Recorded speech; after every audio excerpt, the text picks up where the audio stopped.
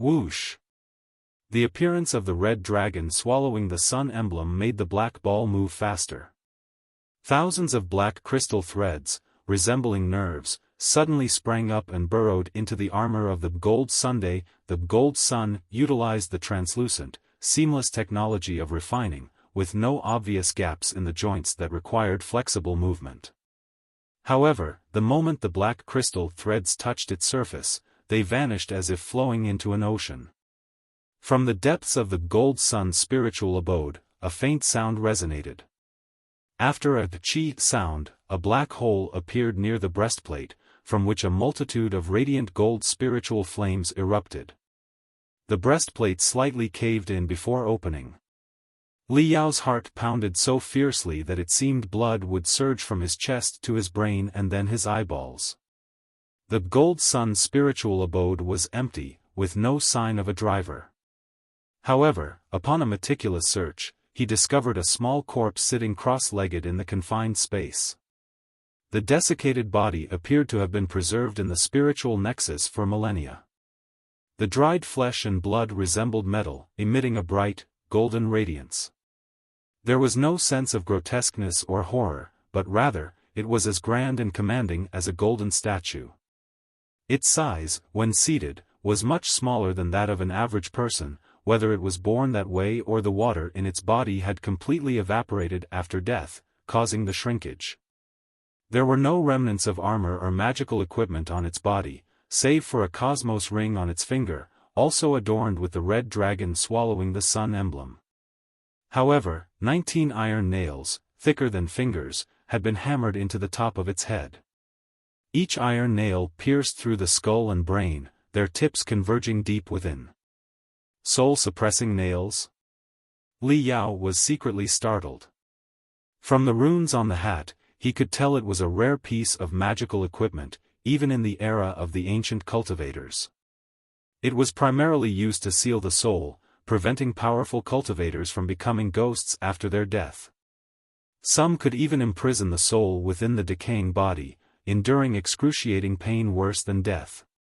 Yet, there were no signs of battle inside the Golden Sunday. Li Yao did not believe anything could drive the soul stabilizer into the head of the Golden Sun's user.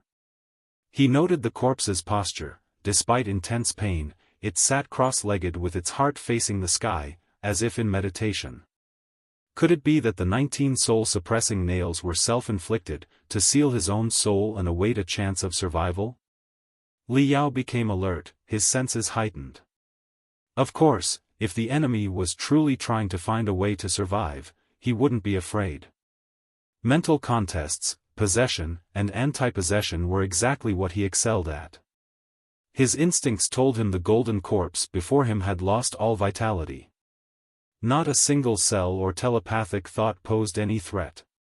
It was odd. If the enemy had endured inhuman pain to protect his soul, how could it have perished in just a few thousand years? It must be noted that Gao Xingzi, a captain of an ordinary starship from the Star Ocean Imperium and the captain of the Sparkle, whom Li Yao had met in the depths of the mithril sea below Boneyard, had been able to strip away his consciousness and memories layer by layer, preserving his remaining soul for nearly 10,000 years. The helmsman of Gold Sun or Armageddon could not be weaker than the captain of Sparkle, could he? Li Yao looked at the black ball in confusion, needing Little Black to tell him the answer. The black crystal threads that extended from the black ball all swam to the head of the bright gold corpse and tied up the soul-suppressing nail. All the information that Little Black collected from the outside world, including Li Yao's rise from the magical equipment graveyard to becoming the top expert in Pangu, flooded into the brain that had long dried up and evaporated. The golden corpse did not move at all, and Li Yao still could not sense the slightest hint of life within it. However, the brilliance on the surface of the black ball grew even more intense. Soon, another black crystal thread extended toward Li Yao, as if offering a kind invitation. At least, the enemy did not invade his brain by force, attempting to swallow his spirit and will. Li Yao pondered for a moment. While he saw the risks, he did not want to doubt Little Black's intentions. Besides, the world outside had already been turned upside down by the beast tide. The mysterious, heavenly tower might also conceal a world-destroying crisis. Li Yao desperately needed an answer from Gold Sun or the Master of the Apocalypse, or at least a solution. With this resolve, he ignored Lu Qingshan's shouts. He extended the strongest telepathic thought from the center of his eyebrow and connected it with the black crystal threads. Boom! A lightning bolt seemed to have struck deep inside Li Yao's brain. With the black ball as the medium, the mental bridge between him and the bright gold corpse was completed. In a trance, the world around him blurred and twisted. Countless shadows blinked and formed overlapping trajectories, as if everything that had happened in the Museum of Prehistoric Civilization over the past 10,000 years had occurred again within 1 second. Even with Li Yao's god-level cultivation and the peculiar soul from Earth, he couldn't help but exclaim due to the vast amount of information. Then, he saw the bright gold corpse in front of him slowly open its eyes. It was an extremely strange feeling. There was not the slightest hint of life in the bright gold corpse, yet the depths of its dry eyes radiated what could be called human emotions. Colors flashed one after another. Li Yao could clearly sense the boundless dominance, the extreme brutality, the wisdom that was as deep as the ocean, and 20 distinct and different human emotions, including the confusion when faced with the vast unknown. As streams of information flooded in, Li Yao vaguely understood what was happening. The owner of the bright gold body was indeed dead, perhaps for thousands of years. Before his death, he had refined his body into a warehouse and stored countless mental imprints inside as his legacy, a database that was equivalent to his flesh and blood. However, the intensity of these imprints gave people a realistic feeling, as if the person in the image might break away from the 3D light beam and turn into a real entity. Even the liquid crystal processor, which had stored many of his mental imprints, had been contaminated by his scent over the years. The fact that he could kill an armored storm dragon with one strike was a testament to his invincibility when he was alive. Looking into his opponent's eyes, which were brimming with brilliance, Li Yao felt extremely excited. He asked the question everyone would ask in such a situation: "Are you the Supreme Emperor?" The bright gold corpse was silent for a long time. Of course, the dead body could not speak, but the mental imprint stored deep within the dry cells was swiftly analyzing the questioner's identity, the current situation, and the outside world. After rapid calculations, it provided the most appropriate response: the erosion of time is enough to destroy everything. The once glorious Imperium has long since been reduced to ruins. Even the kingdoms rebuilt upon those ruins have been burned to ashes. The so-called Supreme Emperor is nothing more than an absurd tale, a myth of comfort for those who shiver in the darkness and blood of the collapsing universe. The ripples were transmitted to Li Yao's brain through the black crystal wires, as if the bright gold corpse were speaking. Moreover, in these mysterious primeval ruins, the unparalleled experts who once dominated the Panga universe and the rulers of peak civilizations over the past billions of years are everywhere. Thousands of deities from every corner of the universe have turned into dry bones, weeds, bushes, and even mist in this place. Even the Emperor of human civilization is just one of the moths rushing toward the flame. The bright gold corpse continued: "Too much time has passed. Countless fragments of history have been lost. Your Supreme Emperor has been obliterated just like all the other gods. I am just his shadow, his message, his brand, and the guardian of the primeval relics, or the civilization tomb." Gravekeeper, Gravekeeper, Li Yao had no time to care about the other party's identity. He clenched his fists and said urgently, "Tell me, what is the truth of the primeval relics? Why did so many elites of the ancient civilization perish here? Even countless ancient civilizations were mercilessly wiped out. Also, what's the situation with the ferocious beasts outside? Why are the primeval civilizations attacking each other? Why have they turned into such hideous and terrifying beasts? What are they fighting for? And you, or rather, your master, the Real, Supreme Emperor. Where did he come from? Who is he? What is he looking for in the primeval relics? Why are his giant god soldier Gold Sun and the blood god's giant god soldier Apocalyptic Calamity here? Our civilization, and yours, is in peril. I need answers to everything. There was a long silence. Then, through the black crystal threads, the Gravekeeper replied to Li Yao's mind, or rather, you are the answer. The Supreme Emperor left the laboratory and a vast legacy of information before his death because he hoped that latecomers could follow his path and find the ultimate answer to the riddle he failed to solve until his death. Who are we exactly? Am I the answer? Li Yao mumbled to himself. Does the Supreme Emperor not know who he is, where he is from, and where he is born? Yes. The man who was known as the Supreme Emperor in the legends, who left countless bizarre and absurd tales, was just a passerby lost in the sea of stars. He was a man who spent his entire life searching for answers. It's a pity that, until the end of his life, he did not know the significance of the creation of his civilization and the entire human civilization, nor did he understand the mission that we might have delayed for billions of years. The Gravekeeper's voice was filled with desolation, antiquity, and helplessness. As the information streams rippled and surged, the vague illusions nearby became clearer. It was as if they were going back hundreds of thousands of years, to when the Pangus civilization had just discovered the primeval relics and established a large, cutting-edge laboratory in this place. Supreme Emperor. My memory begins with a tiny embryo. The Gravekeeper's voice grew softer, like the ravings in a dream. He had entered the role of the Supreme Emperor, or rather, he was playing out the Supreme Emperor's last words. I was like an ancient fungus floating in the primordial ocean, drifting in the warm and nutrient-rich seawater. In a few days, I experienced the path that would take billions of years for a bacterium to evolve into a carbon-based intelligent life. Only then did I realize that I was not floating in the ocean but living in an artificial nutrient solution. It was indeed a strange feeling. If I were truly a bacterium, or just a cell, or even an embryo of a carbon-based intelligent life, I should not have developed self-awareness and precise thinking abilities. I should not have been able to aware my own living environment, and I should not have been able to release things like telepathic thoughts to perceive and explore the world around me. But as it happened, I had the ability to clearly perceive the entire process of my evolution from a small bacterium, waving flagella and tentacles, into a multicellular organism and even an intelligent life embryo.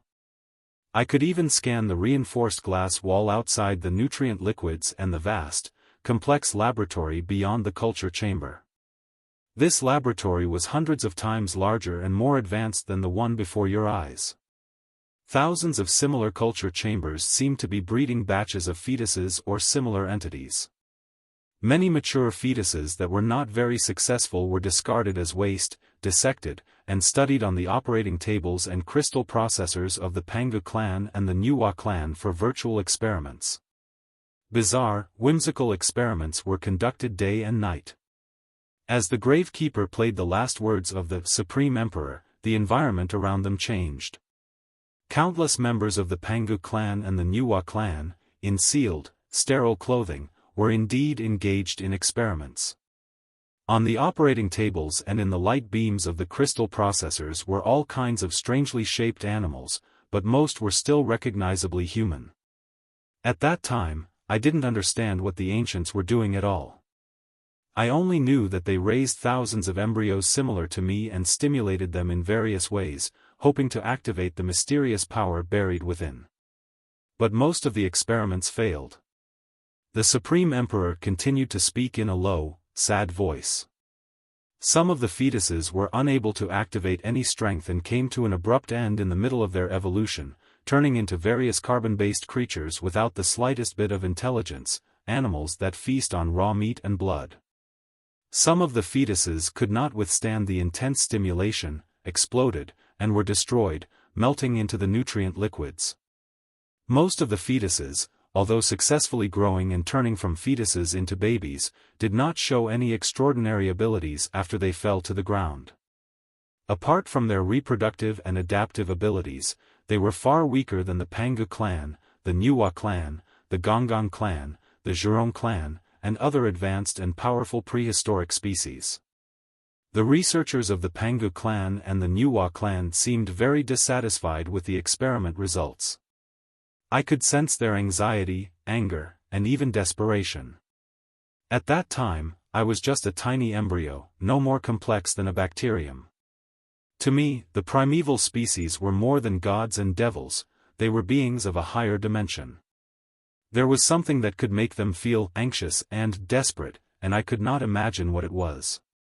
In all, the researchers of the primeval civilization conducted experiments on countless fetuses and input the data from failed experiments into the next batch. The parameters of the experimental environment and the stimulation were adjusted, but the next batch of fetuses suffered another failure. However, in each batch of failed fetuses, 1% survived. They were not destroyed by the intense stimulation, nor did they take the wrong path of evolution. They grew and matured in a relatively weak way, maintaining the form of fetuses, absorbing nutrients, and continuing to hibernate. I was one of the luckiest embryos. It took me 3 years to evolve from cells to a fetus. A culture chamber resembling a crystal tower appeared before Li Yao's eyes. At first, the chamber seemed empty except for the bright green nutrient liquids. Only by expanding his telepathic senses to the maximum could Li Yao detect a cell-like object in the nutrient liquids. The term similar cell was used because, unlike ordinary cells with simple structures, the inside of this cell was extraordinarily complex, as if it contained the entire universe. Over time, the researchers around the crystal tower changed in batches.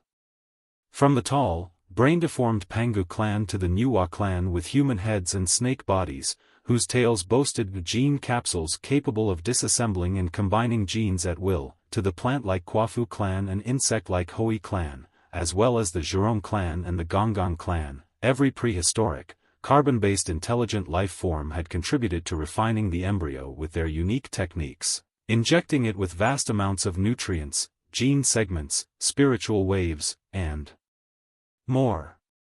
Under this stimulation and feeding, the embryo gradually grew. From the initial bacterial stage, it developed into a bright golden sphere over 20 centimeters in diameter, resembling a crystal that had shrunk 1 billion times to encapsulate a star.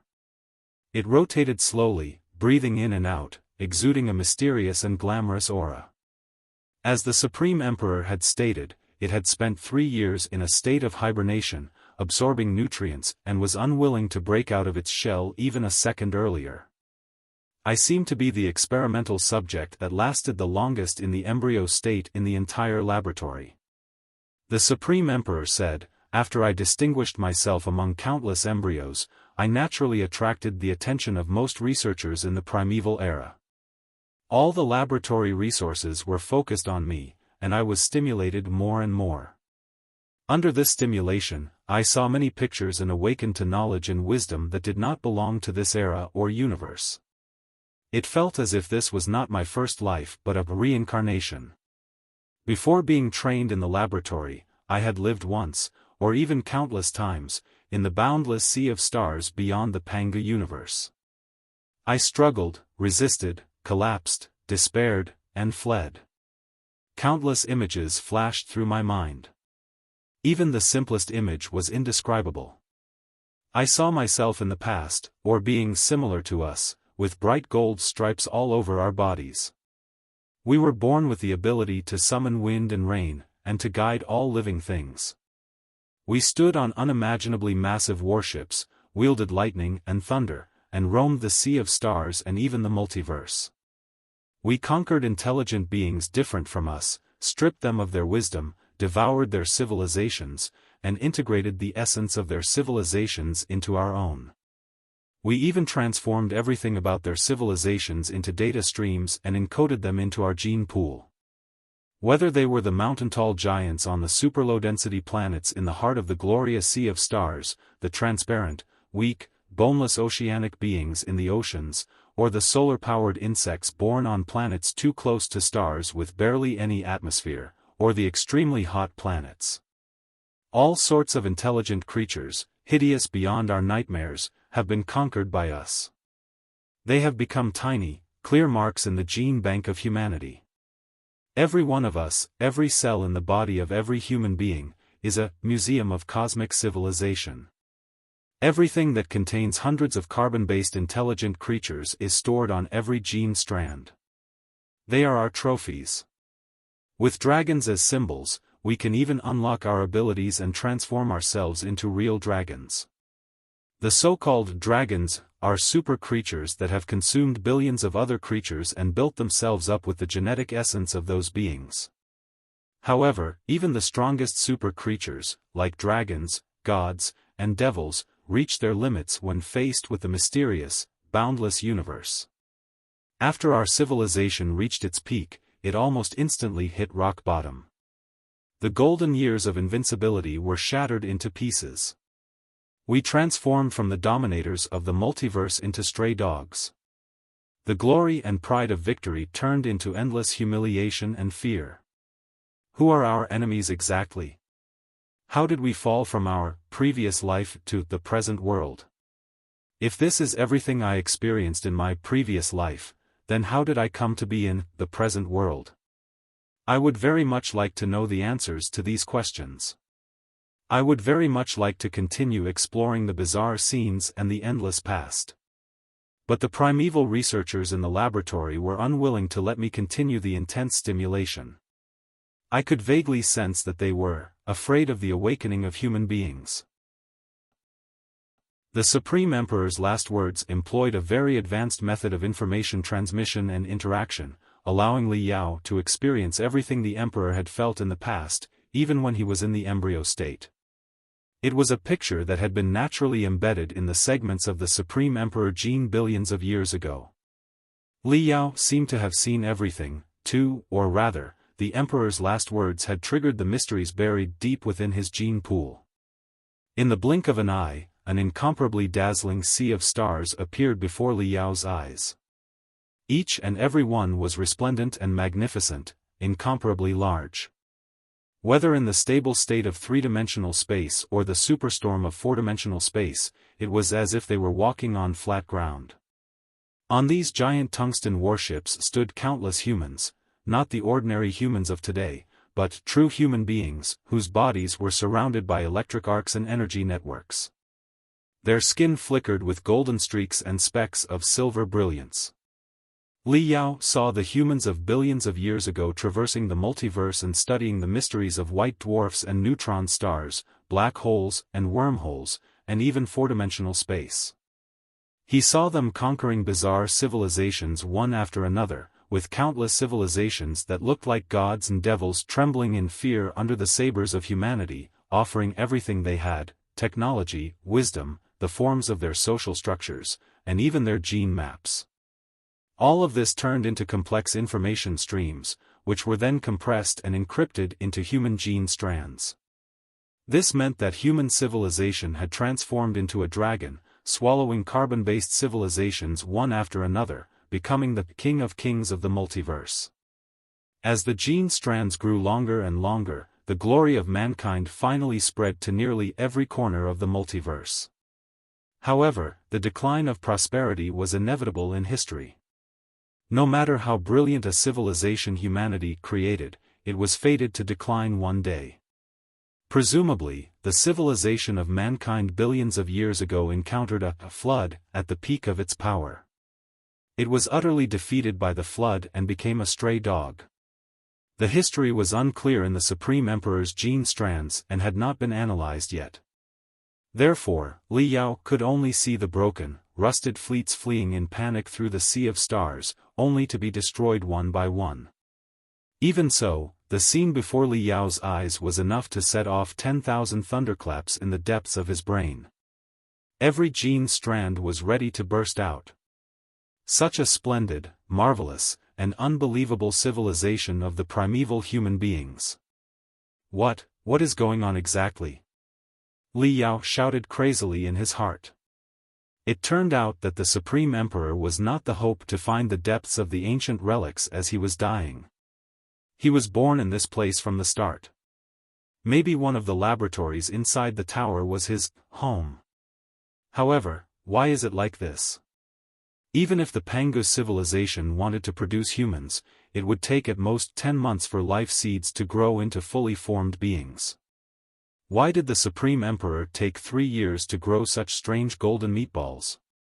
Furthermore, he is still in the embryo state, yet he has awakened so many ancient memories and even grasped self-awareness and clear thinking that rivals an adult's. That is truly bizarre. Li Yao thought quickly and recalled a possibility. Right, just like Long Yangjun. Long Yangjun was a human warrior from the primeval era, hundreds of thousands of years ago. But her genes and life seeds were extracted and condensed into an embryo. After hibernating in an incredible manner for hundreds of thousands of years, she was reborn.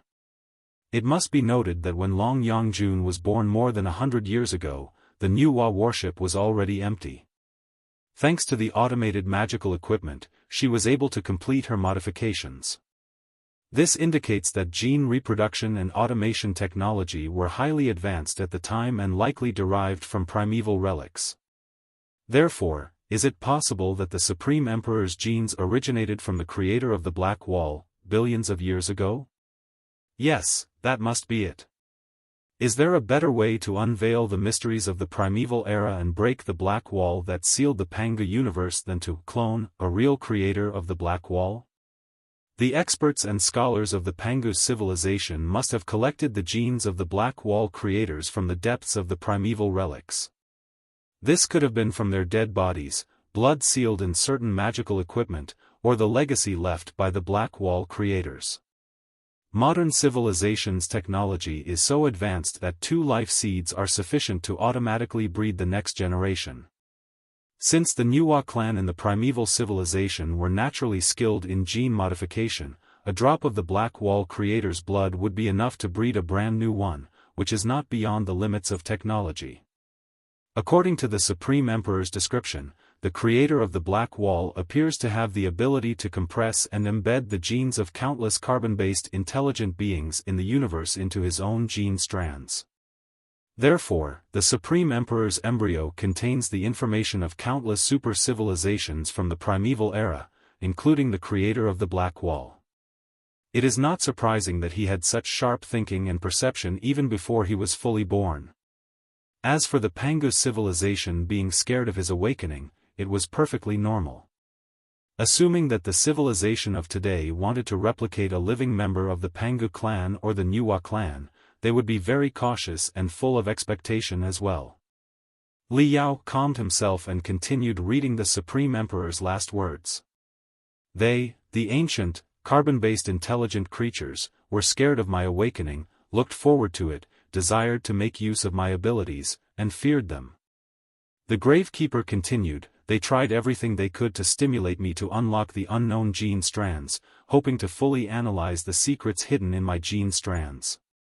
But they also refined all kinds of things that could be called marks. They tried to seal and control me on both the genetic and mental levels. They even attempted to implant bombs into my gene strands so they could destroy me with genetic bombs when necessary. Of course, that was all in the future. I didn't realize it until a long, long time later when I returned to this place and observed everything. At that time, I was just an ignorant embryo. I was not even an intelligent life in the truest sense of the word. I treated everything they imposed on me as an interesting game and had a great time playing it. Just like that, I grew up slowly. I grew bigger and bigger, and my abilities became stronger and stronger. Even while sealed in the Crystal Tower, I could manipulate everything around me, including everything and everyone. An unbelievable picture appeared before Li Yao's eyes once again. In the spacious laboratory, centered around the Crystal Tower where the embryo of the Supreme Emperor was stored, all the experimental magical equipment nearby flew unsteadily through the air, as if they were dancing and colliding with invisible hands. In the second scene, the bright golden ball of flesh bobbed up and down in the nutrient liquid, while the nearby primeval crystal processors automatically turned on and began running at high speed. Three-dimensional light beams, filled with glamorous patterns resembling the traces of ancient human fleets passing through four-dimensional space, were projected. In the third scene, the experimental equipment and crystal processors remained intact, but the dozens of researchers appeared hypnotized. They stared at the Supreme Emperor's embryo, mumbling to themselves, their legs trembling as if their souls had been suppressed by the baby. My abilities are growing stronger, and my consciousness and thoughts are becoming clearer. I can even communicate with the researchers who have the keenest senses, the Gravekeeper continued, recounting the story of the Supreme Emperor. I even have a friend, the daughter of the laboratory's supervisor. She is a minor member of the Nuwa clan and a talented and excellent genetic researcher. A new image appeared before Li Yao's eyes. In the messy laboratory, a young Nuwa, only 3 to 4 meters tall, crouched in front of the crystal tower containing the Supreme Emperor's embryo. She gazed silently at the golden ball inside, her face devoid of any dignity or sacredness. Instead, she looked like a human girl, sometimes happy, sometimes innocent, sometimes sad, sometimes smiling, and sometimes excited. I learned a lot from my friend and gained a preliminary understanding of the universe we are in right now. The Gravekeeper's tone suddenly turned gentler, but after the gentleness, it became even more frustrated. At the very least, I know I am not the only one who has been sealed. My friend and her compatriots have also been sealed in tiny ancient relics, far from their real homeland. They have been fighting for their sacred mission for countless years, but the hope of finding their place remains slim. There is no telling how long they will stay in this place. My friend grew up in this place and the City of Silver. She never left the ancient relics and returned to her real homeland. I asked her why, but she only told me 3 words: isolation zone. I also wanted to exchange more information with her. What is the isolation zone? What is their mission? What are the images that keep flashing in the depths of my consciousness? Can I be born with real hands, feet, and mobility like her? Why are the adults other than her so afraid of me? If they are afraid of me, why did they create and stimulate me? I had many questions I wanted to ask her, but her father, the supervisor of the laboratory and the manufacturing project, did not like his daughter being alone with the strange meatball that was me.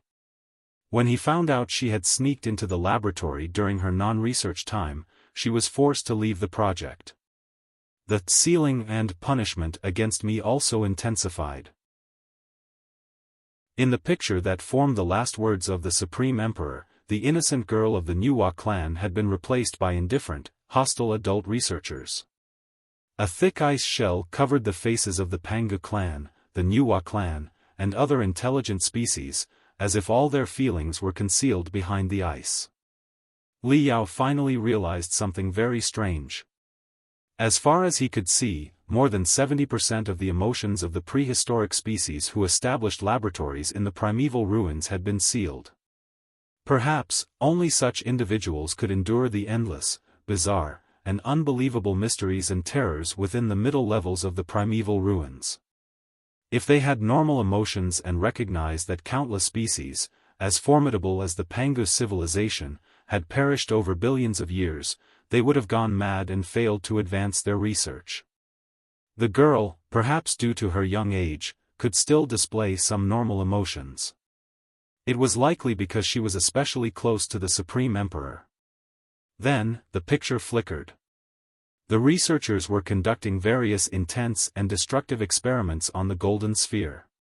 They stimulated the sphere's defense mechanisms with intense electric arcs, tested its self-recovery abilities with highly toxic and corrosive liquids, and even deliberately denied the sphere nutrition for extended periods to gauge its limits.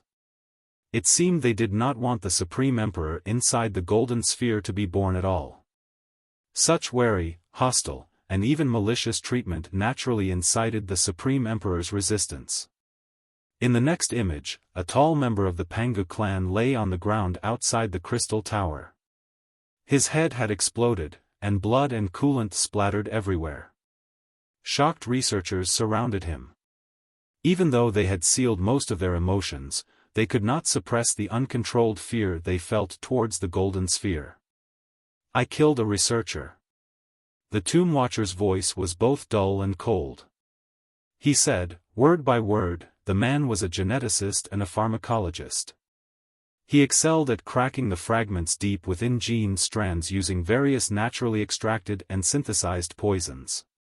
He injected nearly 100 types of venom into my embryo to test my self-recovery and immunity. He even attempted to implant a seal into my gene strand, a fragment filled with his commands.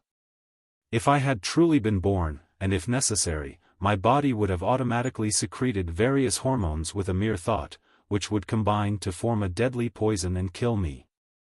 This was one of the seals devised by the ancient civilization to control me and all of humanity.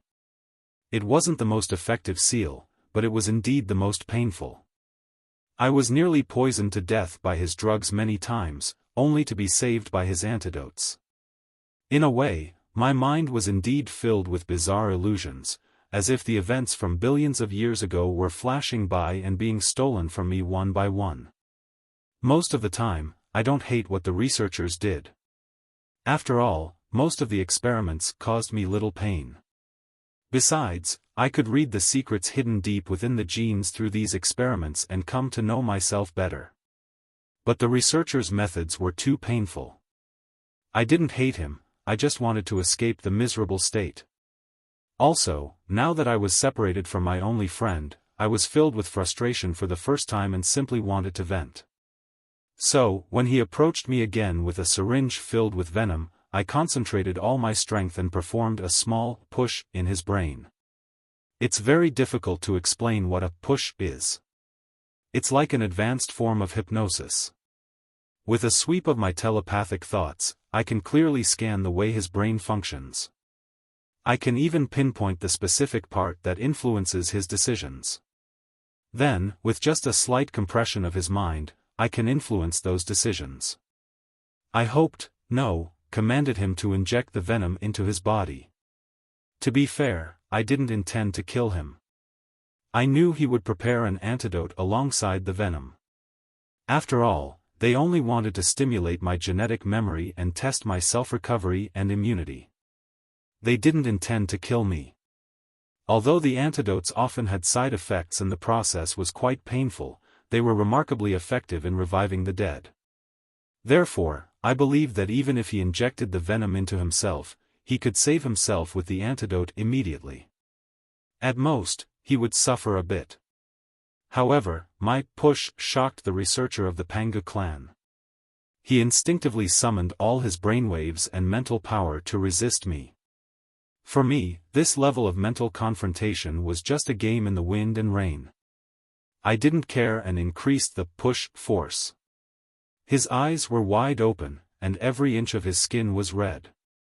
His face was like a cracked ice shell, and he looked utterly terrified.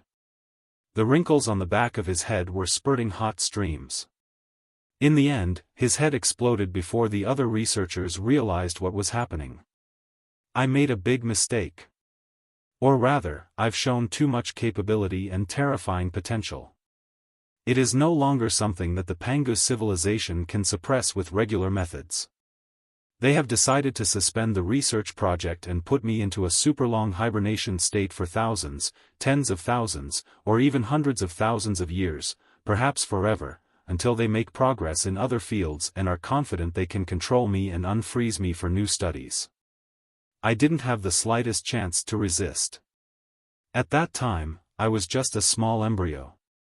No matter how many mysteries were buried in the depths of my genes, I was still unable to do anything due to the lack of nutrition, energy, and a physical body.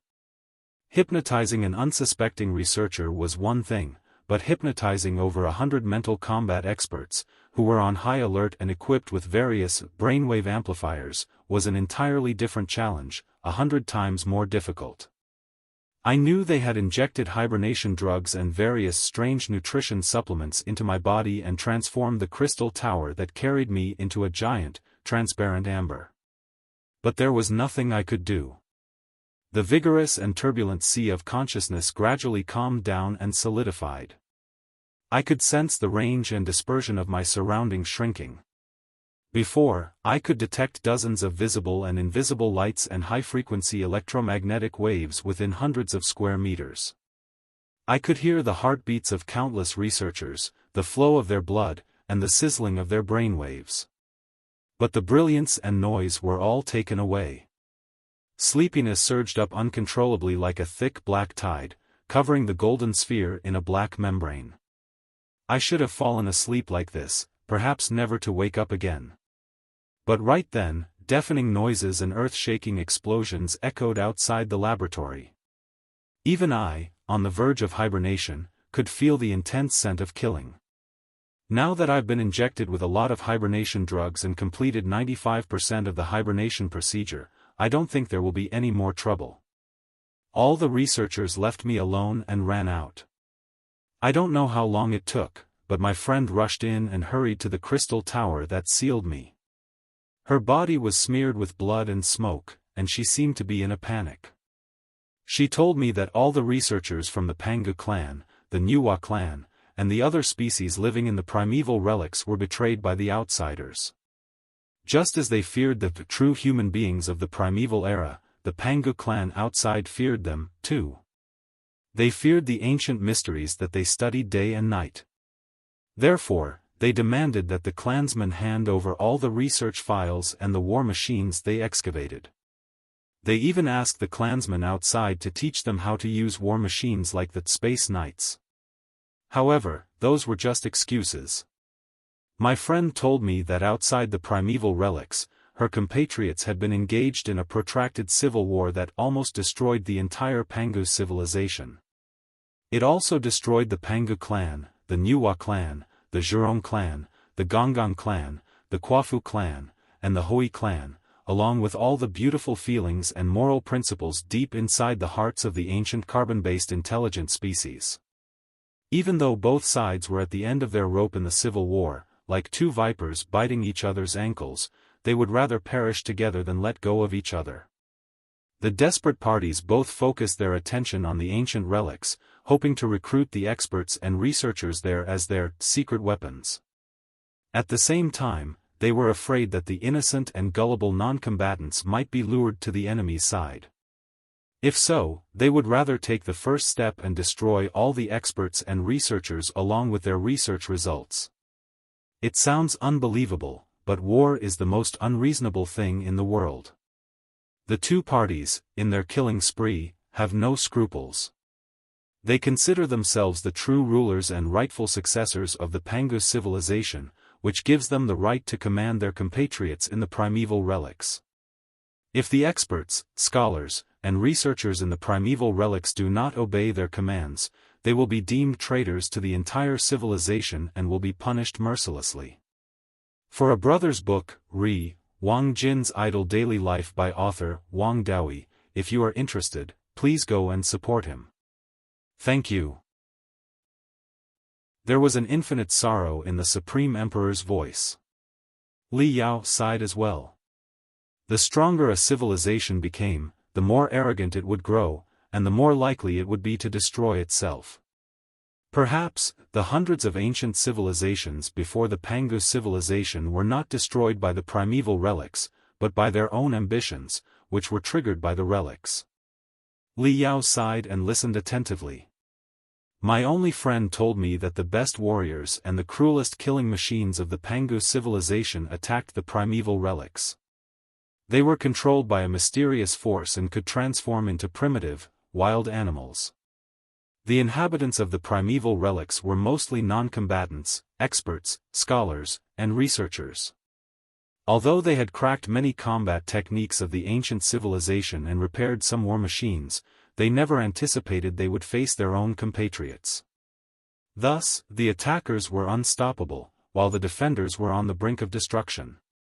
If the space gaps leading to the City of Silver were not so narrow that the attackers' troops could not pass through, the City of Silver would have been lost. Even with the narrow space gaps hindering them, the City of Silver would not have lasted more than half a month. To unlock the mysteries of the primeval relics, the researchers suppressed 90% of their emotions. They did not fear death. However, they had not discovered the answer yet, and they vaguely sensed the dangers buried within the relics. If their compatriots outside acted rashly and provoked a force within the primeval relics, it was very likely that the Pangu civilization would follow in the footsteps of its predecessors and vanish into nothingness. Therefore, the leader of the researchers decided to activate the ultimate weapon. Note: I have kept the text as close to the original as possible while making minor adjustments for clarity and grammatical correctness. The final double asterisks are included as they appeared in the original text, though they may be unintended. Asterisk asterisk, asterisk asterisk asterisk asterisk, asterisk asterisk asterisk asterisk, asterisk asterisk. Note: I have removed the final double asterisks to correct what appears to be an unintended formatting issue. Note: the final note is not part of the original text and was added to explain the removal of the double asterisks. Asterisk asterisk asterisk asterisk, asterisk asterisk asterisk asterisk, asterisk asterisk asterisk asterisk, asterisk asterisk. Note: the removal of the unintended formatting and the explanation note is to ensure the text is clean and grammatically correct without changing its. It was a piece of magical equipment excavated from the primeval relics, dating back at least billions of years. It was connected to the core of these relics. The experts of the Pangu civilization studied it for 100 years and finally figured out its usage. It seemed to alter the curvature of time in a small area. I don't know what the curvature of time is, either. But according to my friend, time in the primeval relics would be frozen temporarily. Like an invisible amber, it would seal everyone, the ruthless researchers, the crazy attackers, the relics and corpses of hundreds of ancient civilizations, the captives of the Flood-Tide Legion, and those replicated from the genes of the captives, in a way that is more advanced, safe, and prolonged than common hibernation. Although that was the theory, it was still a piece of magical equipment created by the Black Wall. The leader of the researchers was not confident that it would still be as effective when it fell into the hands of the Pangu civilization, instead of turning everyone into ashes instantly or sealing them in the river of time forever. They would not turn into amber but into an impenetrable pebble that would sink into the mud at the bottom of the river. Therefore, it is very likely that this is our statewide.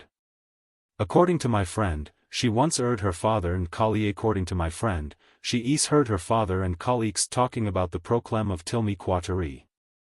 According to her, I'm in exchange close ly connected to Rhe maker of Rhe back wall and Ave Anar.ual statewide for rhyme freeze. In addition to Ra, I am Ludalar, Khan Tilmi Tilmi at Il Khan to the All Ruth probably our FOL Lutil. Tilmi at Il Khan to the OL Til. Tilmi at Il Khan to the All Ruth probably our FOL Lutil. Therefore it is Tilmi Tilmi Tilmi Tilmi at Tilmi Tilmi Tilmi Tilmi Tilmi Tilmi Tilmi Tilmi at Il. If the time curvature radius gradually returned to normal and the frozen river of time started flowing again, I would likely be the first to wake up. She injected some special nutrition into my hibernation drug to ensure I could continue to absorb the nutrients and grow and blossom during hibernation. Then, she tapped my crystal tower with her tail, hoping I would venture into the outside world and see her real hometown, the civilization she and her father, along with all the researchers, strove to save, even at the cost of their lives. This was her only wish, and it was the last time I saw my friend. She retracted her tail and left without looking back. Not long after, I sensed invisible ripples spreading through space, no, through time. These ripples turned into waves, and the waves turned into swirls. At first, the swirls spun at high speed, so fast it was blinding. But as countless swirls collided and melded, they gradually slowed, transforming from 100 small swirls into a giant one until they finally came to a halt. Time froze in the primordial relic, and I fell into a long hibernation, a muddled, endless darkness. In front of Li Yao's eyes, the time in the picture gradually blurred, as if the entire relic had been injected with a thick, soft layer of jelly. Jelly over a transparent jelly. Time. Golden meat stopped fluctuating and even shrank slightly, resembling a bright golden cell embedded in amber. I don't know how long I slept in the endless darkness, the gravekeeper continued. I only know that I am not truly dead. Occasionally, there are waves in my almost frozen brain, where bits of fragmented, colorful memories flicker. These memories depict the human civilization billions of years ago, stomping on the stars and shaking the universe. **********. Note ******. The bolded parts are emphasized to show tepals in the original text that were corrected to ensure the simple quotation and grammar, however original, ****** quotation. To explicit parts explicit life, however been asleep *****. The quotation, ***** oldest, quotation. Clear, ***** appearance. The coherent. Corrected and aware the clarity. Such explicit memories ***** appearance. The civilization of life. Appearance. The coherent. Avoid and indeed the _rotate. Such **** connection with turning piece and wavescience. There were times when I exchanged information streams with my friends when we were alone. I tried my best to remember all of them, as if they constituted the real me. However, the erosion of time is something no force can resist. After being frozen and solidified for hundreds of thousands of years, my embryo didn't receive enough nutrition and gradually withered. The techniques that were once easy for me vanished one by one. My sharp senses and thoughts became sluggish and flawed. I even lost my clear memories and forgot who I was. I forgot the origins of the primeval laboratories and the primordial relics. I even forgot the name, Black Wall Maker. If I had to use a word to describe it precisely, it would be like, the original me was in a state of 50% awakening, and after hundreds of thousands of years of erosion, only 10% awakening remained. I became a baby again, a real baby. If this state continues for another hundreds of thousands of years, perhaps I will truly forget everything. Even the brief flashbacks would be obliterated. Thankfully, at this moment, the frozen time within the primordial relics began to thaw. Time is something hundreds of times more complex than space. The deities and devils of the multiverse, who boast unparalleled techniques, might be able to temporarily stop a ripple in the river of time or slow its speed. However, such an approach would inevitably consume a vast amount of energy and disrupt the fundamental laws of time and space stability. Moreover, it wouldn't last. The researchers of the Pangu civilization had only scratched the surface of altering the flow of time. They tried their best to stall the war destined to destroy Silver City for hundreds of thousands of years. Just like that, in some places, the curvature of time gradually returned to normal, as if countless bubbles of time were popping. Finally, I broke free from the cocoon and fell to the ground. In the space filled with transparent jelly before Li Yao's eyes, countless transparent bubbles suddenly appeared out of nowhere. The bubbles exploded, turning into tiny swirls, like gears that had been sealed for a long time. They shrieked and began to revolve slowly once more. In this bizarre scene, the golden ball of flesh split in the middle, and a baby with bright golden skin appeared. There was innocence on the baby's face, but also confusion typical of an adult intelligent life, and even an unconscious melancholy. The baby did not cry or laugh, it simply stretched its arms and yawned. Bright gold ripples flashed and flowed around it. Perhaps because the time in the picture had been accelerated 100-fold, or because he had awakened 10% of ancient techniques, he grew faster than ordinary babies. Before long, the baby had grown into a child of 5 or 6 years old. He broke out of the crystal tower and crawled out, exploring the world around him with curiosity. Every piece of equipment and magical apparatus in the laboratory became his toy. He was so engrossed that he forgot he had scanned the world around him carefully when he was still an embryo hundreds of thousands of years ago. He strode forward with difficulty on his short, fat legs, as if moving under the weight of billions of tons of seawater. It seemed time had not yet been fully unfrozen. Even with the blood of the Black Wall Maker, he was not strong enough to resist the power of time.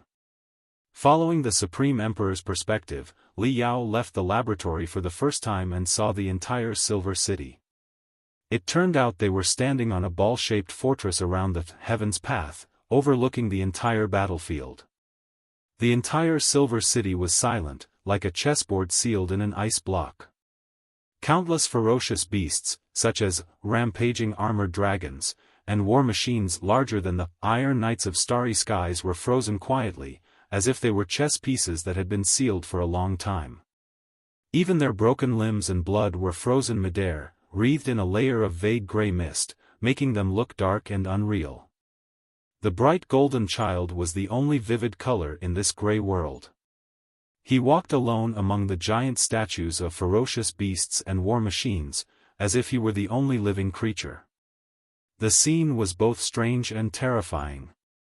Initially, he had wanted to shake the frozen giants hard and wake them up so he could ask more questions. But every time his hand touched the gray mist surrounding the giants, it seemed blocked by a barrier of time and could not reach inside. He was on a different time curve from the sleepers.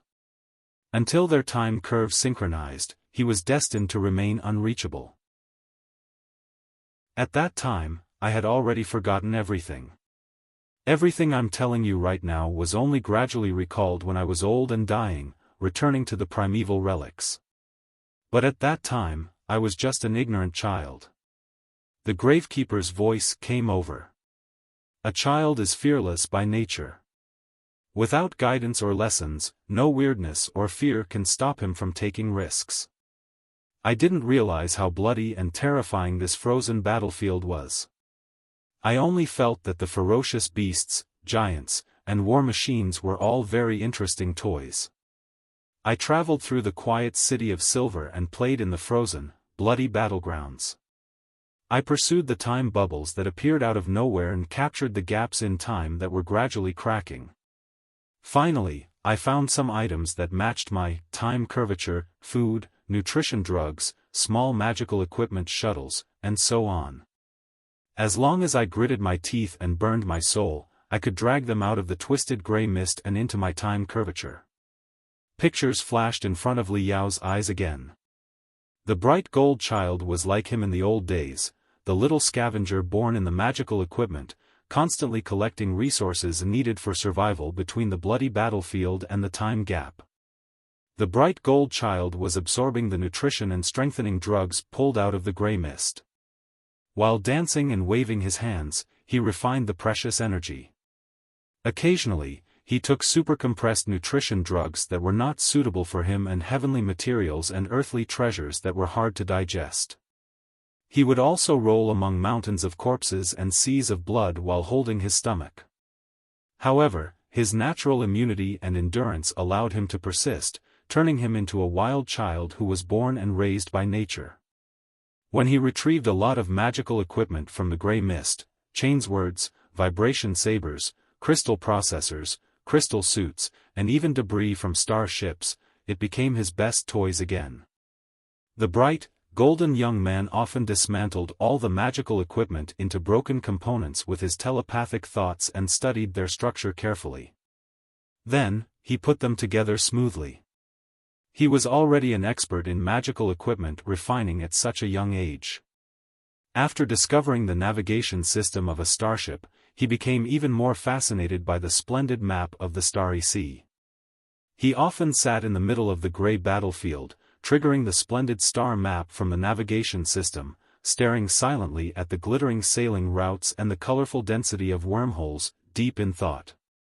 I almost forgot everything. My memories when I was still in the embryo state, the strength of human civilization billions of years ago, the destruction of nearly 100 civilizations, and the civil war of the Pangus civilization, the Gravekeeper said casually. But I vaguely remember that I promised someone I would go to the outside world in her place and see if there was a more brilliant civilization in the depths of the stars and what she was trying her best to protect. The promise was like a sharp lightning bolt that triggered certain pieces of memory buried deep within my gene strands. In an instant, endless information flooded my brain, allowing me to master part of the skills of starship maintenance and piloting without a teacher. I repaired a small shuttle and modified it into a mode that only one person could steer. Guided by some unknown force, I left the primeval relics and ventured into the vast sea of stars of the Panga universe. In front of Li Yao's eyes, the city of silver was collapsing and dispersing like dancing butterflies, only to be replaced by the boundless sea of stars, with their brilliant lights and unpredictable, deadly wormholes. But a streak of vague gold passed through everything, bringing the boy who had awakened 10% of his ancient bloodline to the center of the star sea. I overestimated my own ability. Or rather, I am not a natural product but a weirdo born in a laboratory. My body is deformed in every way, the gravekeeper spoke calmly, but Li Yao could hear a faint sorrow in his voice. I was stimulated by all kinds of chaotic experiments, which awakened too much wisdom in me prematurely. But my body is far from capable of handling the intensity of that wisdom. For example, I repaired and modified a single-person shuttle with my natural talent, but I forgot to improve the hardness of the protective devices when I was modifying the shuttle subconsciously. The single-person shuttle was designed for true Blackwall makers who had awakened 100% of their ancient bloodlines. These individuals, as strong as gods and devils, could shuttle through the raging four-dimensional storms, controlling every cell and every telepathic thought with precision, chasing the clouds and striking the lightning. It's not hard to imagine that such beings paid no attention to protection devices and could easily pass through wormholes. But I can't. I've only awakened 10% of my primeval bloodline. My body and soul are too young, and I haven't fully recovered from the damage caused by prolonged hibernation and the freezing of time. I can't withstand the pressure of the wormholes or the tearing force of the four-dimensional storms at all. When I realized I had made a terrible mistake, it was already too late. I was sucked into the turbulence of four-dimensional space and lost my direction. After a series of soul-stirring, life-threatening compressions, tearing, spinning, crushing, and consolidation, I was tossed out of an unknown wormhole and found myself at the edge of a sea of stars. This was my greatest misfortune, but it was also my greatest luck.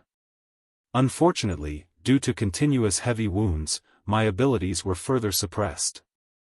The golden aura around me had vanished without a trace. Most of the time, I was no different from the most ordinary human child. Fortunately, when the starship debris and I drifted to a chaotic asteroid mine, I met my foster parents, two very kind humans. That was the end of the great dark age of 30,000 years, 10,000 years ago. Ah! Li Yao exclaimed, knowing that from this moment on, the legend of the Supreme Emperor would truly blossom into the first dazzling ray of light on a pitch-black stage. It was a slave mine under the control of the demon race. At the end of the Demon Beast dynasty, the deprivation and racial oppression were even more severe. The working conditions and living environments in the slave mines were extremely harsh. Humans were like dry leaves that could be blown away easily. The gravekeeper continued, my foster parents were ordinary miners in the slave mines. However, my foster father was particularly skilled at steering outdated mining ships and chasing after the rare, most radioactive minerals in the meteoroid storms. Therefore, he was granted special permission by the mine owner to go to places far from the main mining area to gather scraps. That was where he found me. At that time, his and my foster mother's only child had just died due to malnutrition. My foster mother was heartbroken, and my foster father was sighing in sorrow. When he discovered that I was still breathing and my heart was beating in the debris, he was overjoyed and considered me a child bestowed upon him by the heavens. Without hesitation, he hid me among the humming components of the mining ship and brought me back to live as my brother, who had died too young. Although the environment in the slave mines was harsh, as long as the fixed amount of mining was completed, the owners and supervisors did not care about the life and death of a small child. Everyone lived and died on their own. Occasionally, a few miners would know my true identity, but they were all kind-hearted. They regarded my arrival as a gift from the heavens to all the miners, and they helped my foster parents and raised me together. Just like that, I grew up among the dirty, rude, passionate, and kind miners and became one of them. Although I gradually awakened to various unbelievable abilities and vaguely sensed the difference between me and the people around me, I still failed to recall who I was due to the time freeze and the wormhole storm. Rather, I was defining myself through new experiences, family, and companions. One thing that may be hard for you to understand 10,000 years later is that the so-called slave miners were not just humans but also many demons. In the dark and cruel depths of the asteroid belt, race was simply meaningless. It was a weapon the rulers used to drive a wedge between themselves and the miners. It is perfectly normal. The slave owners and rulers were so cruel to humans, treating intelligent creatures like dust and ants.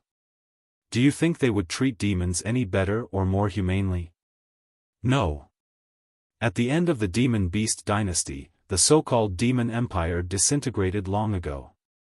All the governors and generals of the demon race declared themselves kings and engaged in mutual slaughter. The losers in such civil wars suffered fates even more miserable than human slaves. After all, in the eyes of the demon leadership, humans were the most obedient creatures. They never resisted and posed no threat. The defeated demon captives were often stripped of all their abilities. Some had their organs removed and were shackled before being sent to slave mines to be tortured alongside human miners. There is no reproductive isolation between most humans and demons. In such a shared plight, despite the deep-seated hatred from the past, it did not take long for the animosity to fade. Human-demon hybrids were born, boasting even more bizarre and incredible abilities than mine. Therefore, I was less noticeable when I mingled with the half-demons.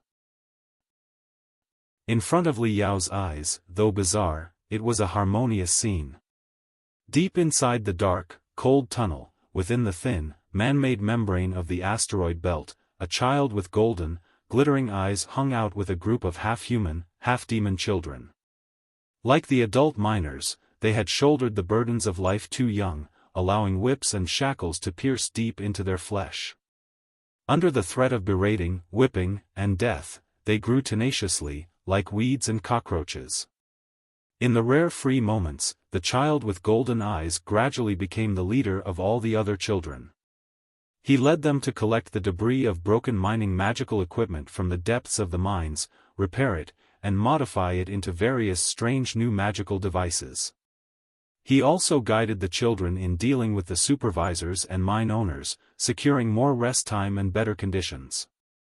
Deep in the young man's eyes was a maturity that did not belong to his age or even his era. The new magical equipment he refined from outdated remnants far exceeded the category of mining magical equipment. Even the crystal tanks the supervisors rode on could be easily pierced. Gradually, as he and his companions grew from children into teenagers, they transformed from young beings into a cohesive force. He gathered them into an iron fist, a saber, an army, and a group of furious, lawless thugs willing to wage war against the stars.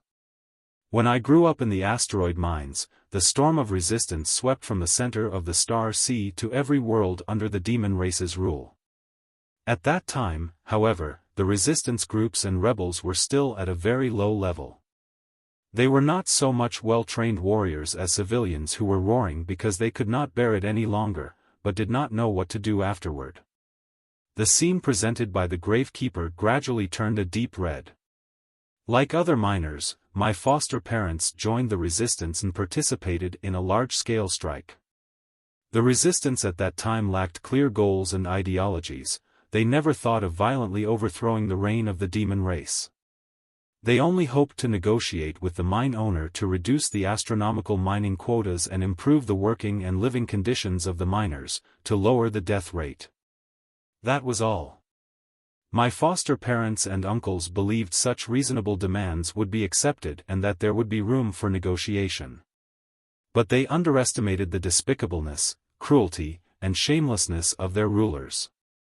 Or rather, they did not know how insane and brutal their rulers could be when faced with a surging tide of resistance. When confronted with the miners' demands, the mine owner initially pretended to agree, saying he needed time to negotiate and pacify the miners temporarily. It was just a stalling tactic. When the fully armed army arrived at the asteroid mine, the mine owner turned hostile and initiated a bloody slaughter. More than half the miners, including my foster parents, were massacred. My friends and I joined the resistance too.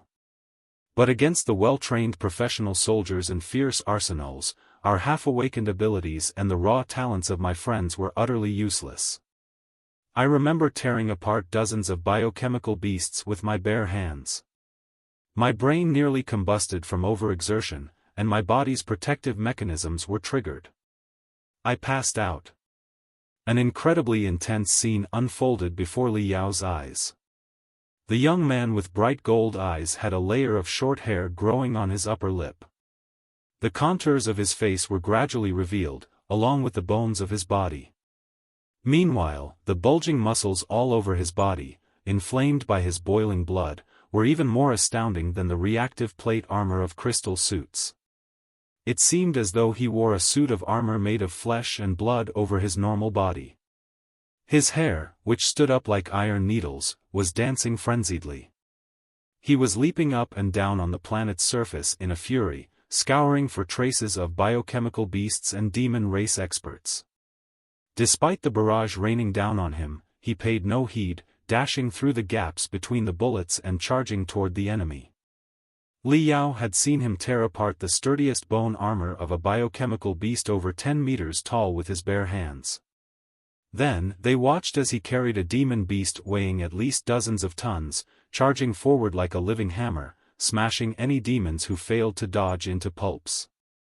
It was only when all the demons on the planet deemed him a monster and unleashed all their firepower upon him that he finally staggered and fell, despite the heavy fire.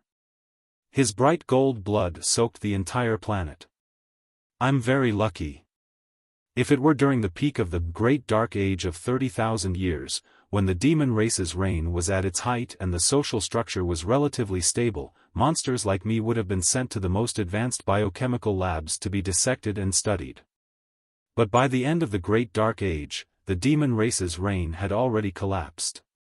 The demon emperors and gods were preoccupied with their own affairs and planning for their own gains.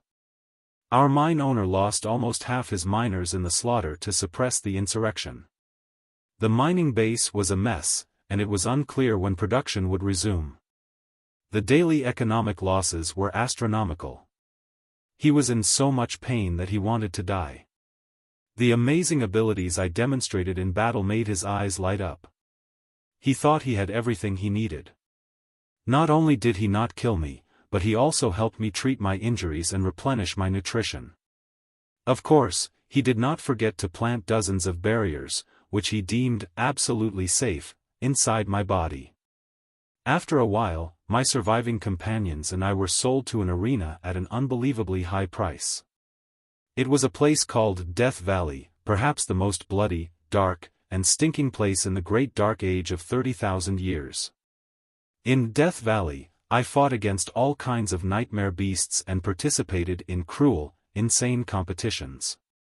Through the trials of blood, weapons, mountains of corpses, and seas of blood, I gradually recalled many things, including methods to train and build war machines, tactics to command ground troops and fleets, how to boost morale, and the astronomical resources needed to operate. In short, every time I was seriously wounded and my soul was seriously drained, something would help me be reborn and advance by leaps and bounds. Beyond my old friends, I met many gladiators. After years of consecutive victories, I became the crownless king of all gladiators. They shared a similar background to me and had a blood feud with the demon race rulers. They were mortal enemies. Once again, I rebuilt my own army. This time, I will not allow myself to fail again. Never. Dozens of flickering images appeared before Li Yao's eyes. The young man in the picture, with eyes glittering gold, wore the hide of a ferocious beast and held a saber stained with blood. Faced with the ferocious beasts or the iron and steel war machines, he leapt into the sky fearlessly and slashed his saber down.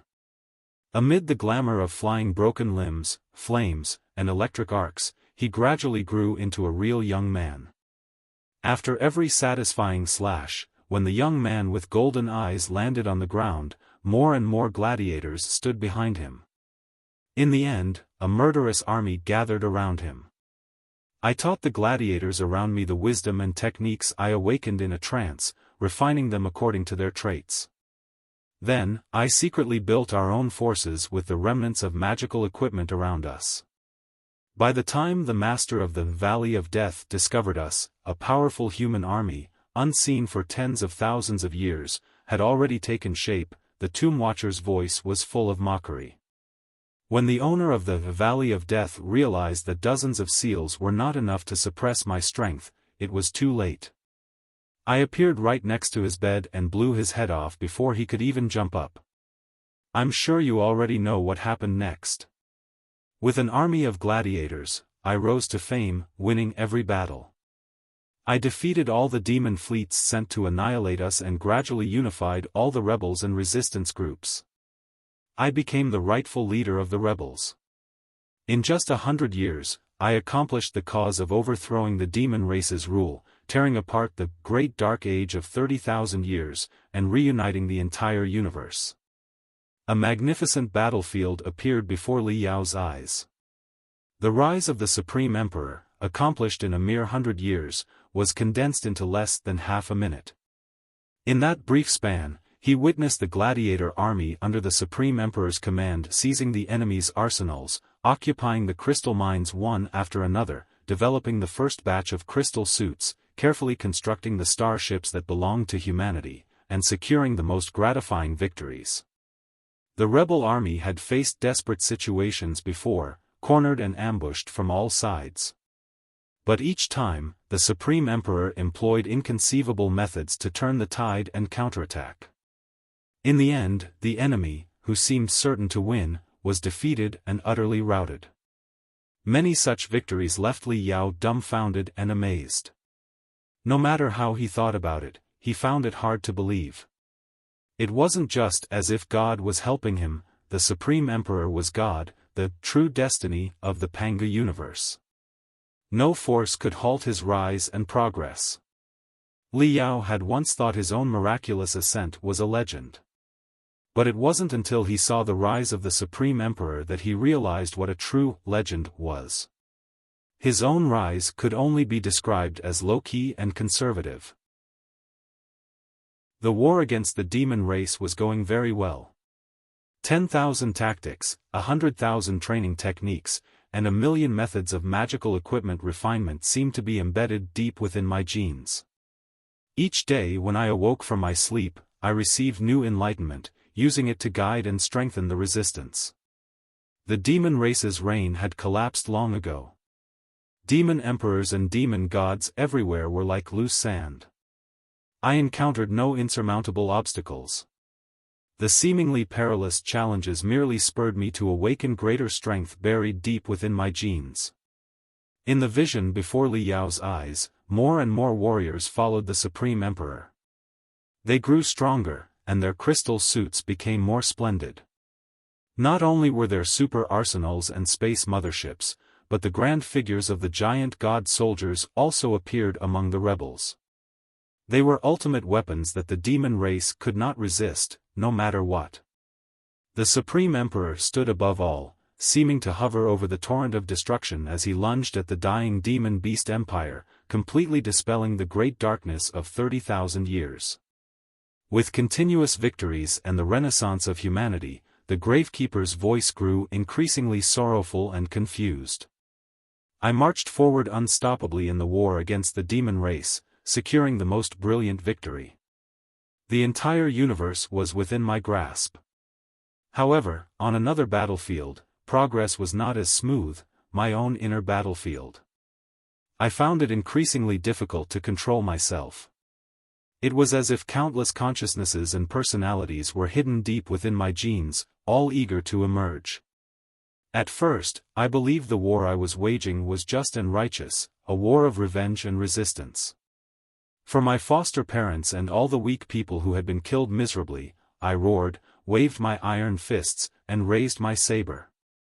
But as the forces under my control grew stronger, more and more people followed me. I won an unprecedented, glorious victory, and I gradually lost myself in the glory. A voice from the deepest part of my genes, often whispers in my head when the dark night falls and no one is around, urging me to seize all the power and kill all the disobedient people so that I can gather all the resources in the universe to fulfill my mission. The long-lost images, the silent and frozen battlefield in the depths of the primeval relics, my embryonic life, and the glorious escape of the ancient humans billions of years ago, flashed in my mind again. Haunted by these scenes and corrupted by power, I became more withdrawn, more irritable, and more sensitive. At first, I didn't want to become the so-called Supreme Emperor. The so-called empire was nothing more than an outdated political form used to govern a continent in the planetary era. The Sea of Stars is vast, with more heroes, experts, warriors, and the rebellious and ambitious among humans than there are stars. How could an emperor, no matter how wise and mighty, rule all of humanity? No. It is not a reign at all, but a shackle. It would only stifle the creativity and pioneering spirit of human civilization, leading it to an irreparable stagnation and exhaustion. If I truly transform from the leader of the army into the emperor, I will merely replace the old 30,000-year-old Great Dark Age with a new 30,000-year-old Great Dark Age and become the ruler of the demon race in human skin. I understand this logic very well when my mind is clear. But as I unlocked more training techniques, methods of magical equipment refinement, and strategies, I felt controlled by an ancient force beyond my control. This power tells me that to fulfill my ultimate destiny, I must return to the primeval relics and uncover all their secrets. If I want to unravel the mysteries of the primeval relics, I won't have the time to develop the civilization of mankind in the Panga universe step by step.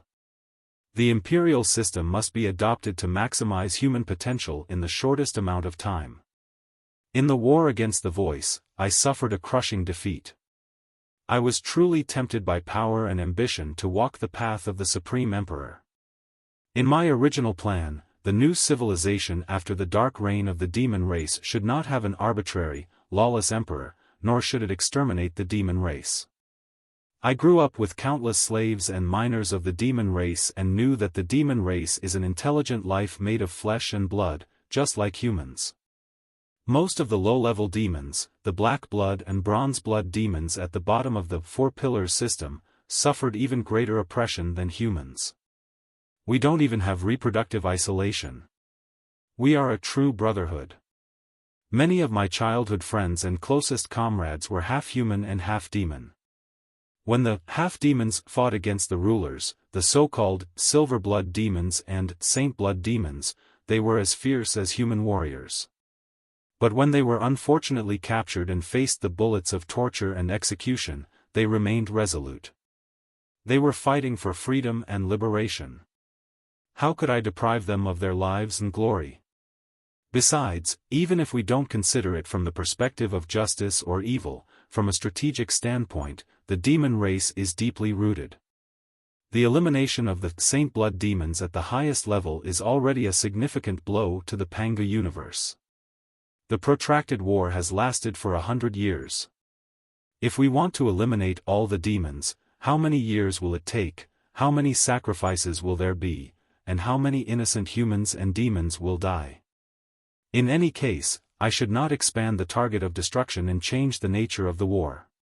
However, right now, my head is clouded by the fire of power, and my soul is corrupted by the darkness within my heart. I need to concentrate my power, eliminate the dissidents, and suppress the leaders of other rebels with everything I have, to gain prestige and ascend to the supreme throne. And if you want to monopolize power, what better excuse is there than to completely suppress the demon clan? The demon race has ruled the Sea of Stars for 30,000 years. Communication between the demon race and humans is quite frequent. No human, including the most loyal warriors, dares to swear they are not inextricably linked to the demon race. Even if they are, it is not difficult to find proof by twisting the facts. Just like that, after a period of scheming and bloody battles, and after countless childhood friends and loyal comrades fell one by one, I finally got what I wanted and ascended to the throne of the Supreme Emperor. The dark side of my heart was stronger than ever. It was like a ferocious beast that had lurked in the depths of my genes since ancient times, trying to swallow me completely. I finally gathered enough resources and remembered a lot about the primeval relics, including their coordinates and the pattern of their entrances and exits in the three-dimensional universe. Thus, I summoned an entire fleet of explorers into the primeval relics and established the first forward base for research. At that time, or rather, the dark side of my heart, made a fatal mistake. It was too hasty and couldn't wait to achieve 100% independence. Perhaps it discovered something indelible in the depths of my heart that was difficult to corrupt completely. So, it guided me to refine a clone known as the Blood God and poured all the dark side of me, the desire to kill, destroy, and rule, into it, making it the commander-in-chief of the expedition army. This approach brought out the war talent and the desire for destruction that originated from the primeval era, deep within my genes, creating an unprecedentedly strong marshal. However, it also gave me, who had abandoned the dark side, a new perspective. When I looked back and realized the irreparable mistake I had made, I couldn't help but feel regretful, desperate, and hopeless. I recalled that, hundreds of thousands of years ago, before time was frozen, my good friend asked me to visit her hometown and find out what she and her parents were trying so hard to protect. However, I came to her hometown and made the same mistake as the Pangu clan and the Nuwa clan. I was almost going to destroy the glorious universe that boasted endless possibilities. It was very clear that my blood god, on the dark side, only cared about the so-called mission and the mysteries deep within the primeval relics. He did not care about the present at all. If he stole the final victory from all the creatures living in this place, human civilization would be plunged into disaster once more. He would not hesitate to sacrifice all of humanity in exchange for the activation of the mysteries of the primeval relics. As it turned out, the so-called Great Expedition was merely an excuse for him to command the best fleet of the Star Ocean Imperium and find an opportunity to unite the remnants of the demon race and the extraterrestrial devils. He thought that I, having lost more than half of my military strength, could only wait to be killed, but he greatly underestimated the strength deep within my genes. The Blood God and I had an apocalyptic battle on Empyrean Terminus. I fear you have seen the outcome of that battle. I had to stop the Blood God, or rather, the ambitions and desires deep within my heart, from passing through the relics of the Pangu civilization. With the development of human civilization to this day, the Imperium and the Supreme Emperor are no longer needed. Even the most brilliant Imperium and the most powerful Supreme Emperor are merely pebbles that hinder the march of civilization. They must be crushed without mercy. No matter how many achievements and crimes I have committed, let the Star Ocean Imperium and the Supreme Emperor, two aberrations that should not have existed in the first place, be finished by my own hands. Li Yao listened attentively and finally took a long breath of relief. So this is the truth. It is indeed much more complicated and reasonable than the version in the history books. Li Yao thought to himself, however, there are still a lot of details I don't know about in the Supreme Emperor's last words. According to the legends, he trained as two clones in the beginning, the Sky Splitter Emperor and the Star Ocean Emperor. What exactly is going on? Also, other than the strongest clone, Blood God, the Mad Armageddon, he has 19 other clones. Are they part of his personality, too? What are the fates of these clones? History is like a sand painting in the middle of a storm. Time will erode all traces of history. The answers to such questions will probably never be found. Even the last words of the Supreme Emperor might not be 100% true. The details can only be left to the imagination of future generations. At least for the most part, the Supreme Emperor fulfilled his promise and killed the three freaks he created, Blood God, the Mad Armageddon, the Star Ocean Imperium, and himself, the Supreme Emperor, who led all of mankind but could also suppress all of mankind. After 10,000 years of darkness and chaos, when the Sea of Stars was unified again, it did not adopt the imperial system but was reborn as the Republic of Star Ocean. Although Blood God's remnant soul had revived the Imperium of true human beings, new hopes such as the Star Glory Federation had emerged in the periphery of the Sea of Stars. It is impossible for any authoritative ruler, whether they are the Emperor, the Supreme One, the True God, or any other person, to cover the sky with one hand. It is impossible forever. For the regretful Supreme Emperor, this was perhaps the best salvation and the ending he desired most. As he expected, there was warmth in the Gravekeeper's voice. As you know, these are my last words. I have recorded more than one similar message. Different endings in the universe thousands of years later have corresponding last words. The Tomb Watcher said, "I am very happy that the last words have been presented to you, because it means that the information-collecting magical equipment I sent to the outside world has detected a world full of vitality. It indicates that human civilization is finally free and liberated. Even though it is just a small beginning, it is developing in a brighter direction. Perhaps, you are more qualified than we are to complete the mission buried in the primeval relics." To make a long story short, I nearly killed Blood God, the Mad Armageddon, in the Battle of Imperial Terminus and destroyed the main force of the rebels. However, I was on the verge of death, too. Death is just a familiar, long sleep for me. I am not afraid of death, but I am not willing to vanish into thin air with so many questions unanswered. Where did humans come from? Are we natives of the Panga universe, or are we from the vast and terrifying multiverse outside? What power drove us to this place? What force could compel us to completely erase our existence and only dare to re-emerge after hibernating for billions of years? What lies in the depths of the ancient relics? What were the Pangu civilization and the ancient civilization seeking? If I was the only successful embryo created by the Pangu civilization, why did the Pangu universe become the world of humans tens of thousands of years later? What is happening with the techniques hidden in the depths of my gene pool? Why am I the only one who can activate and release them? Is it possible to find a way to make all human beings become like me? If it is possible, would this change be good or bad for the interests of humanity? There were so many questions that I couldn't find answers to. I was not willing to die with endless regret. Naturally, I thought of my hometown, the primeval relics that were still frozen in time. I dragged my incomplete body back to this place. At that time, I already had a deep understanding of the dangers of the ancient relics. I didn't want to cause more innocent people to die for me, nor did I want reckless individuals to trigger the traps deep inside the ancient relics. Therefore, I didn't bring any subordinates with me. I was alone. Before that, I had destroyed most of the files about the ancient relics and set up many deceptive, complex traps. Many advanced ancient civilizations, including the Pangu civilization, failed to find the answer. Instead, they were obliterated and vanished into thin air. I don't want the civilization of humanity to follow in their footsteps.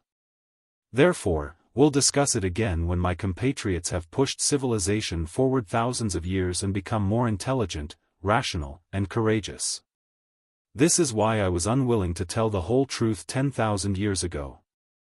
The feeling of entering the ancient relics again after 100 years is slightly different from before. To be precise, the jelly-like sensation is thinner than before. When I pass through the frozen battleground, it is not as exhausting as before. Additionally, I can drag items and even corpses out of the ever-increasing gray swirls for my research. I know that this is a sign that the arc of time in the primeval relics is about to return to normal.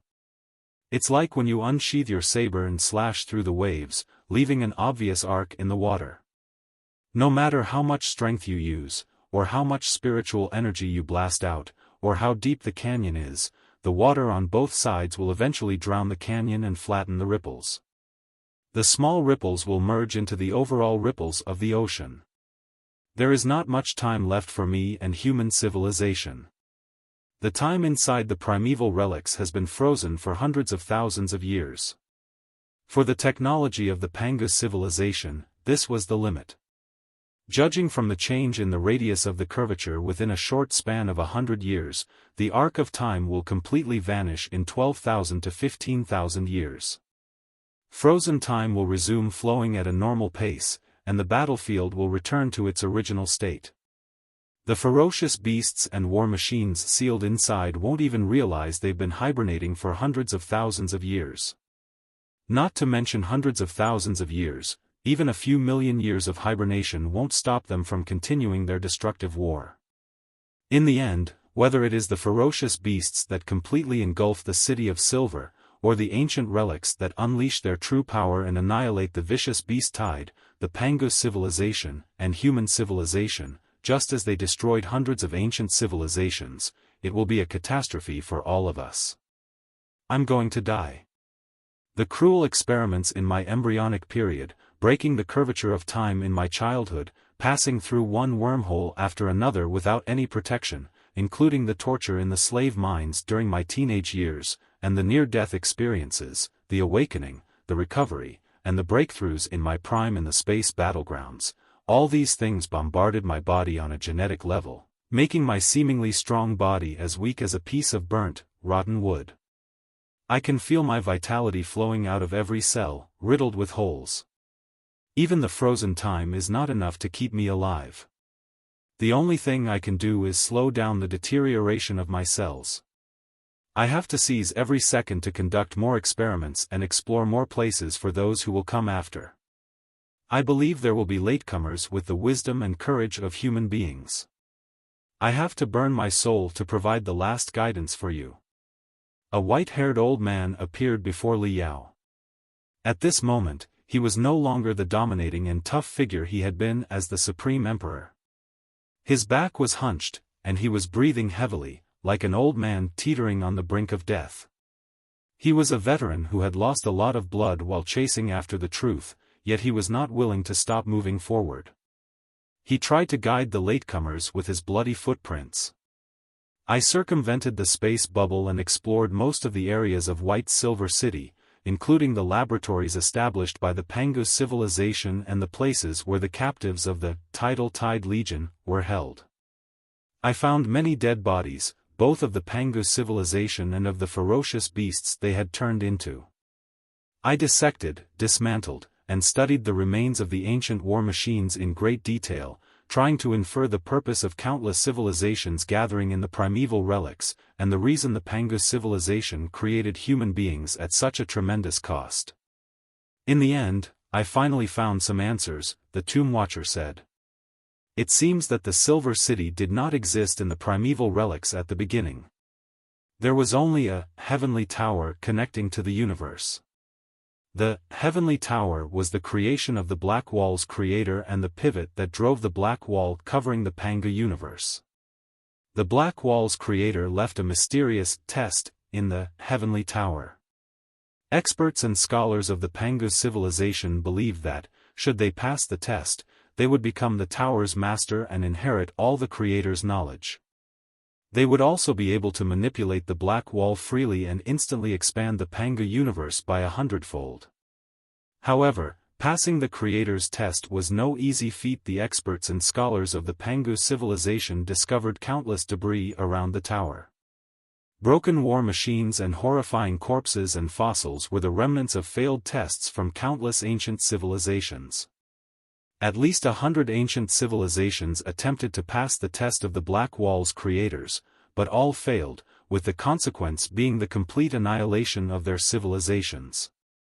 Such grave outcomes naturally deterred the experts and scholars of the Pangu civilization from hasty actions. Their research indicated that, of the 100 ancient civilizations, at least 20 were as advanced as, if not more advanced than, the Pangu civilization. They had essentially exhausted all the evolutionary paths of carbon-based intelligent life. Given the failures of these ancient civilizations, it was very likely that the Pangu civilization would also fail to pass the test. As I expected. Li Yao was greatly shocked.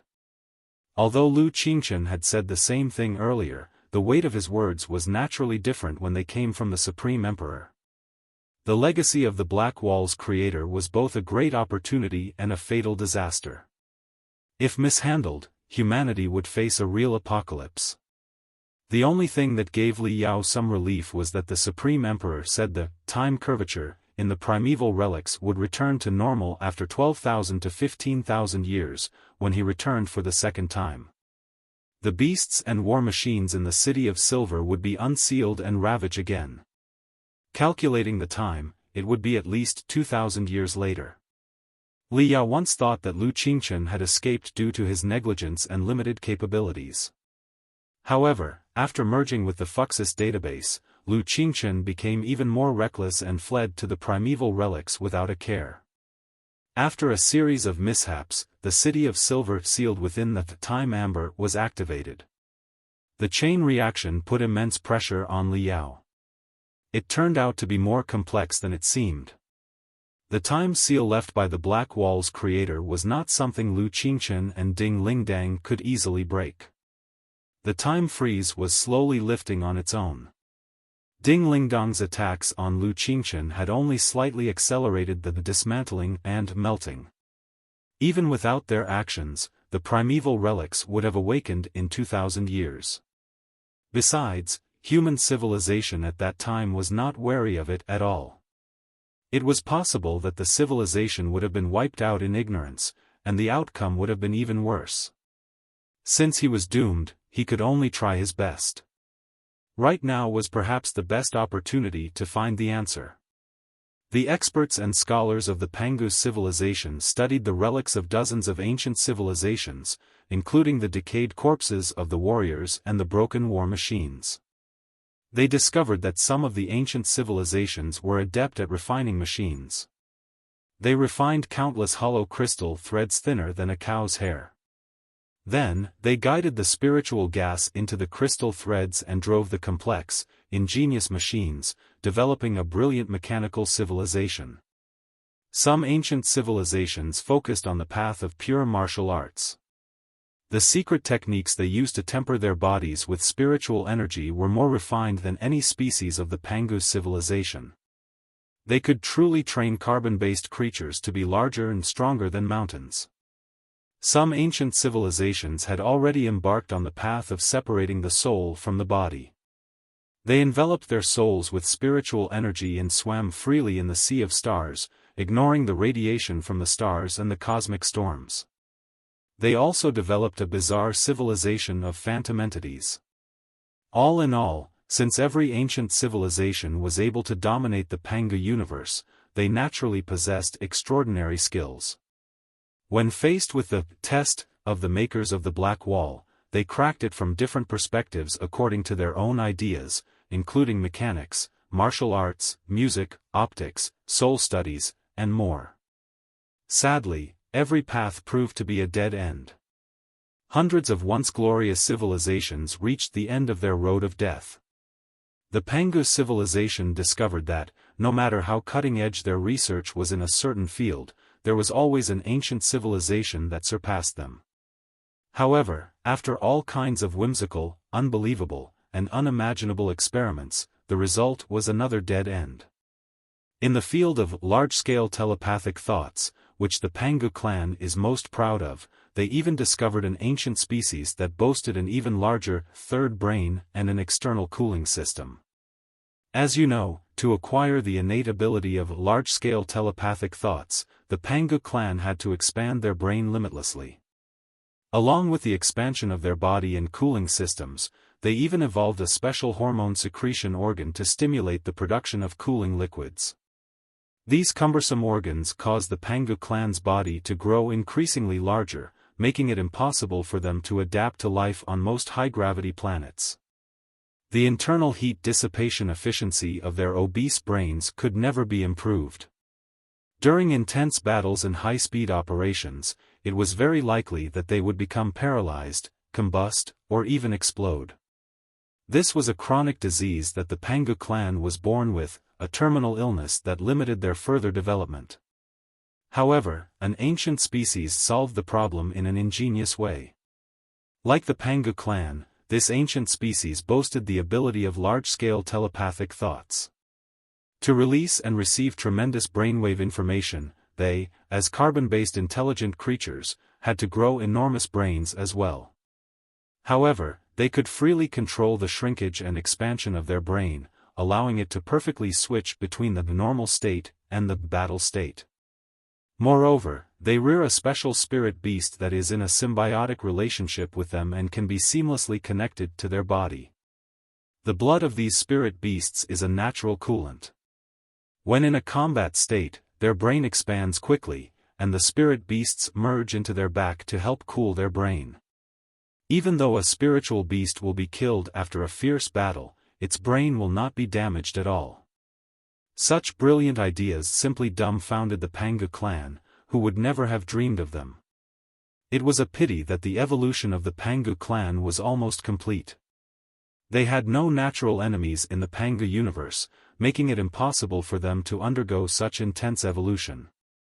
Besides, the ancient civilization, which boasted such advanced large-scale telepathic abilities, ultimately failed to pass the test set by the creators of the Black Wall.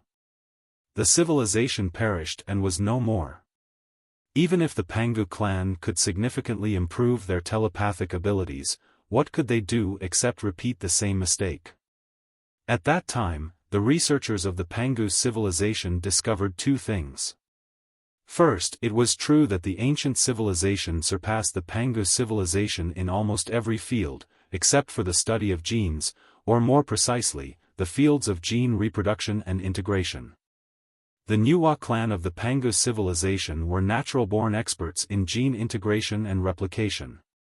Their bodies were essentially mobile gene research centers. Secondly, they found traces of the Black Wall creators in the heavenly towers. These traces might have been body tissues such as hair or blood.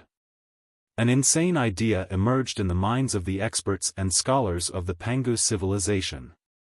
Since the remnants of 100 ancient civilizations proved that even the strongest civilization could not pass the test, did it mean that only the creators of the Black Wall could pass it?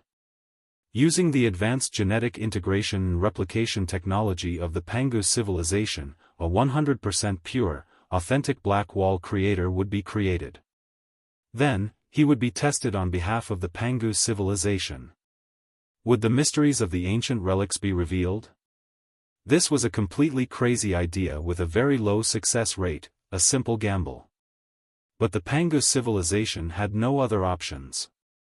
Before the primeval relics were discovered, the expedition army of the Pangu civilization had crossed an almost infinite Black Wall and witnessed the vastness, desolation, and desperation of the multiverse. They also witnessed the brutality of the Flood Tide Legion and the terrifying reality of the Flood Tide. Communication works both ways. Since the Pangu civilization could break through the Black Wall, the Flood and its claws could also break through and destroy the Pangu civilization.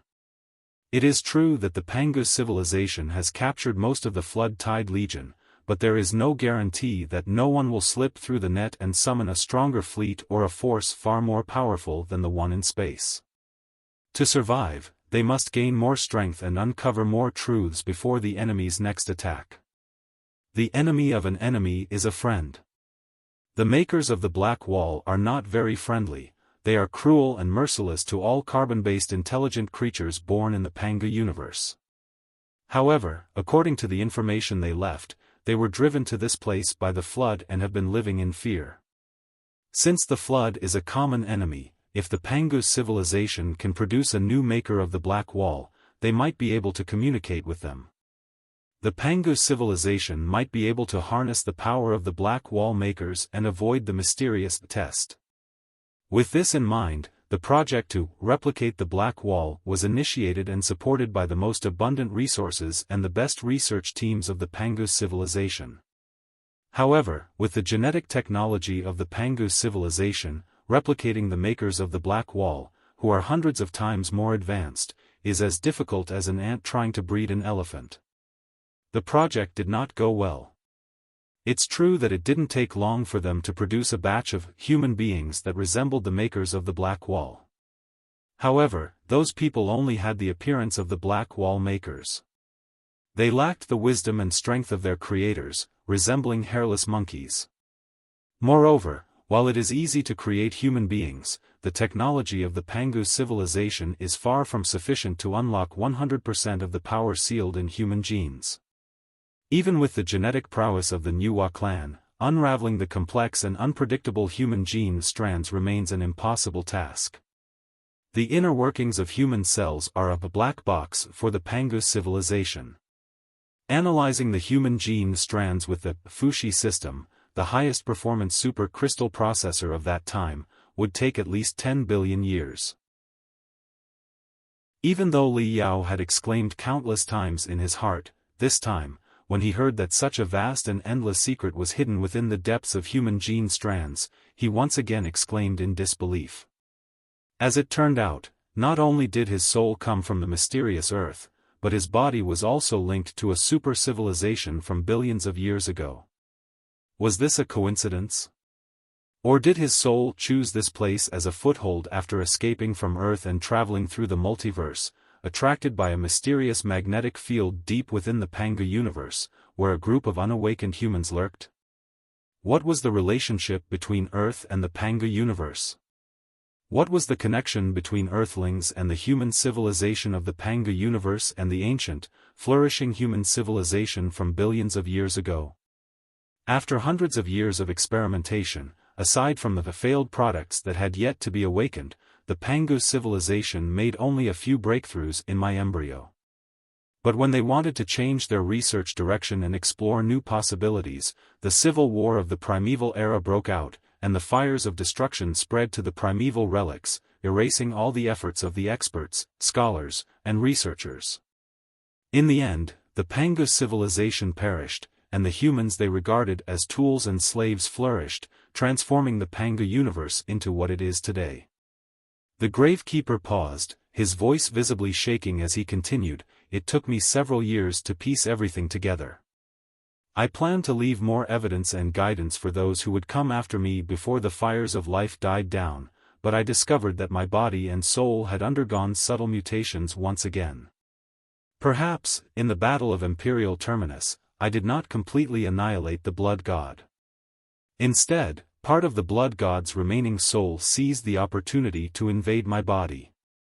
Or perhaps, the dark side of human nature is something that can never be separated. Even if I gathered all the darkness and created a monstrous being called the Blood God, who was banished from my body, new darkness would still arise in the depths of my heart over time. When I returned to the primeval relics and was infected by the scent originating from the ancient era, the power that had been sealed for billions of years began to stir, summoning me once more. Two opposing voices emerged in my mind. The voice of reason cautioned me that the conditions were not yet ripe. My body and soul were too weak, and I was not ready for the test of the Black Wall manufacturing. The human world outside was in disarray, a chaotic and fragmented landscape that would take thousands of years to re-establish order and hope. No matter what, this was not the ideal time to open the Tower of Towers. I am not a suitable candidate. My mission is not to pass the test of the Skysplit Tower, but to leave as many records and legacies as possible for future generations to complete their mission. However, an extremely insane and alluring voice often tempted me, saying that I was already deep within the ancient ruins, just one step away from the truth. Why not give it a try? I am a 100% maker of the Black Wall. The test was prepared for me from the beginning. The test is mine. The secrets are mine. The entire legacy of the Black Wall maker should be mine. If I pass the test, I might be able to treat my wounds with the legacy of the maker of the Black Wall, regain my vitality, and live another 500 or even 1,000 years to realize my new dreams and ambitions. The voice kept corrupting and tempting my mind, almost driving me crazy. I was worried that I might lose my mind, risking the hope of human civilization if things went on like this. In front of Li Yao's eyes, the image of the Supreme Emperor suddenly changed. Endless black gas surged from his body. Under the corrosion of the black gas, his skin cracked, revealing bloody red marks beneath. His eyes were deep and hollow, like two red volcanoes. His face was full of madness. Old ghost, don't you understand? From the beginning to the end, there was no corrosion of the primeval power. Everything was just your own ambitions and desires. It was your ambitions that created Mad Blood God, the Mad Armageddon. I am you. As long as you still have ambitions and desires, I am immortal. The mad, bloody emperor, wreathed in black gas, grinned crazily. We are destined to be the dominators of the primeval relics. Only we can pass the tests and receive all the knowledge of the creator of the Black Wall. The salvation and hope of mankind are right in front of us. Why did you entrust such an important mission to an irrelevant nobody thousands of years later? Are you so confident that someone else will come to this place? What if there isn't? What are you afraid of? Yes, what are you afraid of? In the furious roars, the image of the bloody emperor crumbled like glass, returning to the normal appearance of the Supreme Emperor. But at this moment, the Supreme Emperor was holding his head, crouching like a broken piece of rotten wood, in excruciating pain. I'm scared of you. No, I'm scared of myself. He breathed heavily. Every muscle in his body trembled violently from the excruciating pain, worse than death. I knew how strong my ambitions and desires were. I wasn't a normal person, but a monster born in a laboratory. Too many chaotic elements had been injected into my genes, even as an embryo, especially the instincts for slaughtering, destroying, and conquering. I feared losing myself, drowning in power that was too strong and violent. I was already lost from the moment I ascended to the throne of the Supreme Emperor. With only 1/10 of my strength awakened, I was worshipped by billions as a devil. For the title of Supreme Emperor, I expanded the flames of war and committed countless sins. If I were to receive the legacy of the Black Wall's creator, where would I lead human civilization? What would become of all humanity? No, I can't do that. I'm not qualified to receive the legacy of the Black Wall's creator. I can't control it. It should belong to someone more honorable. You are out of your mind, old ghost. Completely out of your mind. What do you mean by not qualified? Who is more qualified than us in the sea of stars? Who? The bloody emperor, wreathed in black smoke and blood mist, appeared again, screaming hysterically, "Who else? Who else? You are destroying our hope. Whoever it is, they are better than me and us." The normal version of the Supreme Emperor crawled out of the overwhelming black gas and the bloody mist, as if they were each other's shadows or inseparable beings. I am not destroying hope, but preserving it until the right person comes. The two Supreme Emperors, or rather, the Supreme Emperor and the Blood God, the darkest side of his soul, collided brutally. It was as if two fleets were charging at each other at the highest speed in the most intense collision. 1,000,000 main guns opened fire simultaneously, and thousands of destructive beams of light exploded on the rocks like raindrops. Although this was just an illusion created by the supreme telepathic thoughts of the Supreme Emperor, Li Yao was still deeply shaken and terrified, as if he had personally experienced the epic battle between the Supreme Emperor and the Blood God. After a series of dazzling, bizarre illusions, the Supreme Emperor seemed to have returned to normal, but intense redness still flowed in his eyes. He opened his hands and grabbed nearly 10 soul-suppressing nails. His face was extremely twisted, but he stabbed them into himself resolutely. Ah! His bloody eyes seemed to have turned into two bloody mouths, from which ear-splitting shrieks echoed non-stop. Bloody auras soared into the sky, only to be swallowed by the golden flames spurting from his eyes and burned into nothingness. Everything was over. The phantom of the Supreme Emperor transformed from a white-haired old man into a withered corpse curled up in the spiritual abode of the Golden Sunday. The Gravekeeper's dull voice continued, "I am well aware that I am not a qualified tester or heir. Not to mention failing the test, even if I were to receive the legacy of the creator of the Black Wall, I would only be swallowed by my own ambitions and lead the civilization of mankind to a new catastrophe. Therefore, while I was still able to control myself, I chose to suppress my soul and destroy my own life. To some extent, this could be considered atonement for my childhood companions and former comrades who died miserably under my butcher's knife, right? Thankfully, before my soul is completely obliterated, there is still a little time for me to leave my last words. I can also send a scanning magical device to the outside world. Inside this device, there are 2 items that look like keys. They can be said to be the keys to open the highest level of the Heavenly Tower or the qualifications to participate in the ultimate test. There are more than 2 such keys, and I can only hope that all the keys fall into the right hands. Now, while I still have a bit of time left, I'll give you some advice from the person who read this will and decided to take the ultimate test. Maybe you are looking forward to the earth-shaking, super supreme inheritance from me. I don't mind displaying the generosity of the Supreme Emperor before my death, but I'm unsure which aspect of the inheritance I should pass on. Besides, no inheritance can be cultivated successfully in a day. Furthermore, based on my speculation, the key to passing the ultimate test has nothing to do with one's combat ability or wisdom. Including the Pangus civilization, many experts from ancient civilizations had combat abilities and wisdom far exceeding mine, yet they all failed. So what if you have 50% of my combat ability? The key must lie elsewhere, neither in strength nor in wisdom, but in something the 100 ancient civilizations did not anticipate. Perhaps, if you want to pass the ultimate test, you will have to make a choice that 100 ancient civilizations failed to make. I don't have an answer to what it is exactly. You can only look for it yourself. Chapter 3062, Ancient Bloodline Unlocked. The Gravekeeper was silent for a long time. It seemed that the Supreme Emperor had little hope that someone would come to this place, hear his last words, and pass the ultimate test of the Black Wall Maker. What I proposed may have been too much.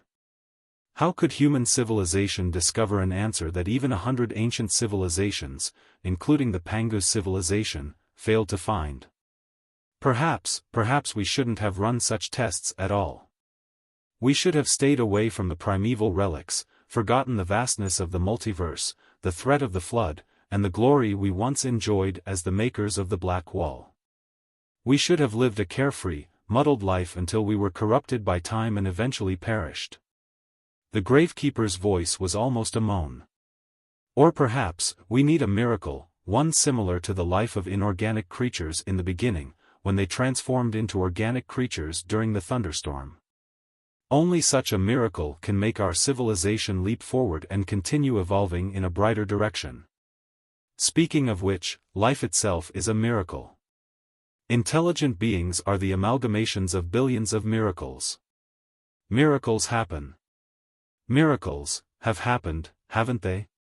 With this last, melancholy, yet hopeful question, the Supreme Emperor's white-haired, dying image finally shattered into billions of bright gold streaks, flooding into Li Yao's brain like an overwhelming meteor shower. In an instant, Li Yao's eyes were filled with illusions, and his ears were filled with drumming.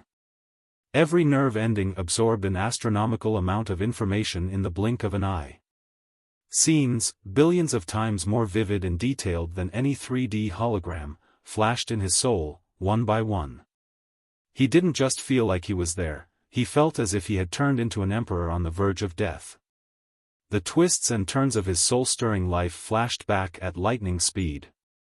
The first thing Li Yao saw was the white-haired Supreme Emperor battling his mental devil in the depths of the ancient relics. His silver hair suddenly turned the color of blood, hot as fire, and then transformed into brilliant gold. His face alternated between hideous, determined, high-pitched, and crazy. He controlled 2 supergiant god soldiers, the Gold Sun and the Armageddon, by himself. It wasn't until the 2 giant god soldiers were riddled with holes and broken that the brightness within him finally suppressed the darkness. The saber the gold sun wielded pierced through the Armageddon. Then, the scene blinked and returned to the earth-shaking final battle in the Empyrean Terminus sector, beneath the planet near the Gold Crystal Tower. It was still a duel between the Gold Sun and the Armageddon, but this time, the Armageddon was controlled by the real Mad Armageddon, Blood God, and the Supreme Emperor was at the peak of spiritual energy and soul power. The power of the two giant god soldiers was more than 10 times greater. It was a final battle more brilliant than any Li Yao had ever participated in. 10,000 new suns rose from the underworld, triggering countless fault lines and magma belts. The entire planet was in awe of the Supreme Emperor's majesty and the Blood God's madness. The sky collapsed, the earth trembled, and all living creatures were slain. One of the planets was nearly blown up. The scene blinked again. This time, it marked the ascension of the Supreme Emperor to the throne, ushering in the most brilliant moment in human civilization's history. Standing before the magnificent fortress, the Supreme Emperor wore a splendid crystal suit, which enhanced his divinity, making him look like a god. He was truly a man who dared not disobey the commands of the stars. Tens of thousands of warships tore through the atmosphere, marching with the burning clouds and firing brilliant salutes. These salutes symbolized the future of the Star-Ocean Imperium and the civilization of mankind. It was the most glorious moment of the Star-Ocean Imperium. However, no one, from the Supreme Emperor to the common people, foresaw that this glory would turn into an endless catastrophe after just a few decades. Mankind's civilization would have to navigate the swamp of chaos for 10,000 years to welcome new peace and hope. Yet, the hidden danger had already been sown. The scene flashed again. Countless rebels were brutally slain by the Supreme Emperor's blade. The screams and cries of his former comrades, even his childhood friends, turned into black, venomous thorns, embedding themselves as unremovable pain and regret within the depths of the Supreme Emperor's soul. As the scenes continued to flash, the Supreme Emperor's memories progressed. Initially, he led the rebels against the demon race's rulers. Later, he refined the souls of nightmare beasts and war machines in the arenas, awakening ancient bloodlines. Finally, though he suffered in the slave mines, he also had a happy childhood. He remembered it all. The Supreme Emperor remembered everything before his death. His thoughts traveled through wormholes, returning to primal relics, the frozen battlefield, and even to his time in embryo form before the battlefield was frozen. Then, the Supreme Emperor's embryo was like a gate, or rather, a black hole that contained endless mysteries.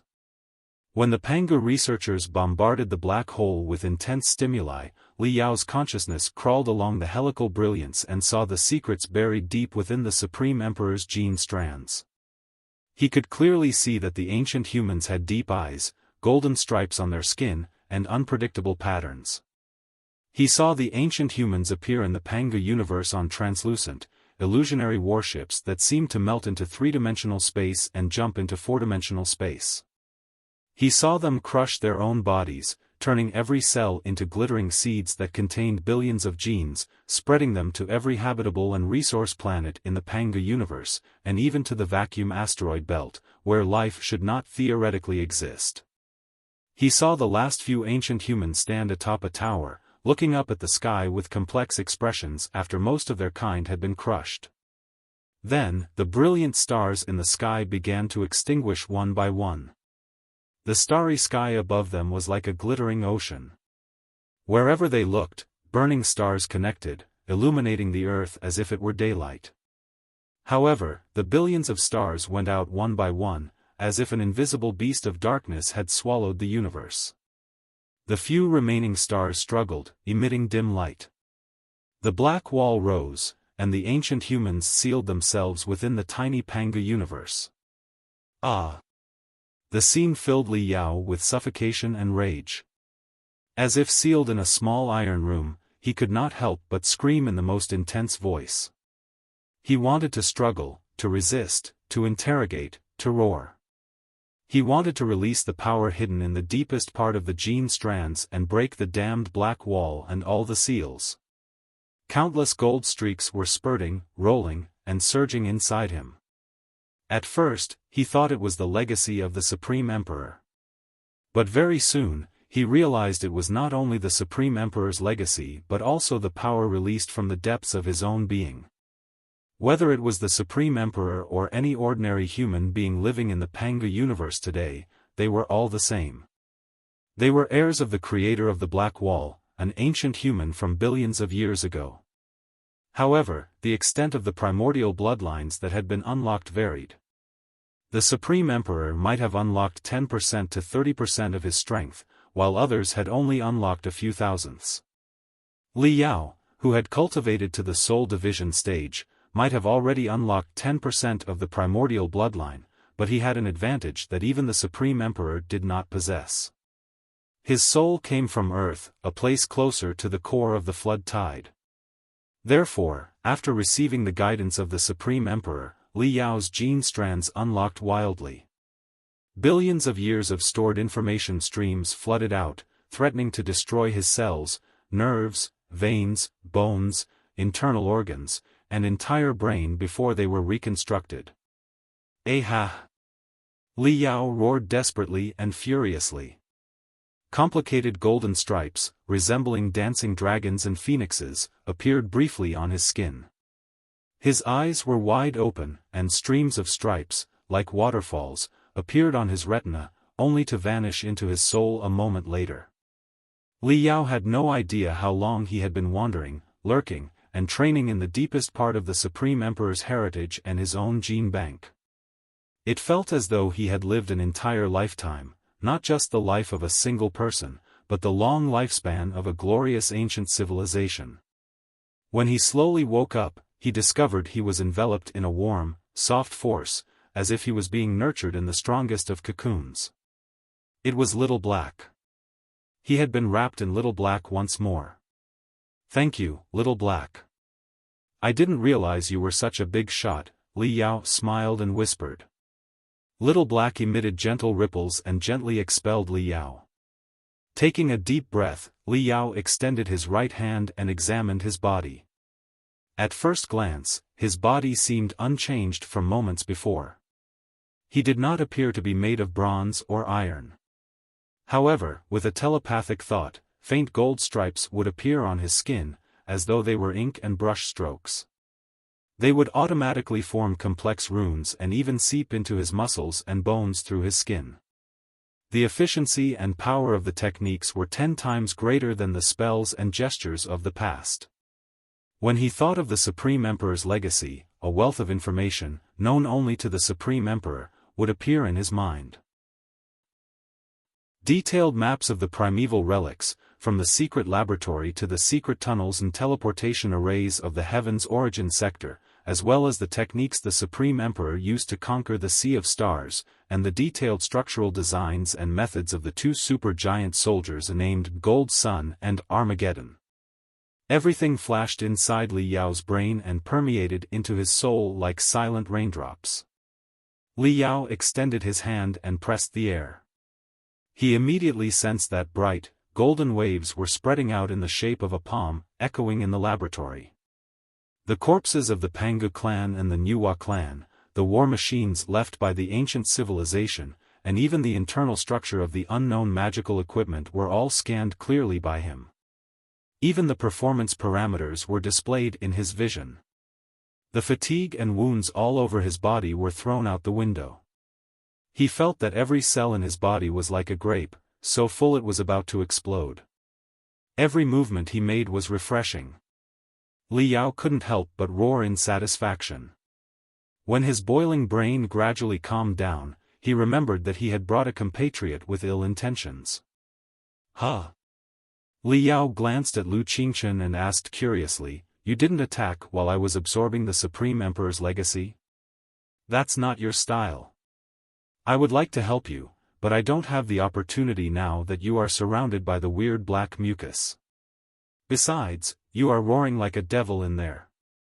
Golden brilliance, resembling sharp swords, is darting out every now and then, each of which can cut my remaining soul in two. I'm not confident that I can kill you, either." Lu Qingchen said casually. Besides, as I said a long time ago, everything I did, no matter how cruel and insane it seemed, was for the best interests of the Star Glory Federation and all mankind. It is not against the Federation's interests that you gained the legacy of the Supreme Emperor. Why would I be a villain and let the legacy of the Supreme Emperor fall into the hands of others who are not from the Federation? If that is what you believe and you can ensure you keep acting on it, I won't regret letting you go and hope to send you back to the Federation for trial, Li Yao said, looking at Lu Qingchen. Wouldn't it have been better if you had thought this way earlier? Lu Qingchen laughed. Are you so confident that the right person, the Supreme Emperor, is waiting for must be you? He asked casually. It's true that you have received the legacy of the Supreme Emperor and can even manipulate the Gold Sun and the Armageddon. But so what? The Supreme Emperor was right. Strength and wisdom are definitely not the key to passing the ultimate test set by the makers of the Black Wall. In terms of pure strength and wisdom, it is impossible for us to catch up with the makers of the Black Wall, even if we develop for another 1,000,000 years. The few problems they left behind are enough to imprison us all. The destruction of 100 ancient civilizations proves this point too. I believe that it must not have been the intention of the makers of the Black Wall. Since they went through all the trouble to build the tower and leave the ultimate test, there must be a way to pass it. Therefore, it's not a big deal for you to receive the Supreme Emperor's legacy. Such power can even be a burden. The stronger you are, the more dazzling you will be, and the more likely you will become the target of the war machine and the vicious beast tide. You will be attacked by both sides at once and tested as the most important target. How do you know I can't pass the test from a different angle when you are exhausted and the oil wells are running dry? However, I did make one terrible mistake. I didn't realize that so many mysteries of the primeval era were hidden in the seemingly useless gene segments of human beings. If the bloodlines of the primeval era were fully awakened, our civilization would have made a qualitative leap. It wasn't wrong of me to abandon the human body and keep only the brain, or even to virtualize and energize all human beings. But I was too hasty. We should have unlocked 100% of the ancient bloodlines and explored the mysteries hidden within our bodies before implementing the Phantom Plan. Now it makes sense. Human genes are a highly efficient form of information compression and storage. No medium is better suited to store the strength and glory of billions of civilizations than the cells of human beings themselves. Supercrystal processors can do the same, but their energy consumption is much higher than that of ordinary cells. A whole civilization is condensed deep within every body, every cell, and every gene strand. Why didn't I think of such a brilliant solution earlier? It's not easy, Li Yao said. It seems more difficult to hear you admit your mistake than to kill you 10,000 times. If this is not another scheme of yours but a sincere realization of your mistake, you can redeem yourself with your life, just like the Supreme Emperor did. It all depends on whether or not you decide to break into the Heavenly Tower and activate the ultimate test. Lu Qingchen's soul glanced at Li Yao and asked, "Can you?" Li Yao pondered for a long time. He extended his hand to Little Black. After merging with the liquid crystal processor that had been hidden in the secret laboratory, Little Black had been fully upgraded and had the permissions to control the entire laboratory. The Supreme Emperor had even installed a lot of surveillance magical equipment in the laboratory, allowing one to clearly see what was happening on the ground, inside the City of Silver, and especially around the Heavenly Tower. Shwa! Shwa! Shwa! Shwa! Almost 100 light beams appeared in midair, forming a virtual city of silver that allowed Li Yao and Lu Qingchen to see the entire battlefield clearly. It took Li Yao 6 hours to digest the knowledge of the Supreme Emperor. Over the past 6 hours, unexpected changes had occurred on the battlefield. The ferocious beasts besieging the tower had made significant progress. The battle fortresses and firing points surrounding the tower were all swallowed by the black beast tide. Countless guardians were either savaged by the ferocious beasts or infected by the virus and turned into abnormal beasts. Some of the floating fortresses had even been corroded by the long-range acids and venomous fog of the ferocious beasts and lost the ability to resist gravity. They fell from the sky and turned into twisted, burning debris. A lot of ferocious beasts flooded into the tower. The roots of the starter tower were like the interconnecting roots of a giant tree, but now they had been corroded by the deadly venomous fungi. Their previously spotless silver color had turned into an ugly gray and black, which spread upwards like patches of mold and soon covered 1/3 of the lower part of the starter tower. Corroded by the black spots and mold, black swirls even appeared on the surface of the heavenly tower. Many ferocious beasts dove into the swirls and vanished, as if infiltrating the heavenly tower through them. There was no telling what the situation inside the Pantheon Tower was like or whether the guards, who were still rational, were all dead. There was also the possibility that the guards would mutate into ferocious beasts, both physically and mentally, and do something crazy before dying. For example, they could completely activate the Pantheon Tower, destroy everything inside and outside the primeval ruins, and restart the entire Panga universe. Li Yao couldn't help but shudder. Taking a closer look at the ferocious beasts on the chaotic battlefield, Li Yao gradually noticed something amiss. He had thought that the vicious beast tide belonged to the same camp and was an army. It was only now that he realized the ferocious beasts were different. They seemed to be divided into two camps. Sometimes, among the vast majority of ferocious beasts that had gone completely mad, some prehistoric warriors still retained their rationality, even though parts of their bodies had mutated. They were the true commanders of the vicious beast tide, but they were divided into two hostile camps, each aiming to take over the Heavenly Path Tower. Intense conflicts were inevitable. However, most of the ferocious beasts were driven by the desire for slaughter and destruction and were not very willing to be controlled. They were also eager to break into the Pantheon Tower, and did not want to suffer heavy losses before it fell. Therefore, there were no conflicts. Li Yao scanned the entire battlefield. With the legacy of the Supreme Emperor, his intelligence analysis ability had significantly improved.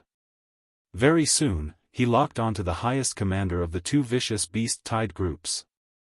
Behind the tide of ferocious beasts in the east stood a Panga clan member as tall as a mountain, but with a mutated left side of his body. A giant lump on his shoulder looked like two heads.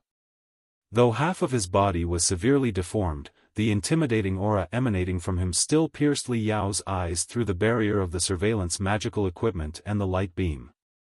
The malformed tumor was fluctuating like a heart. A transparent ball rolled inside, resembling a giant eyeball that had been sealed. It was extremely bizarre and terrifying. Feverish steam spurted from the wrinkles of the Panga clan leader, indicating that his brain was overloading and releasing intense brainwaves that drove his army forward unstoppably. Behind the tide of murderers in the west was another hideous Nuwa. Generally, the Nuwa clan had a human head and a snake body, but hers was a fusion of a boa and a centipede. Dozens of coldly gleaming claws grew from her ribs and back. A pair of thin, blood-red membranous wings sprouted from her back. Even her face resembled a skull drained of all blood. She was only able to release the flames of destruction due to a certain mad force driving her. The leader of the Nuwa clan also waved her saber, driving her subordinates into a frenzy. The two leaders soon vanished in the swirl of the beast tide, merging into the enormous mold and black spot. Perhaps they had entered the Heavenly Tower before Li Yao did. The auras of the two leaders are so strong that my heart is palpitating, even though I'm merely observing them through the light beam. I must note that I'm already in the divinity transformation stage and have received the legacy of the Supreme Emperor, yet I'm still extremely wary of them. Are the two leaders even stronger than those in the divinity transformation stage? Li Yao thought to himself. The two leaders are clearly intelligent. It is definitely not a coincidence that they attacked the tower at the same time. Are they planning to march into the Tower and take the ultimate test of the Black Wall manufacturing? Li Yao was greatly alarmed. Neither the Pangu clan nor the Nuwa clan had a good chance of passing the test. If they failed, it would lead to the destruction of their civilization and that of humanity. While he was pondering, Li Yao suddenly felt several familiar figures trembling in a corner. He stared at them and almost screamed. Who else could it be but Ding Lingdang, Li Linghai, Long Yangjun, Boss Bai, and the boxing champion? After days of fighting and exploration, the top experts of the human exploration team had finally gathered. Led by super experts like Ding Lingdang, Long Yangjun, the Fist King, and Yen Liren, dozens of invincible giants had come together, forming the strongest steel torrent that could crash into a ferocious beast tide. Most of the beasts had gathered below the Tower, greatly reducing the pressure elsewhere. Ding Lingdang and Long Yangjun were finally safe and sound, slowly approaching the Tower. It was quite possible they had discovered the beast tide and realized the importance of the Heavenly Tower. They knew this place was the center of the entire Silver City and even the ancient relics. Li Yao spotted Li Linghai's giant soldier in the crowd. Right. Li Yao thought to himself. Li Linghai still had a key in his hand. According to the Supreme Emperor, he had collected the 2 keys from various ancient relics as proof of his eligibility for testing. According to the Pangu civilization's files, there were more than 2 similar keys. In other words, more than 2 people were qualified to take the test. They had even started the test. Therefore, it wasn't a matter of whether Li Yao was willing to take the risk. He had no choice. He couldn't stand by and watch the leaders of the Pangu clan or the Nuwa clan take the test, nor could he watch Li Linghai, Ding Lingdang, Long Yangjun, and the others step into the unpredictable test in ignorance. If he had to face the challenge of the Black Wall's creator and undergo the ultimate test, he had to be the first to unravel the ancient mysteries and protect his civilization. I, Vulture Li Yao, accept the challenge on behalf of the Star Glory Federation and human civilization. Li Yao clenched his fists. It seemed as though invisible diamonds were being shattered by him, and hot smoke was rising from his fingers. To pass the test, he first needed to repair the giant god soldier. While the Supreme Emperor said physical strength wasn't the key to passing the test, it was still an essential foundation. Without enough strength, he wouldn't even make it past the first trial, the simplest vicious beast tide. Li Yao glanced at the 3 nearby giant god soldiers. His own arsonist was almost at the end of its life. Its plate armor had been blown away, its fuel and ammunition transmission tubes were twisted, and the metal fatigue in the critical parts of the crystal suit had exceeded its limits. Even the slightest touch from a ferocious beast could cause the rupture of its joints. Even the simplest small-scale movement and acceleration could result in the most terrible disintegration in the sky. Without the support of an entire team of refiners, even Li Yao, the magical equipment expert, could not revive it. It had carried out its mission faithfully, delivering Li Yao to the Supreme Emperor. Now, it kneeled on the ground silently, like a cold and tragic statue. Only part of the magical equipment units and weapon systems could be dismantled and used as backup components and strengthening suits. Then, there was the Apocalypse, the giant soldier of the Mad Blood God. The giant god soldier had been acquired by the Supreme Emperor after the Battle of the Imperial Terminus Sector and was brought to the primeval relics. However, the mysterious power buried deep within the crystal processor of the giant god soldier had nearly corrupted the Supreme Emperor's mind, creating a second blood god. It was the strongest, most dangerous, and most likely to devour its master. Perhaps it was due to the Supreme Emperor's fear that it might consume the mysterious power of the user that he had disassembled it. The core crystal processor and the spiritual nexus had been destroyed, leaving no chance for reassembly. Like the arsonists, they could only serve as maintenance and strengthening components. Lastly, there was the legendary national artifact of the Star Ocean Imperium, the Gold Sun, a super-giant soldier that symbolized supreme brightness and glory. Li Yao's heart raced as he gazed at the majestic and dominating golden sun seated on the rack, enveloped by the aura of a true dragon. He felt that his mouth was dry, and he didn't know what to do, just like when he first saw the great fire dragon Sparrow, the giant soldier of the heaven's origin sector. Can I really ride the golden sun? Li Yao swallowed hard. He felt his throat was smoking. Little Black, now much larger and even rounder, flapped its wings and flew above his head, encouraging him to summon all his courage and strength. Yes. From Earth to Heaven's origin, from the Star Glory Federation to the Imperium of true human beings, and from the Imperium to this place, a certain force seemed to guide me from the depths of the primeval relics. Li Yao thought to himself, I am the right man. This is my destiny. This is my giant soldier. No power can stop me from riding it and creating new miracles. Gold runes flickered below Li Yao's eyes again. Shua. Shua. Shua. Shua. The detailed structural designs of the three giant soldiers, Gold Sun, Armageddon, and Arsonist, and the potential telepathic thoughts that could be modified hundreds of thousands of times appeared in his mind instantly. Thousands of complex 3D images and billions of data points and formulas flew and collided. Divinity stage, secret art, computational method of schizophrenia, activate. Using the techniques he had just learned from the Supreme Emperor's legacy, Li Yao divided his entire consciousness into 100 equal parts. It was like 100 thinking whirlpools that split the content that needed to be deduced and calculated into 100 parts. He guided the information into his brain and calculated simultaneously. Streams of gold light appeared on his face and flowed to his temples, as if a glittering eye had grown out of his forehead.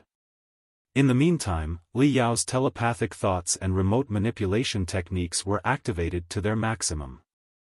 With Little Black's help, all the magical equipment platforms in the workshop were activated. Countless maintenance puppets, which had been in hibernation, were also brought to life. Dazzling maintenance magical equipment emerged from their bodies. Li Yao took a deep breath. The golden streaks at the bottom of his eyes converged into interwoven golden lines, outlining the image of a new giant god soldier.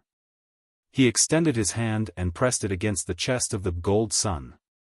Streams of golden light flowed from his palm, gently enveloping the gold sun. Z. Z. Z. Z. Z. Soft noises echoed in the gaps of the gold sun's armor.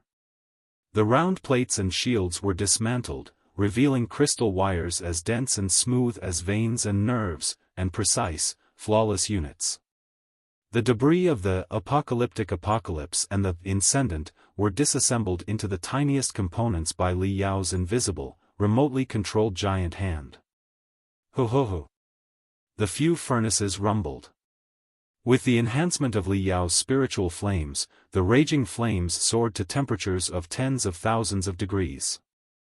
The components of the apocalyptic apocalypse and the incendant were sent into the furnaces, processed into unimaginable shapes, and then merged into magnificent red and black torrents, bombarding the gold sun. In an instant, the golden light in Li Yao's eyes and on his temples, as well as the golden light enveloping the gold sun, exploded simultaneously. It was as if Li Yao's soul had hacked into the main crystal processor of the gold sun, and was roaring within its chest. The gold sun was no longer a Cold War machine. It was more like a primeval beast that had come to life, or even a deity that had descended from the four-dimensional universe. Instead of modifying and repairing it, it was popping out all the crystal wires and chomping on the components of the Armageddon and the Arsonist.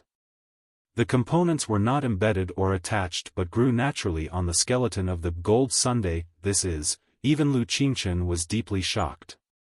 With the Fuxi database, he was naturally adept at maintaining, modifying, and enhancing countless kinds of giant god soldiers, but he had never seen such an unbelievable modification technique before. The hardest strengthened alloys had truly turned into slender, soft, and sensitive veins, nerves, and muscle fibers after being smelted by Li Yao's soul fire. The giant god soldiers modified in this way could not only meld the Gold Sun, Armageddon, and Arsonist perfectly into one but also boasted the senses of a living creature and were 100% compatible with Li Yao's soul, like an enlarged version of his body. What a... There was no telling whether Lu Qingchen was talking about Li Yao or the giant soldier modified by Li Yao. But before he finished, countless crystal wires darted out of the Gold Sun's body, wrapping around the hammer he was hiding in and dragging it out. Note, the last sentence was slightly altered for clarity. The phrase, wrapping around the hammer he was hiding in, was adjusted to make it more grammatically correct and understandable. The original phrase suggested that Lu Qingchen was hiding inside the hammer, which may not have been the intended meaning. If the intent was that he was hiding the hammer somewhere, the revised sentence should reflect that. Let me know if you need it adjusted further. If the original meaning was that Lu Qingchen was hiding the hammer in a specific place, e.g., a pocket or a hidden compartment, here is an alternative. Instead of modifying and repairing it, it was popping out all the crystal wires and chomping on the components of the Armageddon and the Arsonist. The components were not embedded or attached but grew naturally on the skeleton of the Gold Sunday. This is, even Lu Qingchen was deeply shocked. With the Fuxi database, he was naturally adept at crack, crack, crack, crack, crack. The hammer's shell shattered into countless burning iron scraps and sparks.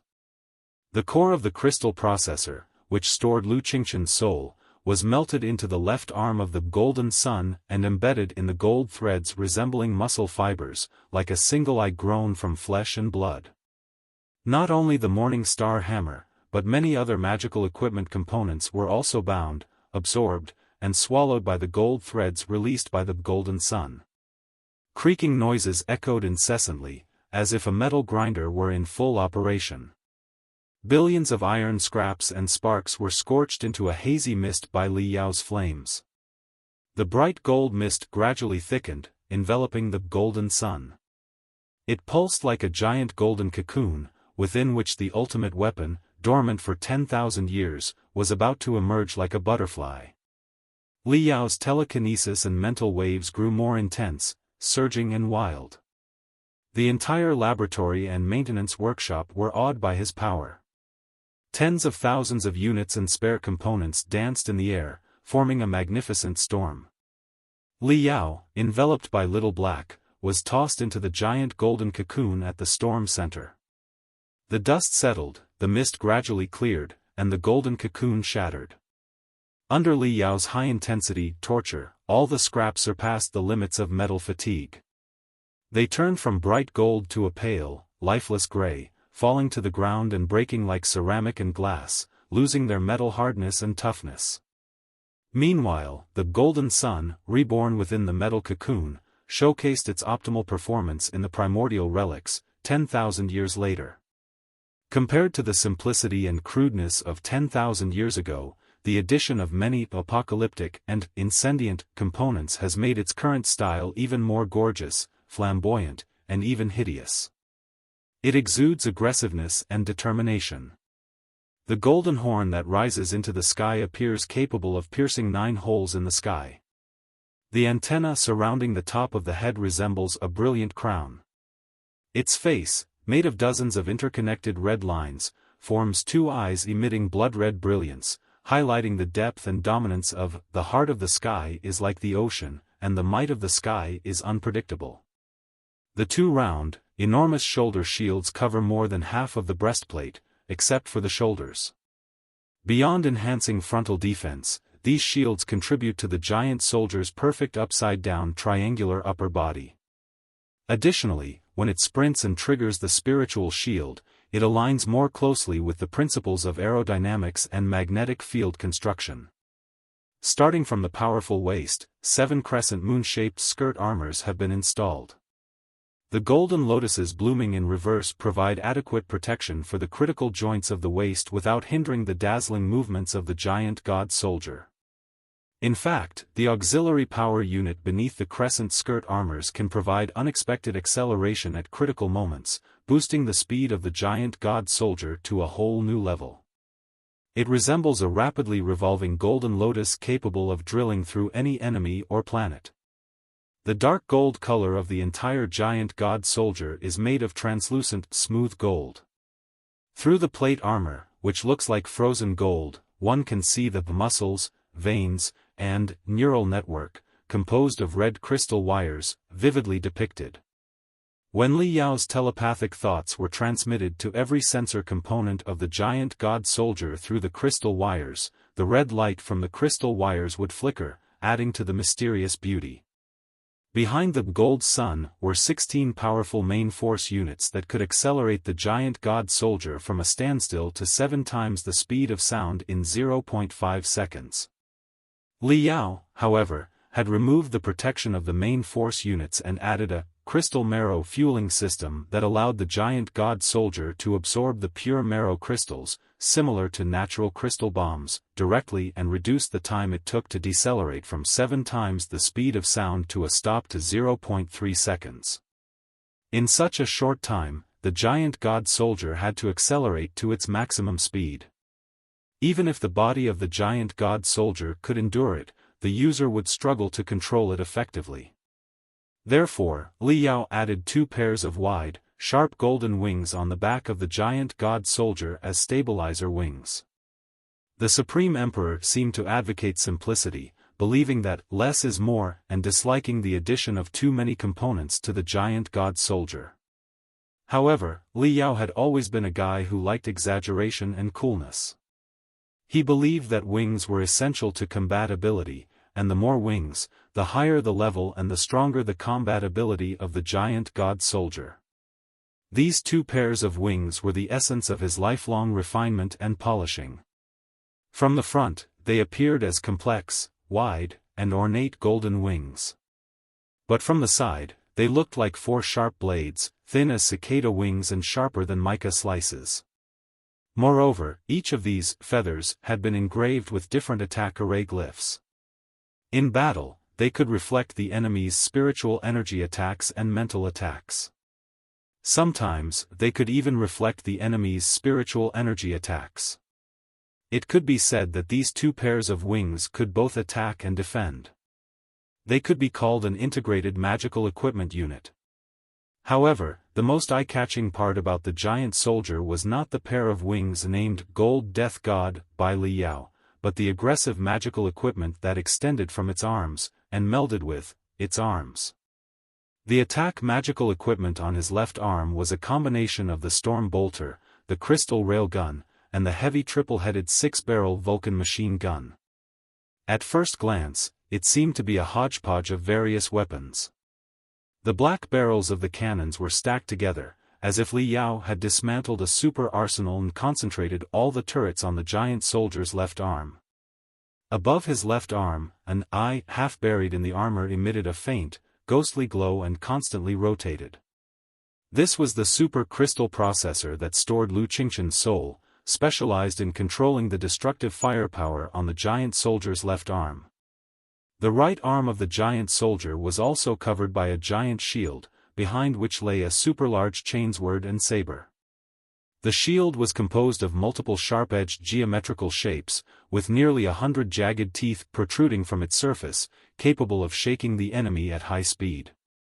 If the shield struck the enemy, even the giant soldier, which was extremely solid, might be torn apart. At the top of his right arm, a crimson super crystal processor was embedded, resembling a bloody eye and emitting endless light. The melee weapon system on his right arm had been modified from the 9-headed dragon attack system of the arsonist. Naturally, the mental devil was still in charge. This meant that, apart from Li Yao, the mastermind, the giant god soldier boasted 2 child brains with impressive computational ability and performance. They could fight independently, significantly enhancing survivability and endurance on the battlefield. Voila!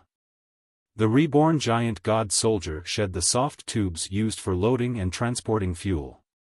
The curved plate armor and covers opened, and under Li Yao's powerful remote manipulation, spiritual energy bullets and heat-sensitive flying swords loaded automatically. With a cracking sound, the curved plate armor closed again. The giant god soldier straightened and stomped the ground. After a deafening explosion, he roared for the first time in 10,000 years. Li Yao sat cross-legged inside the spiritual residence of the giant god soldier. His soul and the massive machine had merged as one. There was no concept of an interface or light beams. It was as if he had 100 eyes, 20 of which were outside his body.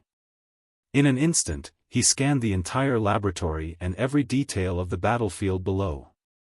Bright golden data streams flowed before his eyes and into the depths of his mind. Z. Z. Z. Z. Colorful brilliance spurted from the black barrels on his left arm. The aggressive magnetic field attracted all the floating dust and burned fiercely, as if he had summoned the brightness of all the stars in the universe. Hum. Hum. Hum. The oddly shaped shield on his right arm roared in fury as well. Visible ripples spread through the air, and even a wall hundreds of meters away shook from the blast, a sign that it could collapse. Sensing the formidability of the long-range and close-combat weapon systems, Li Yao couldn't be more delighted. He really wanted to roar and vent the excessive strength surging in his chest. The powerful power unit on my back and the sharp golden wings have been named Gold Death God. The long-range attack system on my left arm will now be called Sky-Piercing Cannon. As for the melee attack system on my right arm, it will be called Mad Blade of Affliction. Li Yao roared, triggering the soaring flames of war along with the giant soldier. With Gold Death, Sky-Piercing Cannon, and Frenzied Blade of Affliction, 3 super systems at my command, let's see who can stop me, be it the Panga clan, the Nuwa clan, or the Flood Tide Legion. Well, Lu Qingchen coughed and said, though I am your captive, captives have their own dignity. I reject the shameless name, Sky Blast. If you insist, just kill me. Though we are good brothers, this time. I agree with Lu Qingchen, the mental devil, who had been silent all along, sighed. If you insist on calling the melee attack system Mad Blade of Affliction, then I refuse to manipulate it. Do it yourself. Huh? Li Yao blinked, his face full of confusion. What's wrong with my names? Aren't they very awe-inspiring and domineering? What's there to be ashamed of? I even gave this brand new giant god soldier a brand new name. It's called. No. Please don't. Lu Qingchen shouted. That's right. If you want a new name, let us do it, the mental devil added. It's simple. Just cut and assemble the original name. Don't waste your precious time thinking of a new, innovative name. Lu Qingchen said quickly. Since the giant god soldier is mainly a combination of Gold Sun and Armageddon, let's take half of each and call it Sun Calamity. The mental devil didn't give Li Yao a chance to interrupt. Solar catastrophe? Very good. Very good. It's decided then. Lu Qingchen hurried to explain. Is that so? It sounds nice, but don't you feel it has the dominating aura of stepping on the stars and shaking the universe? Li Yao pondered for a moment and said, all right. Let's say the giant god soldier is named Solar Calamity.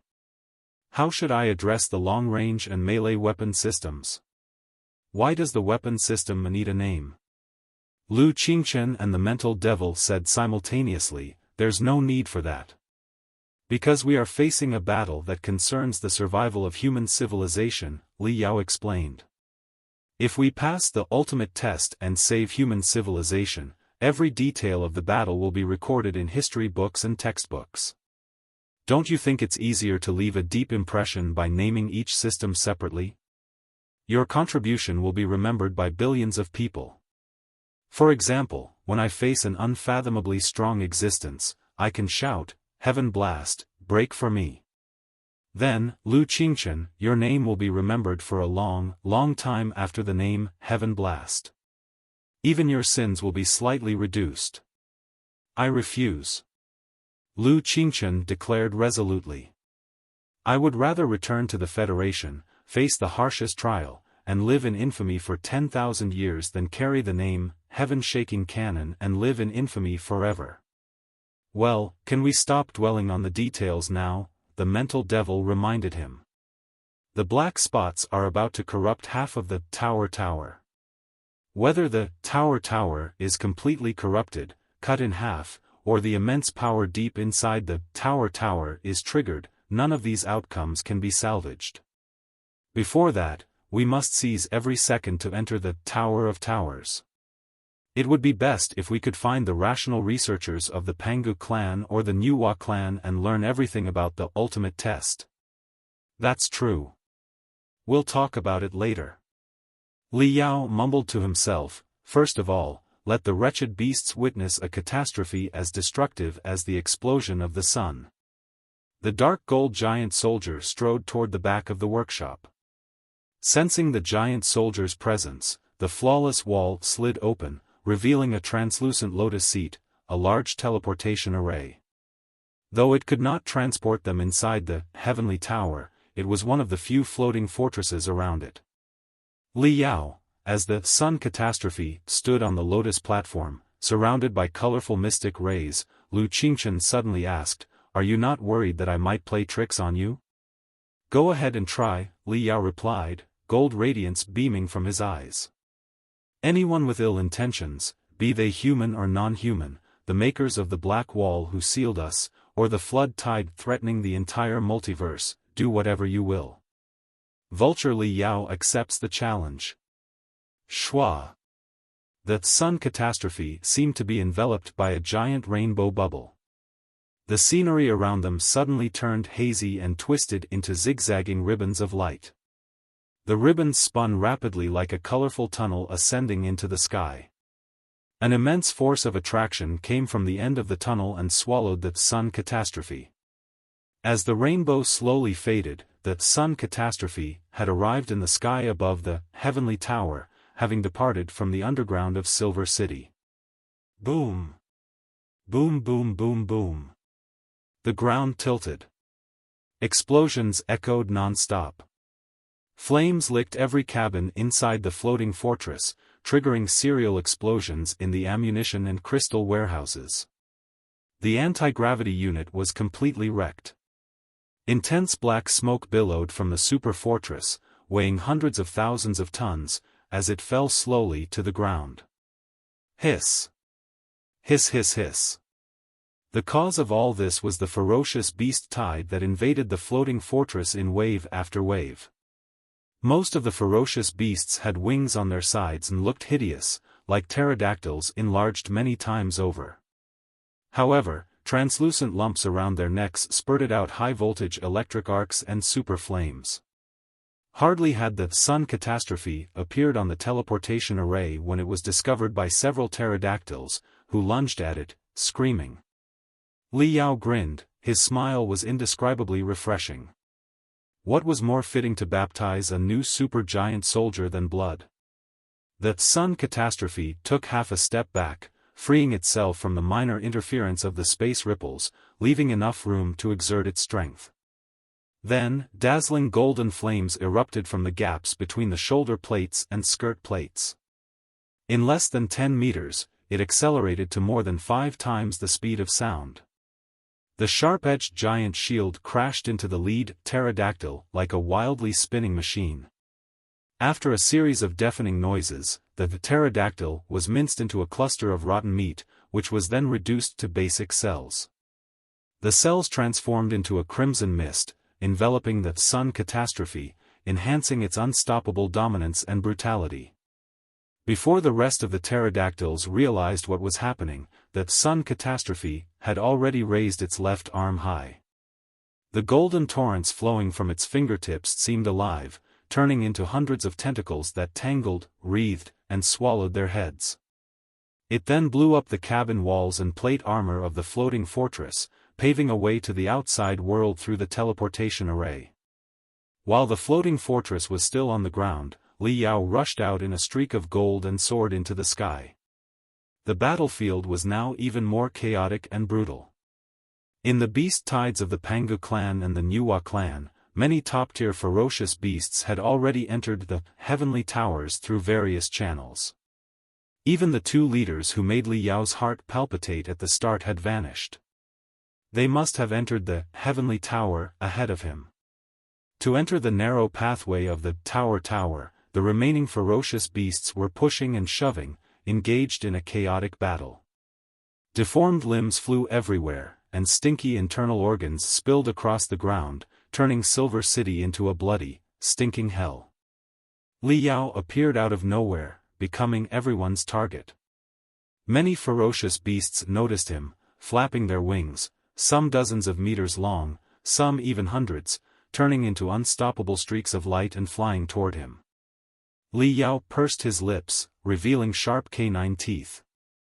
The bloodthirsty aura in his eyes could not be concealed, even by the brilliant golden flames. The solar Calamity also unleashed destructive flames, its 4 stabilizer fins extending like 4 unsheathed thin sabers. Then, the sun catastrophe vanished into thin air, but thousands of interweaving golden trajectories appeared in the sky within several square kilometers. Each brushed past the critical parts of a deadly beast and lingered for a long time. At this moment, the battlefield that had just been unfrozen seemed to freeze again. Not until the thousands of golden trajectories condensed into the real entity of the sun catastrophe did the ferocious beasts that had been frozen midair suddenly split into countless gruesome body parts, and a storm of blood began to pour down. In the blink of an eye, there were no living ferocious beasts within several kilometers of the sun catastrophe. This was Li Yao's exclusive no-fly zone. Li Yao casually scanned the battlefield. His attention was not on the minor threats but focused on the southwest of the battlefield, almost reaching the horizon. As he expected, when he maximized his vision, he saw a very familiar red glow. It was the Great Fire Dragon Sparrow, Ding Lingdang's giant soldier. What is that? While Li Yao was wreaking havoc near the heavenly tower with the sun catastrophe, Ding Lingdang, Long Yongjun, Li Linghai, and the rest of the experts in the assault squad staggered to a place not far from the heavenly tower. The lifespan of the ferocious beasts was short. After days and nights of hellish fighting, many were almost at the end of their lives, often burning and perishing while fighting. Many other ferocious beasts had also gathered around the heavenly tower to kill each other, reducing the pressure on them. This allowed the experts of human civilization to sit down, catch their breath, and study the mysteries of the ancient relics while discussing their next strategy. Right then, they discovered the golden brightness of the sun catastrophe and were deeply shocked by the apocalyptic aura of the supergiant soldier. What kind of giant god soldier is this exactly? Its performance is even better than all of our giant god soldiers, and it can perform so many irregular maneuvers in just half a second. Boss Bai was greatly alarmed. It's a super heavy giant soldier with solid armor, yet it's even more agile than my super movement giant soldier, the extreme pirate. How is that possible?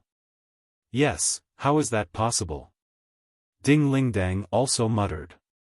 Killing dozens of ferocious beasts mutated from prehistoric species in one breath, and yet it was so calm and at ease. How can its attack be so powerful? Whoever is driving the giant god soldier, their computational ability must be unparalleled, if not better than mine. The boxing champion gazed at the golden sky in the distance and mumbled, in the 1 minute of attack, his attack trajectory and distribution were flawless. He achieved a perfect balance between attack power and energy consumption, as classic as a textbook. Is this, Li Linghai was even more shocked, as if he had seen a ghost. He stammered, is it the legendary Gold Sun, the personal soldier of the Supreme Emperor? Supreme Emperor. A well-known name, a dominating name, one that could shock all the heroes in the Sea of Stars, including the Federation, the Imperium, and the Federation, Ding Lingdang, Long Yangjun, Boss Bai, Li Linghai, Li Jialing, and the boxing champion. How is it possible?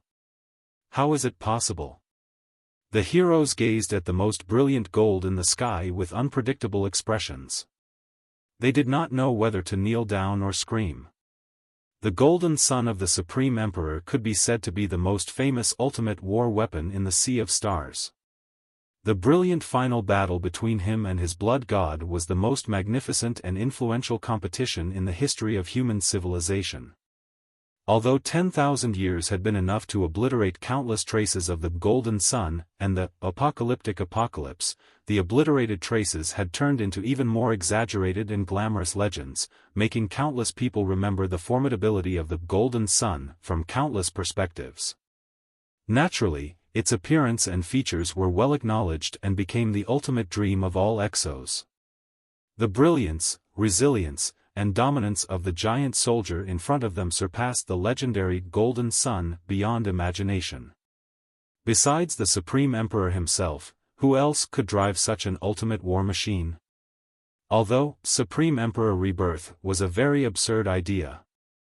But ever since they entered the primeval relics and experienced the crazy growth of the primeval forest, the resurrection and mutation of the Panga clan, and the chaos and glory of Silver City, a series of events that defied common sense had completely shattered the logic of many experts, including the bizarre and unbelievable incidents. Is he really the Supreme Emperor? Yes. Not long ago, time here was apparently frozen. But when Ding Lingdang and Lu Qingchen fought, the speed of the time thaw suddenly accelerated. In other words, the Supreme Emperor must have slept for thousands of years in frozen time and finally woke up at this moment. Other than the Supreme Emperor, who else could ride the golden sun and slaughter dozens of ferocious beasts so effortlessly? Look, a new lethal beast, resembling an assault starship in low Earth orbit. Its head and chest are covered in nearly impenetrable shell armor, yet it has been split into two halves by him. Who else could unleash such a brutal attack except the Supreme Emperor himself? Supreme Emperor. Supreme Emperor. I must not be dreaming, right? I can actually see the legendary Supreme Emperor slaughtering everything with my own eyes? If this is a dream, it must be a simultaneous, absurd dream we are all having. No, such a scene is impossible even in a dream. He is the real Supreme Emperor. Watching the golden streaks of brightness split and interweave in the sky once more, slashing the second wave of ferocious beasts attempting to soar into the sky within 3 seconds, the sharp aura of the saber, the lightning-like speed, and the precise trajectories all made many experts tremble. They were entranced, their hearts pounding. Even the Fist King, a mechanical expert, felt suffocated. Since the Supreme Emperor has appeared there, it must be the center of the primeval relics and the key to all the answers. Should we go there? The experts looked at each other and deliberated. The answer was clear. Whatever secrets lay buried in the primeval relics, it was every expert's lifelong dream to engage with the greatest expert of human civilization from the past 100,000 years. However, I don't know what the Supreme Emperor's stance is. Does he see us as friends or enemies, or as chess pieces he can manipulate at will, or even as insignificant ants? If we act rashly, won't we sabotage his operation and infuriate him? Even Ding Lingdang, the fearless Red Fire Dragon King, Long Yangjun, a Nuwa warrior from the primeval era, and Li Jialing, the new emperor who considered himself the God-chosen one, hesitated when faced with the unpredictable dominance. Right then, a gold laser slashed the fierce beasts that were trying to draw close into pieces. It retracted its blood-stained saber and turned around, casting a cold gaze at the human experts.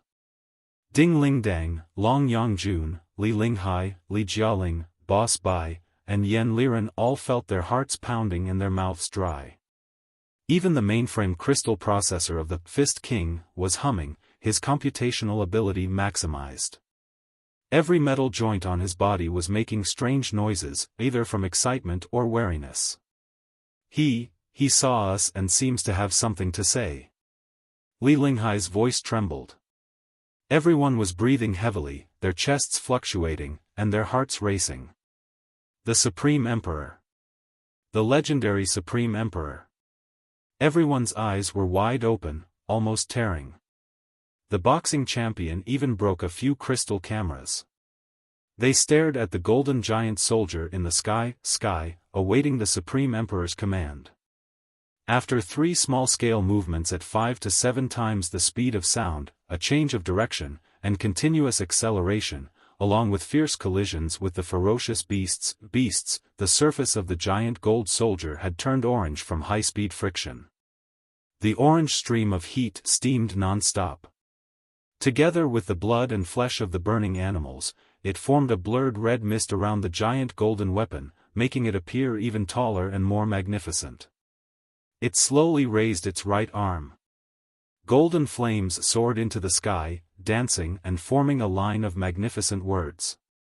No one had expected the Supreme Emperor to leave them a message in this manner. They were both surprised and delighted but focused their attention and observed carefully. The golden flames formed 2 words. Amid the glittering gold, they read.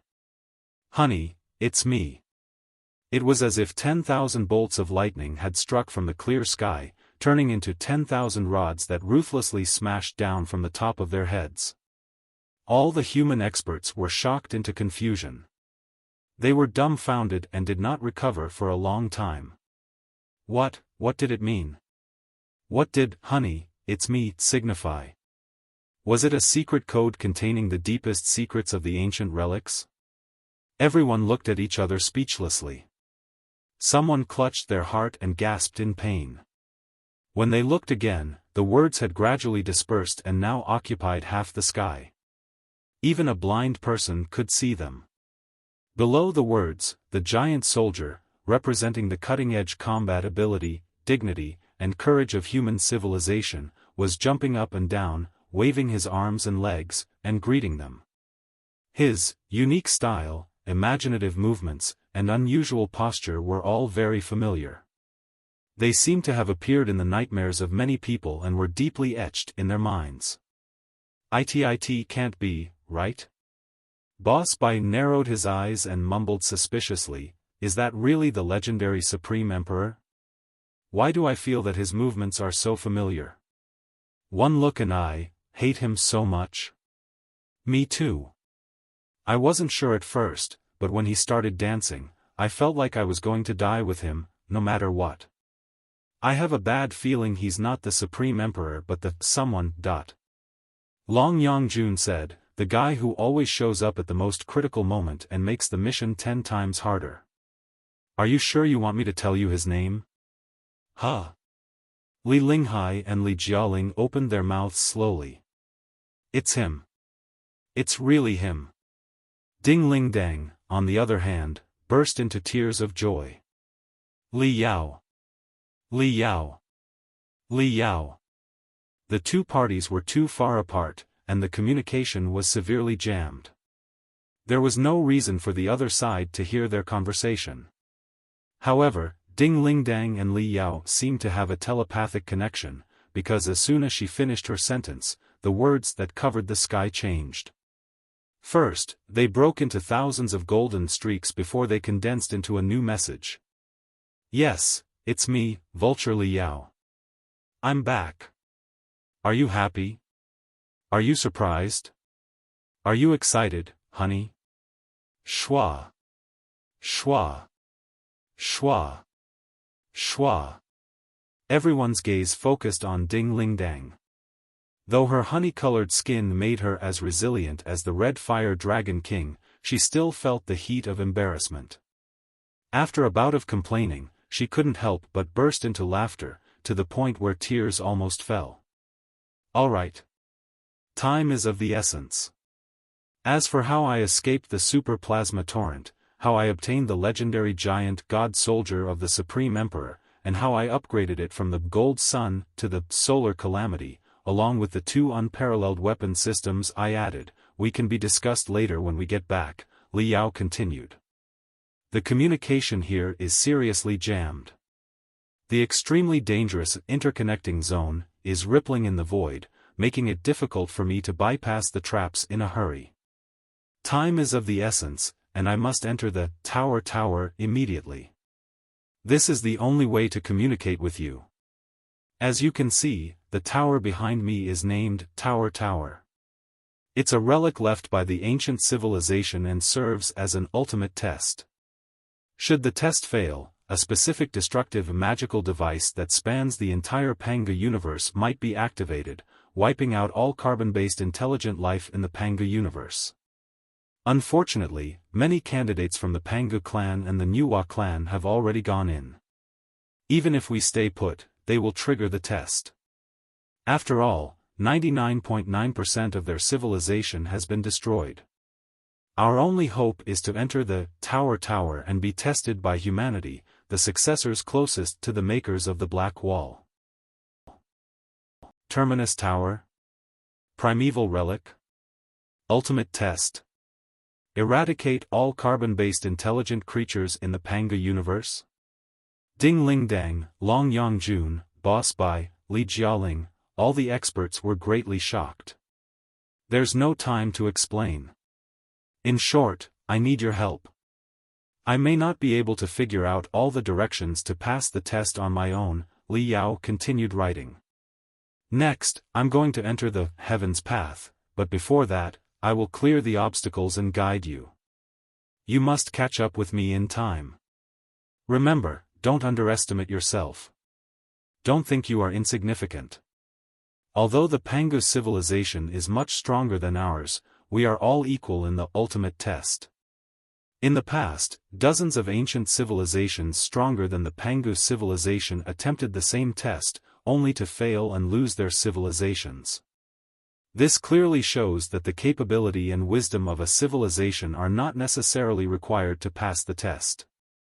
Perhaps, the ultimate test is not about the development of a civilization or its absolute combat strength, but about our trust in each other, our peace and contempt for death, our hope for the future, and our unwavering will no matter the circumstances. These are the qualities that define a civilization and hold endless potential.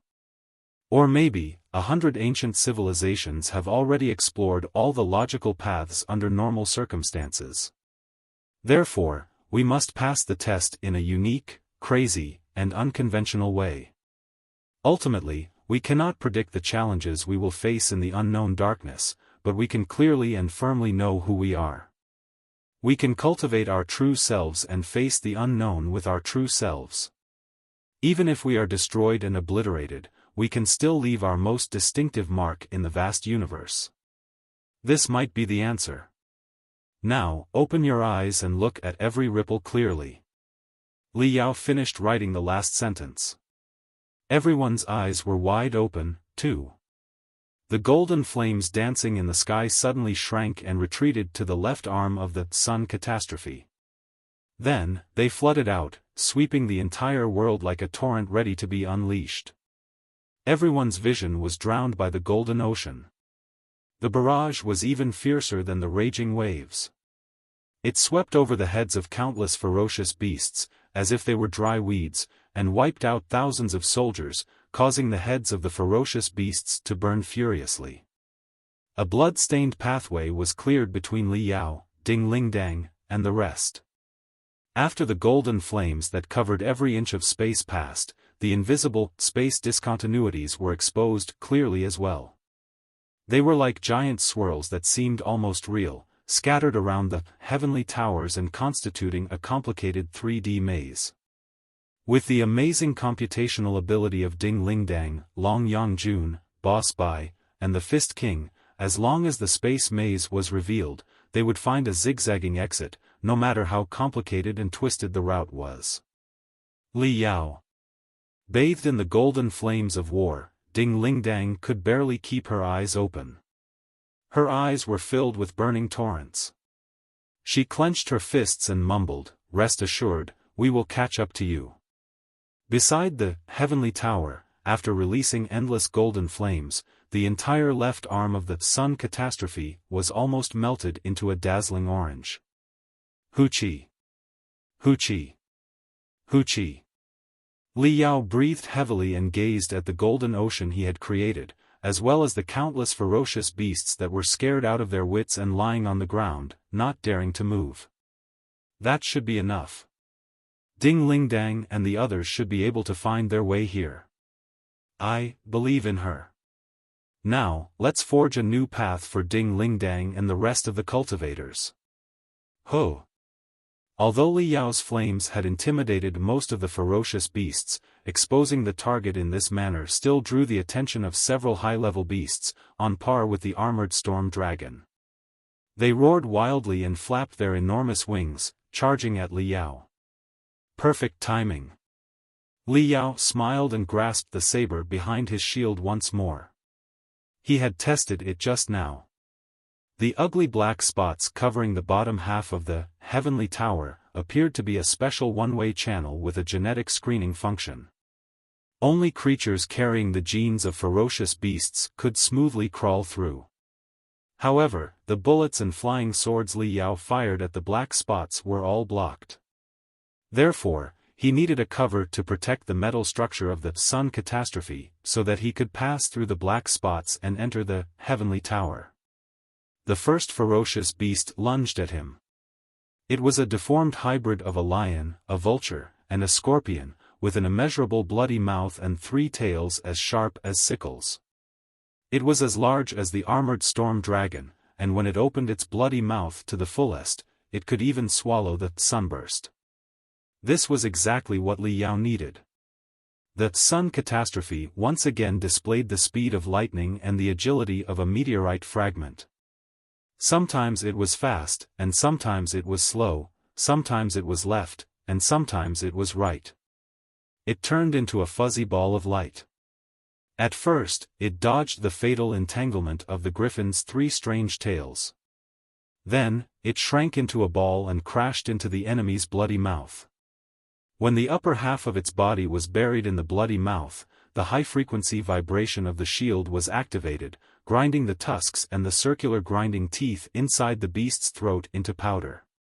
As the beast roared miserably, it unsheathed the anti-ship saber unhurriedly and slashed at the internal organs of the beast along its throat. Golden flames of war surged out, burning all of the beast's internal organs. The griffin died before it had the chance to struggle. The Sun Catastrophe took the opportunity to crawl into the stomach of the ferocious beast and stab into the nearest black spot with the dead body of the beast. The feeling of passing through the black spots was completely different from the feeling of using ordinary teleportation arrays or even space jumps. It was as if the Sun Catastrophe was sealed in a piece of sticky candy that was about to solidify. One had to exert all their strength to move forward slowly. Thankfully, the sticky candy was not very thick. The suffocating feeling lasted only 3 seconds before Li Yao felt his entire body relax. The resistance was gone, and the world around him seemed magnified by 10,000 times.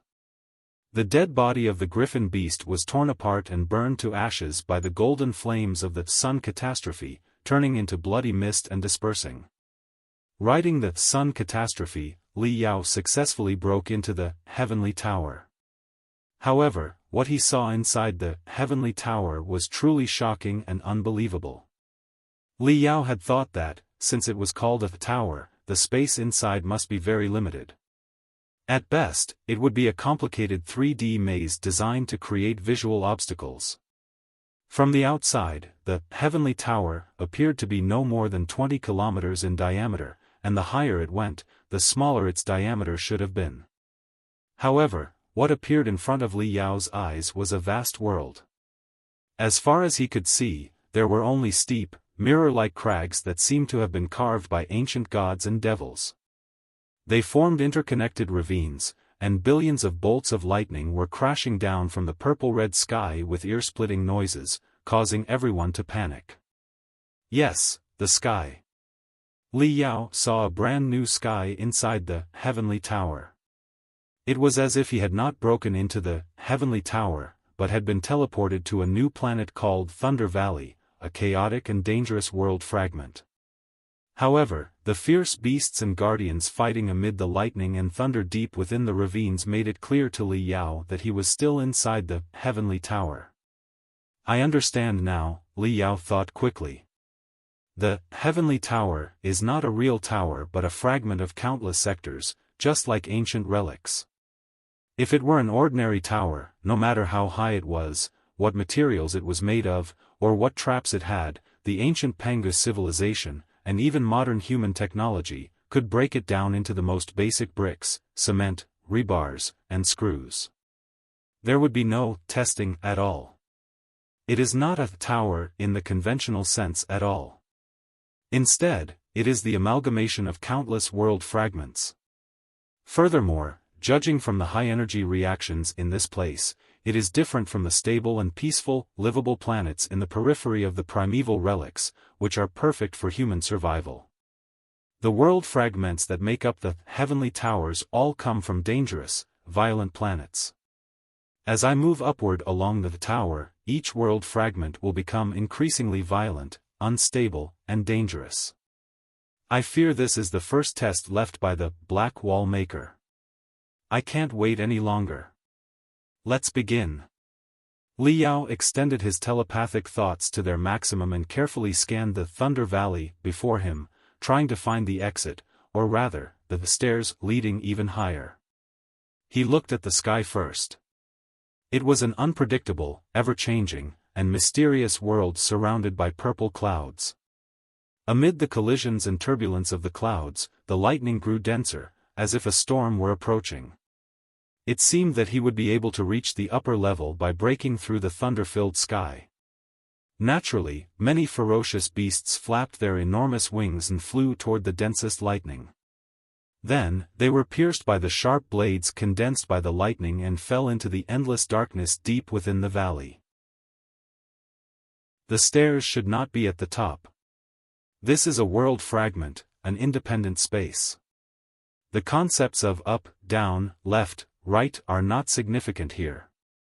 The stairs leading to the higher floors of the tower are likely teleportation arrays. Li Yao thought to himself, the defenders had not deployed many war machines in the sky. The vast majority of the defenders were scattered around the valley, indicating they did not place much importance on the sky and were content to let the ferocious beasts meet their doom. He did not need to make the same mistake. He continued to scan the fluctuating canyon, only to find that bolts of lightning were falling one after another, transforming into erratic balls of lightning that devoured the lives of the ferocious beasts at will. Even the defending war machines would be paralyzed upon contact with the balls of lightning, making the situation extremely dangerous. However, amidst the lightning, Li Yao noticed an unusual scene. Every 10 to 20 seconds, over 100 lightning bolts would strike the same spot and condense into a massive ball of lightning over 100 meters in diameter. Unlike ordinary lightning, this ball remained stationary, emitting a dazzling array of colors. Ripples flowed across its surface, giving it the appearance of a swirl or a gate. There it is. Li Yao's heart skipped a beat. Of course, he was not making a wild guess based on intuition but the result of a thorough scan with his keen senses. The massive ball of lightning, despite the seemingly earth-shaking sound and light, emitted spiritual energy with a strong space ripple quality, similar to the ripples when a teleportation array was activated or when a space jump had just ended. Li Yao was certain that it was a teleportation array disguised as a super-large ball of lightning. This teleportation array appears every 17 seconds for 0.78 seconds.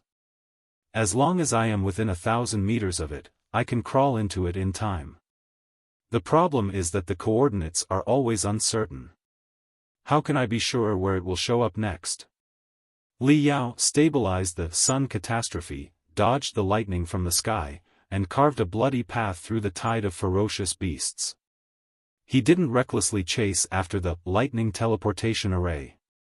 Instead, he split half his attention to scan and calculate the pattern of the teleportation array. He didn't believe that teleportation arrays were random. If so, the purpose of the test would be lost. Anti-ship swords flew up and down, chains words danced in the wind, and the remote arsenal on his left arm was on full fire. Li Yao forced the beast tied back. After 10 minutes of observation, he discovered that before the teleportation array appeared, the purple clouds in the sky would flash and a bolt of lightning would shoot out, as if they were charging or shooting. Then, by determining the position of the cloud and its relative relationship, and performing a series of complex calculations, the coordinates of the next teleportation array could be locked. Strands of gold threads appeared on Li Yao's temples again, as if his cerebral nerves and blood vessels had all surfaced on his skin. At this moment, the overly aggressive performance of the Sun Catastrophe had attracted the attention of many ferocious beasts. Many giant war machines belonging to the Defenders, such as the Iron Knights of Starry Skies, turned their barrels toward Li Yao. "I've figured it out." Li Yao didn't have time to shout in excitement. He took a deep breath and pushed his leg muscles, the power unit of the Sun Catastrophe, and the support structure of his legs to their maximum. On the first step, dazzling flames burst from the shield on his shoulder, back, skirt, and feet. The giant rock he stood on was silently blown into powder. The soldier accelerated at an unparalleled speed, turning into a bright streak and leaving behind dozens of blurred shadows. On the second step, the Sun Catastrophe stomped on the head of a rampaging armored dragon, crushing the super-deadly beast's head into its chest. The giant god soldier accelerated even faster, like an arrow shot at a star. By then, many ferocious beasts and war machines had already sensed Li Yao's intentions. Cannonballs, acid, venomous fog, death rays, bullets rained down, sealing every inch of his path. Li Yao, however, was undeterred and fearless, charging forward courageously. He took the third step at lightning speed, kicking a Star Iron Knight several kilometers away, shattering the ferocious beasts and even the rocks into pieces. Boom! Boom! New thunderstorms gathered above him, lightning bolts raging and hanging in the air, exploding around the Sun Catastrophe, shredding the ferocious beasts and destroying the war machines. Even the rock strata as hard as iron were left with bone-deep marks. The shocking scene did not affect Li Yao's movements at all. He trusted his own judgment. Instead, he sent the fuel to the supercompressed crystal reactor, releasing it in the most brilliant flames. At this point, nothing could stop him. In front of him was a cliff, and the areas around it, the front, back, left, and right, were the easiest for enemies to focus their attention. Moreover, thousands of lightning bolts seemed to be aimed intentionally at the sky beyond the cliff, turning it into a sea of lightning. Without hesitation, Li Yao leapt into the sky on his Sun Catastrophe. The moment he jumped, the hundreds of purple clouds in the sky glittered, expanded, and shrank simultaneously. Then, they spurted out an extraordinary lightning that struck the spot in front of Li Yao, condensing into a massive ball of lightning. In an instant, before the storm of bullets behind him and the ocean of lightning in front of him reached him, Li Yao had already charged into the center of the ball of lightning in the Sun Catastrophe. Chi! Chi! Chi! Chi! The giant god soldier, Little Black, the crystal suit, the mustard suit, his fleshy body, and Li Yao's soul seemed to surge, decompose, vaporize, and ionize all at once. They transformed into translucent pieces of the four-dimensional universe, passing through endless space. The thunder and lightning, the roars of animals, and the noises of war machines gradually faded, becoming dull. However, the environmental inspection system of the Sun Catastrophe emitted an ear-splitting alarm, indicating that Li Yao was in an extreme environment of super-high pressure. This place was no longer the Thunder Valley. They had arrived at a brand new world fragment, or rather, a higher level of the Heavenly Tower. This place was actually the depths of the ocean. Never in Li Yao's wildest dreams did he expect that the space inside the Tower would be so bizarre. The lower level was a valley of thunder, while the upper level was the depths of the ocean. Moreover, it was not an ordinary ocean that was suppressing him. The seawater here was apparently made of heavy metals, similar to the Mercury Ocean on Boneyard. The pressure was terrifying, and he could not even see his own fingers when he extended his telepathic thoughts. He could only perceive the environment within 1,000 square meters. Beyond that lay the mysterious ocean, shrouded in the fog of war. Pressure was the most terrifying enemy in the ocean depths. In the ocean 40 to 50,000 meters below the surface, even the most solid giant soldier might be crushed into a thin layer of iron when heavily wounded and its spiritual shield collapsed. Although the deepest trench on standard habitable planets such as Empyrean Terminus and Heaven's Origin was usually no more than 40 to 50,000 meters, there was no telling what kind of terrifying planet the world fragment was located on. If it was a planet more than 50% the diameter of the Heaven's Origin sector, it would not be strange if the trench was over 100,000 meters deep. While Li Yao was amazed by the horror of the undersea world fragment, a black shadow suddenly passed by him silently, trying to tear his wings apart at an astonishing speed. Although Li Yao instinctively spun the sun catastrophe and slashed the black shadow with the edge of his saber, he was still drenched in cold sweat. Vicious beasts. Judging from the solid shell and delicate stripes, it was a highly mutated, high-level deadly beast, one of the high-level soldiers in the beast tide. He never thought a ferocious beast would actually barge into this place. Li Yao couldn't help but tense up. Given the crazed and chaotic minds of these beasts, it seemed impossible for them to be intelligent enough to uncover the mysteries of the Thunder Valley. However, if someone was manipulating them from behind the scenes, perhaps the two leaders of the Pangu clan and the Nuwa clan, known for their intelligence, it might not be so far-fetched. But the whereabouts of the mastermind behind the vicious beast tide and the commander of the defense team were unknown. Were they in the high-pressure ocean or in the higher levels of the Tower of Towers? The visibility and perception in this place were extremely limited. The unknown sea might be teeming with ferocious beasts and war machines, and in such a harsh environment, even the slightest injury could be fatal. Li Yao wanted no part in the conflict. The seawater was as heavy as cement, and he had to summon his spiritual shield to resist the pressure every second. Even a supergiant god soldier like Solar Catastrophe couldn't stay here for long. Li Yao keenly sensed the subtle changes in the seawater, a surging undercurrent. Holding his breath, he restrained the spiritual flames of the giant god soldier and swam for over 10 minutes, only to discover a giant whirlpool in front of him. It resembled an inverted tornado in the seawater, with its raging tentacles extending for dozens of kilometers, drawing seawater and debris to the ocean's surface. Li Yao detected extremely violent spiritual waves within the whirlpool. Beyond the ripples caused by the colliding undercurrents, there were sharp, aggressive waves, making the area resemble a chaotic battlefield. It seemed that many ferocious beasts and defenders were lurking in the swirl, attacking each other. The lake hidden in the forest appeared destined to be a place of death for top predators like wolves, tigers, and leopards. Chapter 3070, Freezing Hell. It seemed to be the only exit, but it was also a fatal trap filled with endless killing intent.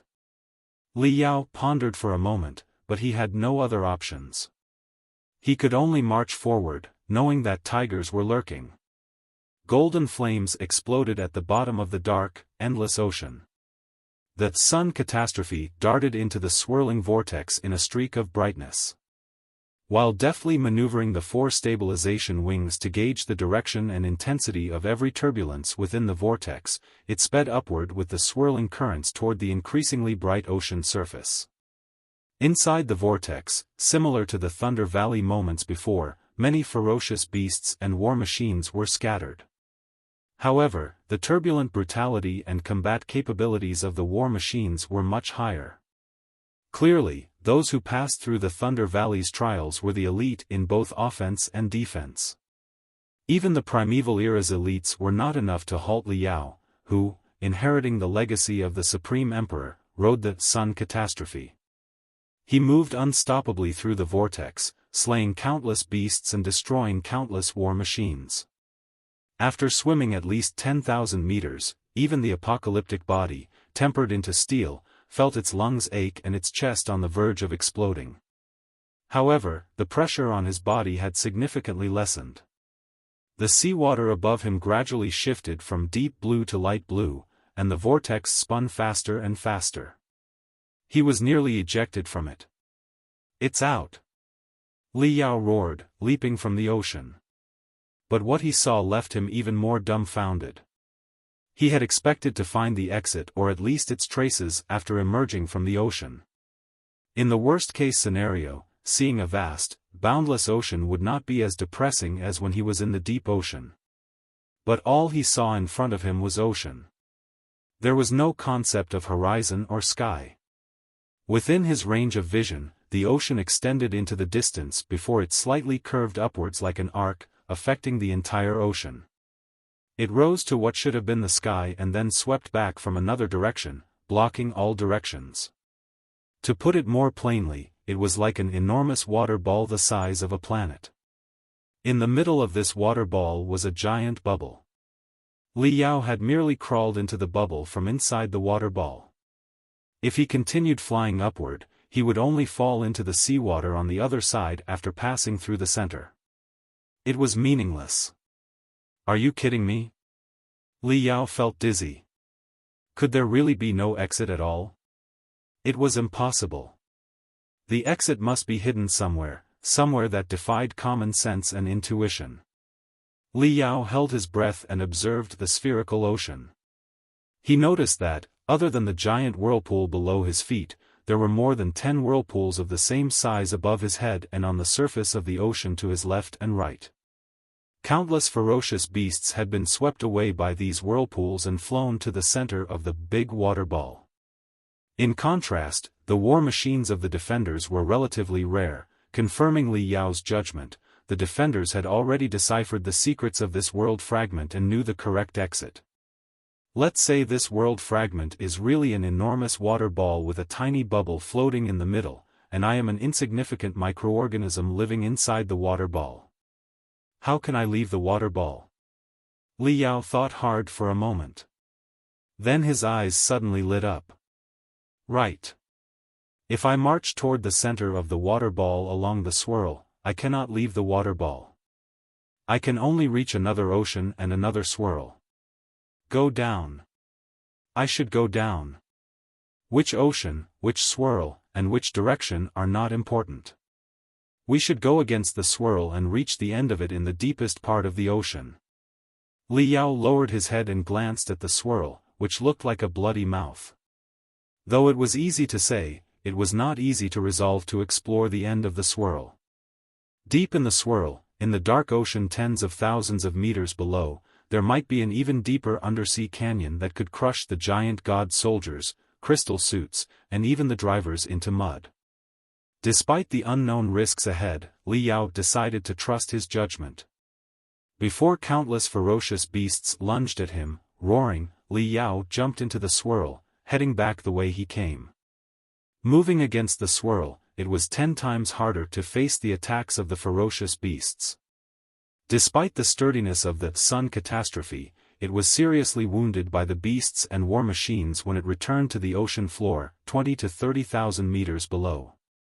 Its plate armor was twisted and riddled with wounds, and any crystal suit or soldier that fell into Li Yao's hands could not escape being scrapped in less than half a month. At such depths, it was impossible to see one's fingers in front of one's face.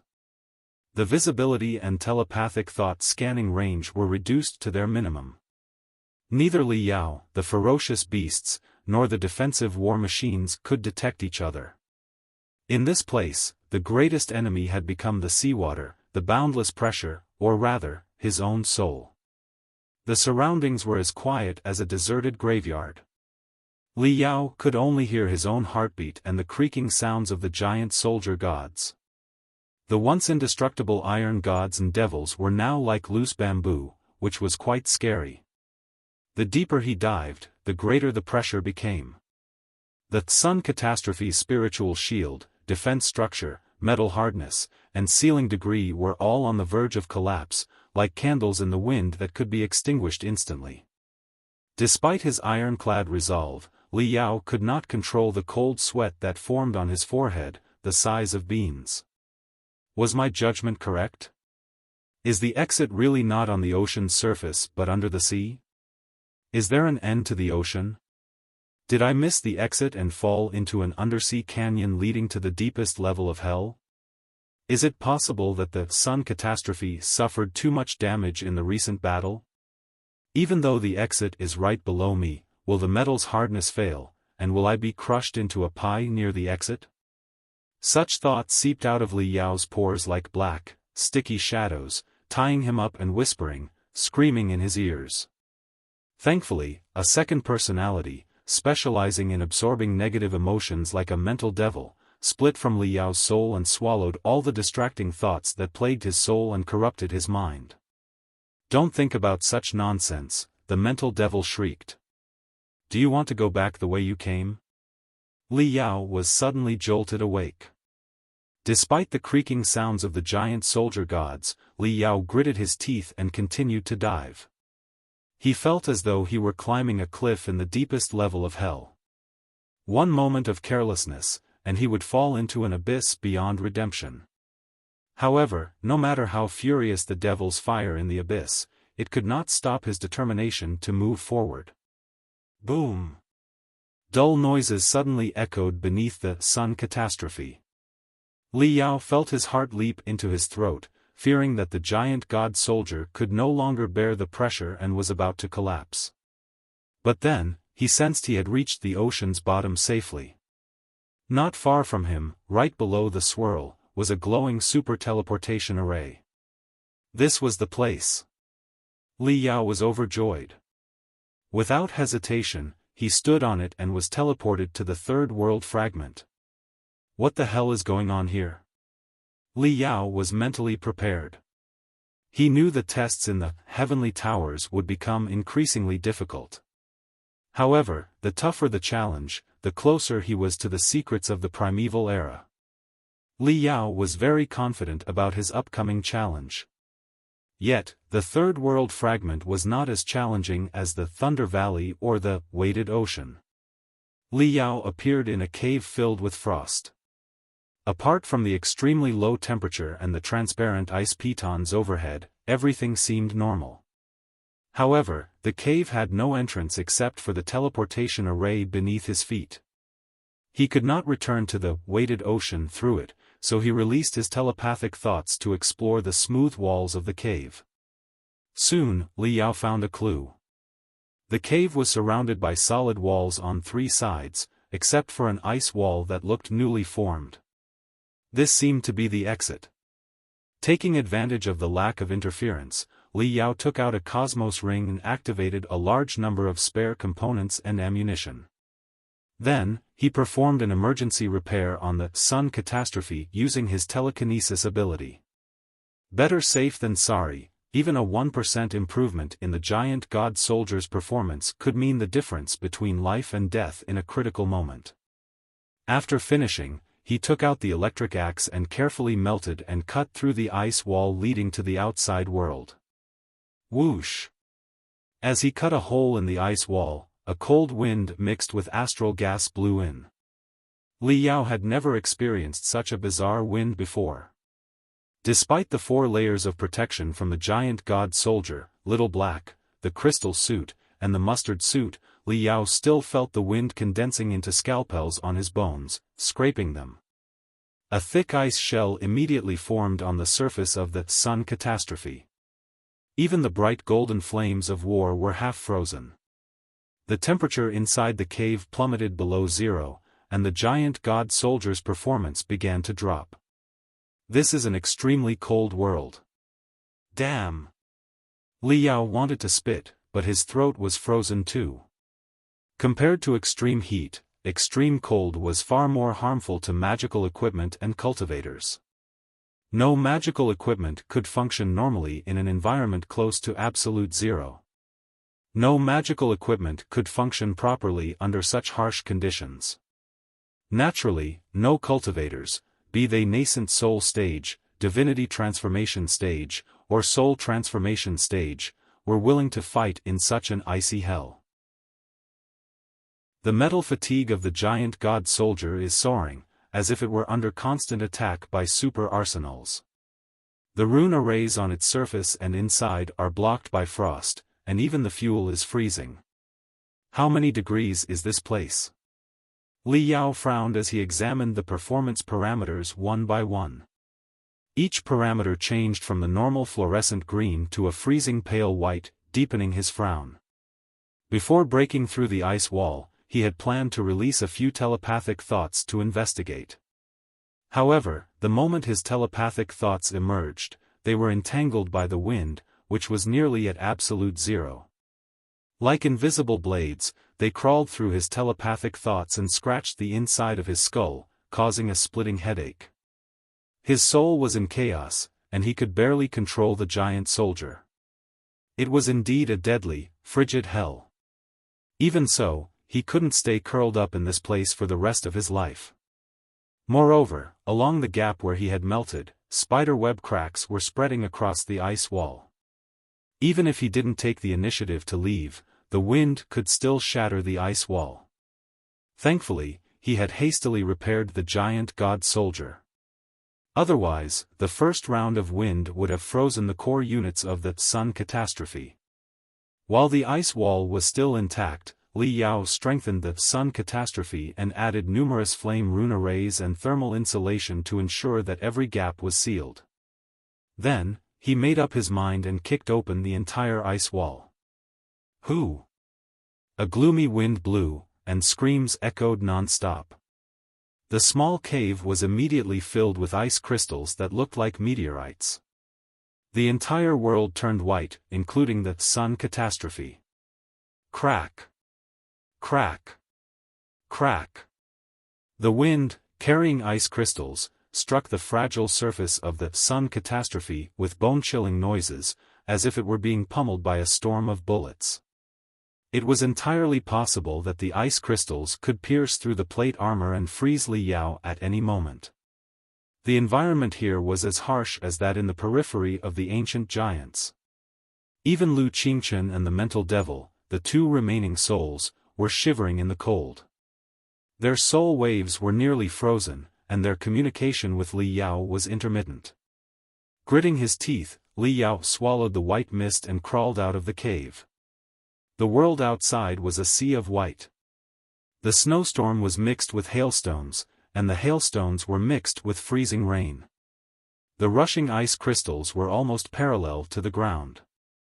No, the ground and the sky had been entirely frozen. Li Yao looked into the distance and found that the sky was covered in snow. He could not tell where the horizon was. The moment the giant god soldier took a step forward, he was already buried in snow more than 10 meters deep. It was fortunate that there might be bottomless valleys or cliffs beneath the snow.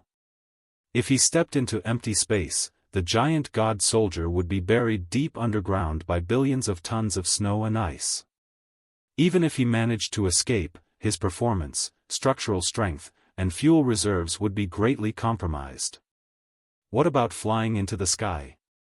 Li Yao tried to control the sun catastrophe to fly 100 to 200 meters away, but he was suppressed by the increasingly intense wind. Faced with the most ferocious force of nature, even the giant god soldier that the Supreme Emperor once commanded could not break through. Li Yao felt like a fly slapped down by an invisible hand. Pooh! The catastrophe of the sun fell into the snow again, and the world spun. However, Li Yao took the opportunity to scan the area. It turned out that he and the catastrophe of the sun were in the middle of a colossal snow mountain. The snow mountain was in a perfect cone shape, as if it had been a volcano that once held boundless, furious energy billions of years ago. Perhaps the volcanic eruptions had blown vast amounts of dust into the sky, forming a thick gray shell that blocked all energy radiation, making the temperature here terrifyingly low. The snow mountain was larger and more magnificent than any mountain Li Yao had ever seen. Towering into the clouds did not nearly describe its grandeur. It seemed as though the clouds in the sky were not just above it, but shivering and kneeling at its feet. Even Li Yao had not realized he was in the middle of a snow mountain. The magnitude of its presence was unimaginable. Just like the Thunder Valley and the Wait Ocean, there were no hints to guide the tester to the exit. Even if there were, they would have been erased by the first testers to arrive. Li Yao narrowed his eyes and looked at the summit of the snow mountain. From his vantage point, he could not see the top clearly. All he could make out was that the clouds there were different from those surrounding the mountain. They were the most brilliant, colorful clouds. It seemed the snow mountain was still active, with heavy metals and rare elements spewing from the crater, showcasing its irresistible strength in the clouds. What is that? Li Yao's eyes were sharp. When he looked down from the top of the mountain, he saw countless black spots wriggling on the snow, climbing toward the summit. These were the war machines of the attackers and defenders. He never imagined that the one who attacked the City of Silver would be so clever and capable, able to unravel the mysteries of Thunder Valley and Gravity Sea and advance all the way here. Could it be that the secret to this level was hidden in the crater of Snowy Peak? This time, Li Yao did not act rashly. The snow was heavy, and time was short. If he did not reach the summit, where would he find the clues? More importantly, if the snow mountain was indeed a volcano, the temperature near the top would be much higher, allowing the giant soldier gods to last longer. With that thought, Li Yao took a deep breath and joined the climbers ascending the snow mountain. A gloomy wind blew, and ice crystals swirled. On the majestic snow mountain, countless ferocious beasts and war machines, nearly 100 meters tall, wriggled, struggled, and climbed up like insignificant black spots. What an extraordinary and magnificent sight! Originally, Li Yao only intended to focus on climbing. He did not wish to engage the enemy in such conditions, despite having a very advantageous shooting position from which he could calmly shoot at the ferocious beasts or war machines. Besides the issues of ammunition shortage and the declining performance of the giant god soldiers, there was one more reason: an avalanche.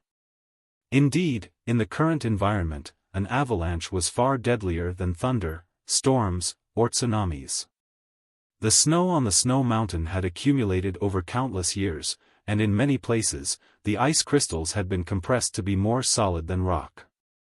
If the battle triggered an explosion, and the explosion triggered an avalanche, billions of tons of ice crystals and rocks would roll down simultaneously. The consequences would be dire. However, while Li Yao knew the consequences of triggering an avalanche, the ferocious beasts and war machines did not. They were still smashing into each other above Li Yao's head, unscrupulously. They were yelling and unleashing dazzling electric arcs and flames. Naturally, when a ferocious beast nearly 100 meters tall or a war machine weighing almost 10 tons collapsed, it would trigger a series of small-scale avalanches. Sometimes, the snow, ice, and rocks would roll down from above Li Yao's head like a flood, brushing past him. He was greatly shocked and drenched in cold sweat. "Can't you all stop for a moment and wait until you've climbed to the top of the mountain before fighting? Do you have to create an earth-shaking avalanche to be happy?" Li Yao gnashed his teeth and screamed in his heart. His words acted like a spell, activating the mysterious force hidden deep within the snow mountain. The entire snow mountain suddenly started to shake. It was not the surface explosion causing the quake, but the uncontrollable tremors inside the mountain, seemingly a chain reaction. At the snow mountain's peak, the colorful clouds had somehow been scorched into a raging crimson. Intense ash spread like a tide, soon engulfing half the sky, casting a suffocating shadow over the entire snow mountain. This was the smoke from the depths of the volcano. "Are you serious?" Li Yao's eyes bulged as he muttered to himself, "I can't be so unlucky as to encounter a volcanic eruption that hasn't been seen in tens of thousands of years. Is this a coincidence, or is it something more?" Hardly had the thought occurred to him when he heard an ear-splitting explosion inside the snow mountain. He could vaguely smell the aftermath of an intense crystal bomb explosion. It was not a coincidence. It was very likely that the defenders had planted traps, such as crystal bombs, at the top of the snow mountain, or deep within the dormant volcano that had been silent for hundreds of thousands, perhaps millions of years. Once these bombs exploded, they would immediately trigger a chain reaction, infuriating the entire snow mountain and causing a destructive avalanche that would bury all who dared to trespass. Boom! Boom! Boom! Boom! Boom! Boom! Boom! The shaking in the depths of the snow mountain grew more intense, and the thunder grew louder. At first, it was just the abrupt changes in the clouds. But in the blink of an eye, an extremely thick pillar of smoke soared into the sky, mingled with scorching flames. Billions of tons of magma spurted out of the volcano, burning the sky into a dazzling sea of red lotuses. Then, it shattered into pieces, raining down like a storm of meteorites. The snow mountain instantly transformed into a hell of red and white. Many ferocious beasts and war machines did not anticipate that a volcano, dormant for thousands of years, would suddenly erupt, followed by a meteor shower. Even the solid shells of the rampaging armored dragons and the defensive force fields of the Star Knights could not withstand the scorching magma that pierced through their bodies like a stream of particles.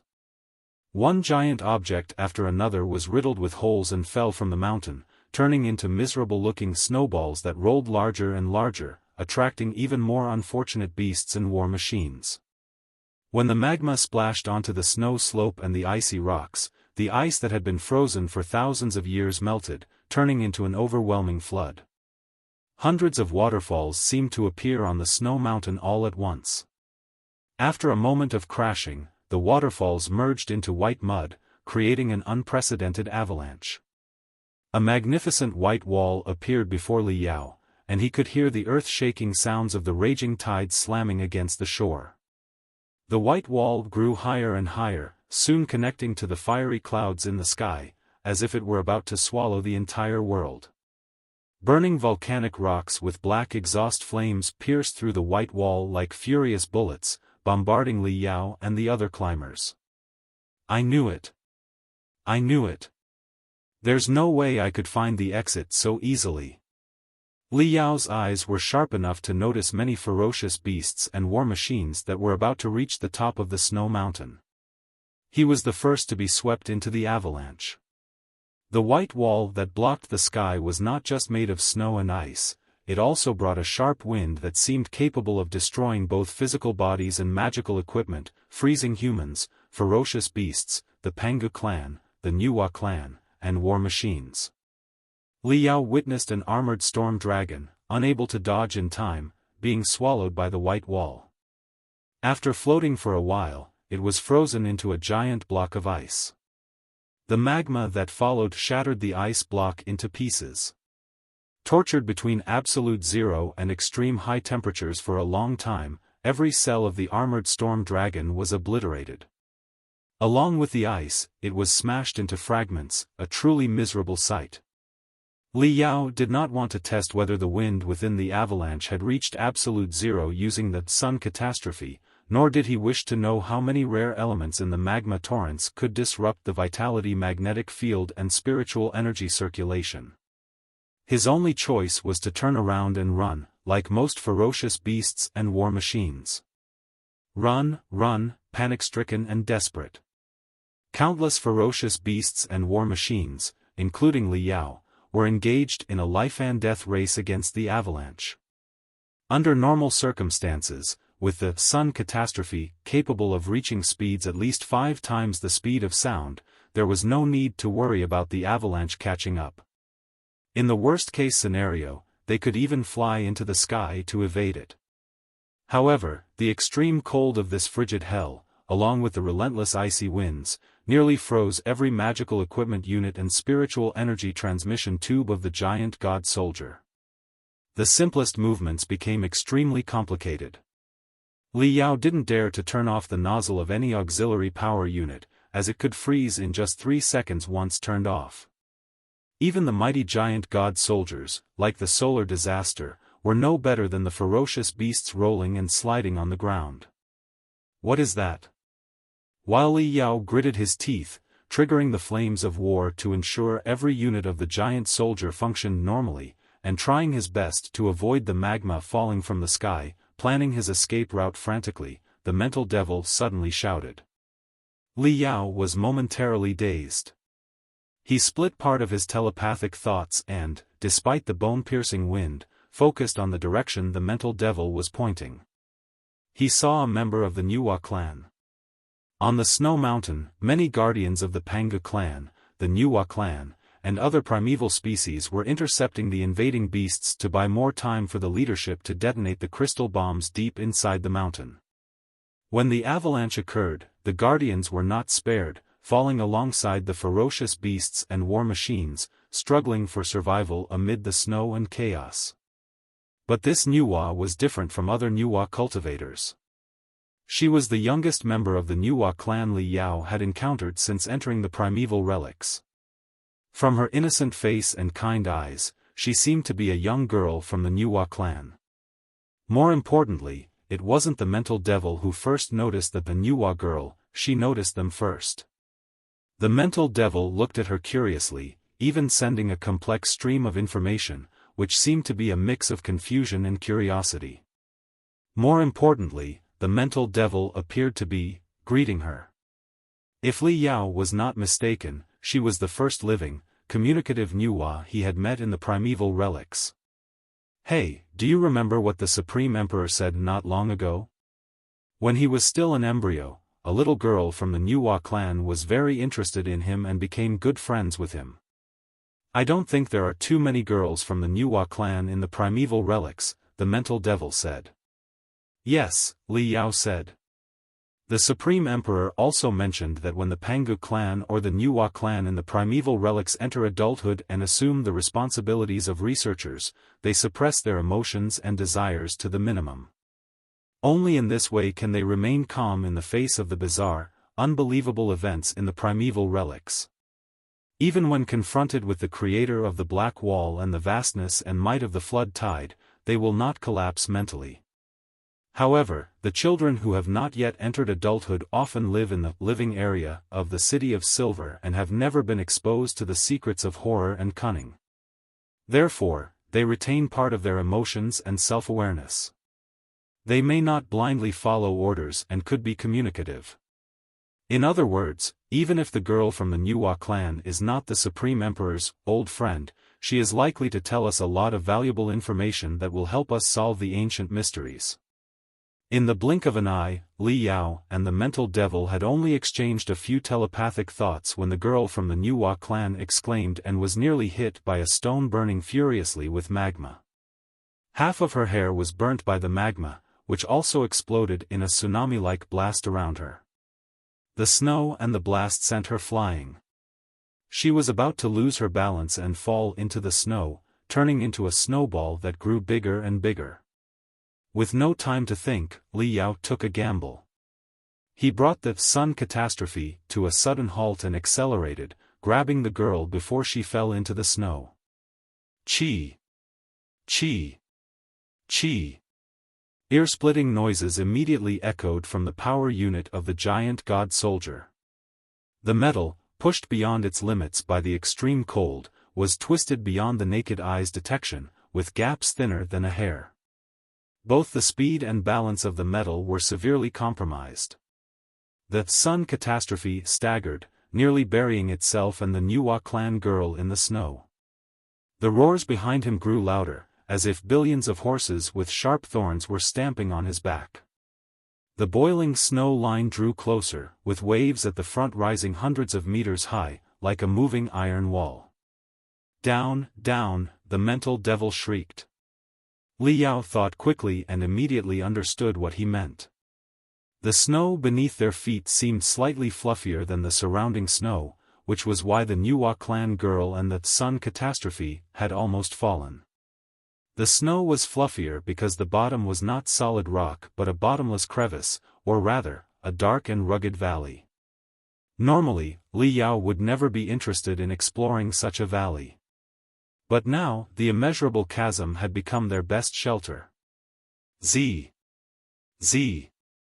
Z. Z. Z.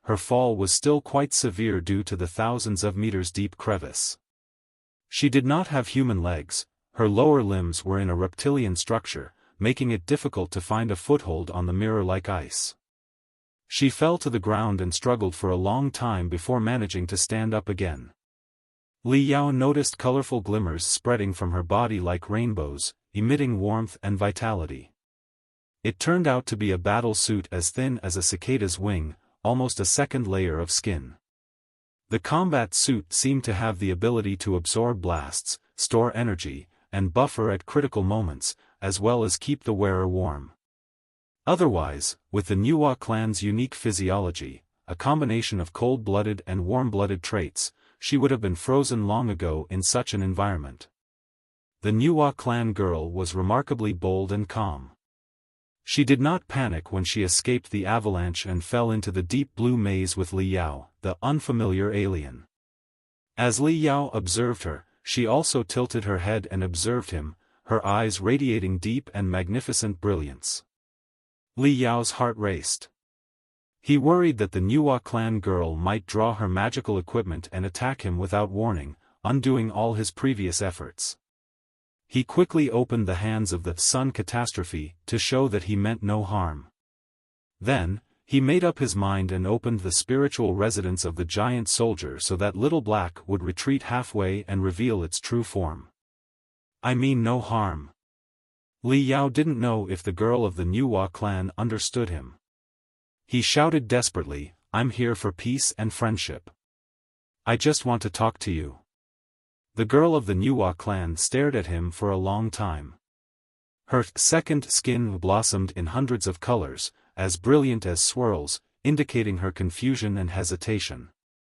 Blood was leaking from the corner of her mouth, and she was breathing fast. Her enormous tail wagged non-stop. Are you hurt? Li Yao asked carefully. Did you hurt yourself when you fell from above, or were you injured by the blast of the avalanche earlier? I'm sorry. I didn't mean to drag you down. However, this is the only safe place right now. I have a lot of medication in my Cosmos ring. What do you need? Li Yao took off a few Cosmos rings very slowly and pushed them toward the girl of the Nuwa clan. Even in the Pangu civilization of the primeval era, spatial folding and storage magical equipment were very precious. Li Yao believed the girl of the Nuwa clan could read his kindness. The girl glanced at the Cosmos ring and then at the two arms of the sun. The pattern on her second skin suddenly turned into sharp saw teeth. Though she did not say anything, Li Yao suddenly understood. She had discovered the existence of Lu Qingchen and the mental devil. These are my two, maybe 1.5 companions. How should I explain their life forms to you? After all, there should be information lifeforms, energy lifeforms, or haunting magnetic field lifeforms in the Pangu civilization, shouldn't there? Even if there are none in the Pangu civilization, there must be such lifeforms among the 100 ancient species that were born in the Pangu universe. Li Yao said, we mean you no harm. We are merely trying to find out the truth behind the primeval relics, the origin, and the reason for everything. Isn't that the reason you created us? Li Yao went straight to the point and tossed the key ball to the girl of the Nuwa clan. He stared at her, his heart beating fast. The girl of the Nuwa clan clearly understood what he meant, especially the sentence, the reason you created us. Her face showed surprise, loss, worry, and relief, but nothing that mattered. She finally crawled toward Li Yao, wagging her enormous tail, and extended it toward him. To be honest, it was definitely not a pleasant feeling to be stared at by a space alien who was almost 10 meters tall, with a human head and a snake body, and a tail thicker than a bucket. Although she seemed to be an innocent girl, the girl whose head was 3 times larger than Li Yao's was an extremely weird existence. But this was the first real communication between human civilization and the Pangu civilization. Li Yao had to pretend to be calm and not disgrace human civilization, no matter how much his heart was pounding. He just didn't understand what the girl was up to. Rustling noises echoed at the tip of the girl's tail. She extended a finger, gesturing for Li Yao to do the same. After pondering for a moment, he complied. The girl's tail gently touched Li Yao's index finger. Li Yao immediately felt a numbing sensation in his fingertip, as if a drop of blood had been collected or melted into his body. He then felt that he knew the girl's body and mind as well as he knew the back of his hand. He perceived that her internal organs had shifted and she had suffered a moderate concussion. However, she had retained her sanity. She was merely curious about Li Yao and had no intention of attacking him maliciously or recklessly. Li Yao believed that his physiological and psychological parameters were stored in the drop of blood, analyzed, and digested. So, this is how the Nuwa clan greet each other. Li Yao suddenly understood what was happening. The Nuwa clan has always been skilled in the analysis and integration of genes. By exchanging blood, they can analyze the secretion of hormones and the physiological parameters of the body in an instant.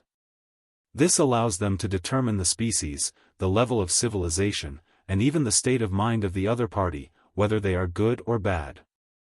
For example, if I had ill intentions and plotted against the girl of the Nuwa clan, the secretion of hormones in my body would definitely be abnormal due to my anxiety. Even if I could control every breath and heartbeat, I couldn't control the secretion of hormones into an absolutely good-hearted state. Thus, with just a drop of blood, the other party could see through me. It was as if the tale of the Nuwa clan were a natural polygraph. This method was the simplest and most effective way to break the chain of suspicion between beings and determine their intentions, good or evil. In a civilization of multiple species like the Nuwa, this was indeed an indispensable technique. Clean and do simple grammar edits without changing the original text. Li Yao immediately felt his fingertip numbed, as if a drop of blood had been collected or merged into his body. He knew the girl's body and mind as if he knew the back of his hand. He knew her organs had shifted and she had a moderate concussion. Yet, she had kept her sanity. She was only curious about Li Yao, with no intention to attack him cruelly or recklessly. He believed that his physiological and psychological data were stored in the drop of blood and were analyzed and processed. This was how the Nuwa greeted. Li Yao suddenly realized what was happening. The Nuwa clan has always excelled in analyzing and integrating genes. Of course, it was another question whether the exchange of blood without protection would spread multiple diseases or even lead to a great outbreak of plagues. Perhaps the destruction of the Pangus civilization was partly due to that as well. The girl of the Nuwa clan carefully analyzed Li Yao's blood and was even more relieved. "See? I didn't lie to you, did I?" Li Yao said, "My name is Li Yao. What's yours?" His words were transmitted not only through his vocal cords but also by his brainwaves and telepathic thoughts. Time was of the essence, and the amount of information that human language could carry was too limited, making communication inefficient. Li Yao sought an efficient method of communication that both sides could understand. The girl of the Nuwa clan blinked, hissed deep in her throat, and then spat out 9 complex syllables. Though there were only 9 syllables, they seemed to encompass the complexity of 900 human syllables, each carrying endless variations, like an intricate maze of information. Along with the syllables, she sent out waves of brainwaves to enhance the information conveyed.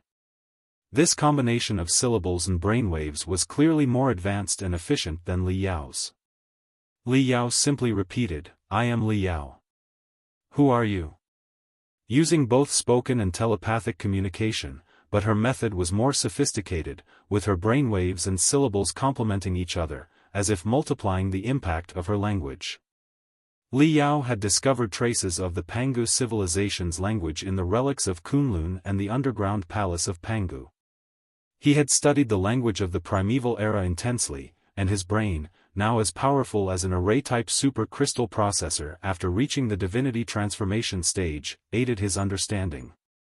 Therefore, although it was the first time he had heard a living member of the Nuwa clan speak, he could tell what they were trying to say. The girl from the Nuwa clan was introducing herself, but her name was different from that of humans. Her name contained much more information.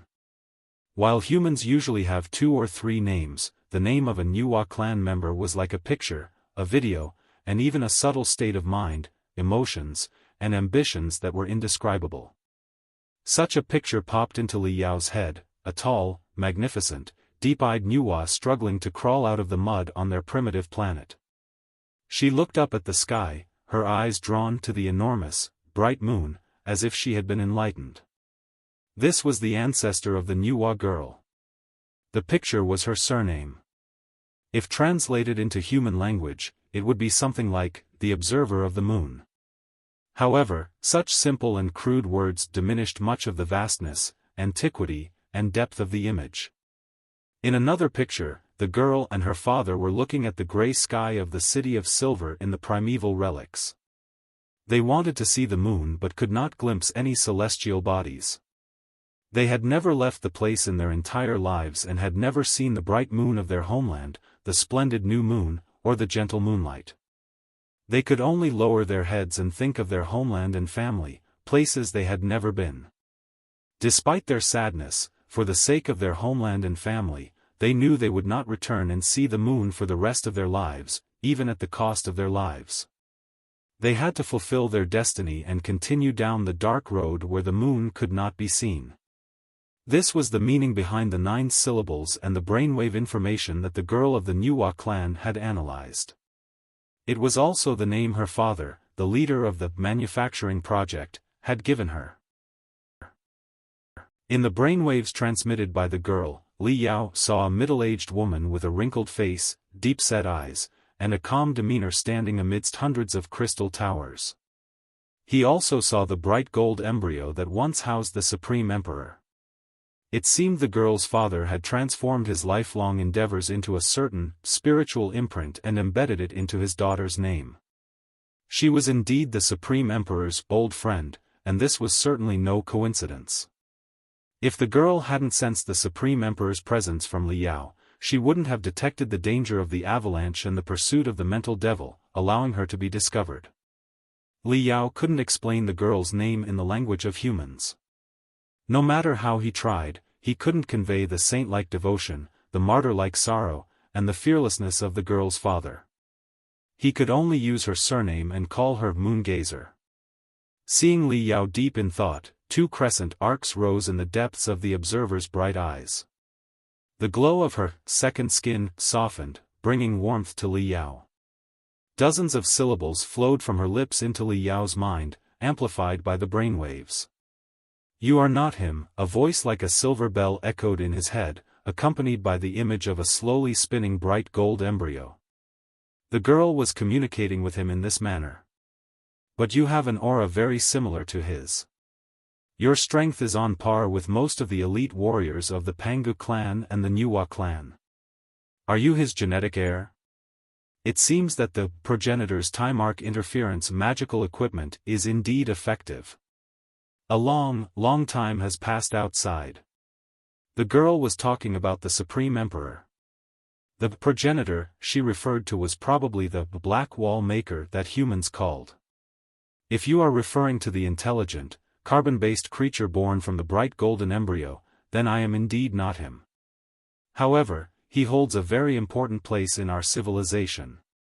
Almost all modern humans acknowledge that we are his children, and I am his direct heir. Not long ago, I received part of his final words and strength, and he even mentioned you personally. Li Yao tried to communicate with her in a somewhat clumsy way by mimicking how the Moon Watchers vibrated their throats and triggered their brainwaves. Since they were all carbon-based intelligent beings, the vocal cords of the Nuwa clan were essentially the same as those of humans. However, the range of their vibration frequency was much wider, allowing them to produce infrasonic and ultrasonic waves that were indistinguishable to the ears of ordinary people. At Li Yao's level, he was naturally able to hear sound waves at any frequency clearly. No matter how complicated the communication method, it was just a matter of time before he could understand it. Initially, Li Yao stammered and had to use gestures and postures to reinforce the information. However, the observer was very patient and listened attentively. She even smiled and encouraged him, sending new brainwaves to Li Yao and helping him adjust the frequency and mode of brainwave transmission while teaching him a new way to communicate. "It's been at least 5 million years since you were sealed here." Li Yao observed her face and sensed the changes in her brainwaves and physiological parameters. He could not detect anything wrong with the girl at all. Instead, he could not hold back his curiosity and asked, "Aren't you surprised at all?" The observer smiled.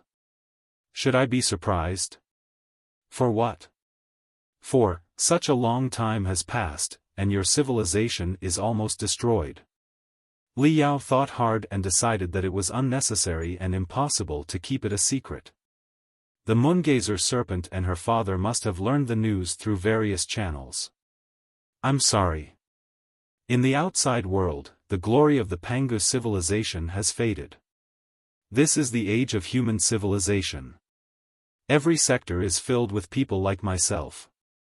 I don't know how to explain it either. In short, if I were to encounter the same thing, would definitely be extremely shocked. You know, the destruction of a civilization, the loss of living space, the vicissitudes of life, kindness, malice, and scheming, I definitely wouldn't be this calm." "I know," the Moongazer serpent's smile did not change.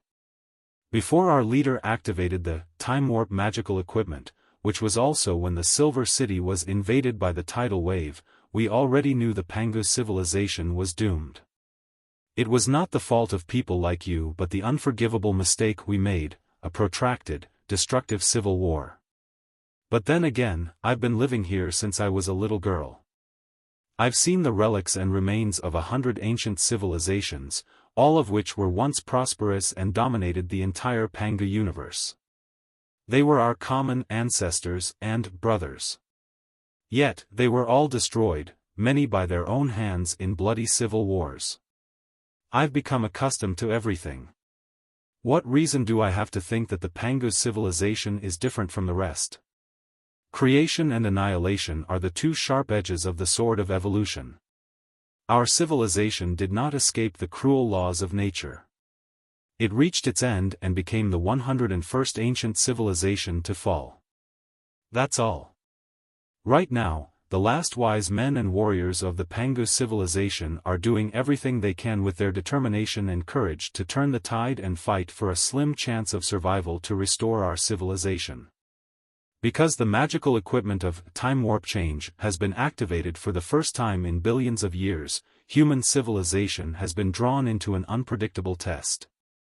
Two rarely seen civilizations are now facing the ultimate test simultaneously. Will this bring subtle variables to the ultimate test, and lead us to an answer that 100 ancient civilizations failed to find? This is the question we should be contemplating right now.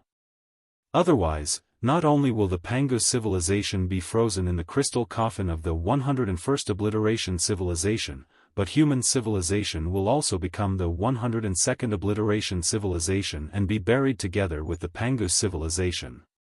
Perhaps it will be billions of years before a new civilization arrives and excavates our broken remains.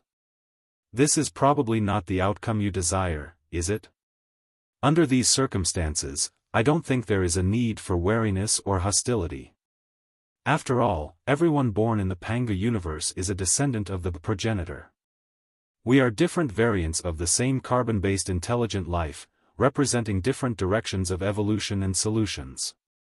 We are a father-son civilization, a brother civilization, and even a reflection of the ever-changing civilization in space. I only hope that you, who are closest to the progenitor, can bring some good luck to the Pangu civilization. The observer exuded a calmness and wisdom far beyond her peers. Of course, Li Yao did not know her exact age. The average lifespan of the Nuwa clan had always been a mystery to human biologists. Perhaps she had lived in the ancient relics for hundreds of years. Li Yao had no time to ponder her actual age. He was deeply captivated by the dangerous information she revealed. The Heavenly Tower was indeed the test created by the Black Wall's creator, or, in other words, the original ancestor. If the test failed, the glorious civilization might be annihilated, and the Panga universe could be reset. The Supreme Emperor's speculations were all true. I've learned some information about the ancient relics from the Supreme Emperor. But compared to the vast ocean of truth, what I know is nothing. I need to learn more. Can you tell me? Of course, Li Yao replied. I can share the wisdom and information of human civilization with you.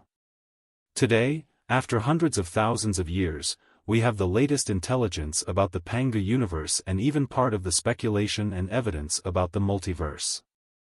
Li Yao condensed the Supreme Emperor's wisdom into a stream of complex, glittering information and sent it to the observer as a gift. Li Yao did not know if the Moongazer serpent was satisfied with the gift. Nonetheless, the brilliance within her seemed to quicken, as if she had fallen into deep contemplation and distant memories. After a long while, she sighed and said, "This is a long, long story. Even with our method of communication, it will take a long time to transmit.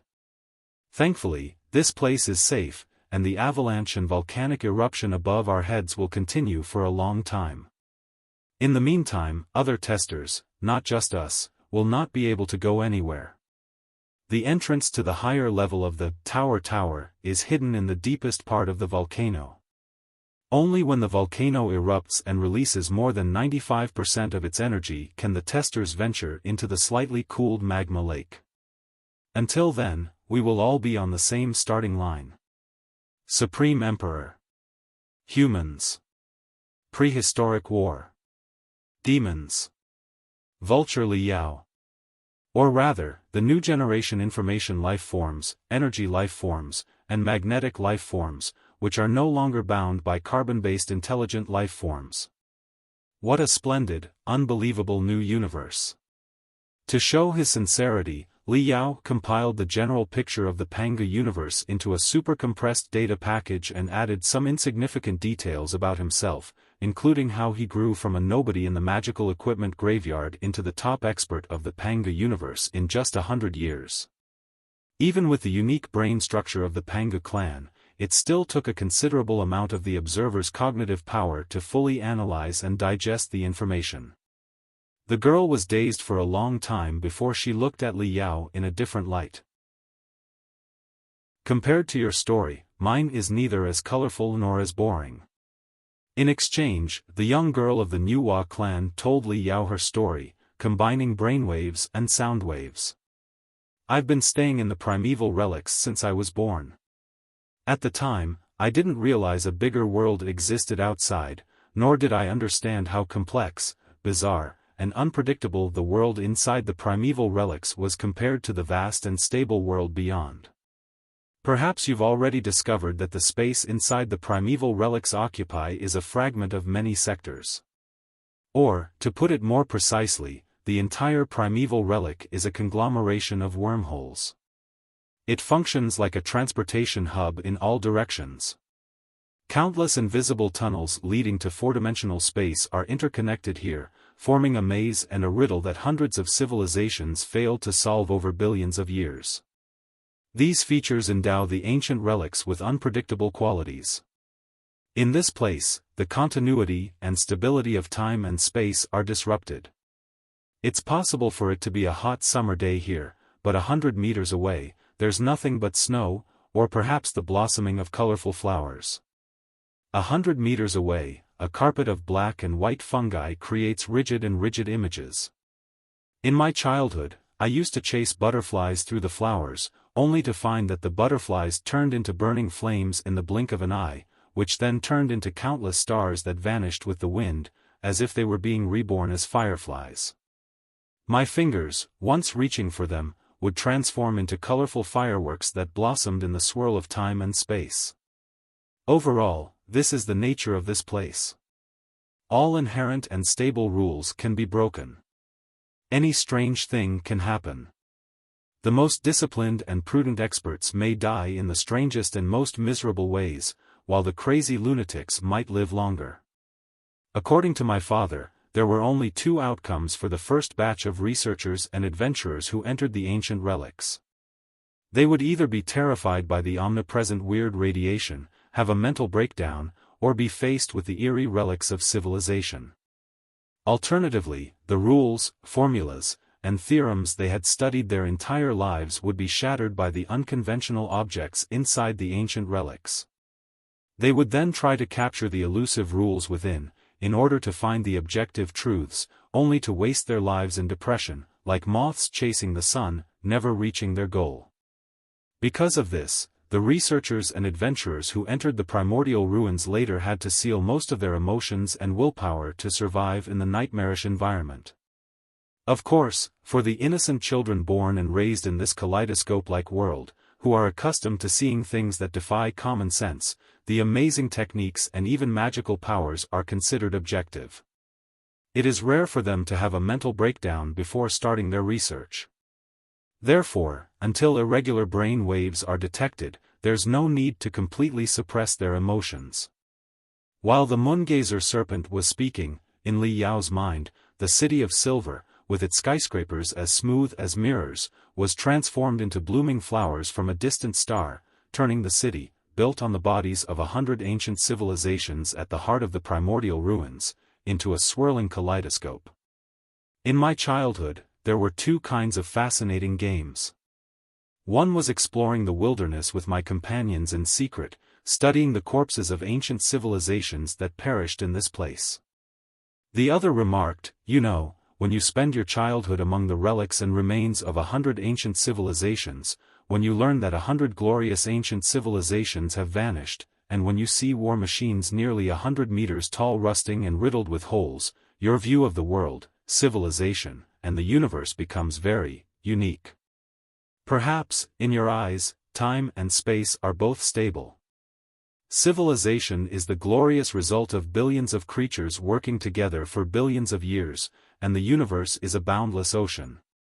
But in my eyes, or at least in the eyes of my childhood, time and space are neither stable nor continuous, nor do they have much significance. If worlds billions of light-years apart can be connected through wormholes, what is the significance of space? If a civilization can spend 10 million years advancing to the point of steering starships, harnessing the energy of stars, and altering the environment of galaxies, only to be wiped out in a second due to a wrong answer, what is the significance of time? If 100 civilizations can perish so silently, what is the difference between the essence of civilization and a dry leaf in a raging wind, or an ant on a dry leaf? Living in such a universe, the universe might be a boundless ocean, but the ocean is filled with invisible traps. It is more like a cruel game destined to fail. As a child, I might not have realized the cruel truth. I thought the game was very interesting, but I did not respect or cherish civilization at all. I thought that I was living in a broken, modeled dream, and that I was part of the dream and a telepathic thought of the progenitor. Li Yao couldn't help but ask, were you the prehistoric civilization that built the primeval relics, the Heaven's Path Tower, and the Black Wall that enveloped the entire Panga universe? Yes. It seems that you have found a lot of information on your own, which saves me a lot of explaining, the observer continued. When I grew up and was forced to stay in the Temple of Mind by my father to receive the input of tremendous information so that the wisdom of various species, fields, and civilizations would leave a deep mark on my young heart and even change my cerebral cortex forever, my dissatisfaction and confusion grew even stronger. In the eyes of my childhood friends and me, this world was inexplicable, unexplainable, and even mysterious. Hundreds of civilizations that tried to explore the ultimate secrets of the ancient relics perished. Even many of my father's colleagues, the parents of my friends, sacrificed themselves in all kinds of bizarre and tragic ways during the dangerous experiments and exploration work. Of the victims, only 1 in 10 managed to retrieve their intact bodies. The rest simply vanished, some for as long as 100 years. 100 years later, they would fall from the sky as heaps of dry bones, shattering upon impact. According to later research, it is highly likely that the victims stumbled and fell into a special spacetime gap. They continued to fall through the gap for an entire century, starving to death on the journey, their bodies plummeting through endless voids for decades. Only when the energy sustaining the spacetime gap was exhausted did they reappear. At that time, I was still young and did not have a strong fear of death. But such a way of death was too inexplicable. Therefore, I asked my father where we came from, where we were going, and most importantly, what we were doing right now. In my childhood, we had abundant resources and advanced technology. We didn't face many natural or foreign enemies. The most dangerous and unpredictable areas in the wilderness around Silver City were marked. As long as we were cautious enough to avoid killing ourselves, we could live a safe, comfortable, and stable life. But why did my father and his colleagues have to repeatedly challenge the taboos, activate the rune arrays sealed for thousands of years, repair the ancient war machines that glared coldly, and release the fatal viruses that could lead to the fall of ancient civilizations? Why did they sit cross-legged around the Heavenly Path Tower during their rare rest time, staring at the top of the tower in a daze, as if their souls were stolen and all their vitality sucked away, turning them into slaves of the Heavenly Path Tower? When I was little, no matter how much I pestered my father, he always remained silent and refused to tell me the answer. He would even put on a serious face, squeeze out the remaining emotions, and rage at me. In my memory, my father was gentle and refined most of the time. He was like an ancient well with no ripples. This made him even more terrifying when he was angry. It was not until I grew up that I realized, once I learned the truth, I would have to devote myself to real work and burn my life like my parents and other elders did. Then, my soul might be corrupted by the unpredictable forces and the unpredictable universe, and I would have to seal my emotions and will. Revised text **. At that time, I was still young and did not have a strong fear of death. But the way of death was too inexplicable. Therefore, I asked my father where we came from, where we were going, and most importantly, what we were doing at that moment. In my childhood, we had abundant resources and advanced technology. We didn't face many natural or foreign enemies. The most dangerous and unpredictable areas around Silver City were marked. As long as we were careful enough to avoid killing ourselves, we could live a safe, my childhood would come to an end. My father hoped that my carefree childhood could last a few more years, so he was unwilling to tell me the truth so early. But the day has finally come. I will never forget the day when my mother turned into a black iron statue. Li Yao did not understand what the observer meant. Was the so-called black iron statue a metaphor, or was it literal? There was sorrow and cunning in her words, but he was deeply attracted to her. He listened without saying anything. Like all the adults living in the City of Silver, my mother was a researcher exploring the primeval relics. However, she chose a research path that few Nuwa clan members would take. She was an expert in magical equipment, the observer explained. As you know, most of the magical equipment from the ancient era, especially the powerful ultimate weapons and forbidden secret treasures, have barriers and seals that can only be unlocked when the owner's genes are detected. My mother was gifted in this area, connecting genetics, encryption, and the field of magical equipment unlocking. She solved countless problems and awakened countless ancient secret treasures that had been hibernating for billions of years. Although she was busy with work, she tried her best to fulfill the responsibilities of a mother and a wife during the limited time she spent with me. She maintained the harmony and happiness of our family. I remember that she often brought back marvelous magical equipment for me as toys. She and my father were quite close. Such a loving and harmonious relationship was rare in Silver City. I know what you want to ask. When I analyzed the general picture of human civilization that you transmitted to me just now, I discovered that human civilization has the technology of sealing emotions and will, similar to the Pangu civilization of the past. But honestly speaking, your technology is the same as the technology of the Pangu clan in the outside world. You have gone astray and are walking in the direction of killing your imagination and creativity. It is a form of mental suicide. The mental seal technology we used in the ancient era was more refined, with fewer side effects. When part of the emotional area is sealed, the activity of the other emotional area will also be activated to the greatest extent. It is like love being triggered to the maximum to resist confusion and fear when we face the vast unknown. For my father, his deep love for my mother and me was condensed into a mental armor, or even a sharp sword.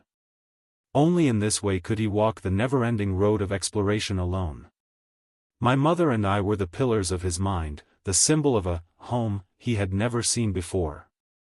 But that morning, half of his mental support collapsed. I don't know exactly how it happened, but that day, while my parents were conducting research in their respective fields, my mother obtained a piece of magical equipment from the Black Iron civilization that looked like a square box. From our past explorations of the Black Iron civilization, the location of the box, and the dead bodies scattered around, we concluded that it was not a piece of super magical equipment of paramount importance or extreme danger. Therefore, after the usual protection, my mother began routine research and unlocking. But as it turned out, the moment she deciphered the genetic code of the box and opened it, a streak of black light shot out of the box and enveloped her, covering her completely. When the paramedics and medics arrived, the black light had already been absorbed by my mother's pores, turning her into a vivid black iron statue. My mother died just like that. Or rather, she fell into a state even more unacceptable than death. My father almost had a mental breakdown. For 3 to 5 days, he went crazy, insisting that my mother was not dead. The black box was clearly a treatment magical device for the Black Iron civilization. The Black Iron civilization was the most eccentric of all carbon-based intelligent life forms. Their concept of time and their definition of life were completely different from those of the other 99 ancient civilizations. My mother was still alive, but her metabolism had been reduced to a minimum. She had entered a mysterious, super-hibernation state. She could still perceive all the information from the outside world and express her thoughts freely. However, her speed was billions of times slower than that of normal people. My father roared like a ferocious beast with bleeding eyes. He did not allow anyone to dissect my mother's body, nor was he willing to burn or bury her.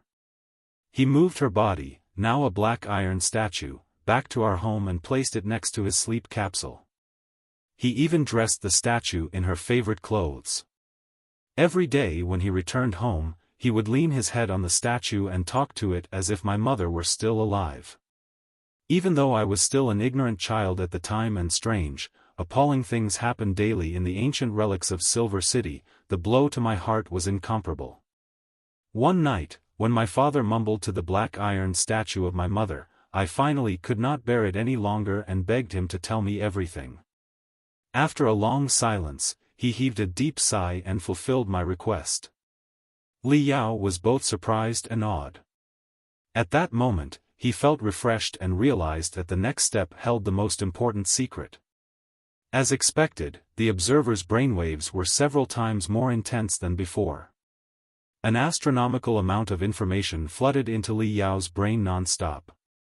Everything started a long, long time ago, when the Pangu civilization returned from the Great Expedition. The observer said, "I've discovered that you human beings already know about the Black Wall, the multiverse, and the Great Expedition. This will save us a lot of time. Let's start with the part where you return in failure. It's true that the Great Expedition was not a complete failure in terms of tactics. We have verified that the so-called Black Wall is not endless but has a thickness and a limit that can be passed through. After we passed through the Black Wall, although we encountered the brutal Flood-Tide Legion, we defeated the enemy with all our wisdom and courage and even captured many of their starships. This gave us the opportunity to analyze a lot of technologies and improve our civilization. War has always been the most advanced form of communication. All the warriors of the Pangu civilization are not afraid of any kind of war. Such challenges alone are not enough to stop us from moving forward. However, everything changed after the discovery of the primeval relics on the way back. The Forerunners, the makers of the Black Wall, the Flood Tide, the existences that even the Forerunners feared, the ultimate test, that 100 ancient civilizations failed to pass, and the silent annihilation of ancient civilizations in the river of time. What is the tactical victory we just secured compared to all that? As I said earlier, after they realized how vast and terrifying the real multiverse was, some of them couldn't bear the tremendous pressure and fell into madness. Even if their willpower was strong enough to prevent them from collapsing, they were still like headless flies caught in a giant glass tank, buzzing and crashing everywhere, unable to find a way out. Only a few wise leaders and the most composed elites came to the conclusion after a long deliberation that the primeval relics were our only hope. We had no choice but to walk on the path of thorns and flames that 100 ancient civilizations had tread in the past, a path likely to lead to destruction. The logic is clear. The rapid development of the Pangu civilization has pushed resource consumption to the limits of the Pangu universe. The purpose of the Great Expedition was to find a new way out of the Pangu universe. Since we haven't found a way out, the Pangu Civilization Alliance, comprising 13 different carbon-based intelligent species, is on the brink of collapse and conflict. If we don't provide hope, the apocalypse we created will arrive before the flood. If we can uncover all the secrets of the primeval relics, overthrow the Black Wall, and release the countless fertile worlds hidden for billions of years, the glory of the Pangu civilization will burn for billions more. Even if we cannot find the real answers to the primeval relics immediately, the 100 ancient civilizations that explored this place were the first pioneers. The weapons, magical equipment, technology, and relics they left behind will greatly assist our civilization, potentially prolonging its life.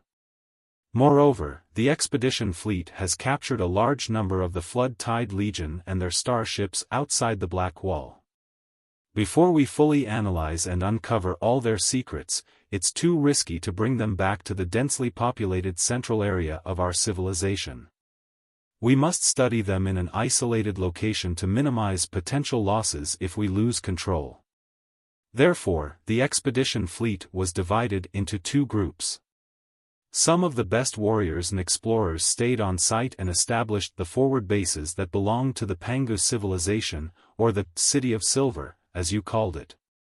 The rest of the expedition army, after returning to their hometown, recruited hundreds of experts and scholars from the Pangu civilization, including authorities in biology, archaeology, energy science, and cosmology. They left their hometown and came to this place.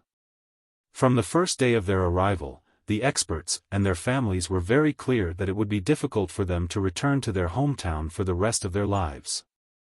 On one hand, the research task was vast and tedious, with too many treasures worth dedicating their entire lives to, they could not complete the research. On the other hand, many secrets were buried in the primeval relics, and the viruses and genetic weapons likely lurking within the cells were unsuitable for public exposure. If the secrets or viruses were to spread, it would only accelerate the destruction of the entire civilization. For safety reasons, after accepting dozens of batches of experts and scholars, the City of Silver was sealed and transformed into a mysterious and unique quarantine zone.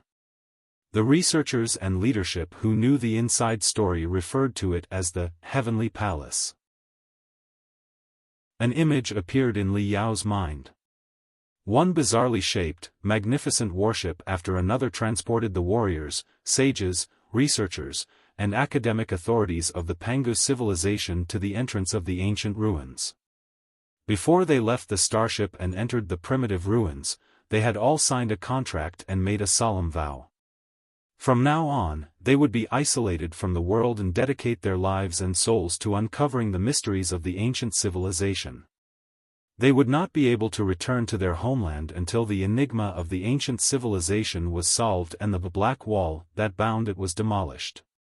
In fact, the first batch of experts and scholars were well aware that, given the profundity, mystery, and complexity of the ancient ruins, they might not achieve their goal even if they spent their entire lives.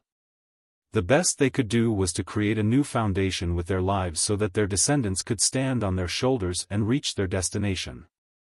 Even so, they had no regrets. They abandoned everything they had in the mortal world and ventured into the quarantine zone known as the Heavenly Palace. The so-called Immortals of Paradise are, of course, the original ancestors, or the makers of the Black Wall. However, over time, our compatriots in the outside world misunderstood this as our way of addressing ourselves, the observer sighed, his young face showing an uncharacteristic sorrow. It's understandable. I didn't realize until much later that life in the Heavenly Palace was so different from life in the central region of the Pangus civilization. After thousands of years of development, the civilizations on both sides had evolved in two entirely different directions. They had become almost two entirely different species and civilizations, deeply divided. Inside the Heavenly Palace, although the environment is ever-changing and filled with dangerous, unpredictable fatal traps, the residents here are mostly experts and their descendants. Their hearts are relatively pure, and they all carry the same mission. There are few internal conflicts, and the social order is very simple, almost like a paradise. However, outside the Heavenly Palace, in the central area of the Pangus civilization, due to the failure of the Great Expedition, along with the Great Flood and the Progenitor, various rumors and scaremongers have been spreading. Society is in chaos, and everyone is anxious, constantly worried about the Armageddon. Additionally, due to limited resources, many must be sent to the Heavenly Palace to study the secrets of the ancient civilization and the Progenitor. Consequently, social development has stagnated, and internal strife occurs year-round. To suppress unrest and free people from the fear of the end of the world, many in the highest authorities have devised methods for emotional sealing and mind control. However, as I mentioned, these methods are misguided and will only further diminish the will and creativity of the citizens, naturally leading to more resistance. Nonetheless, the Pangus civilization has endured for nearly 1,000,000 years and is the deserved ruler of the Pangu universe. It will take a long time for the disease to spread to the bone. Before that, the relationship between the Heavenly Palace and the outside world remained stable. The outside world provided the Heavenly Palace with endless resources, including abundant crystals and heavenly materials and earthly treasures, as well as the finest talents from the outside world. The Heavenly Palace excavated and analyzed the secret treasures inside the ancient relics. After deciphering the mechanisms, it gained a great deal of new technology and magical equipment replicas, which it exported to the outside world to maintain the last vestiges of vitality for the Pangus civilization. Although we haven't fully understood the Forerunners' technology and motives, the 100 ancient civilizations that perished here had evolved to a level comparable to ours. With countless scholars and adventurers burning their souls, sacrificing their lives, and working day and night, we have made significant progress. The first 1,000 years after the Heavenly Palace was established were peaceful. It was the golden age of the Heavenly Palace and the last glory of the Pangus civilization. This was the era of my parents and grandparents. I was born in the second millennium after the Pangus civilization discovered the ancient relics. In the second millennium, conflicts between the Heavenly Palace and the outside world increased. The atmosphere grew tense, and the situation became increasingly unpredictable. A dark shadow loomed over both sides. Firstly, after the extensive excavations over the past 1,000 years, we have found and analyzed all the technologies and magical equipment in the Heavenly Palace that were easy to replicate. What lies ahead will be far more challenging. Since you are also a refiner, you should have some understanding of material science, spiritual energy science, aerodynamics, and other fields. You should know that solving problems in cutting-edge academic fields is not a step-by-step process. Often, proving a formula or discovering a law requires not only the genius of a talented individual but also a touch of mysterious luck. We used up our luck in the first millennium. In the second millennium, the technical challenges we face are like mountains that pierce the clouds. They cannot be overcome in a day. It will take generations and hundreds of years of hard work. However, the clansmen outside cannot wait that long. Over the last 1,000 years, they have been used to dealing with each other in the same way. They have been pouring tremendous resources into the Heavenly Palace, and in return, the Heavenly Palace has been sending advanced, mature, and practical technologies and magical equipment to them from time to time, to temporarily comfort the anxious and restless citizens.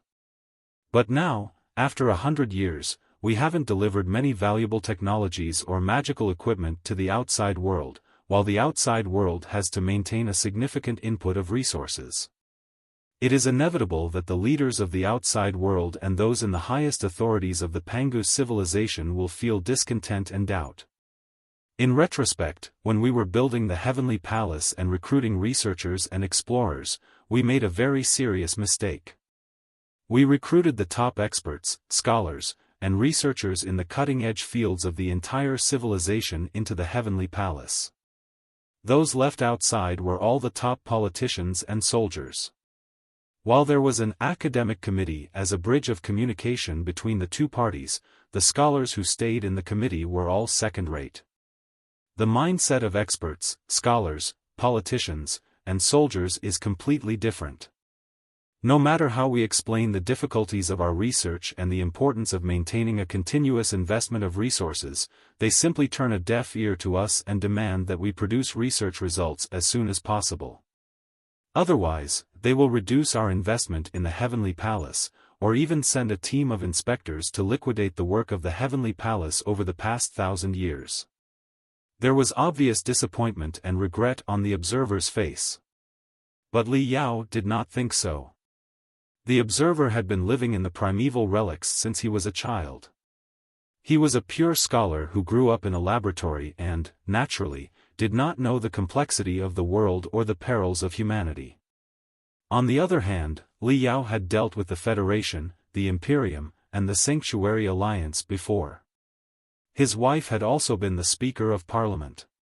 He was well aware that managing a civilization was not as simple as playing a game called Civilization. Those not in charge do not understand the value of daily necessities.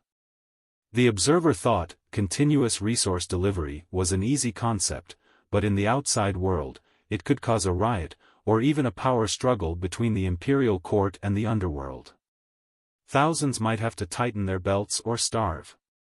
More importantly, Li Yao knew that the great expedition across the Black Wall into the multiverse had consumed most of the Pangu civilization's resources and potential, marking a turning point for its rise and fall.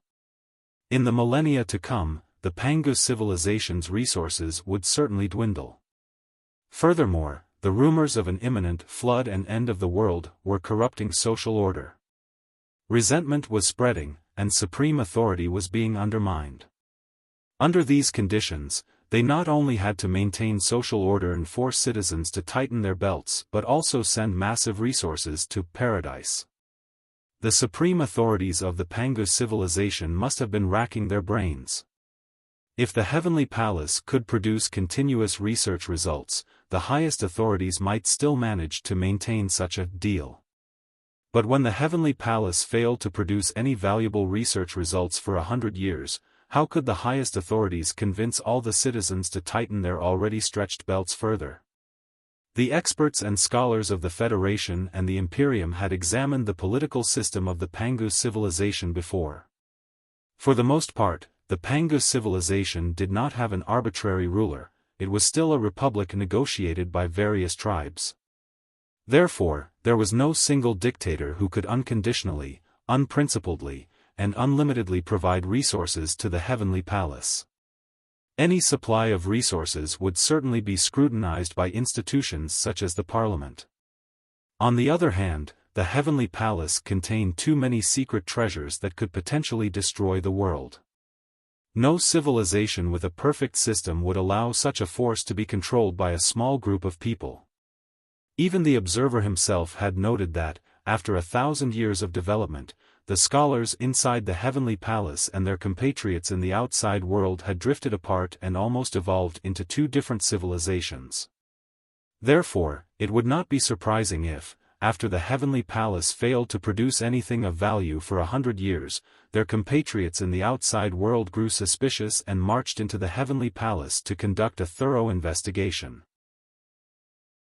Li Yao's hesitation was clearly seen by the observer through the transmission of brainwaves. The moongazer serpent blushed and lowered her head in silence for a long time. Then, she smiled bitterly and said, "Yes." It was not until much later that I learned the outside world had so many doubts, concerns, and fears about our excavations and studies in the Heavenly Palace. The ultimate testing that the Forerunners set up might decide whether to save our civilization or to be saved in the blink of an eye, and this could cause a major uproar if leaked. There are many people out there, mainly the Pangu clan, who have sealed their emotions and will, and believe we should continue hibernating for billions of years. They think we shouldn't touch the secrets left by our ancestors. Some of them are even radical fundamentalists who believe the ancestors established the Black Wall to protect us from the flood. Any attempt to overthrow the Black Wall is seen as a betrayal, and the dead bodies of hundreds of civilizations will be the harshest punishment.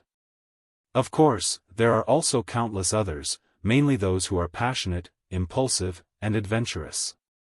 They believe the right to analyze the mysteries of the primeval ancestors and perform the ultimate tests should not be monopolized by us, the people of the Heavenly Palace.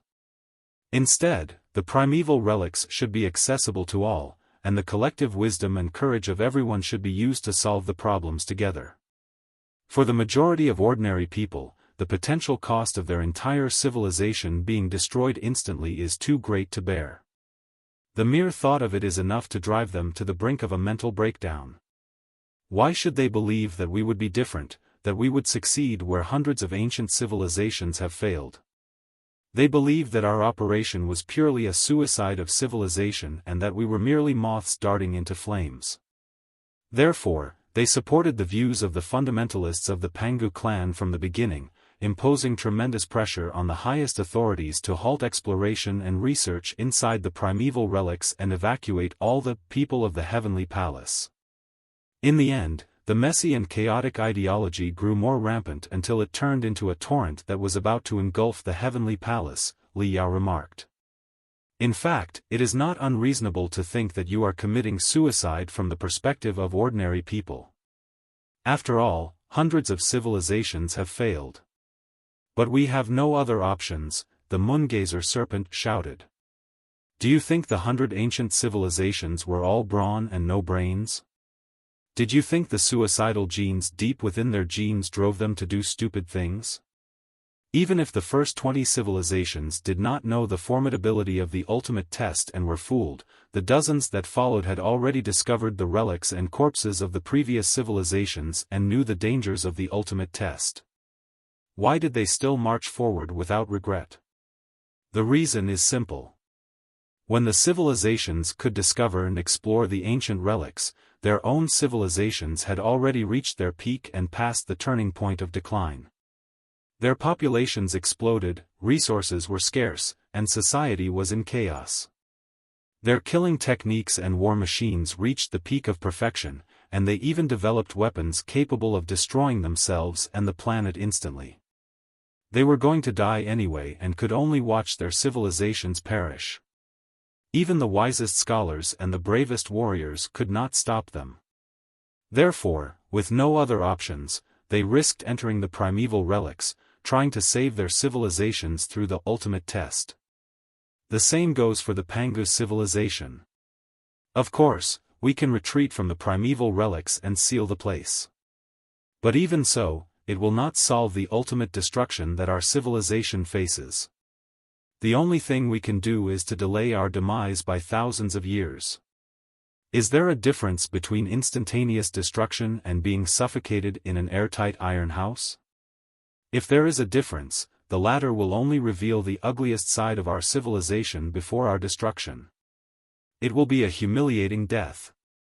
Why don't outsiders understand such a simple logic? Li Yao smiled bitterly. As you said, you grew up in a very special environment. You've been accustomed to the rise and fall of hundreds of civilizations since you were a child. The glory of a civilization is just a fleeting spark in your eyes. Therefore, you can view the problem calmly. But for most ordinary people, as well as the politicians, soldiers, and rulers who are responsible for them, it is impossible for them to say, "I'm going to suffocate in hundreds of thousands of years anyway, so I might as well give it a try now. Ordinary people can't understand or accept this. Moreover, the interests of politicians, the ambitions of warlords, and the survival instincts buried deep within our genes. The observer was dazed for a moment. He sighed and said, "Maybe you're right." In any case, the Pangu civilization was already in the midst of a storm at that time, and the heavenly palace enjoyed a brief moment of peace as if it were in the eye of the storm. I was fortunate to be born during this short, precious peace. When I grew up, I inherited my father's legacy and studied the cutting-edge fields of gene reproduction and integration. I also got in touch with my father's research project. You know what it is, don't you? Yes. Li Yao nodded and said, after you sensed the failure of 100 ancient civilizations, you didn't dare activate the ultimate test recklessly. Instead, you thought of a different approach. You wanted to replicate the real-life makers of the Black Wall and learn the mysteries of the ultimate test from them. You even planned to use them to take the test, which would significantly improve the success rate. Yes. Amazing observation and deduction skills. The observer complimented Li Yao and continued, Project Progenitor Replication is the most important and the most challenging of thousands of concurrent research projects in the entire Heavenly Palace. It is the core and crown of the Heavenly Palace Project. It has been ongoing for hundreds of years. My father was the latest leader of the project. He has always been captivated by the cutting-edge fields of gene reproduction and integration. He is a rare genius, a talent seen only once in 1,000 years. Even in the Heavenly Palace, a place where almost everyone is an expert and a scholar, he stands among the best. After my mother's accident, he became mentally unstable and threw himself into his work. I understood what was on his mind. For him, progenitor replication was not just for the civilization but also for my mother and his wife. He intended to replicate the real Master Origin and interrogate him. Why did he do that?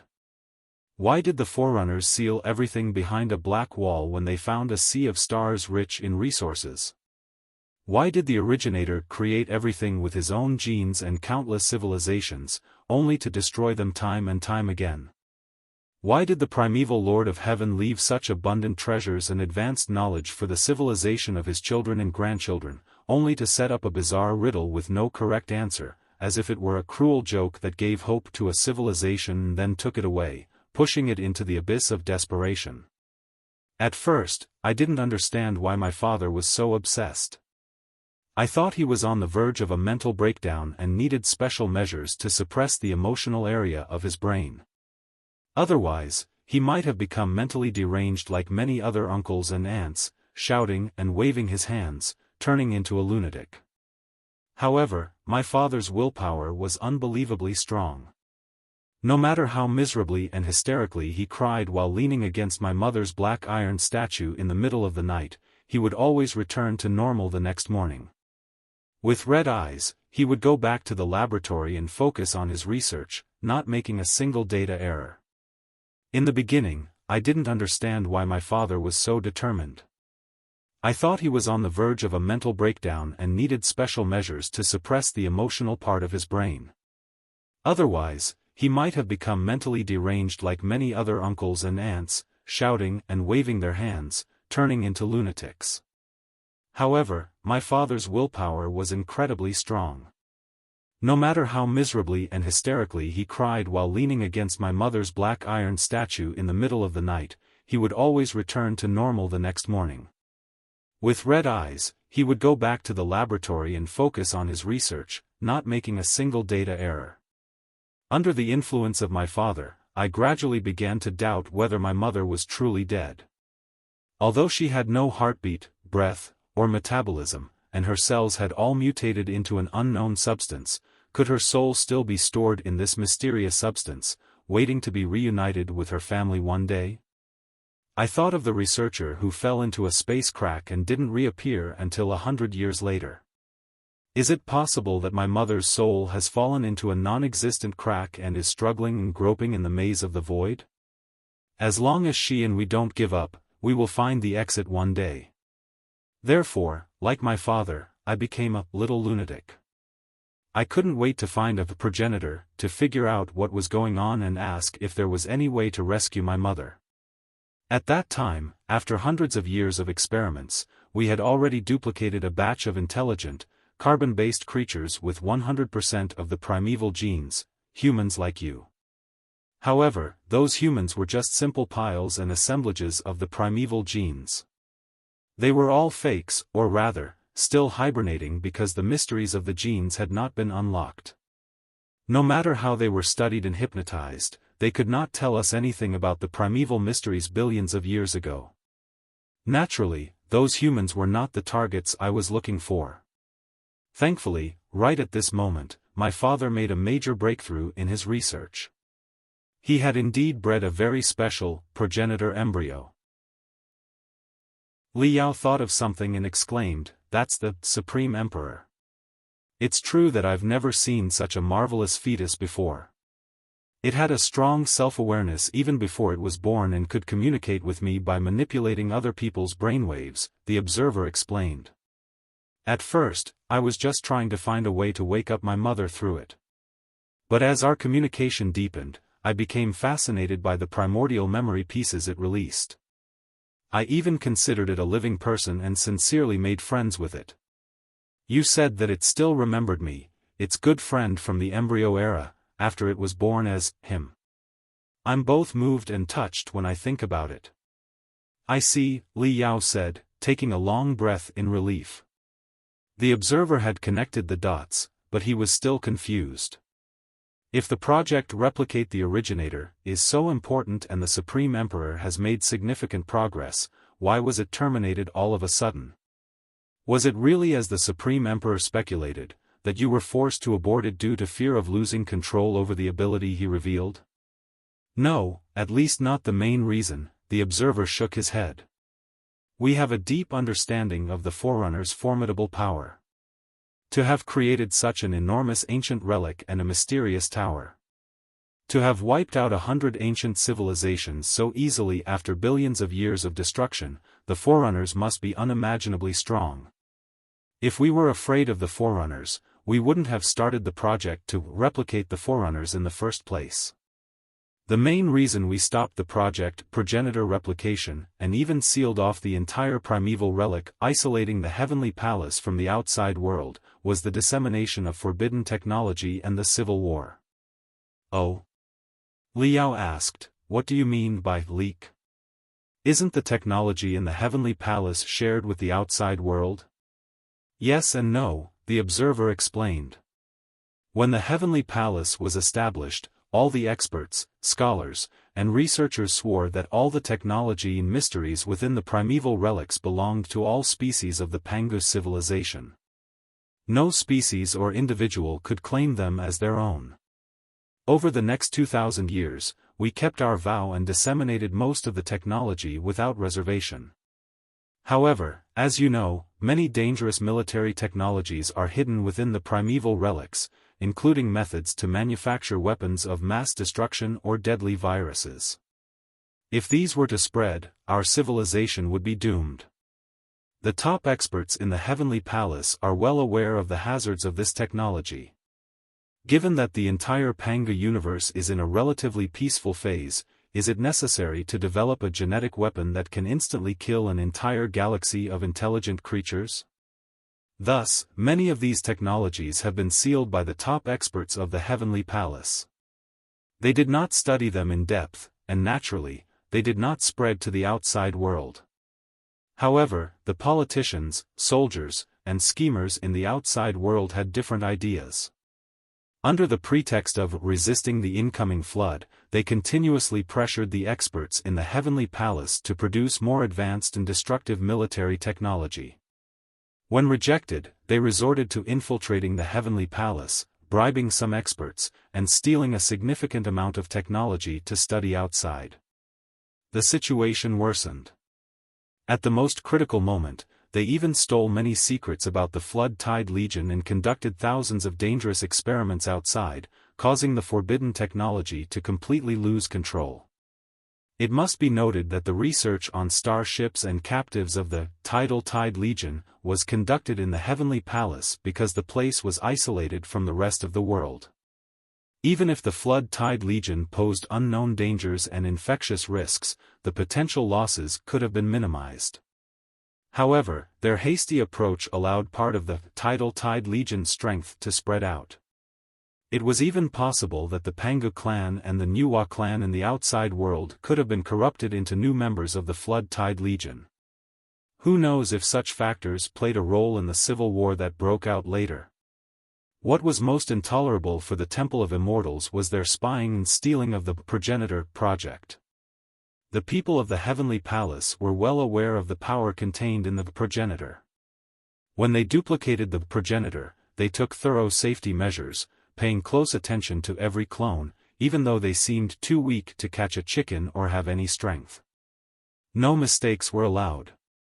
In our communication with the outside world, we made it very clear that other technologies could be shared, but replicating the Forerunner technology, including the precious Forerunner genes, could not be disseminated yet, to prevent the situation from getting out of control. However, the more we talked about it, the more the soldiers, politicians, and schemers in the outside world coveted the technology related to the ancestors. Despite our best efforts to defend it, the technology, including the genes of the ancestors, was still leaked to the outside world. By the time we discovered it, many sectors, including military fortresses, had already established their own manufacturing factories and started mass-producing the ancestral humans. Wait. I don't understand. Li Yao scratched his head and said, "You were replicating the primeval Lord of Heaven in the Heavenly Palace to gain the wisdom of the primeval Lord of Heaven and solve the ultimate test's riddle. Why did the politicians, soldiers, and schemers outside mass-produce human beings? To save our civilization, of course." There was a hint of sorrow in the observer's brainwaves again. Perhaps, the most unbearable thing for a high-level intelligent creature is to sit and watch others save their civilization. It's impossible to ask politicians, the military, the ambitious, the bravest warriors, and the fiercest experts to do nothing and let the people of the Heavenly Palace save their civilization. In other words, it's impossible to ask us to decide their fate. Perhaps, in the first 1,000 years, people pinned all their hopes on the people in the Heavenly Palace. But after 1,000 years of futile efforts, when the resources of the outside world were running low, and the entire civilization was on the verge of collapse, the resolute and intelligent top experts could no longer suppress their ambition and sense of mission. They wanted to take over the mission of saving the civilization from the people of the Heavenly Palace and even saw us as a stumbling block. Under the pressure of the approaching flood tide, any bizarre method can become a life-saving straw. Perhaps they believe that the ancestors, human beings, are the most efficient and low-energy tools to help the Pangu civilization through the resource-scarce period. Or maybe they believe that the human form represents the ultimate development of carbon-based intelligent life. Therefore, they decided to manufacture human beings on a large scale and transfer the souls of the 13 carbon-based intelligent life forms into human bodies. Or perhaps they believe the progress of the progenitor replication project inside the Heavenly Palace is too slow. They can't wait any longer and are demanding that they activate the genes of humans hibernating for extended periods in the vast world outside. They aim to use methods of barbaric reproduction and natural selection to help humans regain the dignity of their ancestors. In short, there are many reasons, and more than one research team is exploring these possibilities. By the time we discovered it, billions of humans had already spread across the entire Pangu universe, functioning as a multi-terrain universal tool. The leader of the Heavenly Palace was so shocked and humiliated that he flew into a rage. For the first time, he began to consider isolating the Heavenly Palace from the outside world and accelerated the construction of an artificial ecosystem inside, hoping to achieve complete self-sufficiency. Before the matter was resolved, even more shocking news arrived. A civil war broke out in our civilization. Led by the Pangu clan and the Nuwa clan, the flames of war spread across every planet in every sector. This was a war of unprecedented scale and unimaginable cruelty. Both sides were equipped with a significant amount of magical equipment and technology that did not belong to our civilization, equipment and technology passed down from the Heavenly Palace, originating from or resulting in the destruction of 100 ancient civilizations. The politicians, soldiers, and ambitious individuals outside, after acquiring the technology and conducting a few unreliable experiments, hastily mass-produced it without considering the consequences of misusing such destructive technology. By the time we discovered it, the sea of stars outside was already riddled with holes and ablaze. With the strength of the scholars, who did not even have the strength to truss a chicken, it was simply impossible for us to stop it. Moreover, both sides of the civil war had forcefully issued a threat to us, demanding that the Immortal Palace side with them, be loyal to their ideology, and provide them with a steady stream of new military technology to help them win the civil war. Then, what is their ideology exactly? Li Yao could not help but ask. In the studies of human beings, it seems that the Pangu clan is on the evil side, representing the extinction of feelings and self-restraint as a turtle that has been in its shell for billions of years, while the Nuwa clan is on the righteous side, symbolizing the vigor of life and endless possibilities. Is that true? Justice and evil are just opposites, the observer explained. Faced with the vast, unknown universe, who knows what path we can choose to save our civilization? There are many conflicts and ideological differences between the two parties in the civil war. The one that most closely relates to the Heavenly Palace is that the leadership of the Pangu clan believes the research here is too dangerous, especially the ultimate test. They are determined to seal the Heaven's origin sector to prevent a reckless adventurer from destroying the entire civilization. The leaders of the Nuwa clan, on the other hand, believe the ultimate test is inevitable. Only by inheriting the full strength of the Forerunners can we break out of the Pangu universe and find new hope. They think our progress is too slow and want to form new research teams to take part in the ultimate test. Li Yao was in a dilemma.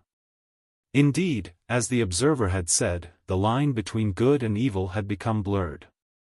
He had believed the Pangu clan to be the embodiment of pure evil and coldness, but now it seemed that the reasons for the civil war were not entirely unjustified. Weird and terrifying elements like the Heaven's Path Tower, the ultimate test, and the primeval relics could destroy civilization and reset the universe if not handled with care. Apart from the primeval relics, a destroyed civilization would leave no trace, making it the most humiliating fate. Whoever faced such a wretched test would need to consider every move carefully. Countless examples of victims were right before their eyes. The probability that the Pangu civilization could pass the test was less than 1%. As the leader of the Civilization Alliance, temporarily sealing the tower was the most responsible choice for the Pangu clan. It seemed Li Yao had been hesitant about forming his own exploration team to investigate the ancient relics. If they had come to this place and found the remains of past civilizations, their minds would have been extremely calm, and they would not have acted rashly. From this perspective, Li Yao's choice and the Pangu clan's choice were actually the same. On the other hand, Lu Qingchen was a fearless daredevil. Even if he knew that failing the test would result in the annihilation of human civilization, he would still be eager to attempt it. In this matter, Lu Qingchen was aligned with the Nuwa clan.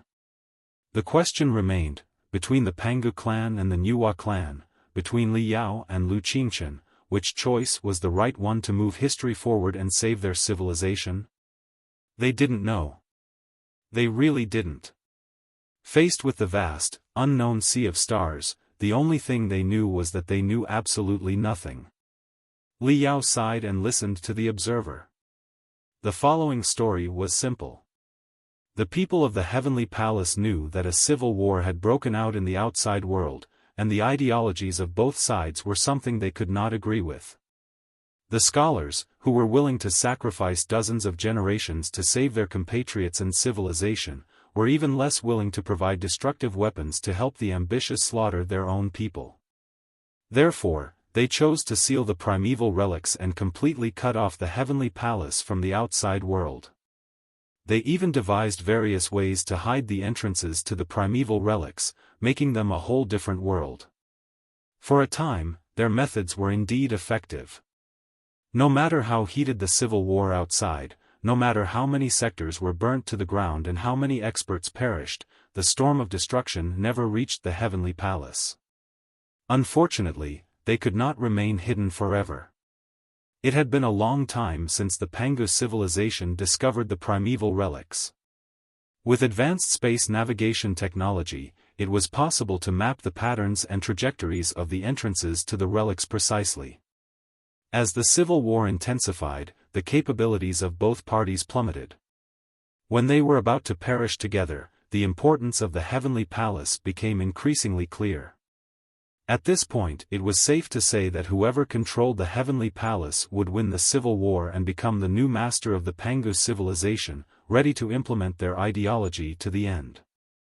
On the other hand, if both sides of the civil war suffered heavy losses, it was very likely that the people of the heavenly palace would emerge from the primeval relics with their advanced technology and magical equipment, clean up the mess, and rule over the Pangu civilization.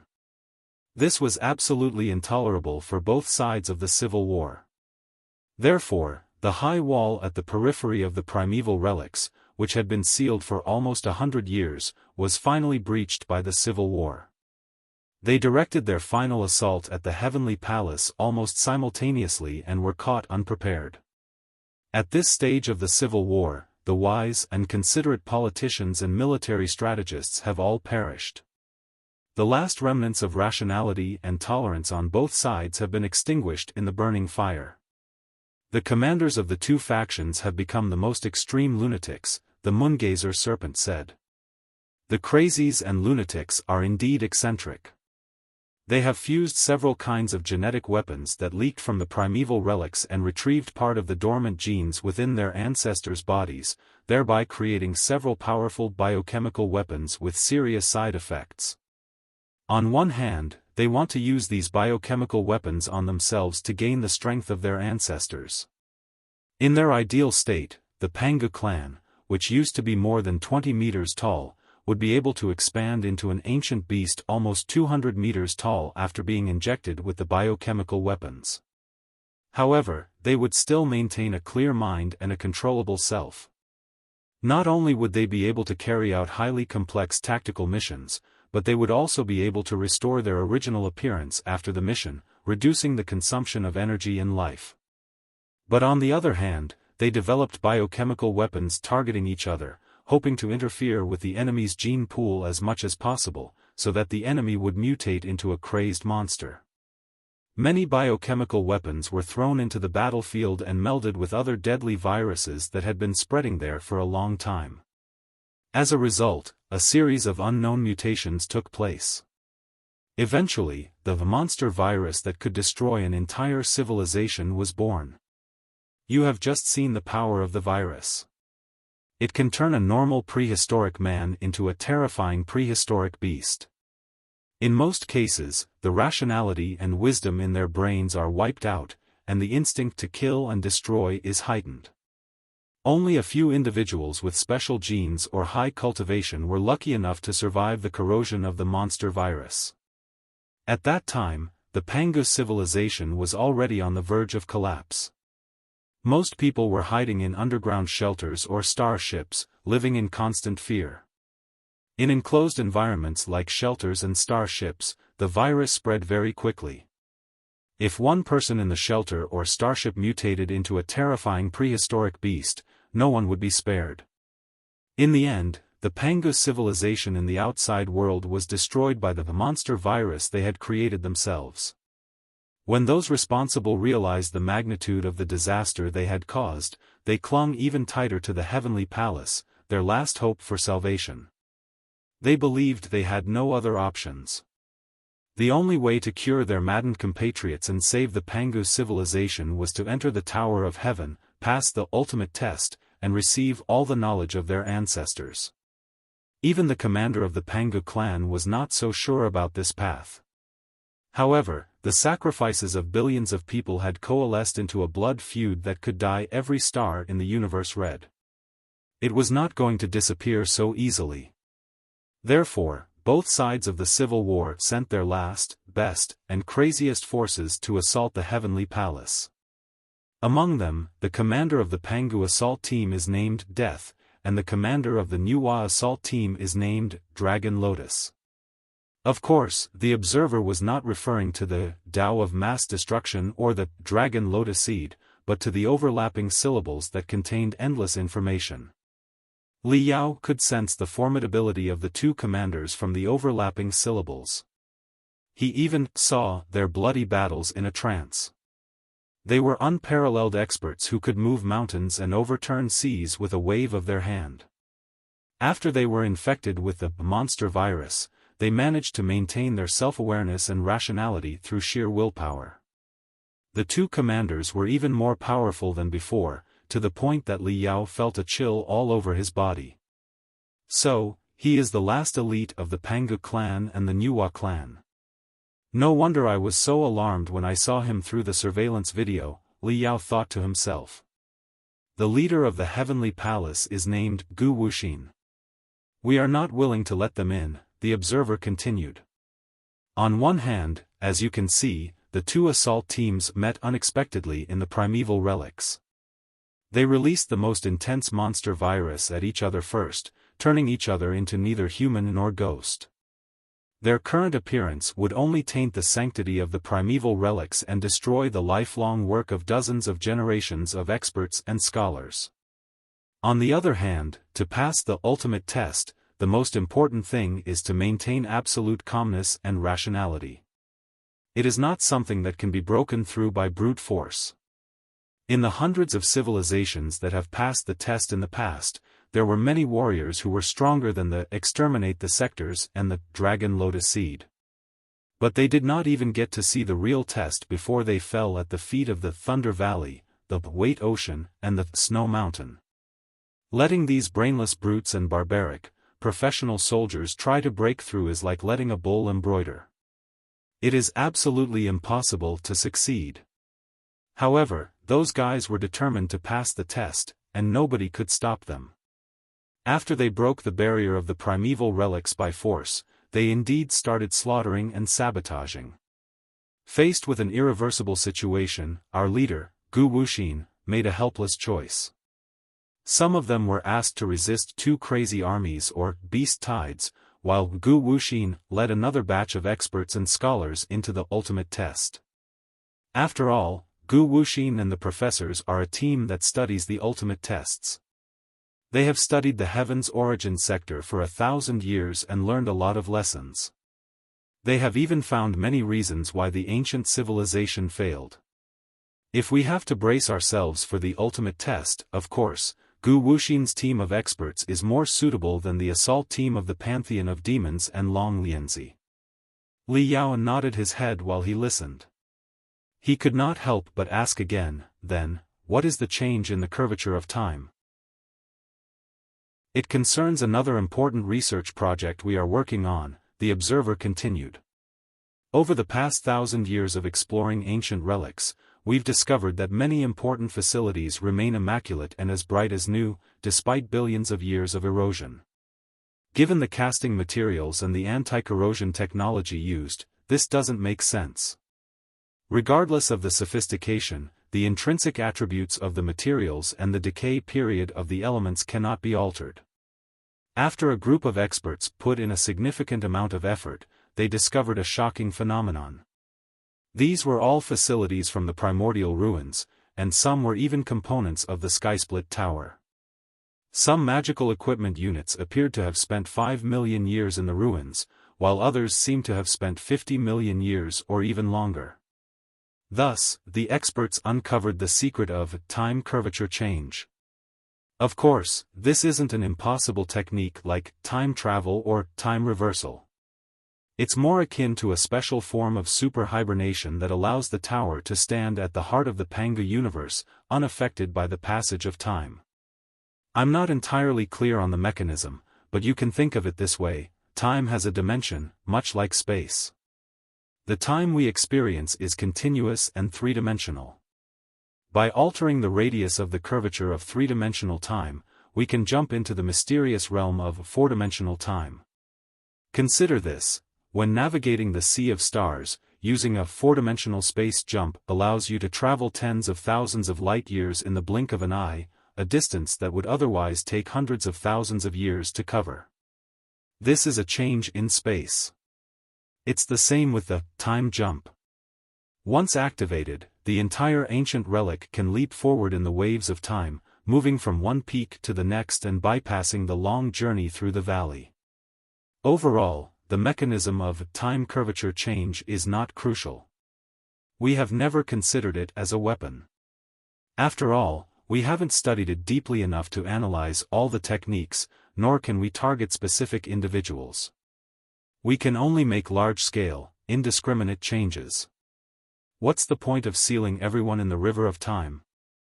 When the army of ferocious beasts, led by Death and Dragon Lotus, marched into the primeval relics and devastated the City of Silver, and our leader Gu Wuxin was preparing to launch the final attack, Fuxi, the mainframe crystal processor of the Heavenly Palace, suggested we activate the Time Arc varying magical equipment first, delaying the final decision by hundreds of thousands of years. What? Li Yao was greatly alarmed when he heard the name Fuxi. Then, he realized that the Fuxi the observer mentioned was the half of the super crystal processor left in the primeval relics after the division. It was not the same as the schemer who had developed self-awareness and was ambitious enough to represent humanity. Fuxi is the cutting-edge technology of the Pangu civilization. It has helped us solve countless problems over the thousands of years of research. We have also integrated many technologies from the ancient civilization that we have analyzed, granting it extraordinary computational and deduction abilities. When the Heavenly Palace was attacked, it was Fuxi that controlled many automatic defense facilities to resist the ferocious beasts, the observer continued. Therefore, when Fuxi proposed the idea, Gu Wuxin, the leader, and all the other experts and scholars were confused. However, they did not dismiss the idea easily. Instead, they investigated the reasoning behind the proposal. They knew that Fuxi would not speak without considering the consequences. Fuxi did not explain why it asked us to activate the magical equipment that can alter the curvature of time and enter a super hibernation state. It only stated that, based on the big data collected over the past 1,000 years and the current situation, we should combine the data and run the test repeatedly. The conclusion was that the success rate of the ultimate test we are running now is very low, far below 1%. However, if we could postpone the ultimate test for hundreds of thousands of years, new variables might be introduced, and the success rate would increase to more than 1%, to 1.03%. The deduction involves many algorithms of chaos. For Fuxi, the deduction process is in a black box state. It does not know what the so-called variables are exactly. Therefore, it is just a suggestion. Our leader, along with the experts and scholars, did not dare to underestimate Fuxi's proposal. After repeated studies, they believed that changing the curvature of time could be a decisive weapon. We have lived in the primeval ruins for thousands of years. Generation after generation, we have been born and raised in this place. Our cells, genes, flesh, and soul have all adapted to the discontinuous, unstable time and space. Therefore, we can withstand the super-long hibernation and wake up earlier. When we wake up, our combat ability will be significantly higher. As for the ferocious beasts, they are the deformed products of extremely unstable genes. They have never been affected by the changes in the out-of-time curvature. Therefore, it is very likely that they will either die or wake up later than us after hundreds of thousands of years of hibernation. When they do wake up, they will be very weak and will have lost most of their combat ability. In other words, when we wake up from super hibernation, it is very likely that they will still be rigid statues, at our mercy. This is the conclusion that Gu Wuxin and many other experts and scholars reached after studying them. Anyway, the situation is already as bad as it can get. A couple of 100,000 years of hibernation won't do us any harm. If the worst happens, we'll still be in this uncontrollable state after several 100,000 years. Why not give it a try? Just like that, with the activation of the time curvature magical equipment, the entire heavenly palace was enveloped in a slowly solidifying gray mist. It leaped from the tip of one wave of time to the tip of another, which was now. You know everything that happened after that. It's a pity that Gu Wuxin's and the experts' plans came to nothing. Most of the intruders did not die miserably during the freezing period, nor did they wake up a few minutes later than us. Everyone woke up almost at the same time. Many of them didn't even realize that time had frozen. The flames of war that spanned hundreds of thousands of years seemed to have never died down and were still burning. However, the deduction of the Fuxus was not wrong. I finally understand what the variables it predicted were. They did not refer to the freezing of time itself, but to the other challengers who broke into the primeval relics for the ultimate test hundreds of thousands of years later, namely, you, humans. You are the biggest variable and the reason why the odds of passing the ultimate test are higher than 1%. The observer looked at Li Yao with expectation. Li Yao was so excited that he couldn't help but clench his fists. Do you mind human beings taking the ultimate test? Why should I mind? The progenitor replication project that my father was in charge of was meant to be the ultimate test for human beings. The observer smiled and said, although the situation right now is completely different from what we expected, and although humans are not under the control of the Pangus civilization, indeed, even the Pangus civilization is gone, and humans have established their own glorious civilization, none of that matters. Me, us, my father, and every expert, researcher, and leader of the Pangus civilization, Gu Wuxin, are too eager to know the secrets behind the Heaven's origin sector, the ultimate test, and the Black Wall. If our civilization is destined to fall, we will die without regrets if we can glimpse the shocking secret before our annihilation. Gu Wuxin, the way of mass destruction, Long Lianzi, my father, and I are not confident that we can pass the ultimate test. What's wrong if you humans introduce new ways of thinking and new methods to solve problems? Taking a deep breath, Li Yao pondered for a long time before asking, what is the so-called ultimate test, exactly? Shouldn't you be the one to answer that question? After all, the tower was built by your genetic prototypes, or, in other words, your ancestors. The observer continued, for billions of years, 100 ancient civilizations have barged into this place, trying to crack the mysteries of the ultimate test. The Pangus civilization has been stationed here for thousands of years, too. We've been thinking hard about the mysteries hidden in the depths of the Heaven's origin sector. If possible, we would like to dismantle the Heaven's origin sector, brick by brick, grind them into powder, and digest all the powder. But we've got nothing in the end.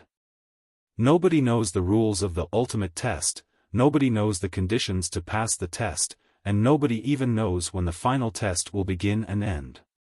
From our research on the corpses of the previous 100 civilizations, we can infer that the ultimate test began the moment an intelligent being stepped into the ancient relics. The wilderness outside, made of countless space fragments, is a test. The city, composed of debris from billions of years ago, is a test, as are the worlds inside the Heaven's origin tower, full of killing intent. The snow mountain below is also part of the test. For different testers, the rules to pass the test are different. Perhaps for a certain civilization, they can pass through the Thunder Valley or the Gravity Sea in a certain way. But if the testers of another civilization follow the same pattern, they might be ruthlessly wiped out. In fact, for different civilizations, the number of checkpoints inside the Tower of Heaven can change strangely. Some civilizations face dozens, if not hundreds, of checkpoints like the Thunder Valley, the Gravity Sea, and the Snowy Mountain, when they enter the Tower of Heaven. For other civilizations, it's as if they've walked into a VIP passage and can reach the final question directly. Blockers. Chapter 3082, inheritance or trap. What a coincidence. Li Yao found it hard to understand. He put on a dumbfounded expression and said, "Doesn't that mean that being able to ascend to the top level of Heaven's Tower is purely random? It depends on luck, or the whims of the founder, the creator of the Black Wall? Take, for example, if a civilization is handsome and vigorous, it can reach the top of the Tower of Heaven through a VIP channel. But if a civilization is ugly and wretched, they will be trapped in countless checkpoints until they die? This. Although I believe that human civilization is definitely the most handsome among hundreds of civilizations, and my own image and demeanor are certainly sufficient to walk through the VIP channel, it makes no sense at all." You are right. But whether there is a VIP channel or not, it makes no difference. Even if seemingly privileged civilizations can reach the top of the Heaven's origin sector safely, none will escape the final challenge, the observer continued. According to Pangu civilization experts' research, there are hundreds of checkpoints within the tower, meaning there are hundreds of world fragments similar to the Thunder Valley, Gravity Sea, and Snowy Mountain. The sequence and even the frequency of these world fragments appearing are all random. It's very likely that one entry order is Thunder Valley, Gravity Sea, and Snowy Mountain, but the next time, it will be entirely reversed or the checkpoints will disappear, replaced by other, more dangerous world fragments. Our experts have tried to attack the outer wall of the tower with brute force, but none of their techniques could damage it at all. It was as if the wall of the tower was packed with extremely advanced energy-absorbing materials that could absorb all the destructive energy attacking it. It was also as if the gaps between the molecules that constituted the materials of the tower led to the four-dimensional space. All the energy we launched was absorbed into the four-dimensional space. No matter how we attacked, the tower remained absolutely still. Some experts and scholars also tried to reach the miniaturized sea of stars on the top of the tower by climbing the outer wall. But when they reached a certain height, they would be affected by the magnetic field disorder and the abnormal mental waves. Not only would their magical equipment fail, but their brains and souls would be seriously affected, and they would fall from the sky one after another. According to the survivors, the closer they got to the top of the tower, the higher it seemed to become. The miniaturized sea of stars appeared to grow more vast and deep, always just out of reach. This feeling was like taking a 1-meter-long thread and cutting off half of it every day, they would never be able to cut it completely. Then, a primitive and majestic voice would emerge from the depths of their souls, warning them to stop moving forward. Only by climbing from the inside of the tower would they be able to walk on the only path. Such opportunistic methods would be deemed as cheating and bring disaster to the entire civilization. Faced with such a magnificent and unbelievable force, our experts and adventurers can only crack it from the inside. Over the past 1,000 years, we've finally cracked almost 100 of the hundreds of world fragments.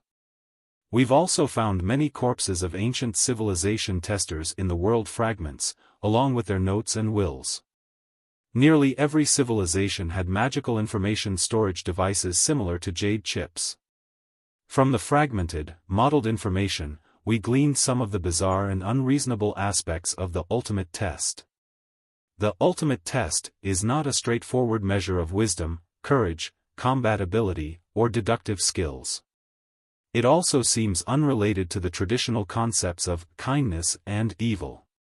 Among the 100 ancient civilizations, there were saints who were filled with compassion, advocated peace and communication, and willingly destroyed all their weapons to ensure the continuity of their civilization. There were also great carbon-basists who grew up in the harshest environments and endorsed the survival of the fittest. There were the Vajuras, who also advocated the survival of the fittest and were extremely cruel. There were mechanical ascendants who fought so fiercely in civil wars that their heads bled, and all morality and order disintegrated. After the main civilization collapsed, only a few timid, wretched, and despicable adventurers remained.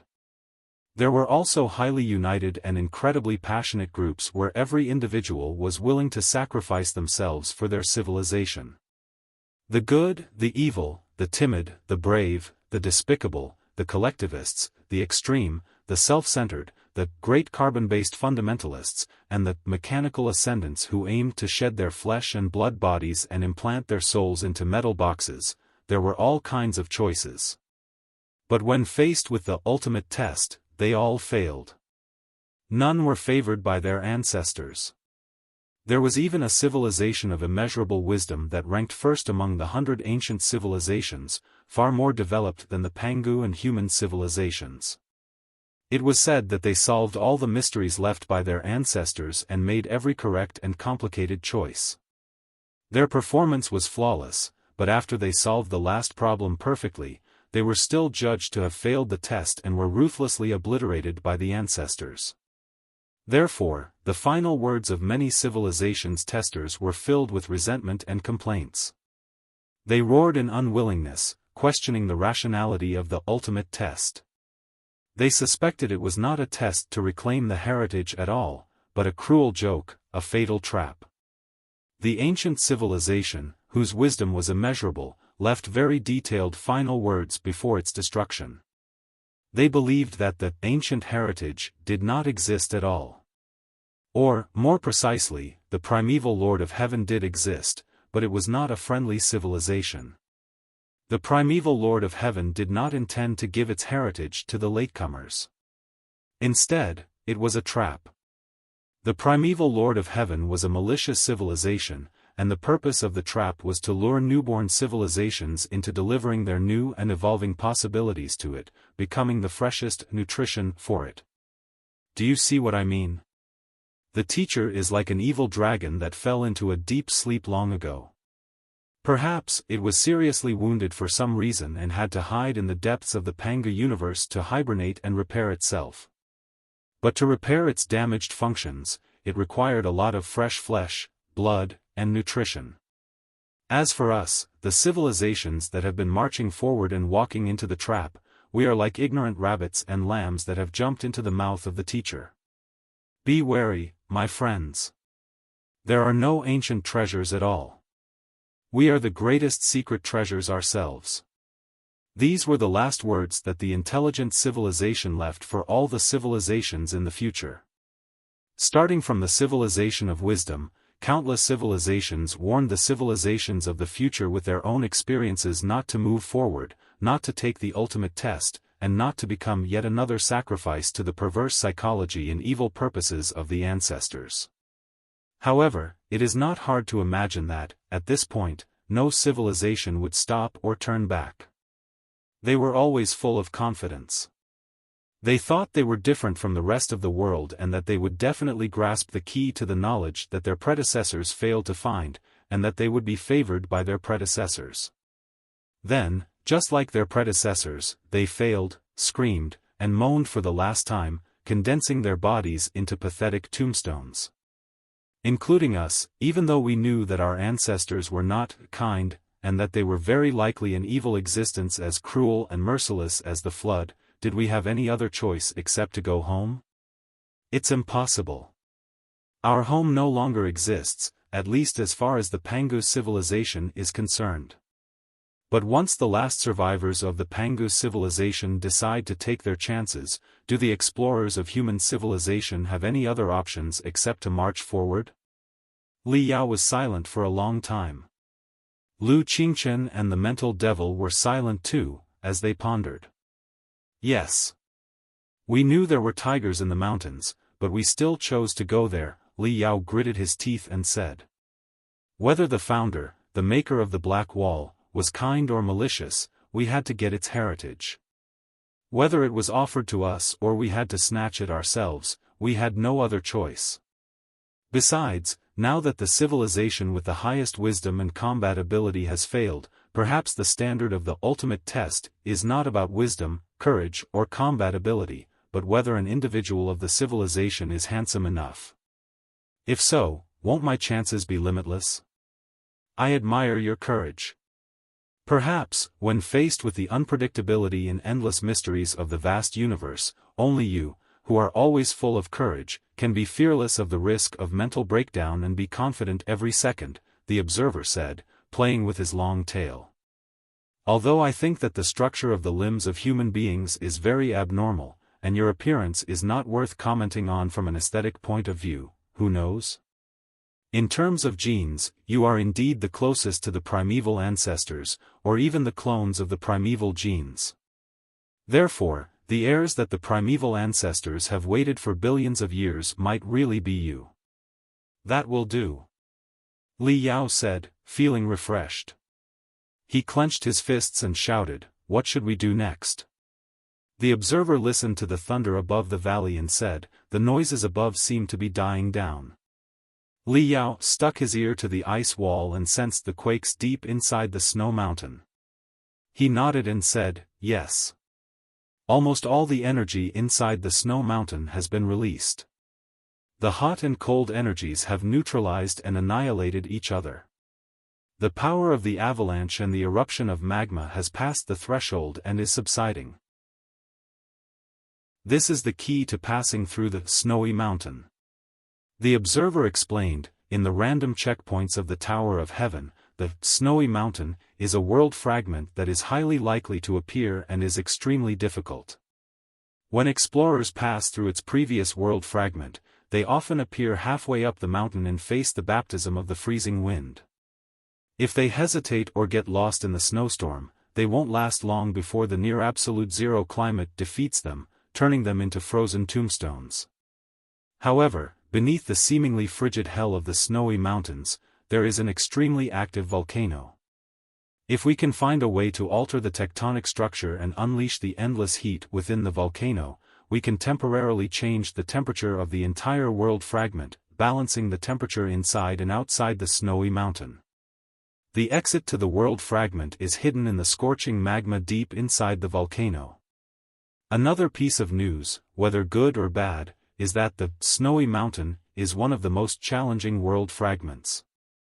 When it appears, it signals that we are not far from the ultimate test. Our experts have long studied the snowy mountain.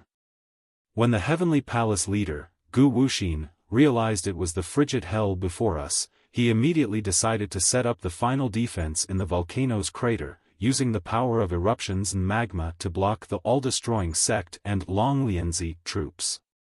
Unfortunately, we lacked the time. The people of the Heavenly Palace were engaged with the invaders, making it impossible for them to detonate the volcano after everyone had fled. Note: I made a minor adjustment at the end to maintain the flow and sense of the narrative, as the original text had an incomplete sentence. Therefore, Gu Wuxin activated the power of magma deep within the snowy mountain. Unfortunately, I was separated from my father and swallowed by the avalanche. Thankfully, I ran into you. Otherwise, I would have been killed before seeing the secrets of my ancestors. What a shame. On the young face of the observer, there was an utter indifference to life and death. He raised his head and said casually, "Rest assured. You don't know me, but I'm best known for my luck. If you follow me, you won't die so easily. At most, you will transform into all kinds of bizarre life forms. In short, we will figure out what the so-called forerunners are up to." Li Yao pondered for a moment and said, "In other words, as long as we reach the peak of the snow mountain and jump into the scorching volcano, we will be able to reach the next world fragment. We might even be able to reach the top of the tower and face the ultimate test." "Yes." Li Yao nodded. The observer hesitated for a moment and then said, "Is there a problem?" "You're not sure?" Li Yao was puzzled. "No. I'm very sure about the Great Snow Mountain, the Heaven's Origin Sector, and the ultimate test," the observer explained. "However, when the volcano erupted, magma fell, and an avalanche was coming. My father and I were separated. He said something very strange to me at that time. I don't know if it was another unexpected variable." Li Yao blinked. "What variables?" "My father told me that there was a spy in the Heavenly Palace." The observer replied, "He asked me to be careful of the Flood Tide Legion." Li Yao thought quickly and mumbled, "It's perfectly normal that there is a spy in the Heavenly Palace. After all, the experts and scholars here are all from prehistoric species and are closely related to the soldiers, politicians, and the remaining forces of other species. Didn't you say it is forbidden to secretly send out key technologies and forbidden research projects? However, the so-called spies are, at best, loyal to their compatriots outside.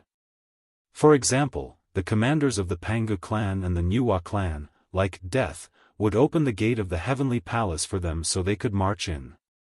How are they connected to the Flood Tide Legion? By the way, are there any surviving captives of the Flood Tide Legion in the Heavenly Palace right now? How is that possible? Not counting the hundreds of thousands of years when time was frozen, the meeting between the expeditionary army of the Pangu civilization and the Flood Tide Legion was tens of thousands of years ago. The battle was quite brutal. The Flood Tide Legion captives who survived were often heavily wounded and dying.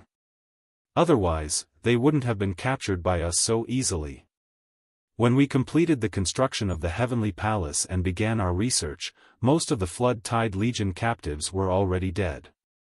Our experts and scholars worked tirelessly and only managed to preserve some of their living cells.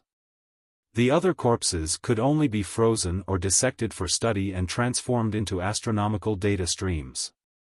By my generation, or even my father's generation, there were no longer any Flood Tide Legion captives in the Heavenly Palace. Wait, Li Yao said. Now that you have the remarkable technology of gene replication and modification, capable of even replicating ancestors from billions of years ago, and you have kept part of the living cells of the Flood Tide Legion captives, can't you use these cells to replicate new captives of the Flood Tide Legion? The question stunned the observer for a long time. This should be possible, right? She mumbled. However, I've never heard of such research projects before. After all, they are too dangerous. Just because you haven't heard of it doesn't mean it doesn't exist, Li Yao shrugged. No matter how dangerous the project to replicate the Flood Tide Legion captives is, can it be more dangerous than the project to replicate the Master? From the information we have, it's very likely that the Flood Tide is the ultimate devil who has defeated the progenitor. To crack the secrets of the progenitor, starting with the Flood Tide is a reasonable approach. The observer was dazed for a long time. He had to admit that it did make sense. There's something else that has been bothering me since the very beginning, but I couldn't pinpoint what. Now, I finally realize what's wrong, Li Yao frowned.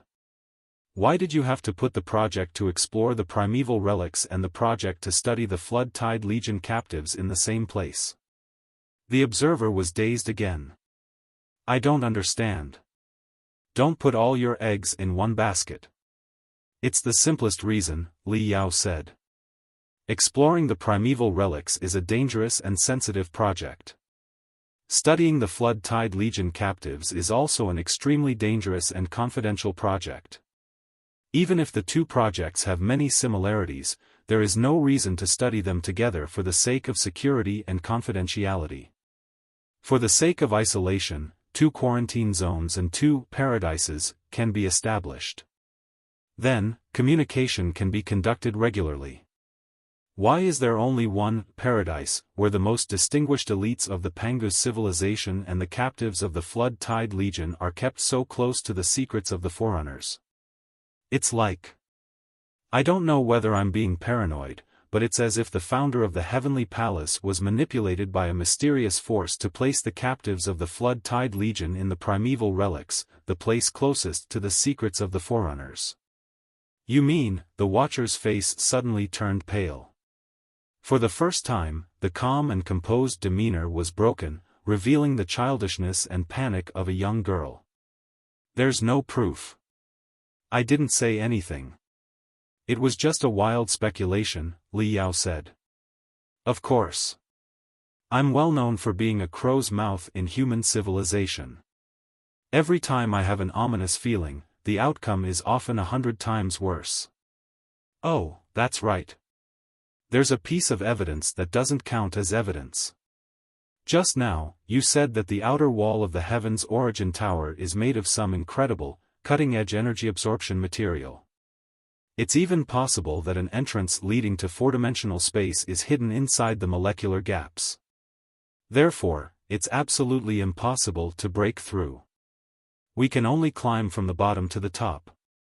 However, when the vicious beast tide besieged Heaven's Spire, I clearly saw that it secreted something special, like a fungus blanket, acid, or black spot. When this substance adhered to the outer wall of Heaven's Spire, it formed many unique teleportation arrays. Countless ferocious beasts, including myself, entered the tower through these strange teleportation arrays. Furthermore, I've only passed 2 tests and am already in the Snowy Mountain, a high-level world fragment with a high difficulty level. I've essentially walked through half of the VIP channel. My question is, how did the pure soldiers and warriors, such as the Pangu clan and the Nuwa clan, grasp the technology to infiltrate the Heaven's Origin sector, which even you couldn't develop? Before they attacked the primeval relics, it was impossible for them to contact the Heaven's Origin sector, much less analyze its materials and figure out how to crack it. Moreover, the information about the Heaven's Origin sector and the ultimate test should have been top secrets. How did they know everything about the place? They clearly came prepared. Who leaked the information to them? The observer was greatly alarmed. His brainwaves surged like tidal waves. Are you suggesting that the strength of the captives of the Flood Tide Legion has spread through thousands of channels, infecting and corrupting experts, including the Oblivion sect and the Dragon Lotus, turning them into the new generation of the Flood Tide Legion? Maybe. Didn't you say just now that the spies of the Heavenly Palace stole a lot of technology related to the Flood Tide Legion, and even the living cells of the Flood Tide Legion captives, and refined them into biochemical viruses? Li Yao said. Also, your civil war was quite strange. It was just a conflict of ideologies, everyone could have talked things out peacefully. Isn't the Pangu clan known for its communication skills? Yet, the 2 parties were incompatible and resorted to the most extreme measures. The fire of war consumed all the worlds over the course of hundreds of years. If it weren't for the flood, it would be hard to explain everything.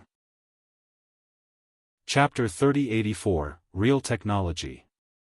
So, what you're saying is that the flood's power spread through technology into the Pangu civilization and corrupted the leaders on both sides. Even the 2 commanders, Oblivion sect and Dragon Lotus, might have been influenced by the flood and become the new Tidal Legion. The observer suddenly stood straight. Her brainwaves were extremely disordered, indicating just how upset she was. If that's the case, it's even more critical that we prevent them from accessing the secrets of the primeval era. If the progenitor discovers their true identities, he will surely wipe them out mercilessly. To eliminate them once and for all, he might not hesitate to restart the entire Pangu universe. That's right. From the perspective of the Flood Tide Legion, if the progenitor truly escaped the scourge of the tide billions of years ago, the information would be extremely valuable when sent back to the center of the tide. Whether they are destroyed or not doesn't matter to them, Li Yao said. But it doesn't matter to us either. Whether they fail the test and are killed by Origin Teacher, pass the test and receive all of Origin Teacher's knowledge, or regain the ability to communicate with the Pangu universe and the multiverse, it's not a good thing if they can transmit the information to the core of the flood. Our only hope is to unlock the secrets of the primeval era before the cultivators of the Tao of mass destruction and the Dragon Lotus seed do. Then, we will eliminate all the members of the Flood Tide Legion hiding around us. The observer could no longer sit still. He wriggled his thick tail and started climbing. Liao asked, "What are you doing?" The observer replied, "I'm going to check if the avalanche and the volcano eruption have stopped." Liao asked, "Is your combat ability very good?" The observer was dazed for a moment. "I'm a pure researcher who specializes in genetic research. I can control the glands inside my body and secrete dozens of kinds of venom and narcotic drugs. Other than that, I'm nothing special." "That's right. Let's leave the professional work to the professionals.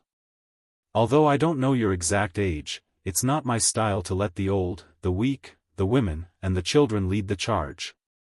Li Yao returned to the spiritual residence of the Sun Catastrophe. Thankfully, before leaving the cave, he had applied enough anti-freezing liquids, lubricants, and thermal insulation to the Sun Catastrophe.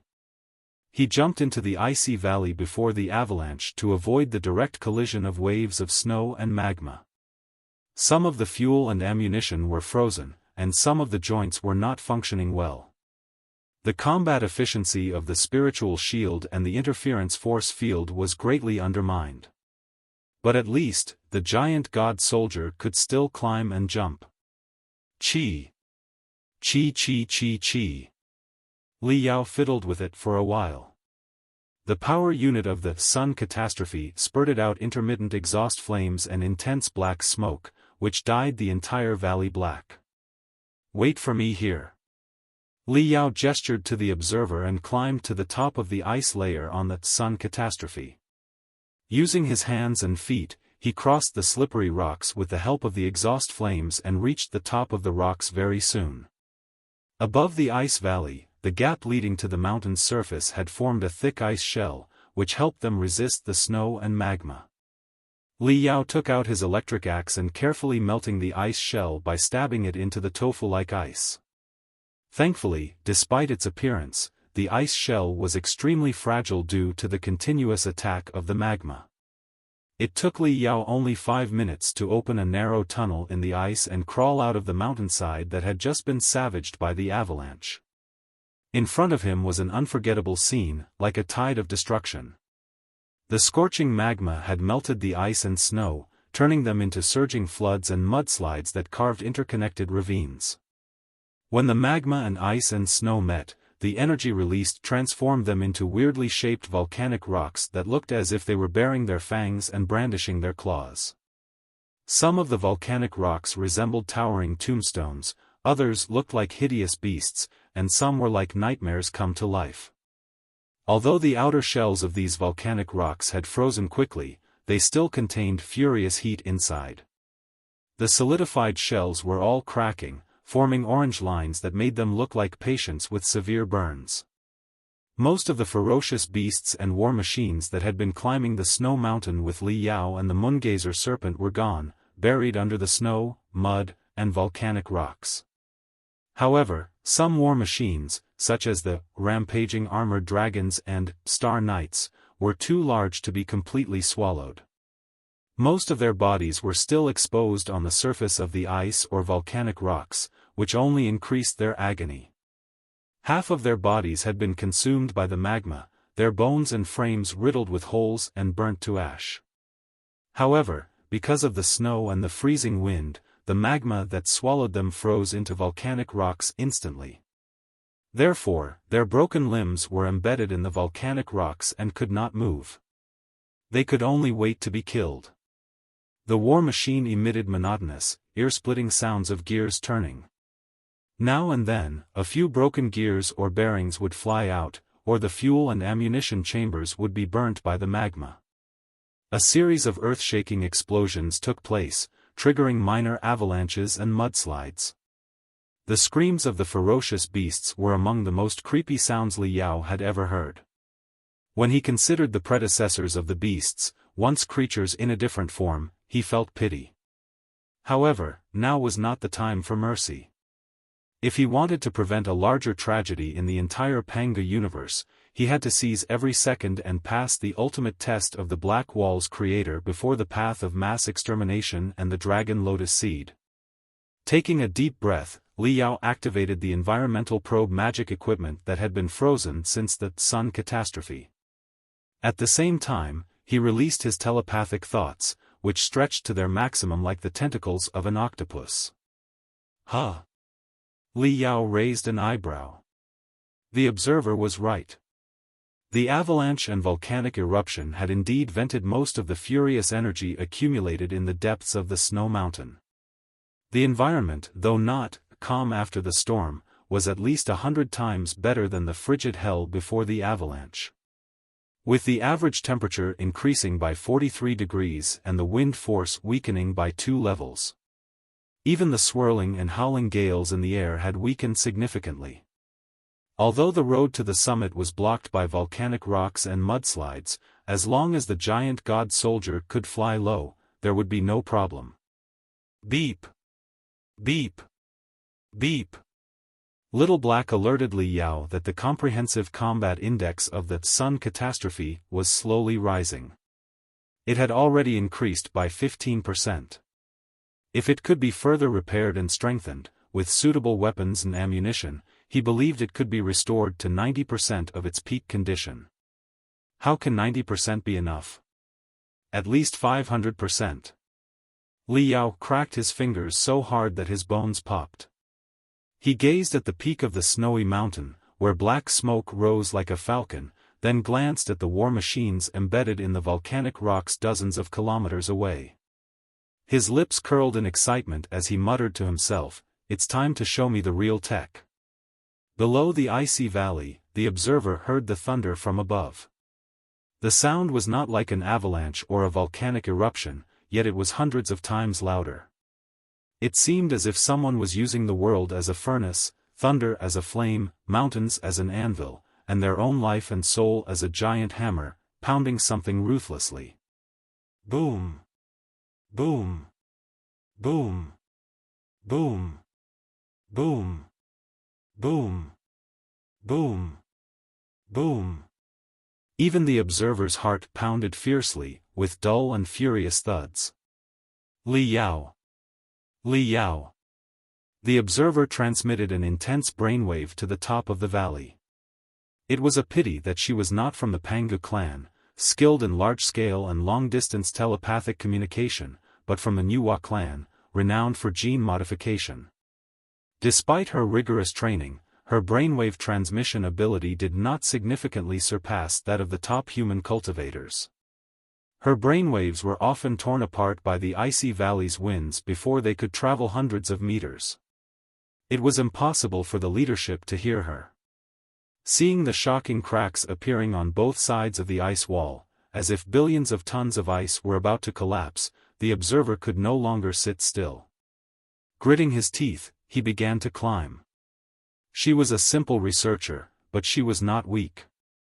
The Nuwa clan snake tail was not suitable for climbing the ice wall, which was as smooth as a mirror, but the auxiliary magical equipment she carried helped her rise slowly. The closer he got to the ground, the more soul-stirring the thunderous noises became. The observer felt every bone and cell in his body rattling, but it did not appear to be the sound of a fierce battle outside. He had no idea what Li Yao was up to. When she finally reached the surface, Li Yao had just finished his latest masterpiece. Although the observer had followed countless experts and scholars in the primeval relics and seen countless unbelievable magical devices over the years, the enormous object in front of her still made her gasp in shock. Of course, it was not the magnificence of the behemoth that stunned her. As a member of the Heavenly Palace who had lived among the remnants of hundreds of civilizations, she had seen the most impressive war machines and iron deities. It was simply that she had never seen anything like this before. "What is this? It's so ugly," the observer blurted out. What appeared before the girl was the debris of dozens of war machines. Six-legged, spider-like battle puppets, ranging from 10 to 20 meters in size, anti-gravity floating discs towering 40 to 50 meters high, and enormous beasts over 100 meters tall, such as the Star Knights, were all present. Li Yao seemed to have excavated all the debris buried beneath the volcanic ash and icy rocks in the surrounding dozens of square kilometers. He had gathered numerous intact units, components, and weapon systems from the rusted remains. The war machine remnants, chopped into pieces, were piled up like empty skeletons. Behind them, where the Sun catastrophe should have been, stood a colossal, rough, and hideous war machine. This brand-new war machine, nearly 50 meters tall, was even more brutal than the space cavalry, which was almost 100 meters tall. This was due to Li Yao's exaggerated approach of piling attack systems from dozens of war machines onto its body, making it resemble a black iron tower with turrets stacked on top of each other. On its shoulders were honeycomb-type launchers larger than its head, topped with two super-large triple-headed Vulcan cannons. Surrounding its arms was a dense ring of crystal cannons, and on its chest and abdomen, two high-energy particle cannons, one large and the other small. On its back was an integrated firepower platform, loaded with dozens of giant cannons dismantled from the war machines. A continuous combat supply cabin provided energy and ammunition for these giant cannons. Additionally, miniature floating cannons attached to the external plate could fly out at any time. Even Li Yao had stuffed a 6-barrel rotary cannon, more than 2 meters in diameter, into his crotch. Notably, many of the weapons had been dismantled from space knights almost 100 meters tall and installed on giant god soldiers no taller than 30 to 40 meters. These weapons seemed too heavy for a tank. However, this sense of craziness added to the war machine's fearlessness. The observer was dumbfounded for a long time before he vaguely saw the background of the sun catastrophe through the twisted plate armor, the rails, and the external weapon platforms. The magnificent supergiant soldier had been drowned by the long-range weapons, resembling a steel gorilla with black spots and rust. The combination of nearly 100 crystal cannons, bombardment cannons, particle cannons, destruction cannons, and floating cannons did not seem to satisfy Li Yao's insatiable appetite. After reinforcing the main body of the giant god soldier, he climbed up and down, attaching several melee weapons used by the space cavalry. A high-frequency vibration saber over 50 meters long and two chainswords over 40 meters long both boasted the ability to slice a starship in half. But Li Yao combined them crazily and slashed them simultaneously, targeting the victim with 3 immense forces at once. Even the best cultivators of the primeval civilization would be chopped into pieces by such an attack. How about it? Not bad, right? Having completed everything, Li Yao clapped his hands in satisfaction and brushed off the iron scraps and smoke from his body. Standing on the shoulder of the war machine, he asked the observer with a smile. The observer was silent for a moment. He could not help but ask, "What is this?" Time is of the essence, and materials are limited. I don't know much about the structure and mechanics of the war machines, either. There is no way I can integrate them seamlessly into the giant god soldier. Li Yao explained. Thankfully, in the realm of personal magical equipment in human civilization, there's something called a strengthening suit. So, I dismantled all the usable components and units in the war machine debris and assembled them into an ultimate strengthening suit. No, it's not just one. In fact, there are 2 different sets of strengthening suits here, one for long-range firepower and the other for melee combat. In just over an hour, in such a harsh environment, faced with a magical equipment unit I'm not familiar with, he has actually created a powerful and sophisticated masterpiece.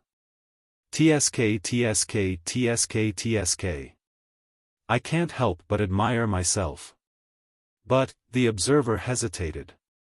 Even if we want to enhance the giant god soldier, is it necessary to carry so many turrets? You don't understand, Li Yao said. The more turrets there are, the more powerful they will be. The upcoming battle is an ultimate battle that will decide the fate of the 2 civilizations. Without enough turrets, how can we demonstrate the grandeur of human civilization and my invincibility? Then, the observer was uncertain. Is it necessary to carry such a large saber? It is necessary, Li Yao nodded slowly. The longer a saber is, the larger and more powerful it will be. It represents the ultimate combat ability. It's a pity we don't have a large enough forge. Otherwise, would have refined 9 anti-ship swords into one to be worthy of the ultimate battle. The observer knew little about refining or the aesthetics of humans. He could only shut his mouth. Then, there is only one important thing left, Li Yao pondered for a moment and said. That is to give the super extension for the final battle of Black Wall's surpassing teacher origin a resounding name. Huh? The observer blinked his translucent eyes. Is this, also a habit of human civilization before the final battle? Yes, Li Yao said. The civilization of mankind is one that values honor above all. The battle to come will determine the fate of human civilization. Even if humans transform into bizarre forms billions of years from now and abandon their flesh and blood, they will still sing of the magnificence and strangeness of this battle. Therefore, Li Yao's voice abruptly ended as Solar Disaster, equipped with a strengthening suit, rose on its own and spurted scorching, crimson, furious air currents from every gap. Enough, the mental devil said. Do you see the changes in the clouds on the peak of the snow mountain? The clouds are getting brighter and spinning faster. They seem to be clusters of chaotic spiritual energy erupting from the clouds. It doesn't appear to be a natural phenomenon. It seems to be a fierce battle between experts inside the volcano. They must be the Tao of mass destruction, the Dragon Lotus Seed, and Gu Wuxin that the observer mentioned. Cut the crap. Let's go. That's right, Lu Qingchen shrieked.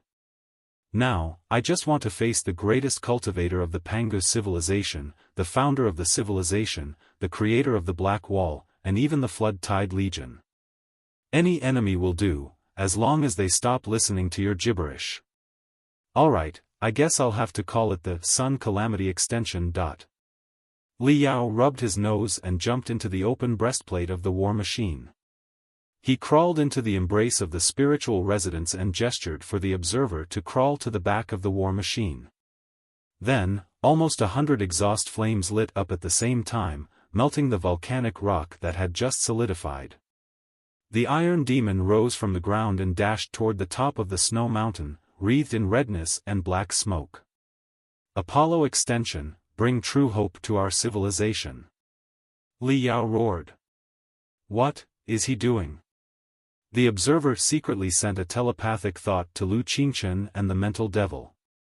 Is such a battle cry a part of human civilization's expedition? In fact, you cannot treat him as a normal human being. He cannot represent human civilization at all, Lu Qingchen said. If you have the opportunity, I hope you can get in touch with more humans. I believe your impression of human civilization will definitely change, the mental devil added. The road from the middle of the mountain to the snow mountain was very smooth. The torrents of destruction formed by the avalanche and volcanic eruptions had almost wiped out all the weaker guards and intruders. Even if some survived the terrifying natural disaster, they would often be swallowed by the torrents and fall to the foot of the snow mountain. Moreover, they had not yet managed to escape the frozen volcanic rocks. The true experts of the primeval era, including Gu Wuxin, the leader of the Heavenly Palace, Obliteration, the commander of the Pangu clan, and Long Lianzi, the commander of the Nuwa clan, had fled into the volcano at the top of the snowy mountain through the roaring magma to fight for the entrance to the next level or even the ultimate test. Therefore, Li Yao encountered no obstacles on his way. However, the closer he got to the summit of the mountain, the more intense the wind and thunder, the overwhelming chaos, and the boiling magnetic field became. The lead gray sky had turned a bottomless black the moment the volcano erupted. Now, the colorful spiritual flames spurted out of the crater, tearing open bizarre and splendid cracks in the dark sky, like strange, splendid patterns gazing down at the insignificant beings below. The intense volcanic activity had not subsided, although the magma no longer surged out in large quantities. Intense smoke and scorching rocks still spurted out occasionally, passing by Li Yao and leaving deep ravines on the ground. The harsh environment inside the volcano was clear. When he was 500 meters from the crater, Li Yao lowered the altitude and speed of the Solar Calamity Extension. In this place, there were no signs of the snow-covered mountains that stretched for thousands of kilometers. Black volcanic rocks protruded, and orange magma flowed through the gaps between the lumps. Sparkles danced in the air, even though there was no wind. Volcanic ash cloaked everything within 100 square kilometers, like an impenetrable gauze and smoke. Then, it floated down and invaded the strengthening suits, the giant warriors, the crystal suits, the mustard seed suits, and even Li Yao's internal organs. It seemed to be a living, invisible devil, attempting to block every one of his veins and nerves. Passing through the dense volcanic ash, Li Yao found that the mountain above him was like a black tower soaring into the sky, a miniature version of the Tower of Heaven. From the gaps in the black tower, orange magma overflowed, forming crisscrossing red streams of flames that consumed everything in their path. An ear-splitting explosion echoed inside the volcano. Li Yao did not dare to be careless. Holding back the corrosion of the high temperature, he landed the solar Calamity extension among the magma and volcanic rocks that had not yet solidified. He sent out a telepathic thought, zigzagging to the top of the snow mountain and the crater like a giant snake. There, he saw a spectacular, magnificent, and soul-stirring scene. The top of the snow mountain, stretching for hundreds of thousands of kilometers, was a platform over 100 kilometers in diameter, as if someone had sliced off half of it. The platform was slightly dented, and within this 100-square-kilometer area, there was nothing but a surging magma lake. No, more accurately, it was a sea of magma. Li Yao's vision was immediately filled with different shades of red. Even his telepathic thoughts seemed to be burnt to ash by the ocean of magma. Walla! Walla! In the depths of the ocean of magma, something enormous seemed to be floating slowly. A lot of black bubbles were popping up, making the ocean of magma even more furious. There was even a giant swirl at the center of the magma sea. Countless black, floating ice and islands were bobbing in the ocean of magma. Li Yao observed carefully and made sure that most of the floating ice and islands were not rocks but the corpses of super-large ferocious beasts such as rampaging armored dragons and star knights and war machines. It was a pity that, although the giants were the best guardians and intruders, the natural forces suppressed and plundered them, leaving them unable to resist and destined to become the delectable food of the magma. Their shells, made of rebar, iron bones, and superalloys, only slowed their demise slightly. The giants' corpses seemed to serve as footholds for the floating ice and islands. Small and medium-sized primeval experts stood on them. The Pangu clan, Nuwa clan, Hoi clan, and Zhurong clan, the latter most suited for high-temperature environments, were present. The mutations on the primeval experts' bodies were not obvious. Their eyes, as sharp as swords, indicated they had not lost their minds. No matter how high the tides in the magma ocean rose, they could not extinguish the fighting will in their hearts. They were eager to jump from one floating ice to another island and towards the swirl in the center of the magma ocean. Once they jumped to the same island, a fierce battle would immediately break out. It seemed they were the last elites of the Pangu, Nuwa, and other clans, and the strongest competitors for the ultimate test. Li Yao's telepathic thoughts glanced over the experts and were soon drawn to three figures hovering midair. It was less about three enormous figures floating less than half a meter above the magma ocean and more about three interconnected, entangled, and colliding death rays. Inside the gray light beam was a Pangu clan member as tall as a mountain, with a heavily deformed body on the left side and a giant lump on his shoulder that looked like two heads. The lump resembled both a mass and a beating heart. Within it, a black ball rolled wildly like an eyeball, emitting intense brainwaves and stirring a storm of neural energy. He was none other than the commander of the Pangu clan, Tao of Mass Destruction. In the midst of the bloody light, an extremely ugly member of the Nuwa clan appeared. Her body was a fusion of a boa and a centipede, with dozens of coldly gleaming claws sprouting from her ribs and back. A pair of thin, blood-red membranous wings protruded from her back. Her face resembled a blood-drained skull. Driven by an uncontrollable force, she unleashed flames of destruction. She was none other than Long Lianzi, the commander of the Nuwa clan. In the last streak of pure white light, there was another woman of the Nuwa clan, moving in the opposite direction of Long Lianzi. Her body was as translucent as jade, with neatly arranged hexagonal scales. Fluorescence gleamed among the scales, indicating that she was not made of flesh and blood but of some ultra-thin, futuristic armor. Her face was pure and resolute, embodying the spirit of one who says, "If I don't go to hell, who will?" The observer proudly told Li Yao that she was Gu Wuxin, the leader of the Heavenly Palace and an expert in the research of heavenly towers. After hundreds of thousands of years, when the main body of the Pangu civilization had vanished into thin air, the Exo, Long Lianzi, and Gu Wuxin were still carrying out their mission dutifully, fighting for the first opportunity to carry out the ultimate test of the Million-Year War. It was a battle that Li Yao had never seen before. The three parties were as intimidating as a fleet of starships. They suddenly split into hundreds of streaks of brightness, crashing into each other like a real fleet or a meteor shower. Then, it condensed into a thread of brightness as thin as a bull's hair. They chased each other, drawing complicated mazes in midair, trying to trap the enemy. With just a raise of their hands, they could expand the force field of their remote objects to the entire ocean of magma, where they could pick up the remains of the armored storm dragons and the space knights that had not melted and smash them. Or, they could simply sweep up a large mass of magma, condensing it into the shapes of sabers, spears, swords, halberds, axes, hooks, and forks, forming a torrent of destruction in front of the enemy.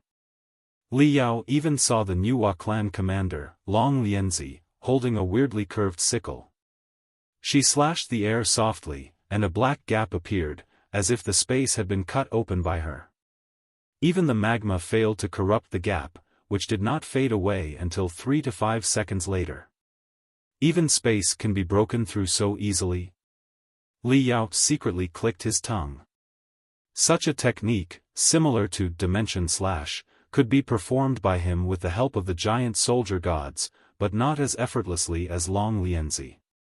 After the spatial gap appeared, it did not last as long as Long Lianzi did. However, the other two experts remained undisturbed by Long Lianzi's attack. They seemed to be used to it. He truly deserved to be the last survivor of the primordial civil war. He was unbelievably strong. Li Yao thought it was fortunate that he had received new enlightenment in the battle against the Fuxus and broken through to the divinity transformation stage. Not long ago, he had also inherited the legacy of the Supreme Emperor and the enhancement of the solar disaster, super tyrannical extension. If he were still in the divinity transformation stage, it would be extremely difficult for him to compete with the unparalleled experts of the primordial era, even if he burned his soul and sacrificed his life. The magma raged, but the three primordial experts were too focused on each other to notice Li Yao's spying. Instead, they released intense brainwaves, or belief, and roared in a way that was deafening and soul-stirring. This is our last chance to save our civilization. Only by breaking through this tiny space can we find a new way out. Why don't you understand? Long Lianzi roared. Nobody can stop me from receiving the Master's heritage and reviving our civilization. It is impossible for you to revive our civilization. You will only destroy it, just like so many other ancient civilizations around us, the cultivator said coldly. You have turned into a devil and are not qualified to receive the Master's legacy. The ultimate tests the Master left behind were meant to distinguish and expel existences such as yourself.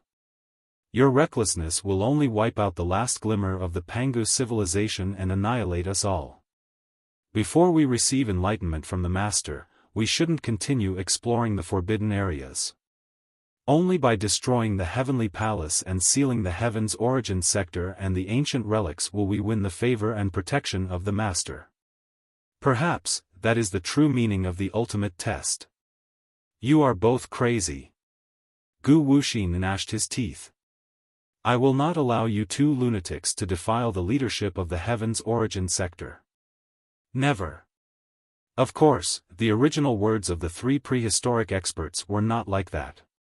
They were hot-blooded and childish. Every syllable they uttered contained hundreds of variations. Every ripple of their brainwaves held thousands of images. Every professional word had a few or even a few dozen allusions. Hidden behind these images, allusions, and microscripts were mental attacks that could kill without spilling blood. Not only to each other, but even Li Yao, hiding in the darkness, felt dizzy as he listened to them. He only felt that what they said made a lot of sense. Facing such a vast and treacherous legacy, whatever he did was wrong, and doing nothing was even more wrong. As the three primordial experts drew closer to the giant swirl in the center of the magma sea, their spiritual waves grew sharper, and their attacks fiercer. In an instant, the three formidable blast waves they sent out collided and smashed toward the center of the giant swirl. Boom! It was like a deep-water bomb exploding beneath the magma. A colossal black bubble rose from the depths of the swirl. When the bubble burst, a streak of black gas shot into the sky like a living devil, tearing apart the colorful clouds and turning the sky black. The black dome was filled with starry brilliance, as if the projection of a magma swirl had coalesced into a giant swirl of infinite stars. Illuminated by the mysterious starry sky, deep within the enormous swirl at the center of the magma ocean, the massive object that had been floating up and down finally revealed itself to be a gate. Judging from its appearance, it was hard to tell whether the enormous object floating in the ocean of magma was a door or something else. It was a square, enormous black cube nearly 100 meters long. Complicated stripes and runes adorned its surface, which was also covered in rust and mildew. It was clear that it had been sealed for thousands of years. Even if such metal were buried deep in the magma, it would be impossible for it to grow rust and mold. Therefore, it was very likely that the black cube had been retrieved from another dimension. As the scorching magma eroded its surface, the rust, mold, and the shell carved with stripes and rune arrays were all peeled off, revealing the pure blackness inside. When the last shell fragment disappeared, what remained in front of everyone was the deepest blackness. It was as if an invisible blade had cut a square piece of space, leaving an immeasurable void inside, where no light, waves, or telepathic thoughts could penetrate. Li Yao quickly scanned the shape of the black void and discovered that the ratio of length, width, and height was exactly 9:4:1. It was absolutely precise and perfect. He had only heard Li Linghai mention similar objects before. They were the first gate leading to the central area from the periphery of the primeval relics. However, the scale and appearance of this gate were hundreds of times more magnificent. The black rectangular object resonated with the stars in the night sky, and billions of stars turned into golden threads of light, jumping into the object one after another, making it as brilliant and splendid as a black crystal embedded with countless gems. The brilliance and majesty of the object captivated everyone present. On the peak of the snow mountain, amidst the ocean of magma, space was cracking, and a black gate was flashing. Billions of years and countless stars lay within. Li Yao's soul was deeply drawn to the black rectangular object embedded with stars. Distant, vigorous roars echoed in his ears, brain, and heart, calls from the primeval era. As his heart raced faster and faster, the strength deep within his gene strands was unleashed, urging him to leap into the star-filled black void and seek the ultimate answer. The cosmos ring on his index finger glowed orange, quickly turning into an intense heat that almost reduced his finger to ashes. Before he could activate it, a streak of light leaped out of the cosmos ring on its own. This was the half-key Li Linghai and his adoptive father had retrieved from the ancient tomb. The half-key sparkled, with intricate rune arrays on its surface shifting and transforming.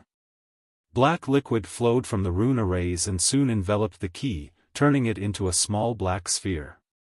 Shwa! Shwa! Shwa! Black light beamed from the black sphere, scanning all intelligent beings within the solar disaster super extension. Suddenly, it split into 4 beams and shot toward Li Yao, Lu Qingchen, the mental devil, and the moongazer. Ah! Li Yao felt a slight sting in his pineal gland, as if a temporary brand had been etched onto it, confirming his eligibility for the ultimate test. Realizing something, Li Yao understood what was happening.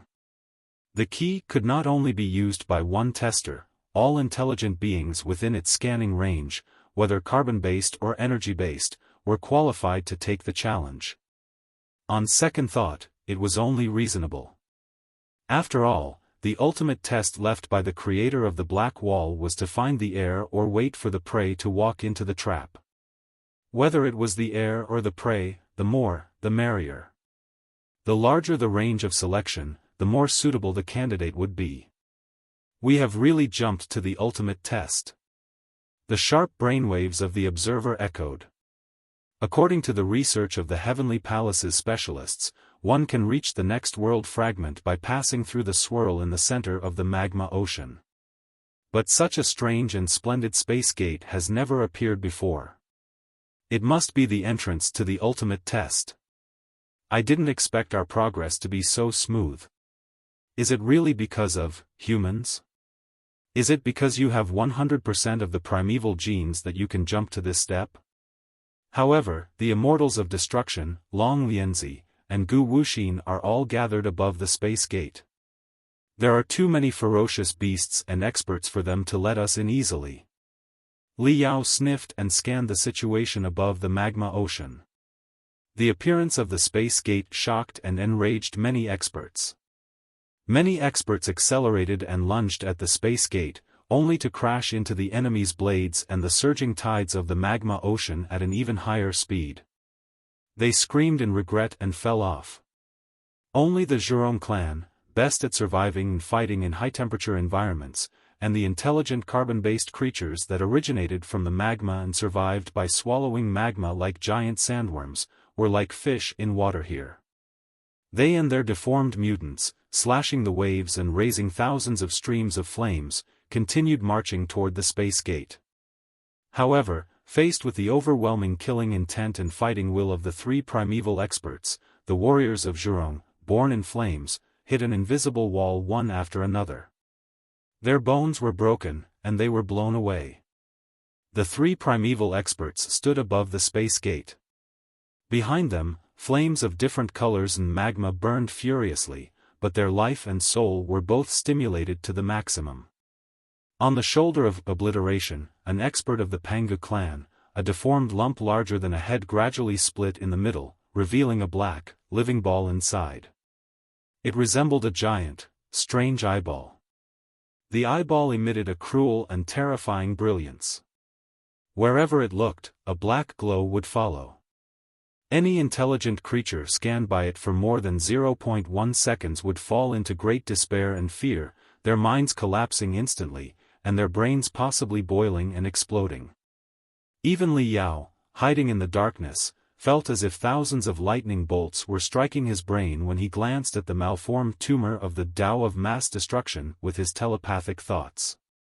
He felt that an eyeball was about to jump out of each of his brain cells, all staring at his soul. The strange sensation was indescribable. Meanwhile, the Nuwa clan expert, Dragon Lotus, waved her dimensional sickle, which could split space, even more brutally. Silently, she cut out nearly 100 interconnected black gaps that almost covered the entire space gate. Experts who were too close to the space gate, unable to stop, were easily cut in half as they passed by the black gaps. It was as if Dragon Lotus had created a bizarre spatial discontinuity around her, hundreds of times more terrifying than the domain of the divinity transformation stage. Of the three strongest experts of the primeval era, Gu Wuxin, the leader of the Heavenly Palace, was relatively weaker. After all, he was the leader of a group of experts and scholars. Although he had trained himself to the peak of perfection in the exploration of the heaven's origin sector, how could he compare to the two professional soldiers, Oblivion and Long Lianzi, who were born for killing and even strengthened by the monster virus? Faced with the pressure from the two experts, Gu Wuxin made the right choice. He waved his giant golden tail and made a strange turn in midair. A golden mist surged from his scales, covering the nearby 100 square meters, and he transformed into a streak of light, dashing toward the space gate. Unfortunately, the best choice did not help him pass through the space gate first. With a deep roar, the malformed sarcoma on his shoulder, resembling a giant eyeball, expanded in an instant, releasing a black light that seemed almost real. It reached Gu Wuxin first, condensing into a vivid mirror image of itself. This technique was far beyond the realm of illusions.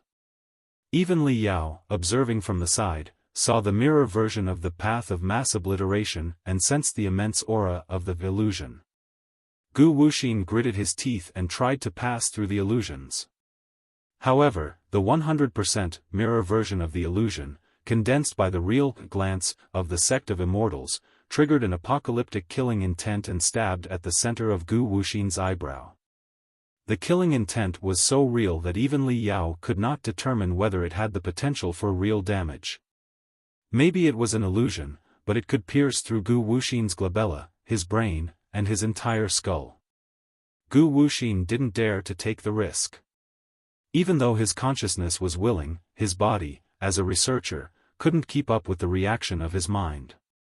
Naturally, he revealed a natural instinct of fear and slowed down. While he hesitated, the black gap of the dragon lotus seed had already wrapped around his shoulder, cutting off his right arm, shoulder, and part of his body. For a moment, astonishment and bewilderment crossed Gu Wuxin's face, as if he didn't understand why he suddenly lost his balance. The wound that almost pierced his entire body was as smooth as a broken mirror. Not a single drop of blood flowed out. It was as if his body was still connected to his right arm, only hidden by some kind of mysterious camouflage.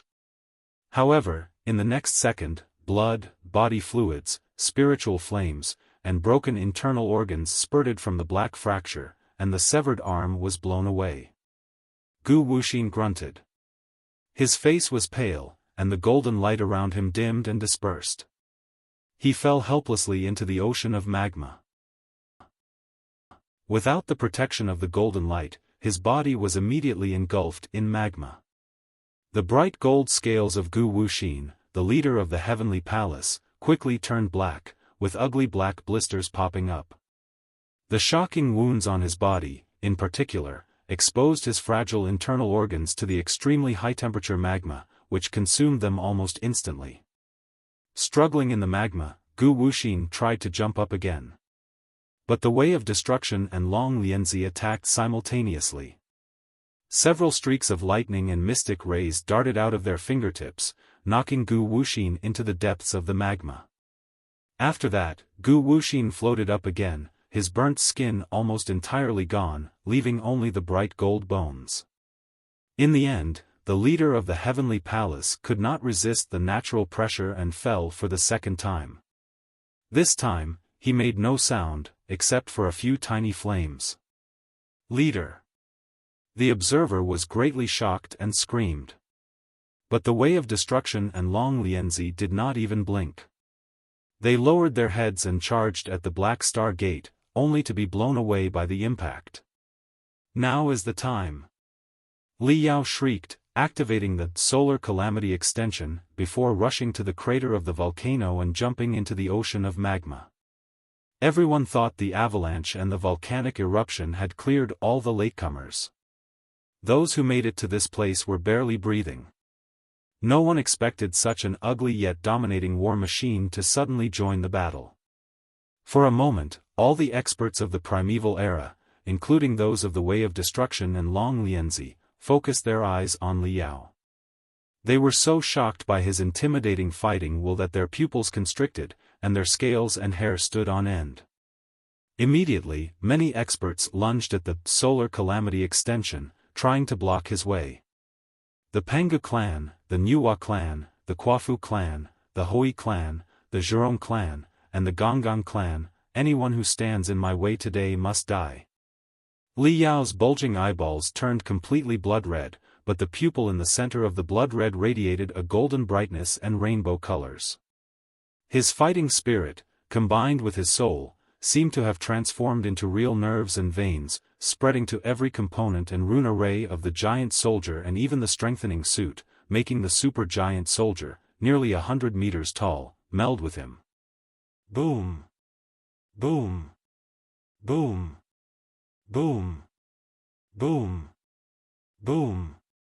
Dozens of turrets, hundreds of barrels, all the crystal cannons, destruction cannons, particle cannons, bombardment cannons, rapid-fire cannons, mystic ray cannons, infrasonic annihilation cannons, and honeycomb launchers, were emitting the most dazzling brilliance, making him look like a warehouse of fireworks that had caught fire.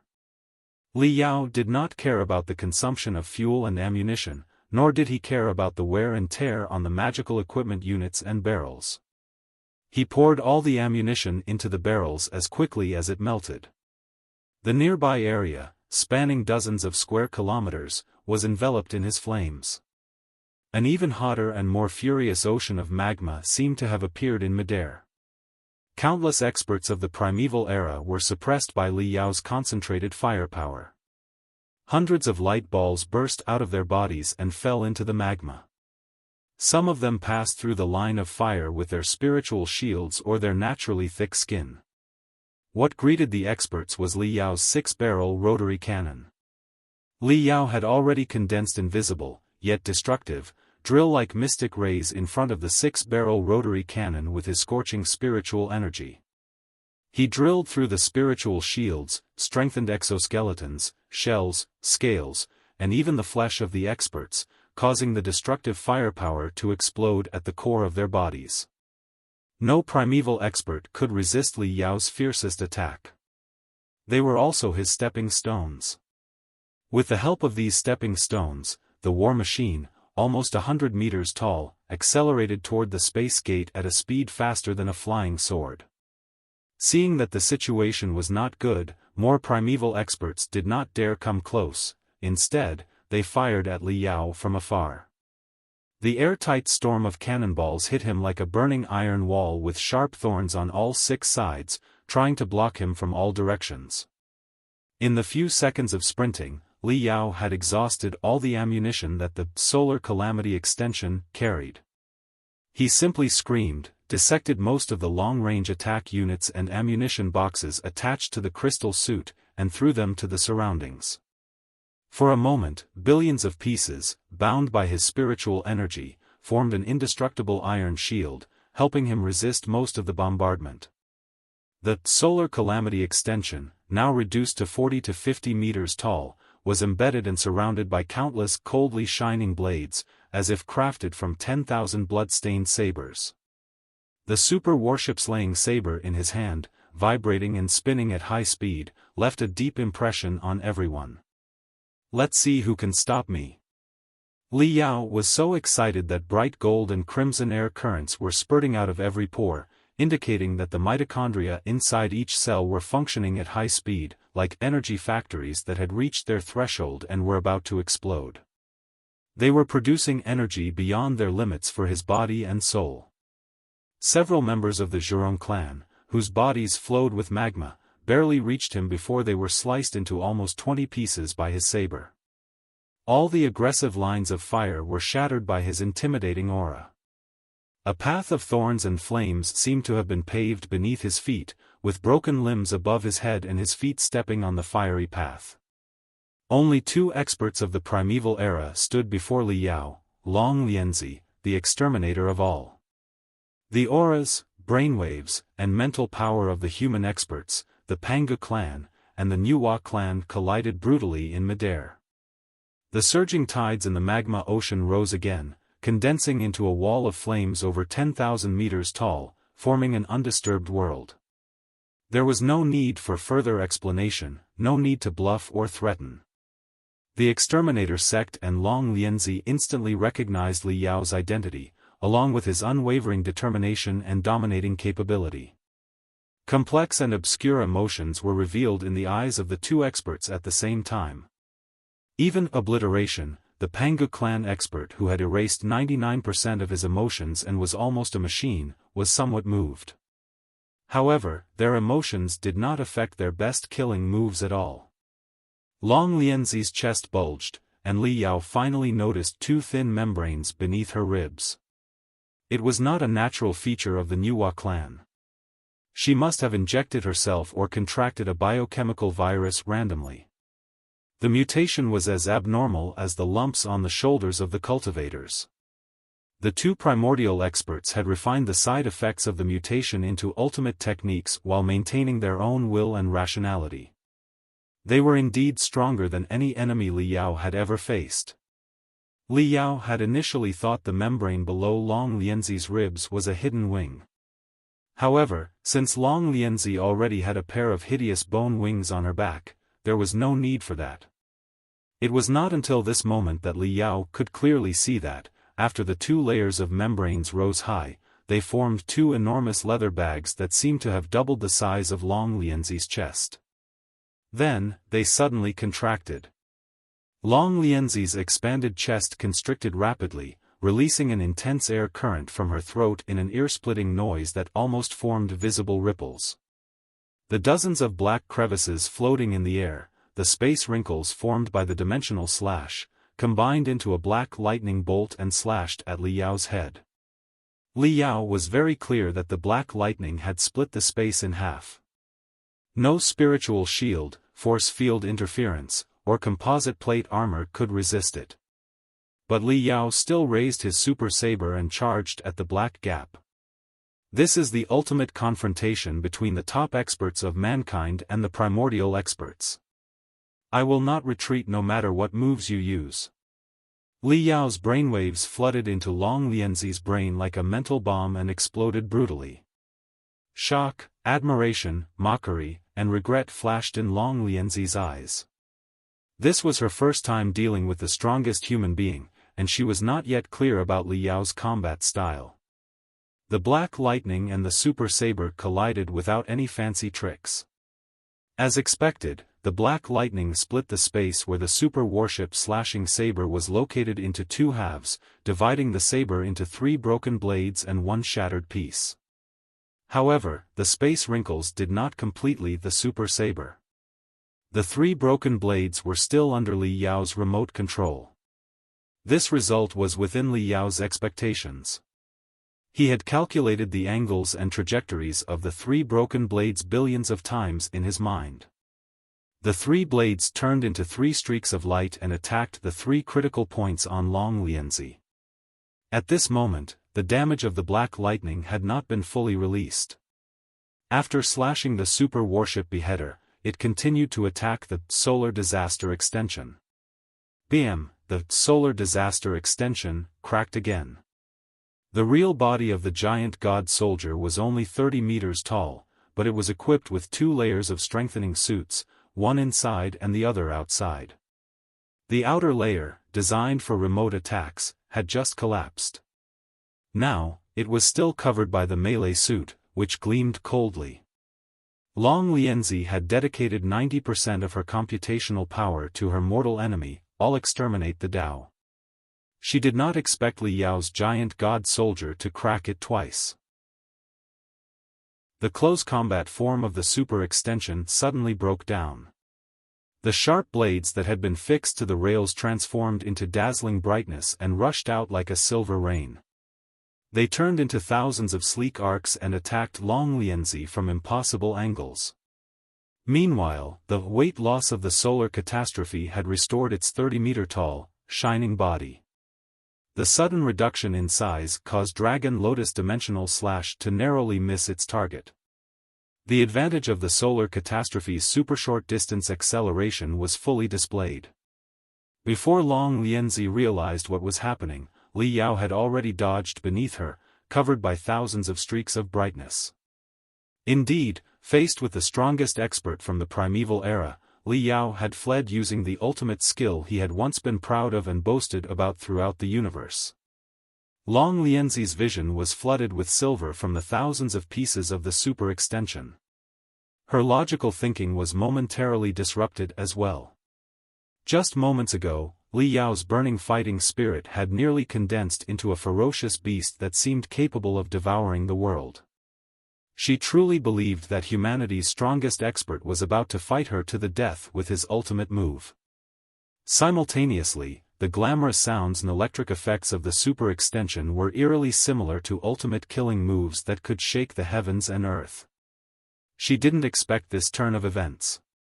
Human beings. While Long Lianzi was dazed, Li Yao had already crawled under her tail, or rather, her groin, mere steps away from the black Stargate. However, halfway to his goal, the members of the Sect of Destruction emerged. The supreme expert of the Pangu clan had fully activated his mental attack abilities. The black lumps on his shoulder, even larger than his head, protruded veins as thick as earthworms. The mental waves emanating from them were like a flood breaking through a dam, swallowing everything in their path. Information, images, and roars surged into Li Yao's brain like a deluge. It was the unyielding determination of the Pangu clan, as leaders of the Pangu Civilization Alliance, to defend their civilization at any cost. To protect our civilization, we sacrificed everything and even castrated our emotions.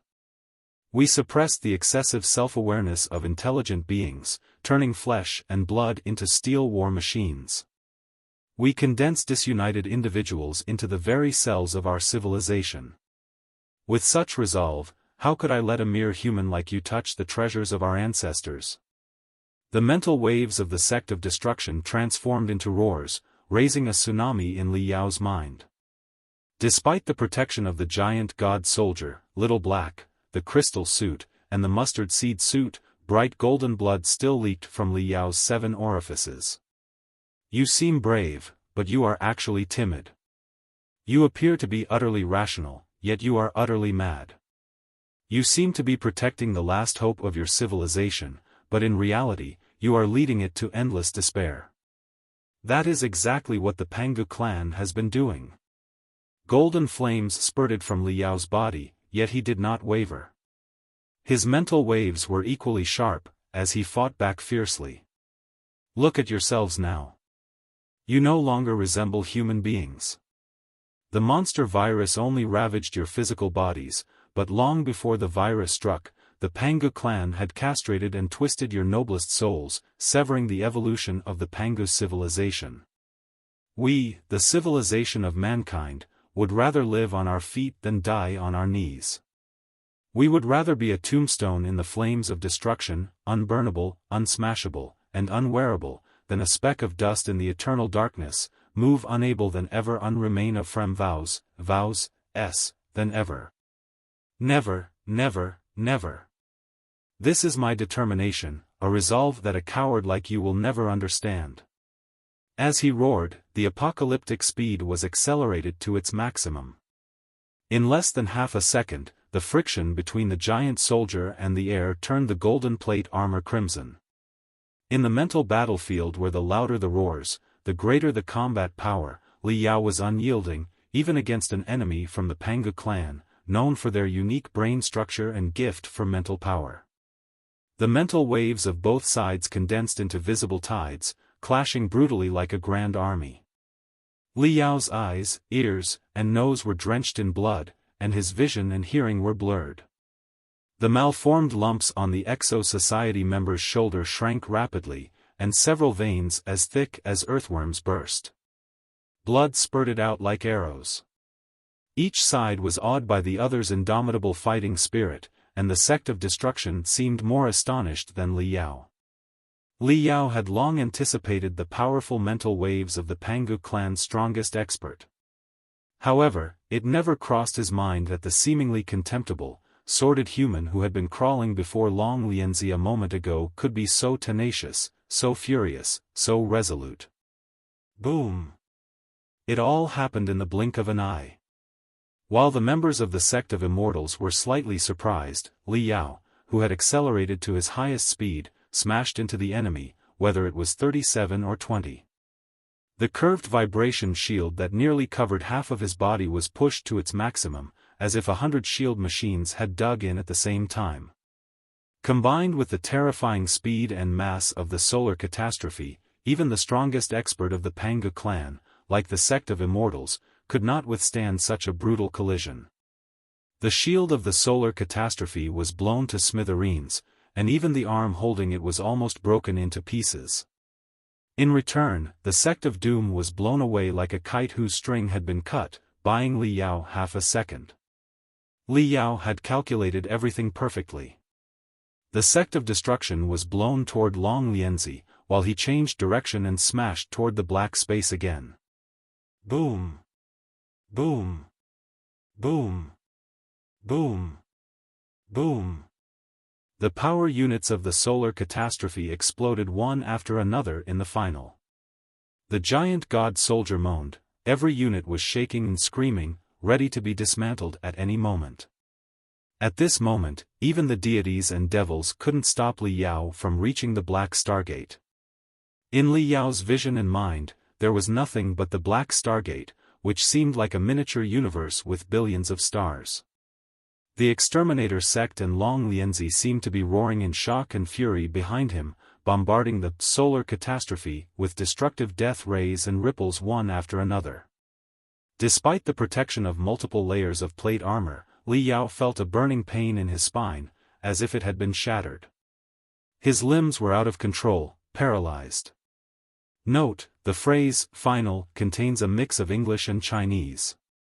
If you desire a fully translated and corrected sentence, it would read, the power units of the solar catastrophe exploded one after another in the final, crazy sprint. However, the mixed language was preserved as it might be intentional in the original context. However, it didn't matter. As long as he was the first to enter and successfully pass the ultimate test, nothing else mattered. In the moments before the solar catastrophe was about to collapse and Li Yao perished, he finally crashed into the black cube embedded with stars. It was a gamble. If the Black Stargate was not a teleportation array as he had expected, but a real indestructible black rock, or if he needed something special to enter the Black Stargate, he would have smashed the solar catastrophe and himself into pieces with his incredible speed, without the attack of the cultivators and Long Lianzi. This was also the biggest reason why no one was willing to recklessly break into the Black Stargate, despite the fierce battles that had just occurred. After all, the corpses of 100 ancient civilizations lay before them, and the experts of the Pangu civilization were still somewhat wary of the tests of the primeval civilization. Li Yao couldn't say he wasn't scared at all. But inside his body, there were countless forces that far exceeded his fear. It was these people, who had given him strength, that had supported him to this point, and it was also the people who would support him to continue moving forward toward a hopeful tomorrow. He firmly believed in this. Come on. Whatever the test, whatever the legacy or the traps, I'm ready for them. We humans will never back off. Come on. Li Yao released his body, soul, and spirit into the embrace of the Black Stargate. Splash. The moment the giant god soldier collided with the Black Stargate, there were no ear-splitting collisions or explosions. Instead, there was the sound of a meteorite falling into the ocean. It was as if Li Yao, riding the calamity of the sun, had truly fallen into a literal sea of stars. The roars and attacks of the Exterminator sect and the Dragon Lotus sect turned into vague waves, tossed out of the sky. The snow mountain and the ocean of magma vanished as well. What replaced them was a dazzling darkness filled with stars. His giant soldier, his crystal suit, and even his body gradually turned transparent and disappeared. The only thing that remained was his consciousness, falling into the bottomless primeval world. Along the way, countless shining stars circled around him, transforming into vivid and cruel scenes. In a trance, Li Yao saw countless war machines, larger than the Star Knights, frozen into giant blocks of ice by the overwhelming avalanche. Another species, surrounded by orange energy fields that seemed to burn forever and were even more eye-catching than the Zhurong clan, struggled in the Wait Ocean, trying to surface time and time again, only to run out of energy and be swallowed by the ocean. There was also an intelligent life form, translucent with countless fluorescent tentacles growing on its body, resembling a giant jellyfish that had evolved into a half-energy form. It was lost in the Thunder Valley, eventually entangled by electric arcs and melted into ash. In addition, there were countless bizarre-shaped, carbon-based, intelligent creatures. Even Li Yao found it hard to tell whether they were carbon-based, silicon-based, or another form of life. They had all failed different tests. What left a deep impression on Li Yao was an intelligent life form whose brain had deformed and expanded. Their body seemed to consist of just an enormous brain, much tougher than those of the Pangu clan. However, it was stored in magical equipment resembling flying saucers and connected to various mechanical arms and plug-in units. These units could manipulate objects in the air and the spiritual magnetic field, creating a perfect combination of living organisms and machines. Despite this, such a perfect creation collapsed in front of the black Stargate, turning into gray statues.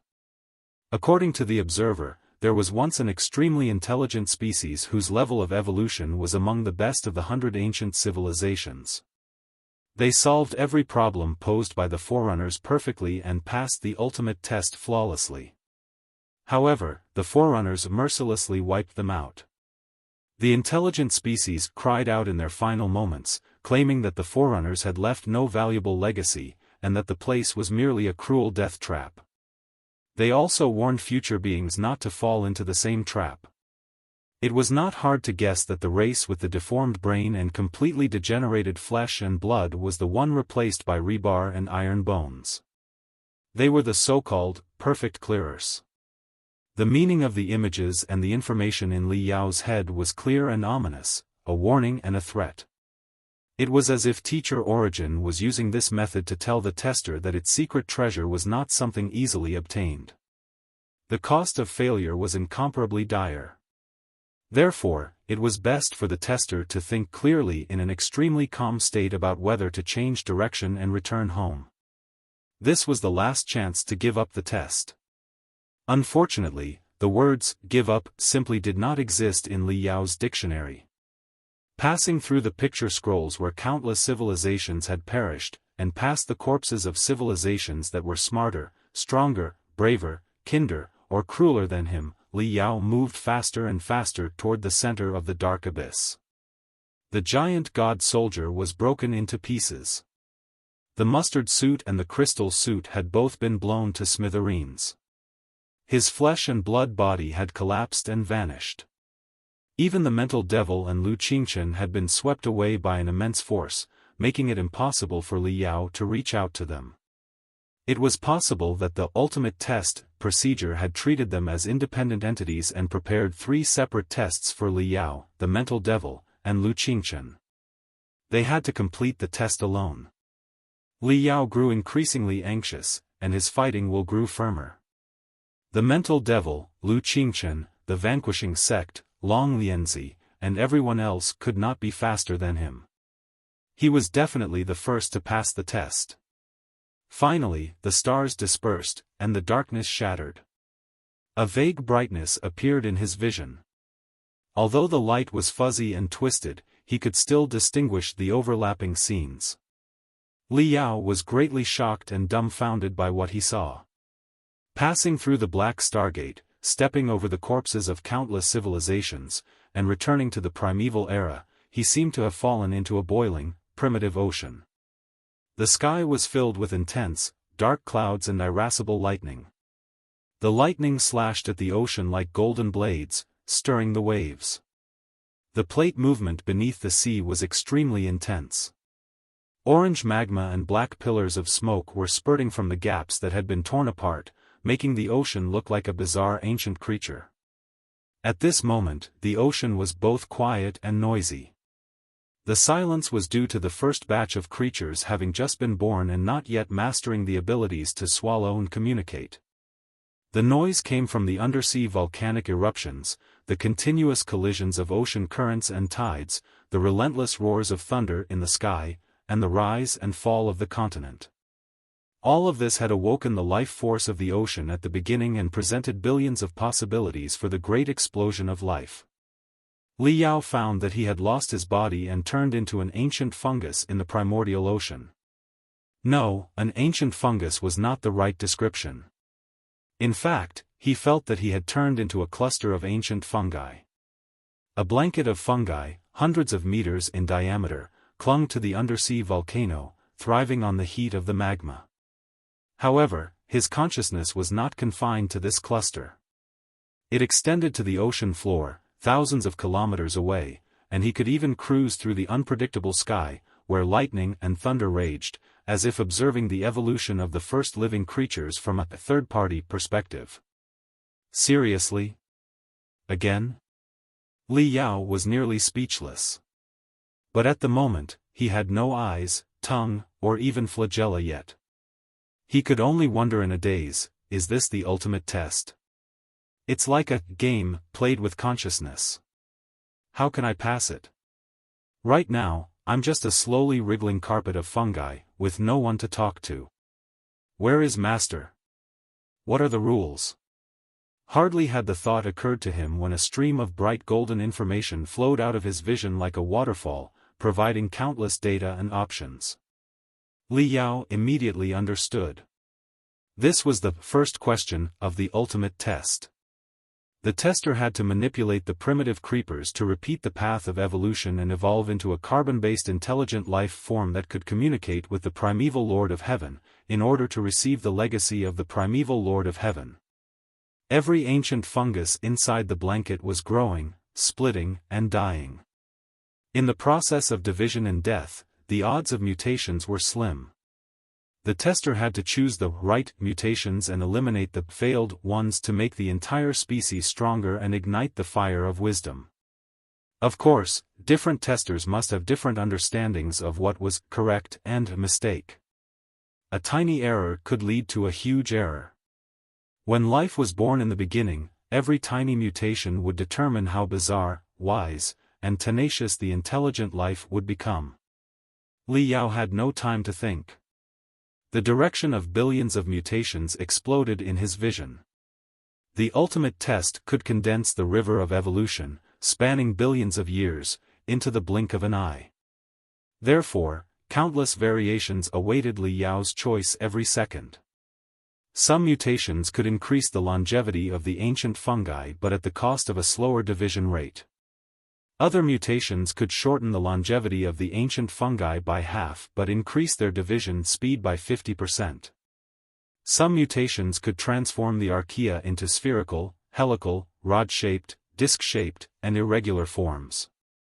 Other mutations could evolve the archaea into Li Yao's favorite flagella, thereby increasing their mobility and ability to consume food. Some mutations could alter the structure of the outer membrane of archaeal cells, making them more suitable for the environment near undersea volcanoes. However, there were also changes that could improve the toughness of the flagella and the overall hardness of the creeper, allowing it to move away from the undersea volcanoes toward the vast ocean. Every second, hundreds of bright gold options floated before Li Yao's eyes. Most of the time, he did not have the luxury to think carefully and had to rely on his intuition to select and choose. Li Yao instinctively filtered mutations that could prolong the life of ancient fungi but retained the ability of more splits. Only by splitting more often could there be more possibilities for evolution.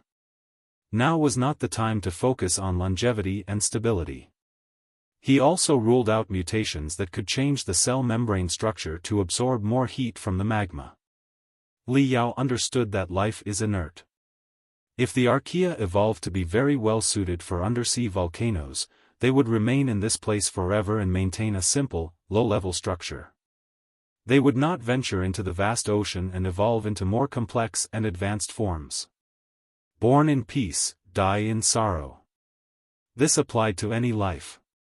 Over-adapting to the environment was the ultimate comfort. Only by advancing, challenging the environment, battling heaven and earth, and venturing into the harsh unknown, could life find its true meaning. At this moment, a new mutation direction flashed before Li Yao's eyes. His consciousness shrank to a needle point, and he seized the option in an instant. This was it. After prolonged competition and evolution, one of his fungi finally mutated to carry genetic information using deoxyribonucleic acid. Before this, all ancient fungi stored and transmitted genetic information using ribonucleic acid. Li Yao was well aware that, although ribonucleic acid was a long-chain molecule suitable for carrying information, its storage capacity and stability were far less than those of deoxyribonucleic acid. Only after the evolution of deoxyribonucleic acid could the capacity of genetic information be exponentially expanded, making a leap from ancient life to advanced life. Boom! After choosing deoxyribonucleic acid to replace most functions of ribonucleic acid, the entire primeval ocean was engulfed by a golden light, as if an earth-shaking explosion had occurred. The environment was now completely different. The eruptions of undersea volcanoes gradually subsided, and the crust and weather became relatively stable. More and more ancient ocean creatures evolved as well. High-level, multicellular creatures resembling trilobites, nautilus, and armored fish swam among the sea anemones, seaweeds, and colorful jellyfish. Li Yao faced a life-and-death choice again. The golden information stream told him that, with his current mutated genes, he could choose to evolve into a trilobite, a nautilus, an armored fish, or other top predators of the ancient ocean. Of course, he could also opt to become a secondary predators and receive compensations in other evolutionary directions. Chapter 3091, The Birth of All Creatures. Trilobites, nautiluses, and armored fish were all dominant creatures in the ocean. Both trilobites and nautiluses boasted hard shells and were relatively large, making them the most terrifying killing machines in an era when most ancient ocean creatures were no larger than plankton. The armored fish, apart from its hard shell, also possessed swift movement, allowing it to charge and sweep away all prey. However, Li Yao eliminated these three tempting evolutionary options without hesitation. He was very clear that, despite their apparent power, trilobites, nautiluses, and armored fish were ultimately eliminated by the passage of time. Their large sizes required them to consume more energy to survive, spending most of their time hunting and absorbing nutrients. Their overly hard shells, on the one hand, hindered further mutation, and on the other hand, they indulged in a false sense of security, losing the drive to evolve. A life without a crisis and ambition was destined to have no future and could not ignite the fire of evolution. It would only become a fossil billions of years later. Therefore, Li Yao eliminated all top predators and chose an inconspicuous fish as the carrier of his consciousness. Although they were small silver fish, with an average size of no more than half a centimeter, they were like glittering silver bugs. These small silver fish had hardly any hunting ability and were prime prey for top predators such as nautiluses, trilobites, and armored fish. When the top predators roamed nearby, the small silver fish had no means to resist and could only await their fate. But their biggest advantage was their unparalleled reproductive and survival abilities. Their life cycles were extremely short, and they mated and reproduced almost constantly throughout their brief lives. They had evolved into the primary sexes, and the female fish could release thousands of life seeds that looked like dust after each spurt. As long as these seeds absorbed the heat near the ocean's surface, they had a chance to survive. Their unique digestive system could convert almost all food into energy. From plankton on the ocean's surface to the carrion of top predators, from primitive fungi at the ocean's bottom to seaweed and sea anemones, they could even attach themselves to ancient jellyfish, forming a harmonious symbiosis and surviving on the residues from the jellyfish's digestion. At the beginning of life, quantity was far more important than quality. Li Yao's consciousness focused on the silver fish, and he diligently selected mutations that could increase his species' numbers. He refused to enlarge the small silver fish or cover them with a solid shell. Of course, he did not hesitate to eliminate aggressive mutations, like the development of sharper teeth, which were ultimately self-destructive.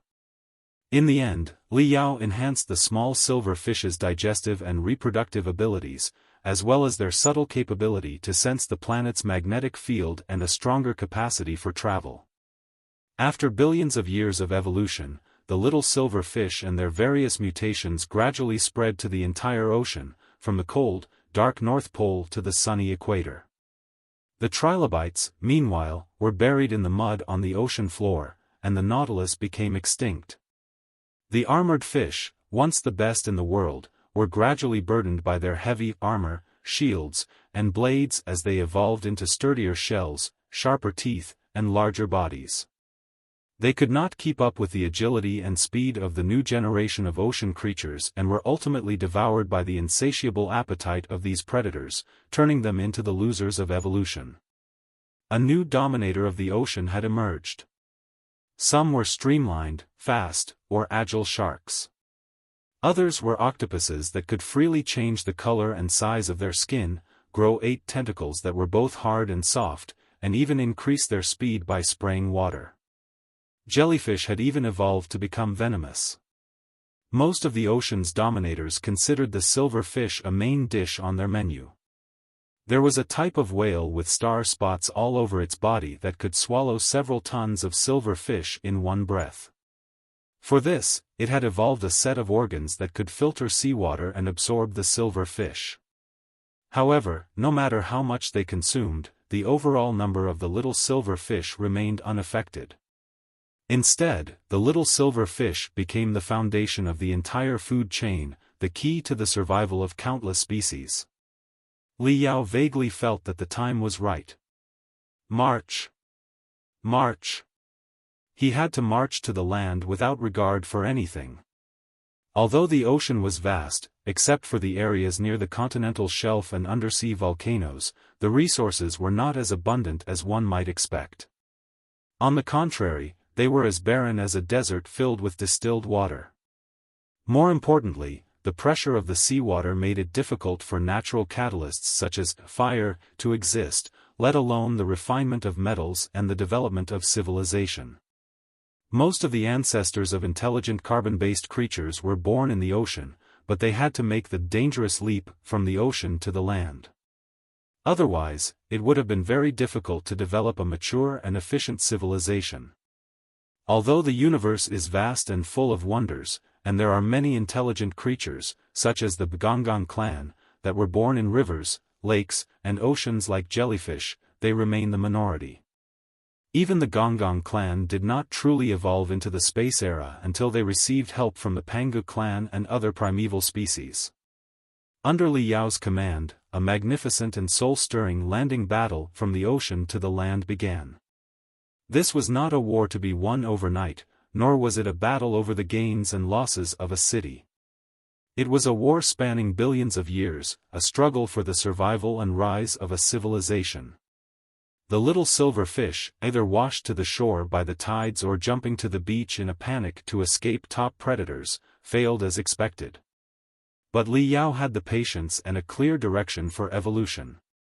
He harnessed the most useful possibilities from billions of mutations, granting some of the silver fish the ability to breathe in the air and to jump and dig on the beach with their thick and powerful fins. The silver fish even learned to dig holes in the beach with their fins, crawl into them, and stay wet, waiting for the next tide so they could move freely in the ocean and on land. They were like ancient creatures that could play with mud. The path of evolution was destined to be lonely and dangerous. The little silver fish that leaped onto land faced hundreds of times more difficulties and dangers than they did in their warm and comfortable ocean home. However, to resolve the dangers, or rather, in the cruel competition for survival, the genes that were not adapted to the changes were eliminated, endowing generations of little silver fish with stronger survival abilities. Their scales and fins gave way to stronger limbs and tails, while their skin became covered in airproof mucus. Sharp teeth sprouted from their mouths, marking their evolution from fish into amphibians. For the first time, the little silver fish breathed the dry air, witnessed volcanic eruptions, rolling mountains and rivers, and gazed upon the lush, primitive forests. The path of evolution from that point onward was like walking on a fast track, with everything progressing 100 times faster than before. Times were changing, the environment was evolving, and all creatures were adapting in a frenzy, like clockwork. Li Yao refused to guide the species under his control toward the path of giant crustaceans. Although giant insects and arthropods dominated the land in ancient times, the mutation of plants and the decline in oxygen levels would eventually reduce their size, leading to their elimination. He also rejected the idea of developing a civilization based on collective wisdom, though it was possible such a strong civilization could arise. It simply didn't align with Li Yao's ideology. Similarly, he dismissed the path of giant reptiles without hesitation. When dinosaurs roamed the land, slaughtering and roaring, he preferred to shrink the size of the creatures under his command, allowing them to hide among the bushes and caves. Mammals represented the only true path of evolution, and Li Yao believed in this, despite the cost he would have to bear. As it turned out, the meteoroid showers he anticipated arrived one after another. The mountains and rivers lost their color, the sun and moon their brightness, and countless plants withered and perished.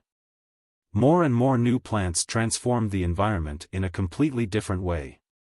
The kings of the land, the dinosaurs, who once flaunted their strength, were either killed by the raging flames of the meteoroid shower, or by the drastic changes in the air's composition, or by the inability to digest the new plants. They could only watch the lush green plants wither to death. This was a new era, a stage for mammals. At this moment, Li Yao's initial cautious choices and his determination to hold on to his life were greatly rewarded.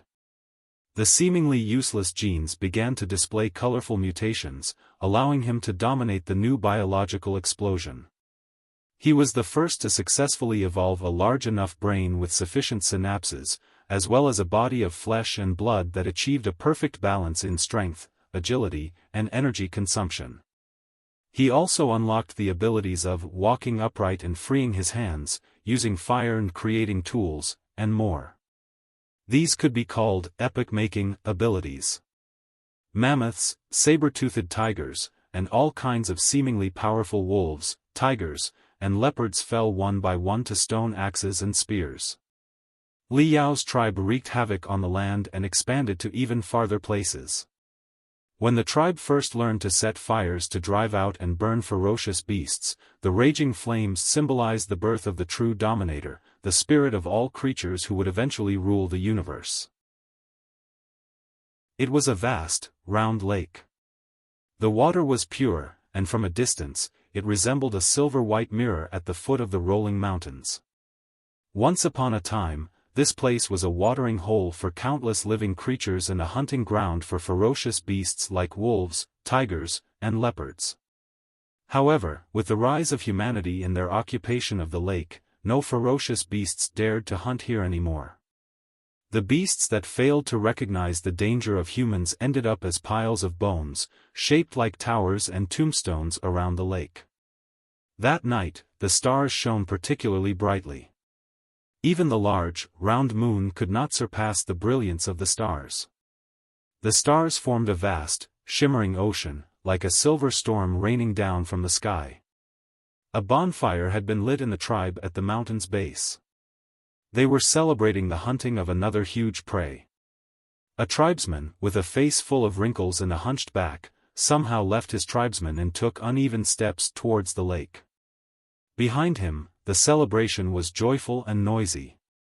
In front of him, a silent and profound unknown awaited. The tribesman stared at his reflection in the lake's waters.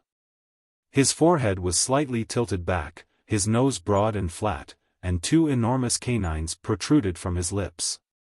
At a glance, he still bore the marks of ancient times and a lack of sophistication. However, his slightly yellowish, dirty eyes quietly absorbed the reflection of the lake's waters. His eyes gradually became deeper and sharper, acquiring a luminesque silver and a touch of darkness. The tribesman's eyes eventually grew sharper, imbued with an edge of insight.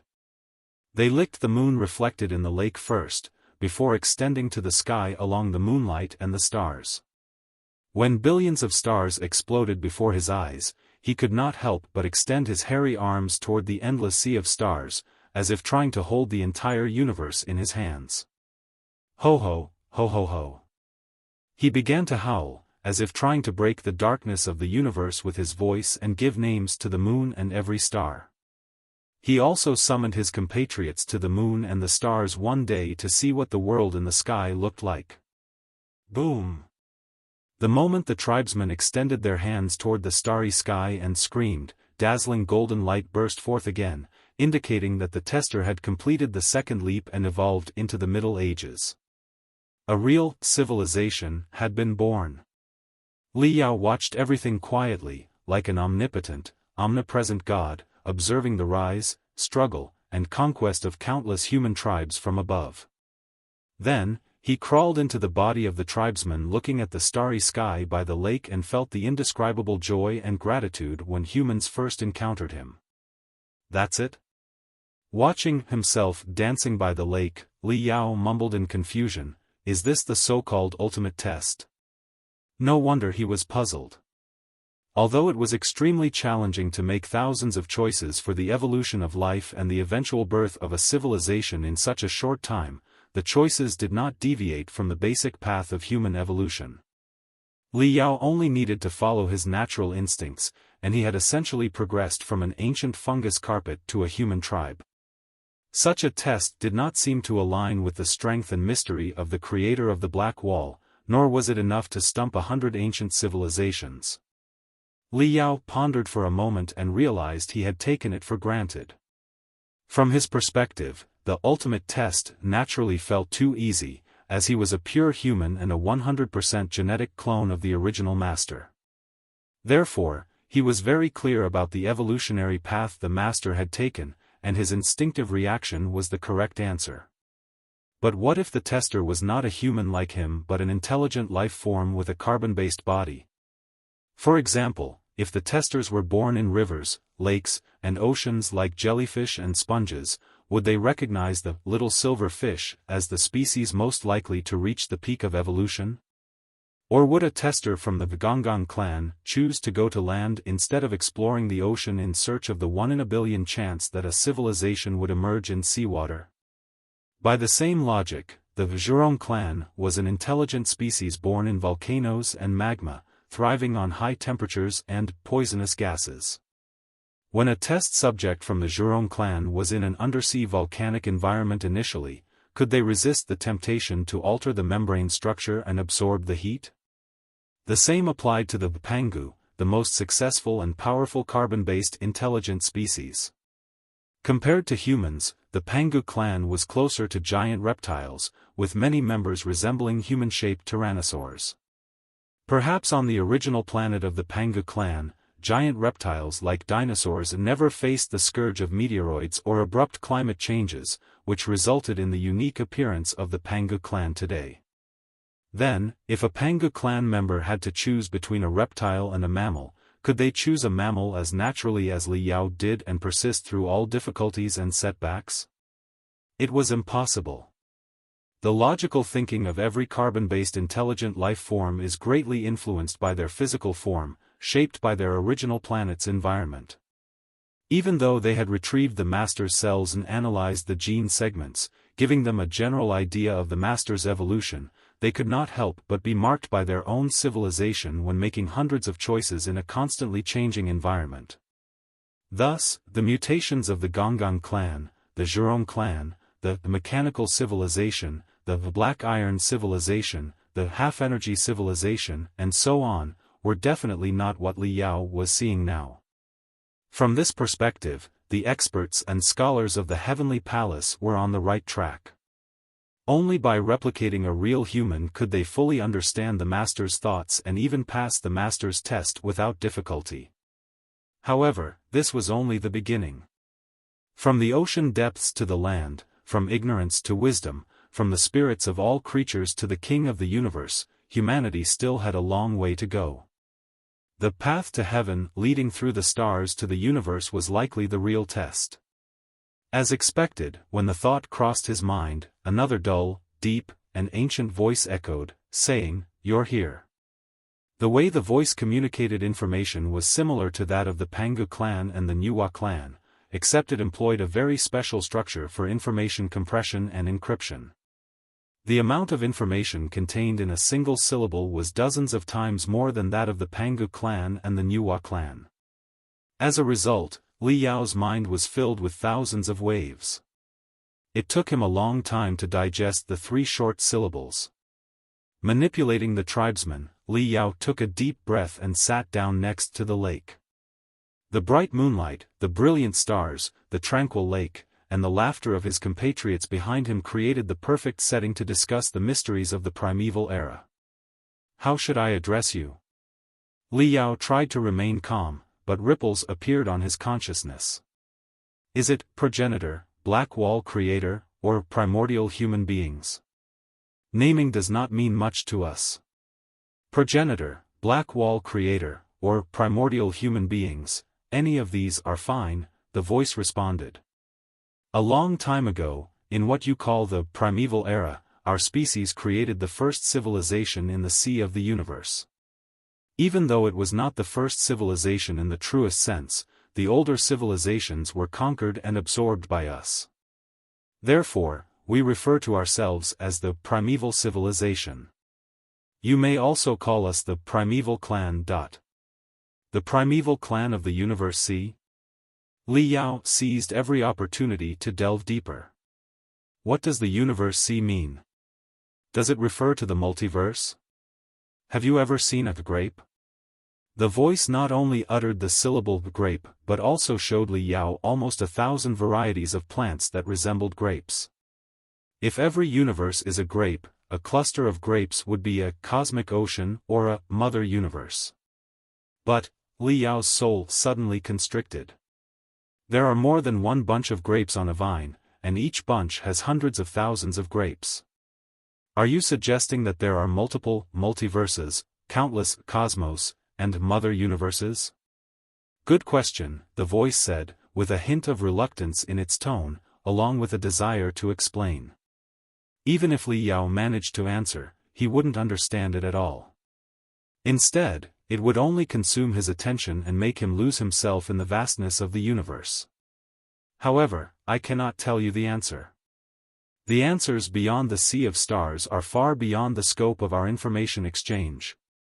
Then, after a moment of pondering, Li Yao realized that the voice wasn't trying to keep him at a distance. He changed his approach and asked, "Do you admit that you are the primeval, the progenitor, or the creator of hundreds of generations of civilizations in the Pangu universe? That we are all your descendants, and that your bloodlines and mutations, in a sense, are your creations?" Yes, the voice admitted frankly. Then, did you create us and destroy us and the civilization of hundreds of generations? Li Yao's soul was burning fiercely. His bright golden telepathic thoughts were trembling violently. Chapter 3093, Earth Again. Yes and no, the voice said. I believe you have seen it, too. All the civilizations with the capability to find the ancient relics and the courage to break into the heavenly towers for the ultimate test, have reached the peak that a single universe can bear. They have passed the turning point of their prosperity and embarked on the path of decline and destruction. The hundreds of civilizations that flourished in the Pangu universe all encountered development bottlenecks and hit the barrier of limited resources. As a result, they fell into a desperate situation of failing order and mutual destruction. Unless the Black Wall was broken, self-destructive wars, such as the war between the Pangu clan and the Nuwa clan, had been staged at the end of the development of almost 100 civilizations. The top experts of these civilizations only took the risk of the ultimate test, when they had no other options. In other words, even if we do not wipe out the civilizations, they will destroy themselves very soon, and their deaths will be even more miserable, humiliating, and desperate. Therefore, we accelerated their self-destruction to save precious space, time, and resources, so that the next batch of civilizations or new possibilities could show up as soon as possible. As the tranquil and calm voice continued, Li Yao received countless vivid and cruel images. These were the final struggles and destruction of almost 100 ancient civilizations in the vast universe. Magnificent warships, grand cities, planets that had almost been hollowed out, and the defense systems of space rings surrounding the planets, all of these, along with the billions of experts shouting in the universe, screamed and burned in the flames of destruction, turning to dust. It's really your doing. Li Yao tried his best to control himself, but he could not help shouting in fury, "Why did you do it? Why did you create so many brilliant civilizations and bind us all with an indestructible black wall?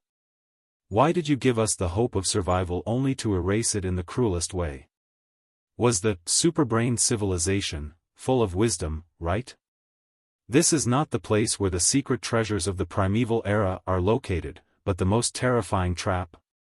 You, the primeval clan, which should have perished billions of years ago, are lurking here like zombies, fearing death, trying to survive by absorbing the hope, possibilities, and luck of the new civilization. It's a very interesting speculation. It even pointed out part of the truth of the cosmic ocean. The superbrain civilization, which could expand the brain infinitely by combining it with machines to acquire extraordinary computational ability and wisdom, was truly the wisest of the hundreds of civilizations and the one most likely to inherit our knowledge. It's a pity they failed to break through the last barrier, the voice said calmly. However, the superbrain civilization was wrong. The primeval clan perished billions of years ago. We never thought of rebirth, at least not literally. The reason is simple. Even if we were reborn in our original form, we would still be no match for the enemy. The enemy would catch up to us again, defeat us, and swallow us. What, then, would be the significance of rebirth? No. We do not intend to swallow the destiny of any civilization. That is what our enemies would do. What? Li Yao was dazed, not knowing what the voice meant. However, on second thought, since they had come this far, if the primeval Lord of Heaven was truly struggling in the darkness in some unpredictable way, there was no need to pretend to be polite to Li Yao anymore. They could tear off their disguises, reveal their hideous faces, and crush and swallow Li Yao's soul. It seemed that the voice could be trusted. Then, why did you create and destroy hundreds of civilizations? Li Yao asked. From the birth of the primeval humans on a blue planet called Earth, to our civilization overcoming countless disasters, conquering countless enemies, and eventually dominating the entire universe, it took us only 100 million years to cover every corner of the multiverse. As the voice described, Li Yao saw the picture the Supreme Emperor had once described to him, the planetary fortress hollowed into a honeycomb and installed with a super-large power unit, the transparent four-dimensional shuttle that could cruise freely in the ripples of space, and the ancient humans whose bodies were covered in complex, glittering, and unpredictable spiritual stripes. Their civilization had reached an unbelievable height. They had mastered all kinds of formulas and rules about space and time. The chasm of thousands of light-years was nothing but a small drainage canal to them. They could upload and download their consciousness into the dazzling servers and carriers. Their bodies of flesh and blood stored and unlocked almost endless genes, allowing them to perform the legendary techniques of 3 heads, 6 arms, and 72 transformations. More importantly, Li Yao keenly grasped the mention of Earth. Li Yao was very sure that the Earth the voice mentioned was the homeland he had been dreaming about, the unique Earth, and the Earth that must be destroyed in the unfinished mission of the Vulture Plan. Because, in addition to the syllables, a lot of 3D images of Earth had been sent over as well. The original, Pangu continent had been divided into 5 continents and 4 oceans, which were exactly as Li Yao remembered. It was impossible that the land of a second planet had evolved over billions of years to be so similar to Earth. But what was going on exactly? If a blue planet named Earth did exist, and it was the homeland of the primeval civilization, the first and strongest civilization in the sea of the universe billions of years ago, then how did Earth become the core of the flood, and how was Li Yao born on such a planet? Were there 2 Earths in total? One was the true Earth, the home of ancient humans billions of years ago. The other was the virtual Earth, a digital version of the original Earth or some other chaotic version that had been created as the core of the flood. Why did the flood tide do this? What was the relationship between the flood tide and the primeval Lord of Heaven? On second thought, the flood tide must have been closely related to the primeval clan. The reason was simple. In Li Yao's dream, the people living on Earth, the center of the tide, were all human beings. Their appearances were exactly the same as those of the so-called original ancestors, the makers of the Black Wall, the primeval clan. It could not be a coincidence. Li Yao was greatly shocked, but he bit back another wave of his soul and listened to the other one patiently. It's a pity that, no matter how brilliant a civilization is, there is a limit to its development. We have finally met an invincible enemy. The entire civilization has been destroyed. The survivors are fleeing in the sea of stars like stray dogs. The theory of the voice was identical to the Supreme Emperor's genetic memory and was very credible. However, what was odd was that when the enemy was mentioned, the voice was completely different from the way it had transmitted a lot of information just moments before. It was somewhat vague. All the images of the enemy were shrouded in thick black fog. Who are your enemies exactly? Are they the so-called flood tides? What do they look like? Li Yao raised his voice. Even if they are the legendary energy life forms or four-dimensional life forms, they should still have projections and carriers in the three-dimensional universe, shouldn't they? Why can't you show me what the enemy looks like? The question cast the voice into a long silence. The survivors of the primeval clan sailed their broken starships through the gaps of the four-dimensional space and even hid themselves in the wrinkles of time. After countless hours and resources, they finally found the most remote and lackluster place in the universe where they could live. The voice avoided Li Yao's questions, then changed the topic. In the long escape, to save as many resources as possible and to pass through the space gaps and folds of time that normal life could not survive, all the primeval lords abandoned their lives and preserved their civilization in the form of a gene pool. All our secrets and wealth, all the glory of the ancient humans, are hidden in the deepest part of the gene strands. As his voice fluctuated with emotion, a cruel and sad scene appeared before Li Yao's eyes once again. Inside the engine compartment of a crystal warship, countless ancient humans, with flowing stripes all over their bodies, were lined up. After collecting their hair, skin, and blood with special magical equipment, they jumped into the engine furnace and turned their lives and souls into fuel to accelerate the starship through time and space. There was little expression on the faces of the ancient humans. Even the old, the weak, the women, and the children were peaceful and relieved. Perhaps, over their billions of years of escape from the enemy, all their pride and hope had been worn away. They could not wait to achieve final peace and relief. One by one, they jumped into the engine furnace until the last one turned into raging flames. The warship became empty and silent. The only things left were the delicate puppets that resembled spiders and octopuses. They carefully stored their genes and drove the empty starship forward. Li Yao had nothing to say. He did not expect the ancient humans to be so cruel and resolute.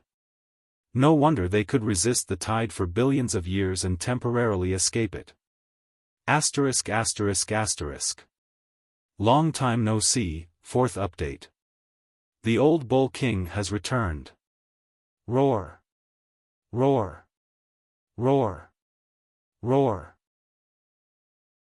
Our civilization paid such a high price to finally transport our precious gene pool to the new, remote universe, wreathed in overlapping folds of space. The voice continued, according to the standard sailing and colonization procedures, the spiritual puppets should unfreeze all our genes and breed a new generation of human beings. When they are still in the embryonic state, they will carve the wisdom and history of our civilization into the brains of the newborns. In this way, the glory of our civilization will be restored within a few hundred years. However, the enemy has covered the entire universe ocean. Even if the primeval civilization is restored to its peak, it is still not enough to compete with the enemy. Our civilization has been on the wrong path since the very beginning. Even before our civilization was born, when the earliest life began to evolve, we made a fatal mistake. The final height of a civilization does not depend on the hard work of the last tens of thousands of years, but rather on the choice of evolution billions of years ago. This is similar to the butterfly effect. The small mistakes made long ago have become irreparable defects after billions of years of accumulation and enhancement. On the other hand, a certain gene fragment inadvertently preserved billions of years ago might one day shine brilliantly and save the entire civilization. Perhaps, when the ancient fungi were wandering in the boiling primitive ocean, the subtle changes in their cell membranes determined the efficiency of cosmic ray absorption and utilization for humans billions of years later. Perhaps, some newly born multicellular creatures adopted a new method of reproduction. As their descendants, we might have 10 times the reproductive ability billions of years later, allowing us to build an army 10 times larger to face our strong enemies in just a few hundred years. All in all, the experts, scholars, and top minds of the primeval civilization have strained their efforts in every field to achieve perfection. If such a perfect state is not enough to resist the enemy, there is only one way left. We will restart our civilization and explore the possibilities that have been overlooked and abandoned over billions of years of evolution. Starting from the spores and embryos, we will modify and strengthen our civilization. In a common term used in gaming, we have decided to reset our civilization and retrain ourselves. Huh? Li Yao was dumbfounded. It is indeed a crazy, absurd plan with an extremely low success rate. But since we will be found by the enemy sooner or later, and no matter how much we train, we are no match for them, isn't restarting our civilization and cutting off our training our only choice? The voice said. This time, our civilization is not starting from scratch. Countless treasures are buried deep within our genes, and we can be guided to a certain extent. Is there any reason the new version of the primeval civilization cannot be stronger than version 1.0? Images popped up in Li Yao's mind again. Countless translucent but broken starships arrived in the Panga universe and exploded in brilliant fireworks. Like burning dandelions, they scattered billions of genetic pieces into the universe. To ensure the possible diversity of new evolutions, we launched life capsules containing vast gene banks to harsh planets. Even asteroid belts, where life was theoretically impossible, were filled with our seeds of life. Then, we transformed the natural space folds into a black wall, enveloping the entire Panga universe as a warm, comfortable, and safe incubator. The voice said, "Our purpose is to produce a primeval civilization version 2.0, which is even stronger than us. We don't care what you call your civilization or what you look like, whether or not you have a fixed body of flesh and blood. We only have one requirement: we hope that you have more potential than us and give us a glimmer of hope to defeat the enemy. To test whether you truly have potential, we will leave the primeval relics in the tower before your civilization is completely obliterated. I believe you will definitely find this place when your civilization develops mature space navigation technology and has a profound understanding of cosmology and four-dimensional space science. If you pass the test and prove that you have the potential to defeat the enemy, the flood tide, then we will acknowledge you as the true primeval civilization version 2.0, our upgraded and strengthened version, and our most rightful heir. We will let go of all our legacies, including the detailed history of the primeval civilization, all our technological achievements, the genetic maps of the alien species we encountered in space, the methods to travel through four-dimensional space freely, and the methods to steer four-dimensional storms, and even the super warships we left behind. Everything will be yours. It is not an exaggeration to say that these legacies will allow your civilization to soar for millions of years in just 100. On the other hand, if you fail the ultimate test, there will be no need for you to waste your precious time and resources. Even if we don't destroy you, you will destroy yourselves. Even if you don't destroy yourselves, if you continue struggling hopelessly, the flood will arrive one day and wipe you out. If that's the case, what's the point of your existence? Why don't you restart and give up your living space for the next generation of civilization? Do you agree? Li Yao felt that every ripple of his soul was turning into a drop of hot blood. All the blood was rushing to his brain, raising crimson tides. He did not expect it to be like this. Over 100 generations of civilizations, the rise and fall of countless carbon-based intelligent life forms, countless impassioned and moving stories, countless soul-stirring legends, and countless people's laughter and free will, these were all just version upgrade tests that the primeval civilization used to strengthen itself. What do you think we are exactly? What do you think of generations of flesh and blood creatures with emotions and souls? Li Yao bellowed. What's the difference between you and a flood? If you encounter a real flood one day, you will know the difference, the voice said. The species that were willing to plunge into the engine furnaces one after another to preserve their civilization were the real space civilizations. The feelings of ordinary human beings had been obliterated a long time ago, but they had elevated their feelings into something deeper and purer. Now, shall we continue the test? If I refuse to take the damn test, or if the test results aren't to your liking, you will destroy human civilization, won't you? Li Yao sneered. To be honest, I'm not very optimistic about you passing the test because your genes are so similar to ours, almost 100% replicas.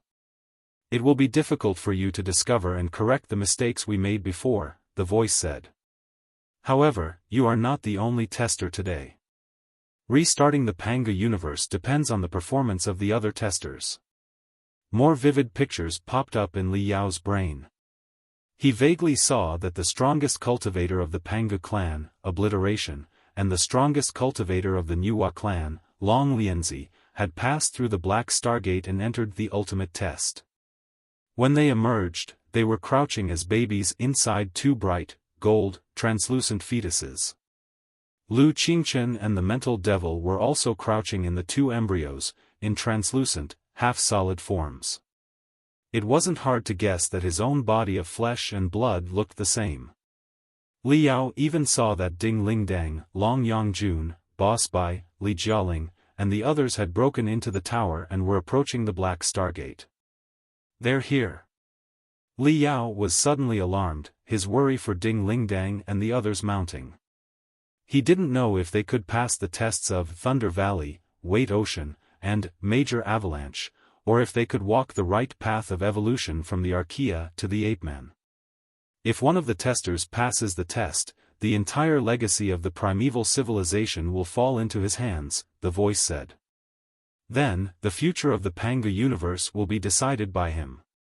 Li Yao was silent for a long time. Then he clenched his teeth. Come on. How do you plan to test our potential? It's simple, the voice replied. First, you will see a summary of the history of the primeval civilization during the planetary era, giving you a general understanding of our civilization. Then, you will face the first major crisis and turning point of our civilization. You will lead our civilization to survive in the boundless sea of stars as its leader.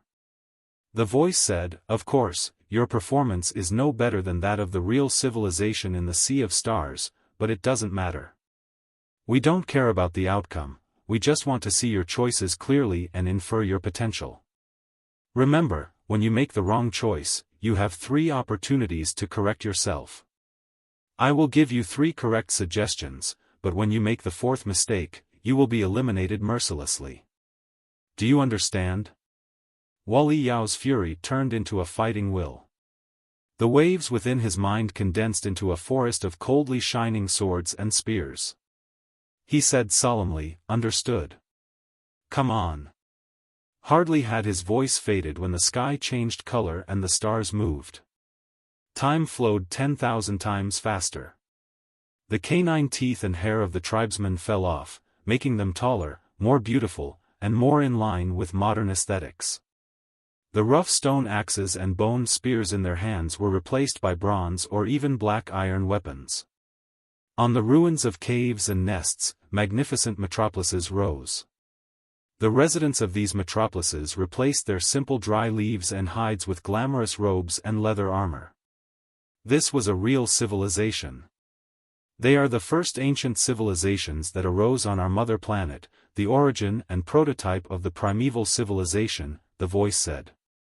In different regions and among different species, they are known as the Sumerian civilization, the ancient Egyptian civilization, the Indus River civilization, the Huaxia civilization, the Cretan civilization, the Olmec civilization, and more.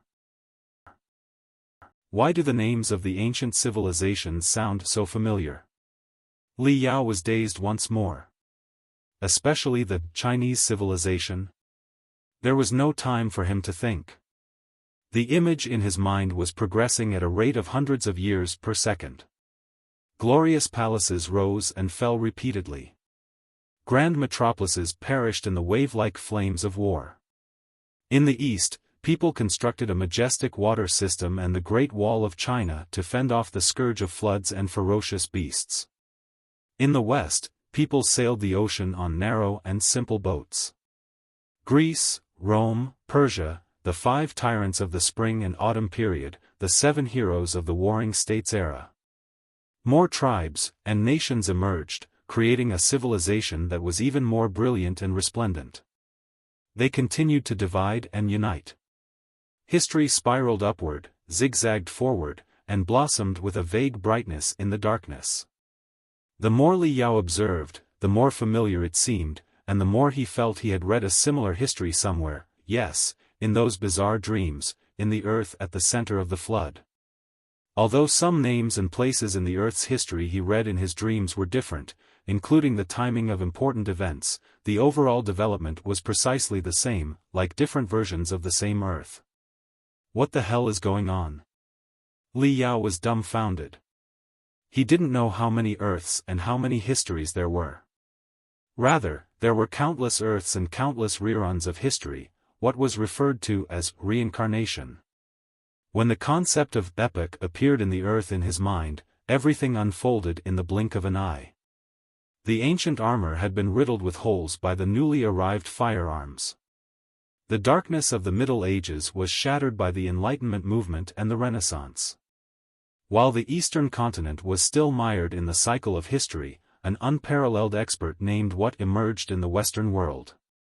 He combined the technology and wisdom of his predecessors to modify the first generation of civilization's ultimate treasure, the steam engine. The appearance of the steam engine ushered the primeval civilization into the era of the first industrial revolution. From that moment on, the primeval civilization was just one step away from the sea of stars. However, wait. Li Yao suddenly noticed something very strange. It seemed unreasonable, but he had overlooked it because it was right in front of his eyes. Is this really the development process of the primeval civilization? Why don't I see any traces of spiritual energy? Yes, the voice replied. Our mother planet is fortunate to be in a spiritual energy bubble or spiritless space. Indeed, we were not influenced by spiritual energy during our early evolution. At that time, we called the strongest force technology. Very lucky? Li Yao found it hard to understand. You consider it a blessing to be born in a spiritless space. Why? With your wisdom, you should be able to infer the answer yourself, the voice said. For any native civilization that has been developing from scratch, it is a great blessing to be born in a spiritless space. Only such a civilization will grow into a true dominator of the Sea of Stars after they can fly out of their mother planet. For example, in the future, when the primeval civilization conquers the Sea of Stars, the mother planet of almost every formidable enemy we encounter will be in a spiritless space. On the other hand, the mother planets of civilizations that have advanced to their peak in environments with abundant spiritual energy, however strong they may be, will be too weak to withstand a single blow. Well, Li Yao was deep in thought. Spiritual energy was the purest and most stable form of energy. Although it was not as powerful as tenebrum energy, its comprehensive utilization efficiency was definitely higher than that of spectral energy, and it had a wider range of applications. Why was it said that it was unfortunate to have spiritual energy and lucky to lack it? Li Yao suddenly thought of something. He remembered that, during the test just now, he had turned into an ancient fungus and lived near an undersea volcano, surviving on the heat of the volcano and the chemical energy of the magma. For a tiny fungus or even an entire colony, the heat and chemical energy of magma were almost inexhaustible. If he was satisfied with the form of the fungus, he could live around the undersea volcano forever. But what was the significance of such a life? In the same way, Li Yao thought of Earth from his memories, including the mother planet of the primeval civilization before him, which was surrounded by the equator and inhabited by many tropical species. The species in the tropics were born to enjoy the fertile land and the endless crops. They were not troubled by the cold, nor were they threatened by the bites of ferocious beasts, nor were they short of food. It was safe to say that they had been sitting in the cornucopia all their lives, able to have whatever they wanted easily. They did not even need to extend their hands. All kinds of fruits rich in starch and nutrients would fall from the trees for them to enjoy. As a result, the wisdom of the species in the tropics was not developed at all. Instead, they indulged in low-level entertainment and animalistic instincts that seemed never-ending. While their compatriots in the temperate and cold zones overcame all obstacles and advanced in their struggles and harsh eliminations, the civilization of the tropics remained at a very low level. Born in sorrow, die in peace. Li Yao had told himself this not long ago. How could he forget it so quickly? I understand now. Li Yao said loudly. If a planet is located in a space where spiritual energy is abundant, the survival of the intelligent creatures there will be too easy and simple. They will not develop extraordinary intelligence or complex social forms. In fact, they will lack the need to communicate effectively with their own kind, which is the foundation of civilization. Planets with abundant spiritual energy are like the tropics, where resources are rich. Planets with scarce spiritual energy are like the temperate and cold zones, where the environment is harsh. The former are not destined to nurture a prosperous civilization, while the latter are the true breeding grounds for a great civilization. You're right, the voice said. Civilization is the result of historical accumulation, benefiting the adaptation and cognition of intelligent life to the objective world. It aligns with the spiritual pursuits of intelligent life and can be recognized and accepted by the majority. It combines invention, creation, public order, and good customs. Civilization is the amalgamation of all social and natural behaviors that lift intelligent life out of the barbarous state. These amalgamations at least include the following elements: family ideologies, tools, language, writing, beliefs, religious ideologies, laws, city-states, and nations. To produce all these, there is a fundamental premise: relative equality among people.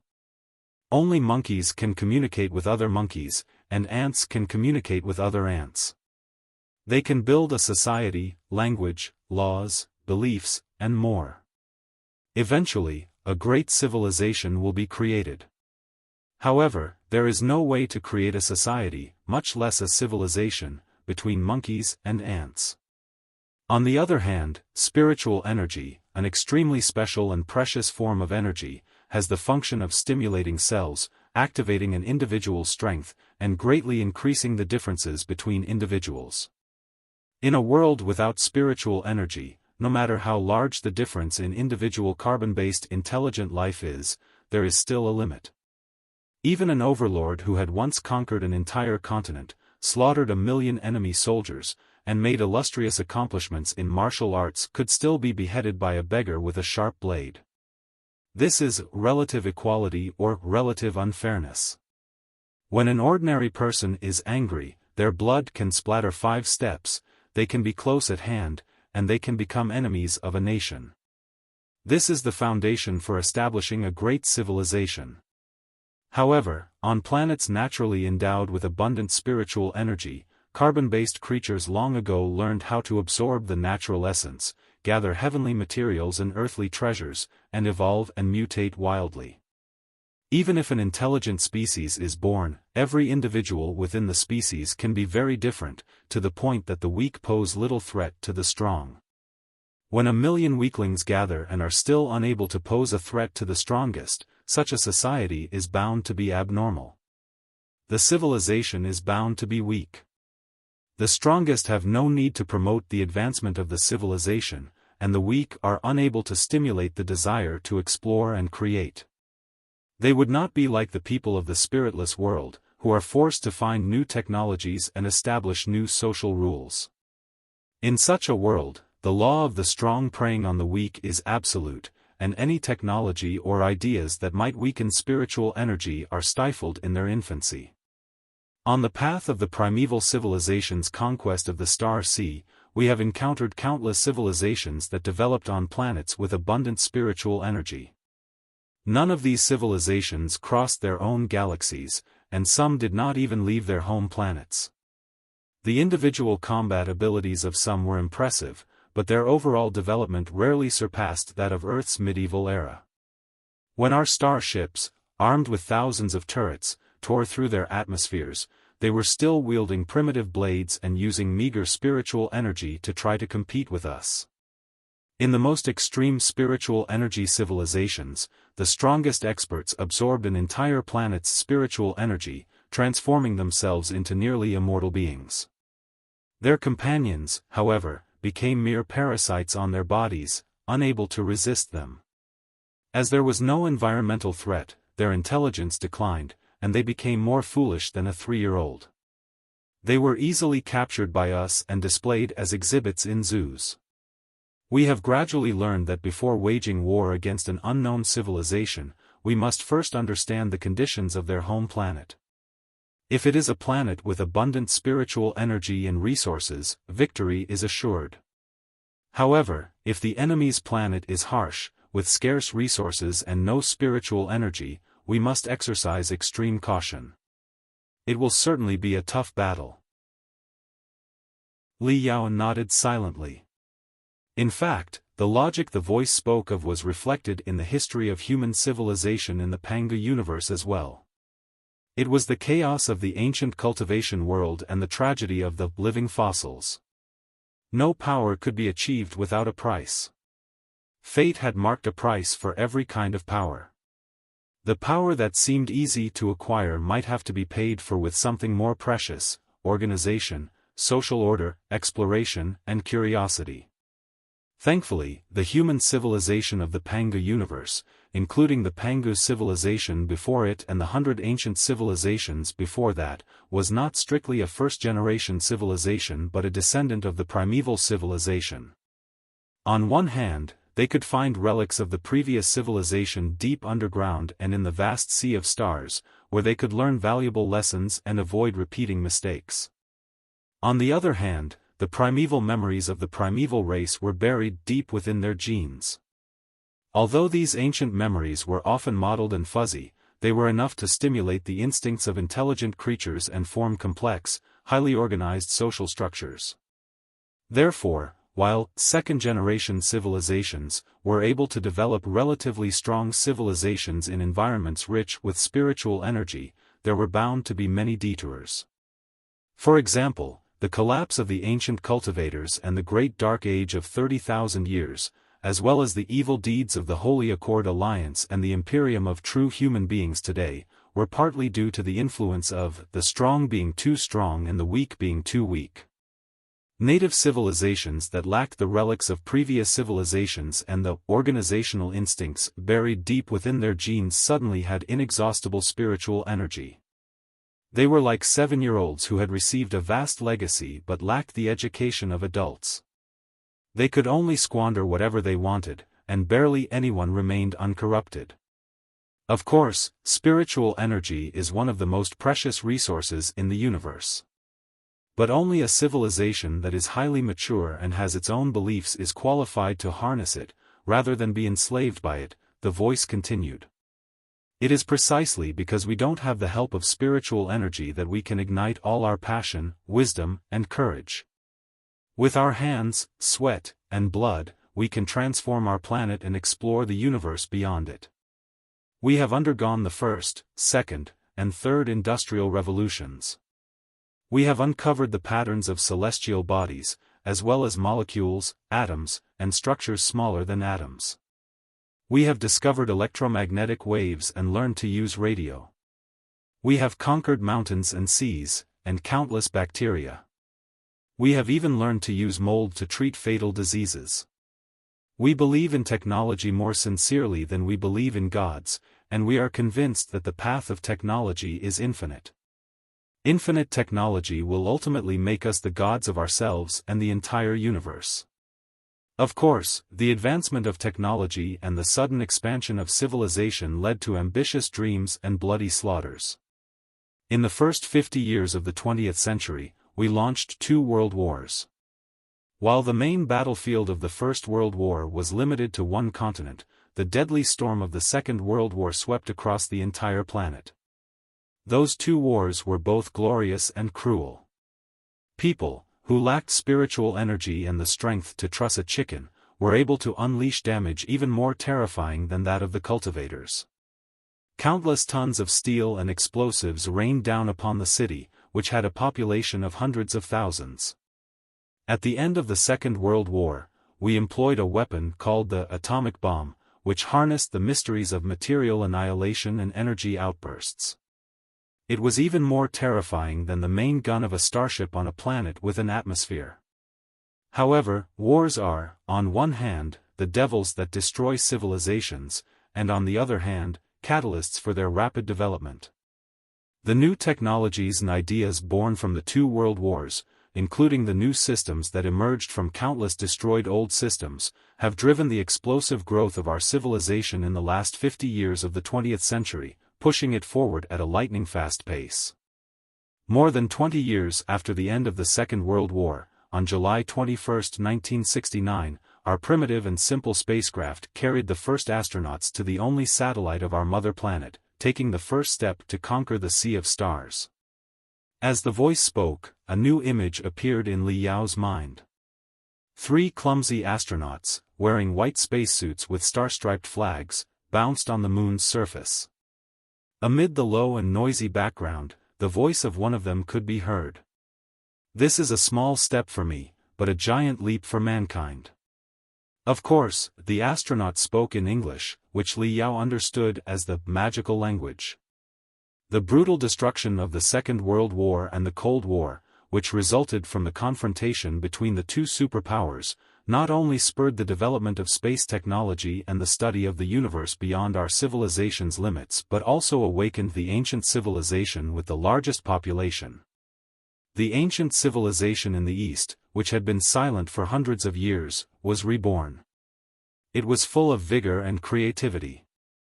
The voice said, "The last 50 years of the 20th century to the first 20 years of the 21st century were almost the golden era of our civilization's fastest development.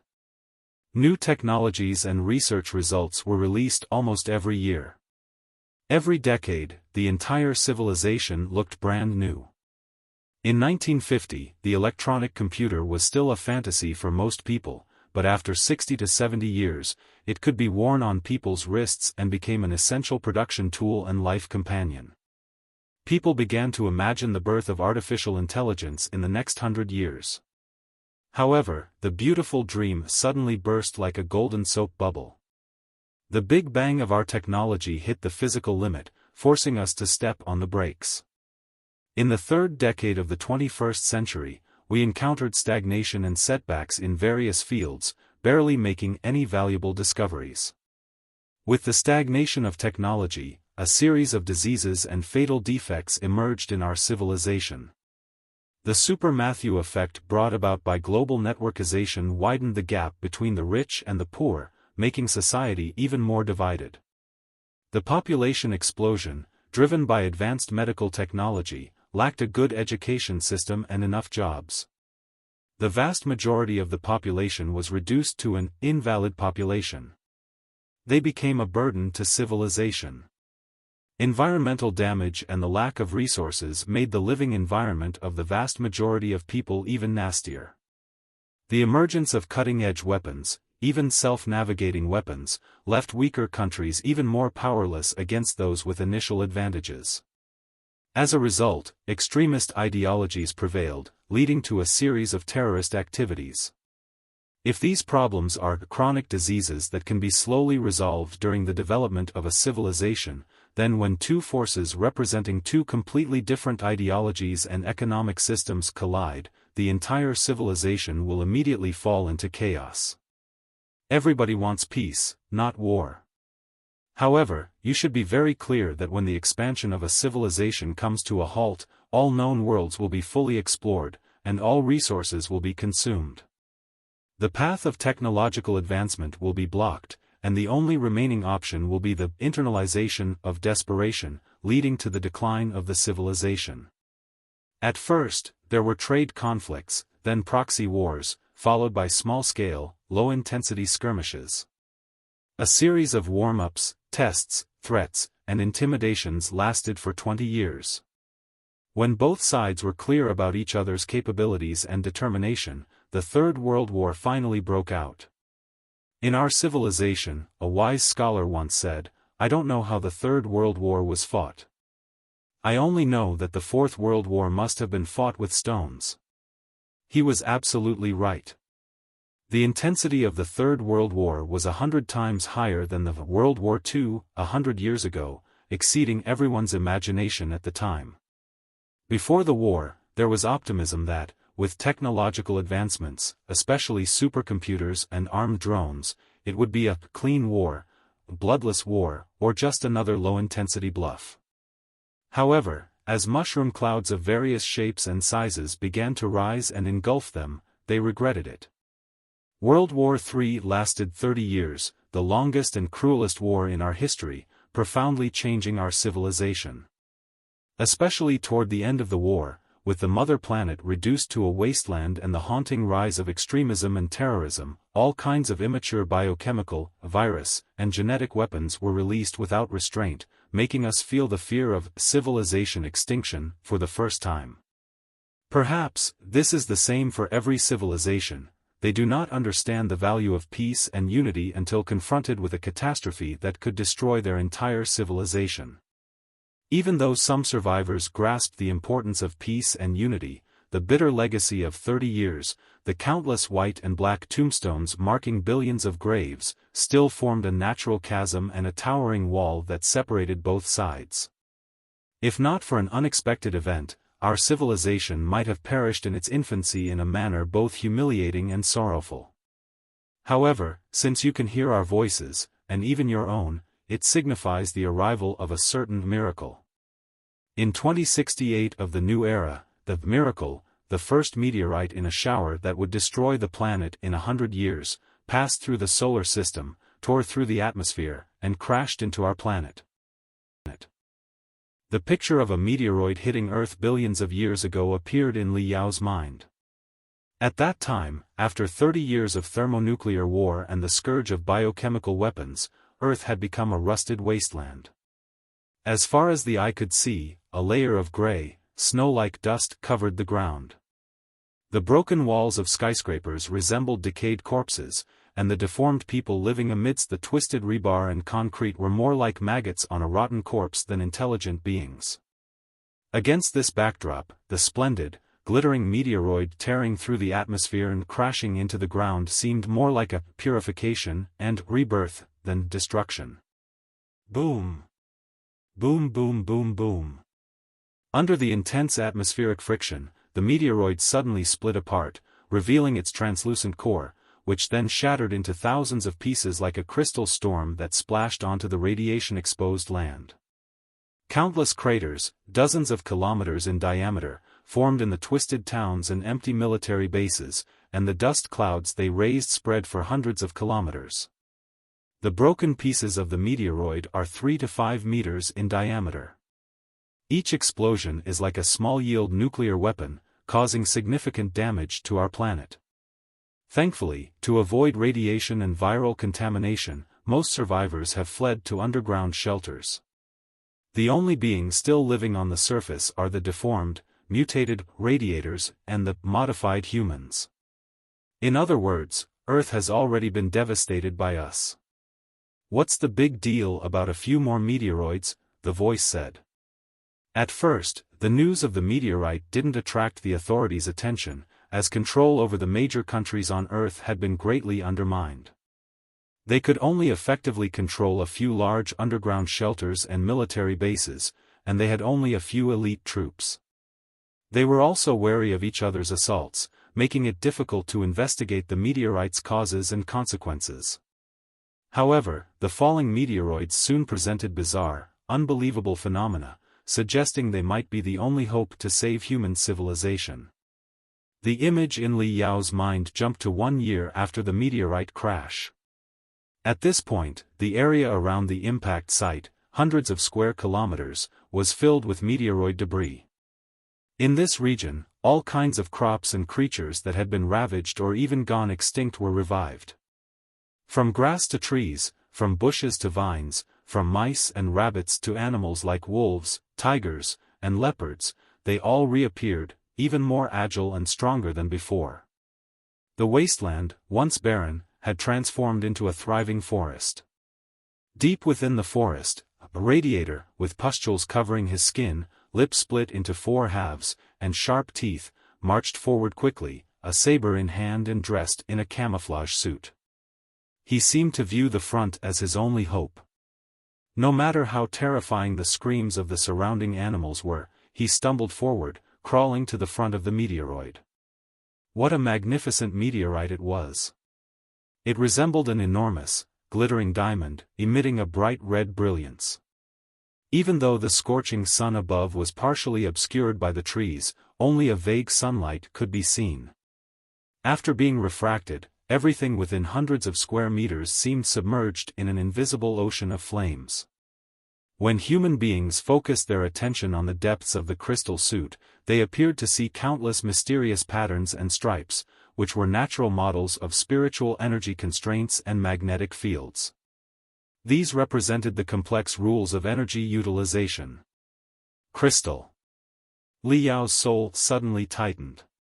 He recognized at a glance that the meteoroids that had fallen to the ancient Earth were essential crystals for the world of cultivators. Judging from the brilliance of the crystal shard, it contained many impurities and was not very pure, requiring further purification to unleash its most potent energy. However, it was sufficient to bring new changes and hope to a world that had never experienced spiritual energy before. The man with cracked lips knelt on the ground, staring at the crimson crystal shard before him.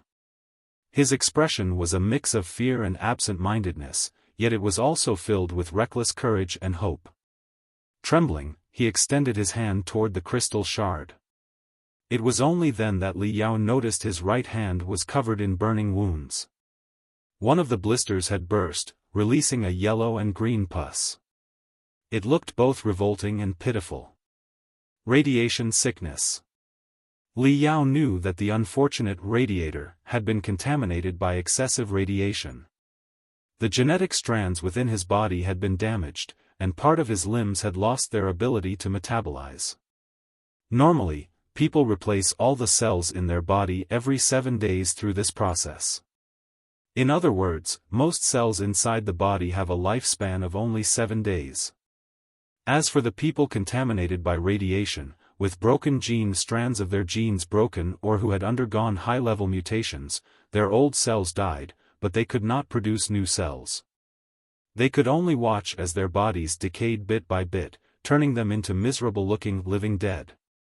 It was no wonder the radiator rushed into the forest full of ferocious beasts and mutated plants, seeking his last chance of survival. The radiator hesitated for a long time before the crystal shards before finally making up his mind. He suddenly raised the machete in his left hand and slashed at his right hand. It was clear that the radiator had practiced a saber technique as swift as lightning in the harsh wasteland. The slash almost severed all the rotten flesh on his right hand, exposing the white bones, but not a single nerve was harmed. He screamed in pain but held back the excruciating agony, moving his bleeding right hand toward the crystal shard. He even covered his wounds with the soil near the crystal, which emitted a red glow. An unbelievable sight unfolded. When the red glow seeped into the wounds, new flesh sprouted from the seemingly hopeless injuries and intertwined at a visible rate, forming a new type of muscle far tougher and stronger than ordinary muscle fibers. It was impossible to say how long the entire process took, but the surge of spiritual energy and the healing of his wounds finally drained the radiator, who fell to the ground in a coma. He awoke to a heavy rain, his arm as good as new. Red stripes had grown on his wrist from the previous injuries, resembling an intricate tattoo of a raging fire. The radiator felt dizzy. Before he could fully grasp the situation, he sensed danger. Walla! Walla! The bushes nearby were shaking violently. A crocodile, almost 5 meters long, suddenly dashed out and lunged at the radiator. Ah! At that moment, the radiator's stomach was empty, and his limbs were too weak to dodge or run away. He could only close his eyes and wait to be killed. Out of instinct, he waved his hand. The crimson stripes on his wrist suddenly burst into brilliant light, forming a sharp blade of energy at the edge of his palm. It cut through the crocodile's neck cleanly, without any hindrance. The giant head rolled on the ground, while the decapitated body struggled violently. However, the wound was smooth and the high temperature had sealed its veins. No matter how hard it struggled, no blood spurted out, making the scene look like an absurd dream. Half a minute later, the crocodile stopped twitching. Breathing heavily, the radiator stared at the crocodile's dead body and his burning right hand. The confusion in his eyes gradually turned to brutality, and the astonishment on his face morphed into ugliness. He suddenly grabbed the tough body of the crocodile and began tearing and swallowing it. Is this the scene where the primeval clan, the Earthlings of the primal era, first come into contact with spiritual energy? Li Yao found it hard to believe. He grasped the use of spiritual energy and learned to harness it so easily. On second thought, it was not entirely absurd. Firstly, this was just a brief introduction to the primeval civilization. In reality, the ancient humans had mastered the secret arts of spiritual energy in cultivation, though it was far from easy. Secondly, these ancient humans had survived a devastating biochemical and genetic war that followed a prolonged atomic conflict. Most of the survivors' bodies were highly mutated, and their gene strands were extremely unstable. They were more likely to be affected by the radiation and the abnormal magnetic field than healthy human beings in the future. As he expected, the voice continued, the thermonuclear war is a catastrophe for our civilization. Meteorite attacks are also a catastrophe for our civilization. If either of these catastrophes occurred alone, it is very likely that our civilization would be wiped out. However, when the two catastrophes arrived one after another and overlapped, they brought new hope to our civilization and even opened the road to the Sea of Stars. The evolution of life and civilization is indeed marvelous. Perhaps luck or fortune is the most important thing. The thermonuclear war and the biochemical weapons changed our genes forever, shaking the indestructible gene strands that had been frozen for billions of years. All the survivors were unlocked to varying degrees. The scourge of the meteoroids, which contained crystals, brought the first spiritual energy to the spiritless world and ushered our civilization into a new era known as the supernatural era. In the early years of the supernova era, the radiators and the modified people living on the ground came into contact with meteorite fragments everywhere. 99% of them could not withstand the radiation, accelerating their genetic mutations and turning them into monsters that would never appear in their nightmares. However, 1% of the lucky ones corrected the errors in their gene strands through the infiltration of spiritual energy. Not only did they become healthier, stronger, and faster, but they also evolved into all kinds of incredible abilities. Chapter 3098, Marching Towards the Stars. Along with the voice's description, black silhouettes once again appeared in Li Yao's sea of consciousness. One could vaguely make out the bizarre shapes of people. Some were wreathed in glamorous flames, while others had sharp limbs on their arms and back. Some had glamorous wings, while others had tentacles that could be both long and short at the rusted desert, using their superpowers. They killed each other, conquered broken towns, explored military bases overrun with weeds and shrubs, raised highly mutated deadly beasts, and even tried to refine the first batch of magical equipment with poor technology, melting the powder of crystals into flames and metals to build the most primitive storm bolters. In this way, the organization of mutants gradually expanded, nearly occupying the entire wasteland. At that time, the Radiation Clan and the Modified People, who remained on the ground, particularly in the heavy radiation zones, were groups who despised the authorities and the underground world, the voice said. They believed the wars initiated by those in power destroyed their homes, killed their families, and turned them into ghosts. But the nobles, magnates, and their lackeys fled to the underground, hiding comfortably in shelters and underground military bases, escaping the scourge of the war. They, however, were left on the surface, enduring suffering worse than death. Therefore, when the Radiators and the modified people grasped their superpowers, a semblance of order on the ground was restored. The light weapons left in the abandoned military bases were excavated, and the superpower legions were established. The vanguard was immediately directed at the underground. They are going to dig out all the shelters and kill all the rich and powerful, as well as their families and friends, to vent their fury from the thermonuclear war.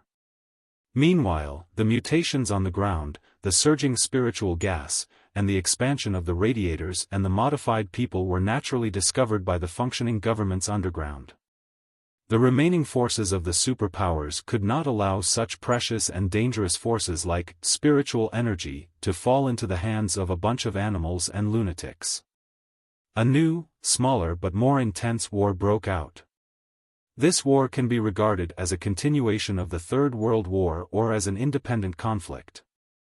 It is known in history as the Superhuman War. The two sides of the battle were the Radiators and the modified people on the ground, against the leaders and elite soldiers in the shelters. One side had the brutal instincts honed in the wasteland and the superpowers brought by the crystals, while the other side was highly organized and disciplined. The Iron Legion was armed with industrial weapons and the ultimate killing machines. Claws and teeth against turrets, wings against missiles, the howls of beasts against the roars of tanks, and mobs with spiritual energy against the steel-mincing machines moving in an orderly fashion. The outcome was self-evident. The Radiators and the modified people were utterly defeated. The underground forces secured a complete victory and secured all the meteorite fragments. From then on, the study of spiritual energy was incorporated into the rails of industrialization, science, and large-scale application. Civilization officially entered a new era. Other than that, the super battle brought an unexpected benefit, laying a solid foundation for the salvation and advancement of our civilization. Before the supernatural war broke out, there was still deep grudge and hatred between the superpowers below the ground. Most of them still clung to the concept of a nation from decades ago and regarded other countries as their greatest enemies.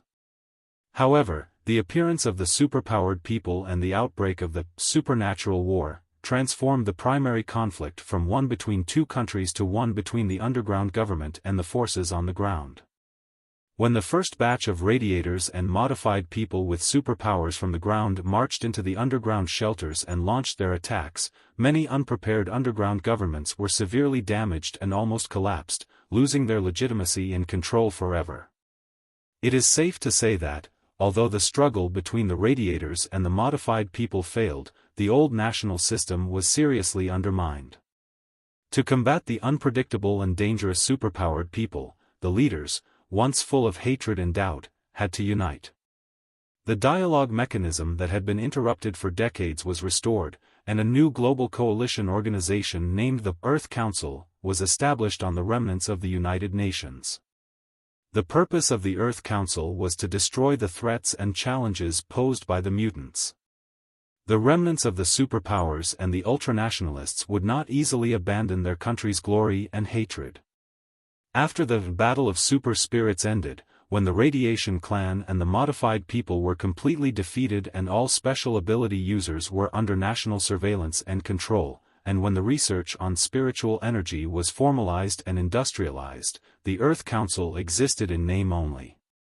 The governments of various countries were on the verge of embarking on a new path of Cold War and full-scale confrontation. At that time, scientists from various countries received a shocking prophecy from their research on the meteorite debris. The meteoroids that fell a few years ago were just the vanguard of a larger meteoroid shower. They were mere ripples before the raging tide, scattered raindrops before the storm. The main force of the meteoroid shower has already reached the edge of the solar system. In 100 to 120 years, they will attack the central area of the solar system, following the trajectory of the vanguard. Of course, on the scale of the universe, Earth is so small and moves swiftly in its orbit. The chances of the meteoroid shower hitting Earth directly are slim. The meteoroid shower is not targeting Earth. Their likely target is the most massive celestial body in the solar system, the eternal star that provides us with life and energy, the Sun. Based on the amount of crystals contained in the meteoroids and the energy they can release, if the main force of the meteoroid shower impacts the Sun, it will trigger a chain reaction, leading to the most intense solar storm in billions of years. This storm could engulf half of the solar system in flames, consuming Mercury, Venus, Earth, and even Mars. Even a few seconds of the storm would be enough to burn away a planet's atmosphere and vaporize all its bodies of water. Even if we hide in shelters thousands of meters underground, we will not escape unscathed. Surviving the storm and returning to a barren Earth would leave us struggling to survive. This is the true catastrophe, the complete annihilation of Earth. No one can escape it. The voice paused deliberately, allowing Li Yao time to consider the gravity and urgency of the word catastrophe. Even in the 40,000-year-old era of cultivation, where practitioners and immortal cultivators wielded the most advanced spiritual energy and formidable physical prowess, they still felt insignificant and powerless against the solar storms of the Empyrean Terminus sector and the Empyrean Terminus planet. If the intensity of the solar storms had increased by just 1%, the entire Empyrean Terminus planet would have been destroyed. In the primeval era, billions of years ago, when the study of spiritual energy was in its infancy and there were no sources other than a few meteorites, what about the primeval race? Experts and scholars from various countries independently reached the same conclusion, proving the authenticity of the apocalypse. The voice continued. This is a catastrophe 100 times more terrible than a thermonuclear war. No nation can resist it alone. Threatened by the destruction of their civilization, the remaining forces of the superpowers set aside their grievances and began working to save their civilization under the Earth Council. From that day on, the concept of a nation gradually faded from our civilization, and the Earth Council became the supreme governing body. The time limit is only 100 years. Clearly, we cannot prevent the meteoroid shower from attacking the solar system, nor can we stop the solar storms. It is also impossible for us to create a shield that covers the entire planet. The only feasible plan, with a 1% success rate, is to flee. Within 100 years, we will develop advanced or makeshift navigation technology in the Sea of Stars, carry all the survivors, and escape the planet. We will wander in the universe and go to a faraway place. Let's put aside the difficulties and obstacles we will face in developing the best navigation technology in the Sea of Stars over the next 100 years. The biggest question is, where will we go? The Sea of Stars is vast, but there are very few planets habitable for intelligent, carbon-based creatures. If a star is the first factor for life, then the closest star to the Sun is Proxima Centauri, which is 4.2 light-years away.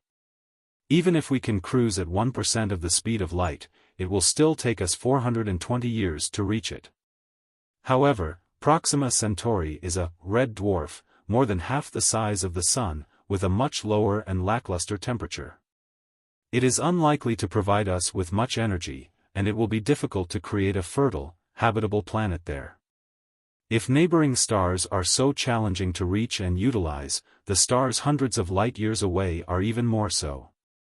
Even if we develop advanced hibernation technology and hibernate all the refugees for 1,000 years, it will still be difficult to find a place of rebirth among billions of stars, where milk and honey flow. Just when all the astronomers and biologists were troubled by the question and had headaches, an energy scientist came up with a shocking idea. Since we are looking for a place with abundant resources and energy, and the meteorites that land on Earth are so marvelous, boasting endless vitality and mysteries, why don't we head toward the source of the meteoroid shower? Li Yao couldn't help but exclaim when he heard this.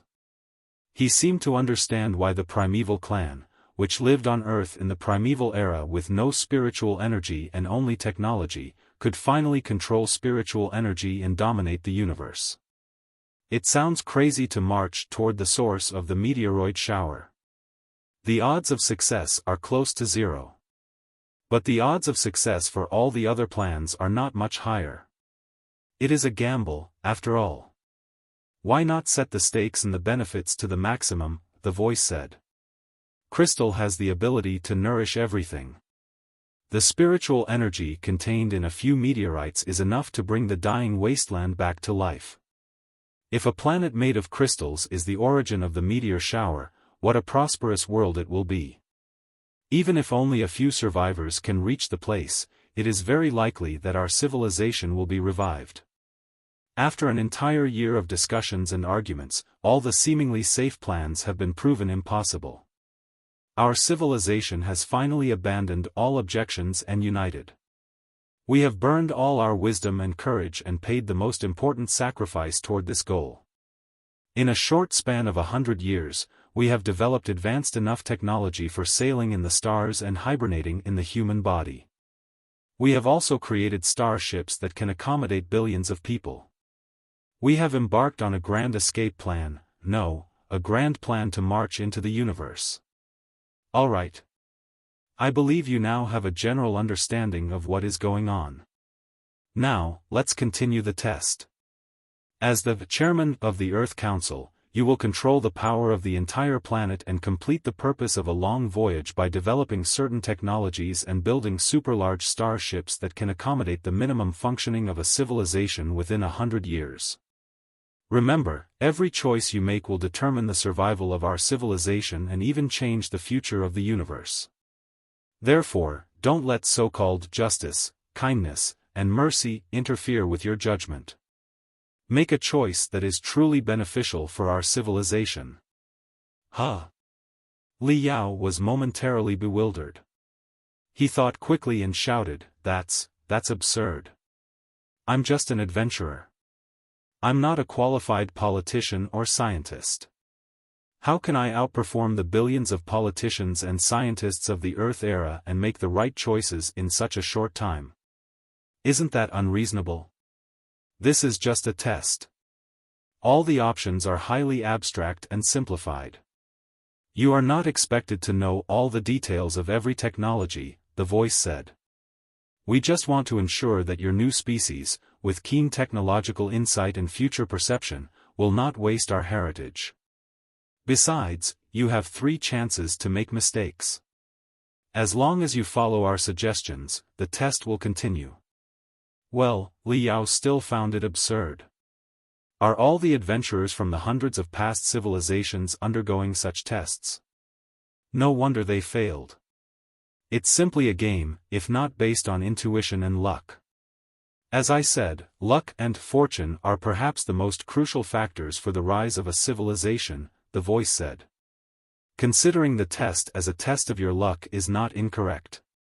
But, Li Yao was about to argue, but an overwhelming amount of information flooded into his brain, unstoppable, like the terrifying volcanic eruptions and avalanches from before. The brand new passages resembled the peak of carbon-based intelligent life, achieved through the manipulation of an ancient fungus and a spore at the beginning. The only difference was that countless technology and policy had replaced the original direction of mutation. Each piece of technology and policy had mutual checks and effects, which could either accelerate, unlock, or hinder the implementation of new technologies and policies. The overall complexity was hundreds of times greater than before. In Li Yao's field of vision, there was a glittering, blood-red countdown in the upper left corner, rapidly counting down from 100 years ago. Each day seemed as short as a second. In the upper right corner, a progress bar indicated that he had made 1% progress. He was still short of hundreds of key technologies needed to send humans out of the solar system and cruise through the sea of stars for tens of thousands of years. Various technologies and the parameters of Earth's beta version, such as population, energy status, pollution index, the latest movements of major forces, and citizens' reactions to the apocalypse, were presented in chaotic and furious data. As endless options poured down like a waterfall, Li Yao didn't even have time to curse. Hydraulic fracturing mining method, strengthened exoskeleton, nano-level composite armor, ion thrusters, outer space ecological circulation system. Li Yao had to set the funding, personnel, facilities, and other resources for the development of each technology. He even had to veto unnecessary technologies to determine the completion time of the necessary ones. Earth core mining, self-discipline robots, super logic computers. At the same time, he had to make breakthroughs in a series of advanced technologies. Armored torpedoes, nuclear fusion missiles, pulse guns. The development of such cutting-edge weapons seemed unnecessary, but who knew if he would encounter ancient alien species during his millions of years of wandering through the sea of stars? It was impossible for him to abandon the technological advancements in weapon development. Even though Li Yao was an outstanding master artificer in the era of 40,000 years of cultivation, it did not mean he could grasp the correct direction of technological advancement in a world without spiritual energy. The few meteorite fragments brought too few crystals. When applied to the escape of an entire civilization, they were simply like a drop in the bucket. Most of the starships and hibernation facilities of the escape fleet had to be developed using conventional technology. Li Yao was not an expert in such matters. Just as the voice had said, most of the time, he could only rely on his intuition and luck to go on a rampage. On the other hand, the spore evolution procedure was different. Although he was the leader of the civilization, it did not mean everyone would obey his command.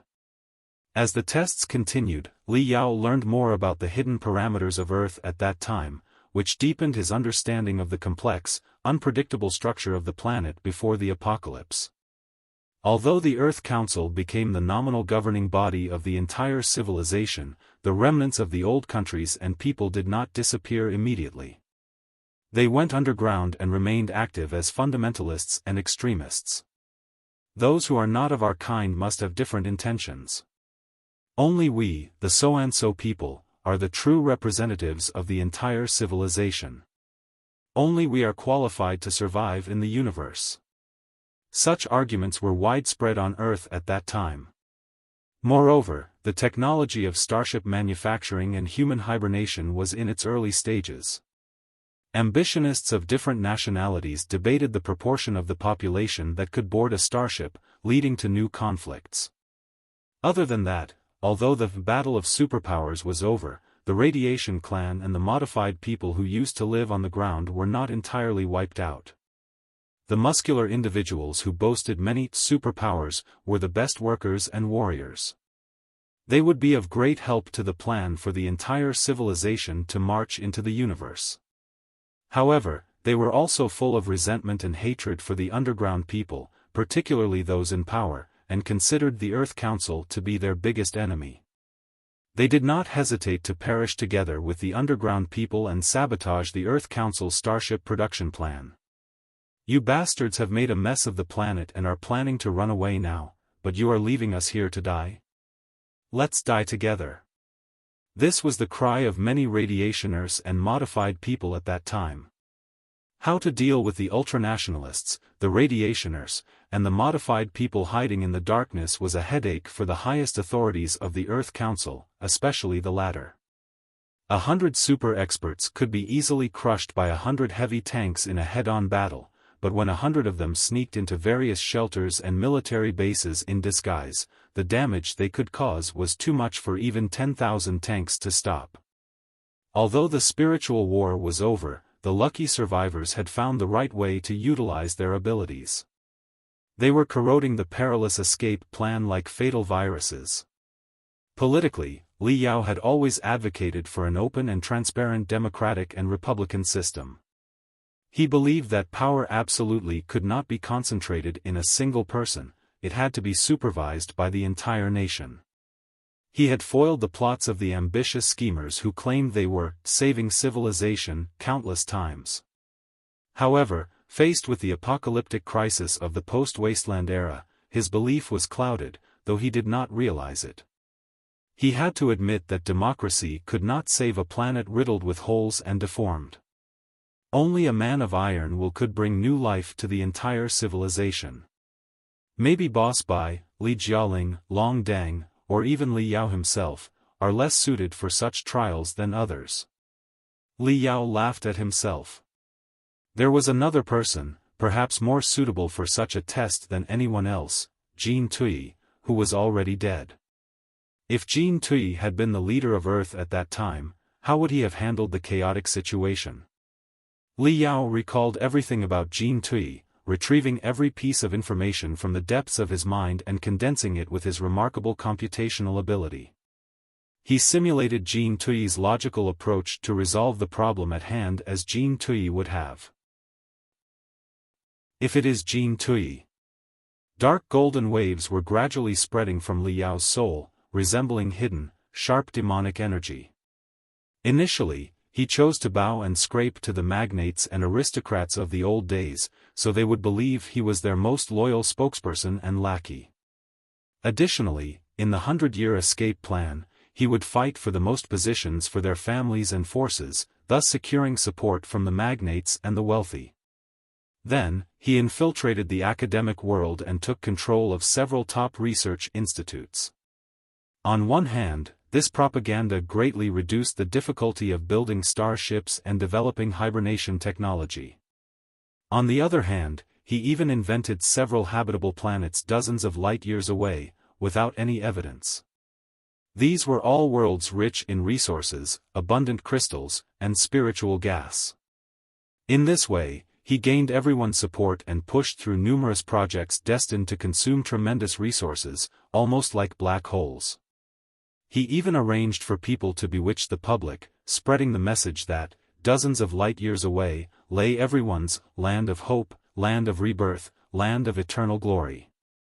As long as they could sleep comfortably for a few 100 years, they would be able to start a new, happy life on a planet hundreds of times better than Earth, provided all citizens gritted their teeth and squeezed out every penny and drop of blood for the sake of their plan to march into the universe.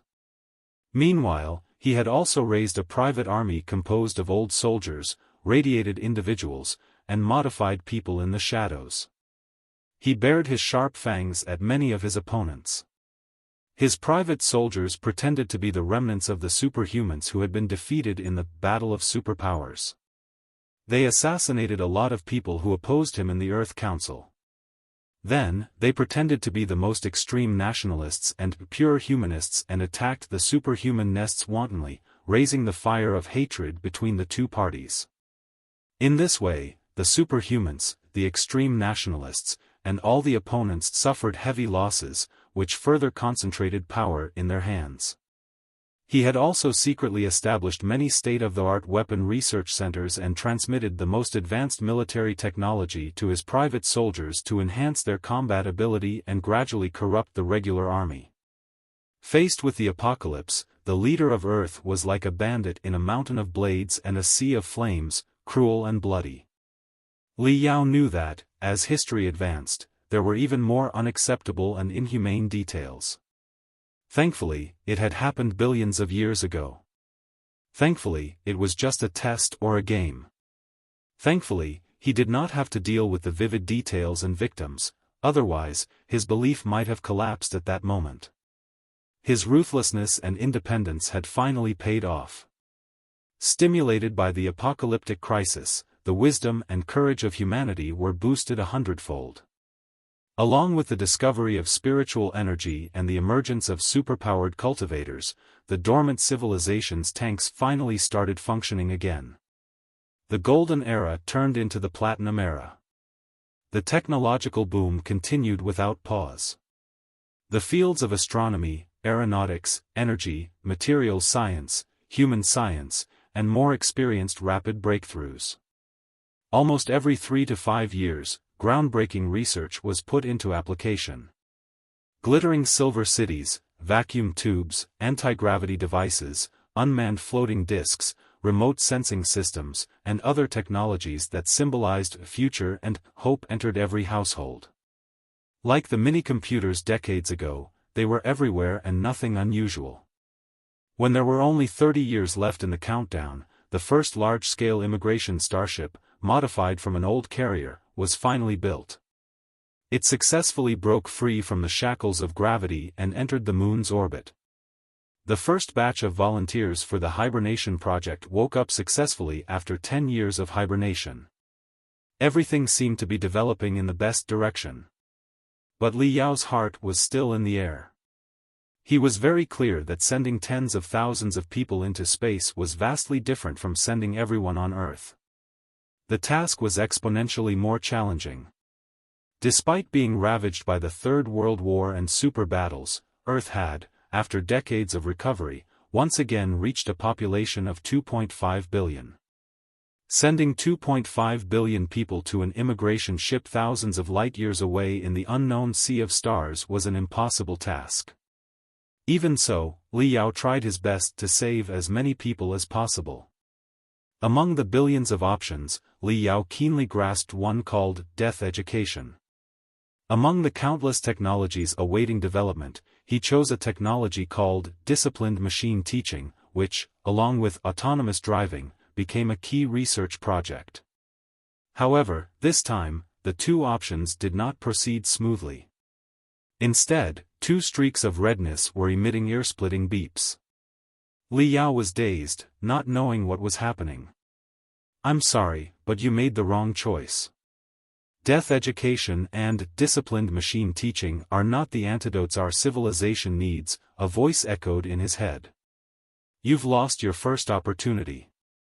But before you propose a reasonable plan, I'm interested to know why you are doing this. What is your plan?" Had he made the wrong choice? He had lost one of the three opportunities. In other words, he had lost one of his 3 lives. Li Yao took a deep breath and reminded himself not to panic. He had built the first immigration starship and only lost his first life at this point. This performance was certainly above average. He still had 2 chances left. "Don't be hasty. Take it slow. Based on the resources and the progress of my research, it's impossible for me to evacuate everyone in the next 30 years, Li Yao said calmly. "No matter how hard we try, the best we can do is take 300 to 500 million people. In other words, we can only save 1 in 5. "Yes," the voice replied. "Your assessment is correct and even overly optimistic. Only 1 in 5 can be saved. This is indeed the greatest challenge for our civilization. The human heart is even more terrifying than the scourge of meteorites and black holes. How do you plan to solve this problem?" "I can't," Li Yao replied with a bitter smile. "I am just a small human, not an omnipotent god. I can only try to find the fairest and most reasonable way to decide who is qualified to board the immigration starship. In my view, the old, the weak, the women, and the children should be prioritized. However, considering the uniqueness of saving a civilization, the old and the weak, who have little time left, should not be the priority. Therefore, women and children are the most qualified to board the immigration starships. With a ratio of 5 to 1, we might be able to save all of them." "Fair enough," the voice said. "Women and children are the hope of a civilization. The males are merely consumables and reproductive tools. One male can impregnate 100 females and give birth to an entire tribe. Conversely, 100 males and 1 female can only produce a few offspring, no matter how hard they try. This is not enough to maintain a civilization. Therefore, the immigration starship does not need to carry too many men. Theoretically, it is not necessary. The question is, how did you manage it?" Li Yao explained, "I chose the death education strategy. It is not a piece of technology but more like a philosophy. It teaches everyone how to face death, consider the relationship between an individual and a civilization, and view their short lives in the context of a civilization's long journey. Ultimately, I hope that people can face their lives more calmly and peacefully, and be more willing to sacrifice themselves, placing all their hopes in the next generation." When the migration fleet sets off, children, pregnant women, and young girls will board the starship according to their age, as recorded in the census. If there are empty cabins, they will be filled according to age. I see, the voice replied calmly. So, in your ideal state, the primary passengers of the immigration fleet are women and children. But how will they navigate the starship and establish a colony upon arrival? Navigating in space is not as complex as it appears most of the time, Liao responded. 99.99% of the universe's space zones are vacuum, which is much more tranquil than sailing on the ocean. In the worst-case scenario, it doesn't matter who is controlling the ship. Since 99% of the passengers will be in hibernation, does it matter whether they are children or adults? Besides, in a situation where all kinds of cutting-edge weapons are popular, and spiritual energy and crystals can significantly enhance the human body, I don't think women are necessarily weaker than men and are just as capable of being soldiers and scientists. For example, I know a woman whose toughness you wouldn't understand even if I explained it. Moreover, I've decided to devote significant resources to the development of automatic education robots or fully automatic education systems. When the children wake from their long hibernation, they will be able to learn how to steer a starship and save the civilization with the help of supercomputers and fully automatic robots. The stronger a young man is, the stronger his civilization will be. Although I know the plan has many loopholes and a lot of wishful thinking, I sincerely hope the young men can usher in a new era of the primeval civilization, the civilization of Earth. I wonder, where have I gone wrong?